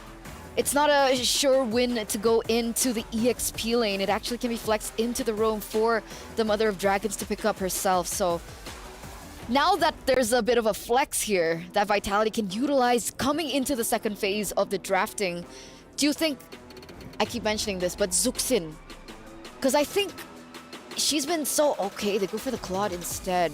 Yeah. Like I said, the Claude is pretty good going up against the Zas, so that was what we were expecting for the third pick. Okay. But again, I feel like the Zushin is pretty okay still, especially because we've seen how strong the Zushin is against the front line. It's really about seeing his experience going up against the Zas. If the Zas was a very horrible experience for her, then perhaps going for something that has a little bit longer range so that she can impact the team fight without directly interacting with the Zas might be good. Harif gets banned here. I feel like it's a very good ban. For GGHG, this is a good opportunity for them to either ban out the roamers so that the Vivian can't really shine, ban out something like the Tigreal, or just ban out the mid lane so that the Zas has a better time. Going up against the Claude is difficult, but at least you don't have a difficult time in the laning phase against an annoying mid laner. And there it is, the Tigreal being banned out straight in, as you mentioned it. And for Team Vitality, they're gonna go for the carry ban here. Or are they gonna let it go? I feel like the carry ban is pretty solid here. If they want to ban something else, maybe ban some kind of EXP that has an easier time going up against the Arlet, but we haven't seen Ashe using the Yuzong even when it's open. So perhaps they're like, yeah, she probably can't use it. So just ban on the carry might be better. Or the Moskov. So Moskov or carry is a good ban here coming in from Team Vitality. If they want to shut down Fafao from the get-go, they need to secure a proper lane for Shell, but technically we've seen Shell in losing they still ban on the matchups. Yuzong. And it works. And you're right, the Yuzong still does get banned. So technically now, Fafao does have the possibility to pick up the carry if she wants to win that lane against Shell. I wonder if they have some kind of pocket pick, right? Because the Zas was, in essence, a surprise. Maybe they have a different surprise here. The Grog gets banned out, so they're really respecting Vivian here. I feel like they need some kind of locking mechanism or some kind of heal to deal with the Hayabusa. Because the Hayabusa, if he has a very good early game, is going to be very difficult for the side laners, especially the Claude, to actually survive, to the point where perhaps the Claude might have to go for a third item, Wind of Nature, to survive. So what are we feeling here for the mid lane? Do we still go for Vexana? Do we go for a little bit more support? Zuxin? I know you don't really like the Faramis matchup into the Hayabusa. Yeah, especially because the Minotaur is there as well. Well, technically, wait, Valentina is still open if they want to go for that. Oh, but they go for the Lu Yi, which is not the best going up against Hayabusa, because the Hayabusa can assassinate the Lu Yi pretty early on. So I feel like this might be an Arlet roam. Like, in a perfect world, this should be the Arlet roam. It's good against the Minotaur, and it's a good combination with the Lu Yi, because the Lu Yi, the Yin Yang reaction, is a crowd control. And with every crowd control, it resets the Vengeance for the Arlet. So we can have a very aggressive mid trio here, where the lane doesn't really have to focus on the farm. The lane can follow the team and try to get kills. Bane gold lane? Shoe on the other foot. I mean, I did say they probably have a surprise for this one when it comes to the gold lane. Wow, we saw Bane in the jungle earlier on, and that was a big surprise. And now an entirely different lane. Leo When might be was the happy. last time we saw Bane in the gold lane? I feel like... How many seasons ago? I feel like 3 tournaments ago. CC. Gonna be locked in for that EXP lane. Oh, I'm excited to see if this works out. I want it to work out. What do you think? I mean, technically, I like it. Bane can counter the Claude in a 1v1 after they both get level 4, but in that trading of damage, how does that work out? GGHG has a lot of damage, especially if she goes for either a Hunter Strike or a War Axe first item, and then afterwards pick up a Thunderbelt. You're gonna be so tanky. They're gonna have a difficult time to take down Fafao. And there you have it, ladies and gentlemen. 2 of these teams have set their composition in stone with a debut Bane in the gold lane. It's a DOD, a day of debuts. I'm pretty sure Leo likes this. Why Leo? He loves the Bane in general. He said he's a Bane connoisseur. He's a Bane connoisseur, exactly. So let's call our casters right now. Leo, Naisu, you there? How are we feeling about this Bane in the gold lane? Do you guys think it will work out? Well, I'll let the Bane connoisseur answer that. Leo, what do you think? It's an acquired taste. Yeah? I'm pretty sure GGHG spent a lot of time in the lab to, calculate if this is worth it. Because again, gold lane is full of solid heroes. You got the Claude, you got the Moskov, you got the Harrod, you got the Cat. All of these are better picks, right? Yeah. But if they picked it, then all we got to do is trust the process. Let them cook. Let him cook. Let her cook. Let Fafao make this work as we jump in to the last game for day number 1 here. Once again, MWI at EWC. And Team Vitality on a roll so far. This was expected for the Queens of MLBB, undefeated literally for years at this point, since, 2021. That's right. Now, this lineup from GGHG, I think it is interesting. And like Eterna said, now it's become DOD. It's DOD, right? It's at this point, it's a day of debuts. And with this happening here, I really want to break down that lineup that we have from GGHG, because I think if you even look at the previous game that they had where, Team Vitality, they struggled with dealing with some of the pressure that was put there. This lineup that they have, of course they have the Zask. We saw how much damage Hanny could do just from the previous game alone. But I think also you pair it up with a Hayabusa. You pair it up with a gold lane Bane. And this is it. Look at this. A lot of pressure on a Shell, putting her to a 10th of her health. They could have finished the job. Oh, with no. the Chi from the back, taking a few hits from Chinny. And now Vival forcing out a flicker. Out of harm's way. Can Fafao survive? Still has a flicker. Gets right underneath the turret. Tempest ablaze up in the skies. Not enough blaze to pick up. And Fafao lives. Oh, for now, but look how low they are. They should be fine. Okay. I would say out of that whole exchange, Team Vitality at least gets a couple flickers from GGHG. Turtle's now coming up here in just a second, so they're going to go ahead and reset. They know that information, though. Not only that, but you also lose, some valuable time in terms of getting that XP. For Chi especially, she's not going to have the Minoan Fury available just yet, unless they stall this out for some way, because they know, at least for Vival, she's got to get the purple buff. Yeah, she couldn't do the old XP mid lane rope-a-dope swap to get the level 4 on the roamer, but she did spend a lot of time protecting Fafao, which they need to right now. She's their insurance policy, especially in big team fights, but check this out. I don't think they can contest it? With the diversion. Yeah, no, not at all. Nope. At this point, you just got to give it up.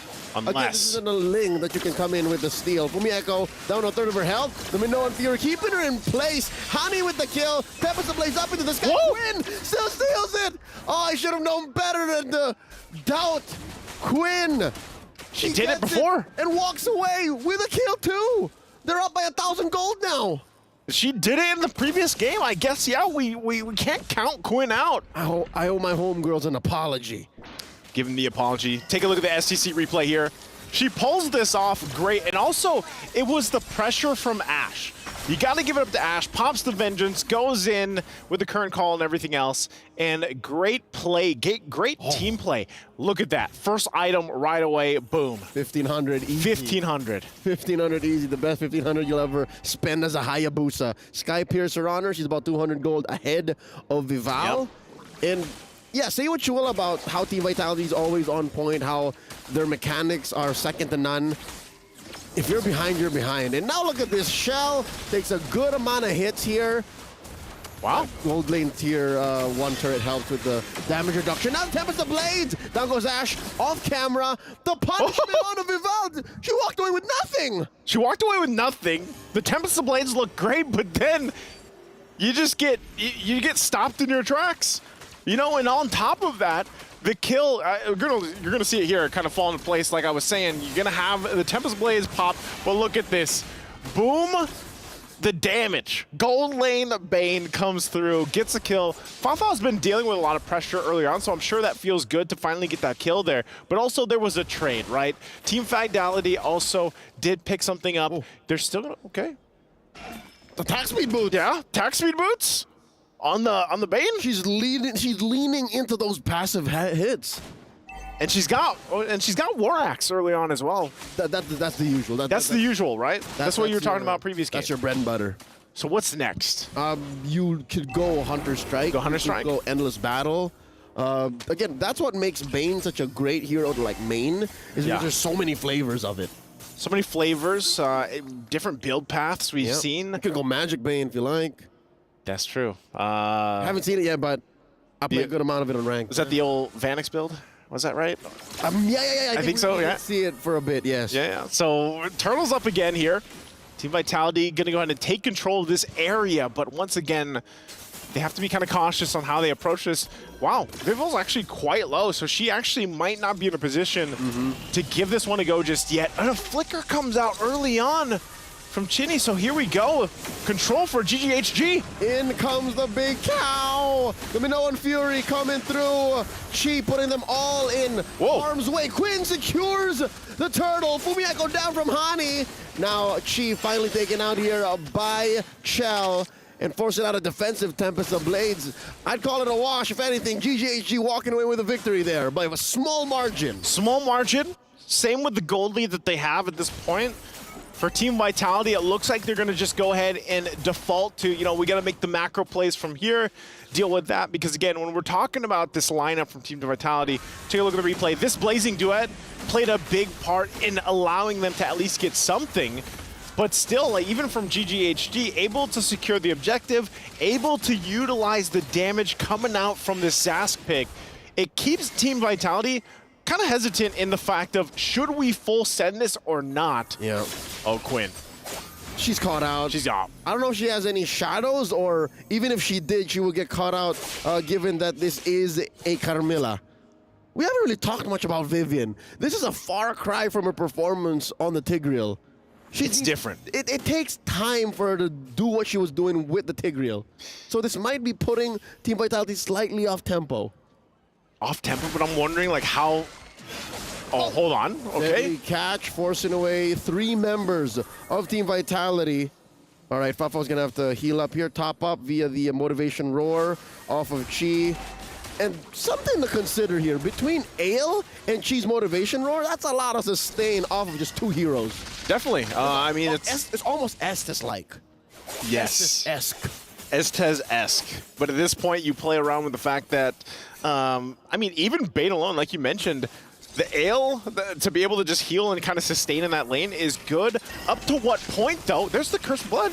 Here we go. There's the big Minoan Fury one more time. Fumiako into the air. Didn't even get to pull out her final slash. And the damage off of Hani. Pushing back 2 members of Team Vitality almost single-handedly. And now, Quinn down. No retry. I repeat, no retry. Purple still being secured here by Vival. And I think this is enough to disperse GGHG. Yeah, but actually look at this. GGHG is still just, they actually played up front a little bit.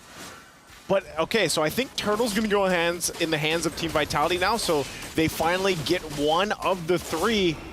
But for GGHG, you have to still look at, with the lineup that they have, with the capabilities that they have here, it's also just up to Quinn. I mean, for the most part, she's got to be very careful on not getting caught out. If the shadows are down, placement-wise is going to be tough. And now as she picks up the Blade of Heptases, we have to be realistic. We have to put our feet on the ground and accept the harsh truth that, she had a great early game, but it really didn't lead to much. She secured 2 turtles. She picked up an early Sky Piercer. Now, oh, here we go, off camera.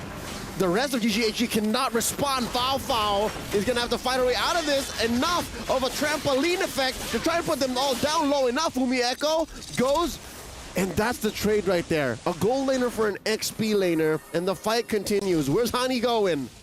Well, right now she's gonna go ahead and just rely on the little aliens to keep her safe, basically. But I would say fighting potential is actually pretty good. Also, still up to this point for GGHG. If they can kind of maintain this leading into the First Lord, I would love to see for GGHG take that first objective, play around that power play if they can. Looking at the replay here from STC, this is what I mean. Look at their team fighting potential. Whoa. Great Minoan Fury helps out a bit. You have some sustainability too. And then with that, you know, it's really just kind of being able to survive that final slash and then the follow-up with the Tempest Blades. So, you know, great. I feel like they feel good about that They're team fight. having fun. Yeah. But Chi, though, is on point. Looking at her stat line, 0, 1, and 5. She's been there for 100% of all the engages and all of the team fight wins, or at least kills for GGHG so far in this 10-minute bout. And she had to take off her spectacles to really get in there. You see, I was wondering, like, is this the same player? But yeah, no. It's her. Chi without the glasses. I was going to say, yeah, it's her. And she's been on point. Fair enough. She's been doing so well that even this off-meta pick of a gold lane Bane is working out. I think even when you talk about... hold on again. Talk about later. Chitty's in trouble. Chitty goes down. One more hit on the turret. Great conversion, almost instantly. Hani taken down here. A shutdown by Vival, and the fight continues. Ash pushing them all away as GGHG makes a beeline for mid. I think they just want to go ahead and grab this turret. And then if they can, they go for that, but they actually just starve the Lord. For Team Vitality, they're going to go ahead and respond themselves, but look at this. Pressure also top side. They got to deal with the wave. Malefic Roar picked up for Quinn. They're pushed back to this bottom side. And with that too, Chinny's back up. She has diversion she can use if she needs it, but they just full send the Lord. Here we go, big knockup. Where's the Lord going? Chi secures the Lord. Kel is down.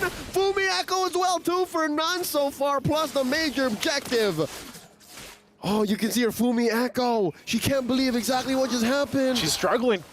And you know, that GGHG, I said it minutes ago. I was like, man, if they can get the Lord, hold on too. Whoa, Quinn actually gets some revenge too herself. Assassinating Vival! And not to mention, there's a Lord down bottom. They pop the shield in mid. I guess GGHG's off-tempo plays and their, again, uncanny aggression is enough to take Team Vitality off of balance. This is a great thing for GGHG. It is only the first Lord, but they're a threat to Team Vitality right now in this game. I don't think they can end it just yet. Final Slash going to be used. Shields are going to be popped. There's a push up top off of Quinn. Working solo. The Deadly Catch taking a good chunk out of Team Vitality and their inhibitor. And now the fight continues. Team Vitality has to focus on defending. There's a penetration in mid. And now Chi taking a lot of damage from Shell.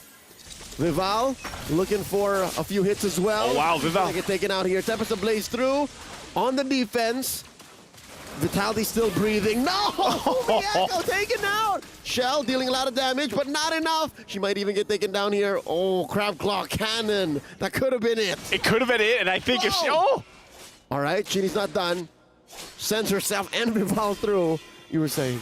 I was going to say, if Fafo had if she had the flicker, that would have been a kill picked up there by on top of Shell earlier. But so with that, Team Vitality stays in this game. They have not found themselves in this position in some time. And for a GGHG, if you're taking a look at the items too, they're exactly where they need to be. I think a little more tankiness too. Interesting, is that actually going to be a Sky Piercer, possibly the last item? I'm not sure if Fafa's going that way. She's got the Endless Battle Malefic Roar now. It could be. It could be. It could be a Sky, number one, it could be a Sky Piercer, or it could be a Winter Crown. Yeah. Because sometimes she finds herself in the middle of a Final Slash or like underneath the Tempest of Blades. Yeah, as a Bane, those are the two options. Greedy, Sky Piercer. Greedy, yeah. I actually get in there a little longer, Winter Crown. Yeah, because you have Quinn, maybe it's not necessary they have it. Just get the Winter's Crown, a little more defense, because I was going to go ahead and say, you know, for the most part, too, for Chi, like, you have this Minoan and Fury, you have that setup potential, but if you can buy a little more time with a Winter's Crown, then you allow, again, to play around the fact that you have Zask. Hani, she's been on point, even in the previous game so far. So now with this, you can kind of control this Lord Pit a little bit better, right? You can set things up. Deadliest Catch Minoan Fury is so deadly against the lineup from Team Vitality. It's the bouncy house combo. It's the bouncy house. It's the deadly bouncy house. It's dangerous. Yeah. It was not approved by the safety board. Yeah. Between an octopus man and octopus man Minotaur. Oh no! Take it out. Forcing out the old jungler battle. The anime battle, almost off camera. You see it now. Still, Vival gets taken down by Hani. Nothing comes for free, not by GGHG. Hey, both junglers down, so you might as well. I feel like both teams are just like, you know what? Fight it out. Oh, Vivian walking away. Really haven't felt much from the queen of tank, the mother of tanks here. The mother of tanks, but I mean, in the essence, like, she has it. It's just not the same as Tigreal because like. That's what we've seen. But is that fair? Should we expect for it to do Tigreal things? No, we shouldn't. You know, you do the Curse of Blood things. There's the Winter Crown. Yeah, for Fao. So we got our answer for that. Yeah. Need to be a little defensive. You're putting people through something as dangerous as the bouncy house. Yeah. Keep yourself safe. Keep yourself safe. It's a hard hat. It's a frozen hat. It's a Winter Crown. It's a Winter's Crown, right? So again, Lord's going to be started up here. I think both junglers, you really have to be kind of on point with the placements here. You can see them both kind of get in position. Chi coming in, committing the flicker with the Minoan Fury, and that's an immortality popped onto Vivian. Can she find the ult? Can she find the stuns? Ooh. There we go, dashing through, Ash down. Here comes Shell. Val coming through, Shell, but she gets to the blazing duet from the back line. 3 for 1, the current trade. It's a losing battle. Oh. Goes Chinny. Quinn taken down by Chell. It's just Chell versus the world. 3v1, and they're making a beeline into the base. And all the waves are going to be pushing in. Shell is not going to be able to hold this off. And there's the deadly catch. Nothing comes close to a Bane underneath a base. A 1 and a 1 between GGHG and Team Vitality. Oh, they're going to feel good about that one, as you guys can see. What an adjustment from this lineup here from GGHG. And you can only imagine how Team Vitality feels. This game wasn't out of their grip. It's just GGHG snowballed out of control in the mid game. And I guess part of that is just the lineup that they brought here. Gold lane Bane. Gold? It's inevitable. Gotta be happy. I'm elated. Because he works, Bane works in the jungle. He works in the gold lane. And my heart goes out to TLG. Yeah. You know what this means. It does. Unfortunately, I believe for them, if the math checks out, they will not be going forward. There will not be a tiebreaker. We'll leave the official announcement over. Yeah, we'll wait for the panelists to go ahead and break that down, the math for us. But as it is, man, the meta has evolved before our very eyes. These ladies are pushing the boundaries of what's possible in MLBB. 100%. Great to see how they brought these interesting drafts to the table as well. Guys, that's going to be it here for us on the casting desk. Again, I'm Naisu. This is Leo. And also on behalf of Trex earlier as well on the desk and Mirko on panelists, thank you for joining us. We're going to throw it over to the stage, though, to hear from our hosts and the winners. Well, what a beautiful match that was. That was absolutely exciting indeed, especially for the final game closing the show. That's just absolutely wicked. Now we have none other than Vivian right here beside us, representative of Team Vitality. Now, Vivian, I do have a question for you. So you guys for Team Vitality, 24 tournament wins so far. What's the secret to Team Vitality? I think the secret is simple, like another team, chemistry. We just have 5, not more than 5 in one team. And always practice and have money hero in one role. Yeah, I think that. I think I understand what she's saying. Like, it's just more of, you know, having huge hero pools, and of course, sticking to the same roster would actually, you know, guarantee that win. Totally. That's the secret sauce. Pretty much. So how do you feel? Now. Yes. Not full happy, but no problem. My team will come back again, and we trust the process, and we will strict. Okay. Final question for you, Beautiful. Vivian, would be, you know, Team Vitality, you guys are the reigning champions for MWI. Who do you see in this entire competition, the team that might potentially challenge the throne for Team Vitality?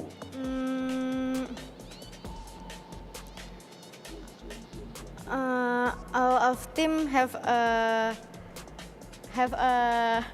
No, which team do you think that, you know, like will put up a good fight All with Team teams Vitality? SM have a chance, but maybe in Indonesia, Falcon. Yeah, and all of them lah. All of them, sama-sama. Wow. All right, so thank you so much, Vivian, for joining us for this segment. Now, of course, these are the reigning queens right here for MWI. But of course, with homegirls taking one game off Team Vitality, it is definitely a huge feat coming from the representatives of Malaysia. Now, you know, before we throw it off to the studio, Bara, you know, just for fun, right here the tagline for MWI. Yes. It's Layla's tagline, kind of, Okay. the Layla hero, and it's their time to shine. All right? Yes. So perhaps throwing over to the studio, we challenge you guys here from the stage using your best Layla voice, say it's our time to shine. So perhaps starting off with me, Let's go. over to the studio, it's our time to shine. Love it. Take it away, guys. Yalla. Yalla. Thank you so much for the challenge, Cheryl. Thank you so much. I love it because LaFell is ready. He is You want me to do it? seeping with confidence right now. Go ahead. Our time to shine. I don't think That's more of a Maria Turizla. sounds like that, but I love it. I love it. Putting in I your gotta put a twist. your own twist. I gotta put a twist. Yeah. Right? Okay. Like expect the unexpected. Expect You the want me to do a unexpected. cutesy voice? Okay. Nah, fam. I did a Hellcrate. Are you? Turizla, you know, Dire doesn't sound like that, but you know what I mean. I mean, I enjoyed that. Time to shine. I appreciate that. Should And we ladies and analyze gentlemen, this? you know, just to go back to the statement of the casters earlier on, it does make this official. We will be crushing a key today, and that key is TLGs. I'm just happy that the Bane gold lane worked. Because this is one of those things that people have theorized with the meta of assassins coming back. Then you're eventually gonna see fighters in the gold lane. We saw Ruby, but people have been staying off of Ruby just because the damage hasn't been enough. But the Bane though, the Bane solves that, especially with the deadly catch. Having that crucial knockup makes it so that you're you have a strong option against a lot of assassins. And that initial damage in the game when we saw it being executed against Shell on the Claude, it was Bombastic. yeah, no, it was It was bombastic. every time she wanted to go in, exactly, all of just everything in the Thesaurus right now, every time she wanted to go in for that damage, that initial burst coming in from that Bane was already enough to put her in a position where she had to be like, okay, no, this is unacceptable. Unacceptable. That's what happens when you go up against an octopus. I tried. It's not a good time. Like you think going up against an octopus, the size difference, like we're gonna be better, but no, they have like 8 legs and the suction cups. It does a lot to you. So if she gets the MVP by PlayStation, we will be seeing a Bane on the stage, and we will be seeing how big the Bane actually is. Oh, it's big. Oh, it's not. It's Chi-boy. Minotaur's big too. Look, this time, right? the Minotaur isn't punished. Now we see what happens if Chi-Boy is not targeted, right? This time she was free. This time, no one handled the ball. She got kills, and she even got the Lord. Right? She got the Lord. That was a big moment for Chi-Boy for sure. Also, wait, Minotaur or She got the Lord. You're right. I've been doing this for years. I know how to watch the game. Where's Minotaur? Okay, I'm waiting. There he is! Whoa, big boy. So technically, Minotaur's safe. What are you trying to do? No, because I thought that the Minotaur would be big. But I wanted to put it into perspective. No. By standing in the right Size is position. subjective. Yeah. Of course it is. Vivian looks small between Cheryl and Bara. But next to me. Exactly. Size is subjective. It is. But it is a very unfortunate fact that, TLG we had to say goodbye to TLG after everything that they, were able to showcase here. It's the perfect time for them to, come back to the drawing board and reform after that, because definitely they have the potential. That was their debut on an international stage, by the way, and that's how much progress that we have seen from them. But it's time for the Kadia Play of the Day. Oh, dude, looking back at the plays for today, it's been amazing. Like, we had 6 best of 2s, and almost every single one of them, you have this crazy moments, and it comes from various different positions. We've seen crazy plays coming in from the mid, coming in from the roamer, even the gold laner. Like, today has been showing quite a lot. And even the jungler, right? I mean, I think that moment coming in from Quinn on the Ling to go in for the steal has got to be one of my personal highlighted moments of the day. What's gonna be mine? I don't want to take that one. I feel, just in general, being in the goal lane, that's my highlight. Yeah, okay. Shout out to the whole team. Like, it could be the coaches, it could be the players, probably a combination of the two. It's great. Looking at the game as well, shout outs to TLG. Again, like, we were gonna see moments coming in from Jushin. Seriously, they show why this hero is bannable, and like our caster said, you need an answer for that. You know what, let this be my play of the day. Okay. Fatal Links into Fatal Links. Okay. Right, that's cool. Fatal Links into Fatal Links. Fatal Links into Fatal Links. Yeah. There were so many moments that you'd think that, okay, they got a good moment, but the fact that it was able to be counter-engaged with the Fatal Links of their own, of the IMU. And we actually talked about it in the drafts, right? It was a very risky play that they went, especially with the IMU from Hanny on the Valentina. And that's kind of what we got earlier on as well. And this was also a very, very big moment in... Not my favorite moment. Wipeout. Boom. Again, like, if the waves will start a little bit better, they could have actually ended the game. So there is a world where TLG got a 2-0, and then a different story is held here. For sure. But big props once again for TLG, as we're gonna, take a look at the schedules later on. But of course, so for Group A, it's gonna go down to tomorrow in that best of one where they go in for the tiebreaker. But for tomorrow's schedule, we are gonna be focusing on Group B as well as Group C. How do you feel about these two groups? I mean, we regarded Group A as a group of death, and it turns out Group D was also quite close to a group of death. But for Group B and C, I don't know. First thing for me, I really want to see DreamHack, because I've heard from behind the scenes, the content team was able to talk to them, and they look very, very confident. And I kind of feel like, seeing as how basically all the teams today, they're fighting with their hearts, right? So I feel like DreamHack is one of the teams that I really want to see, because we saw what TLG can do. So I'm really hoping for a good game coming from them. I agree. But I think confidence has kind of been just like the theme, right? A lot of these female players are coming onto the stage, whether it be their debut or they're veterans in their own right, but they're coming in with a confidence, and it just really shows that maybe they're finally happy, right? Finally, we get the moment and the place to finally showcase what we've got, who we are, and what we're made of. Honestly, they inspire me, because if you guys don't know, I'm a very shy person. Like, I'm not talkative at all. Like, people would come up to me and it's like, no hables inglés, That's so not true. They inspire me. I'm very insecure. I'm very shy. They give me confidence. Now back to Eterna. And now I really enjoy how the casters put it as well when they were throwing it over, right? The women's team, they're testing boundaries, they're pushing the barriers. And that's what we saw, right? Gold Lane Bane. Even Team Vitality are not the uncrowned queen, sorry. The reigning queens, the defending champions of MWI. They've won the first MWI and they came in and were able to get the champions in the second MWI. Now we're on the third.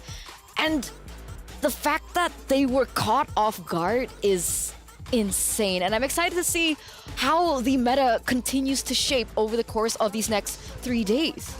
Yeah, honestly, like, Homegirls did defeat Vitality before. I believe it was IS or something. But either way, it's like, Homegirls has done it. But again, we see the happy expression because defeating Vitality is a very good feeling. For sure. I mean, their vibe is so intimidating already. Yeah. I'm scared of them though.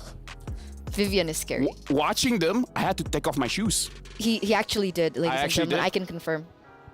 He was so scared he took off his shoes. But we're going to take a look at the groups before we end the day, ladies and gentlemen. Group A, Group B, done and dusted. Well, technically, we do still have one more game for Group A to figure out who will be moving forward to the playoffs, as Team Falcons Vega, uncontested so far, 4-0. But will it be CFU Serendipity? Or will it be Cloud9, the NA representatives that move forward tomorrow? I'm looking for Group B because that's your group to watch. You want to see Smart Omega Empress do well, right? Yeah. Right? You said they're going to be champions.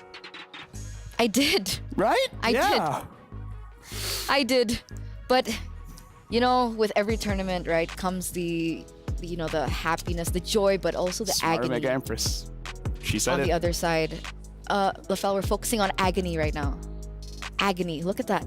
The key of TLG, their hopes and dreams to claim that 180K prize pool. It's destroyed like that. Every single time I see this, I have mixed emotions of happiness and joy. Happiness and joy? Yeah, it's mixed between the two. I don't know which one I feel better. Wait, why? There's people that are happy when they do good. Some people are happy when other people... I know why you're happy. Why am I happy? You're happy because of the free skins.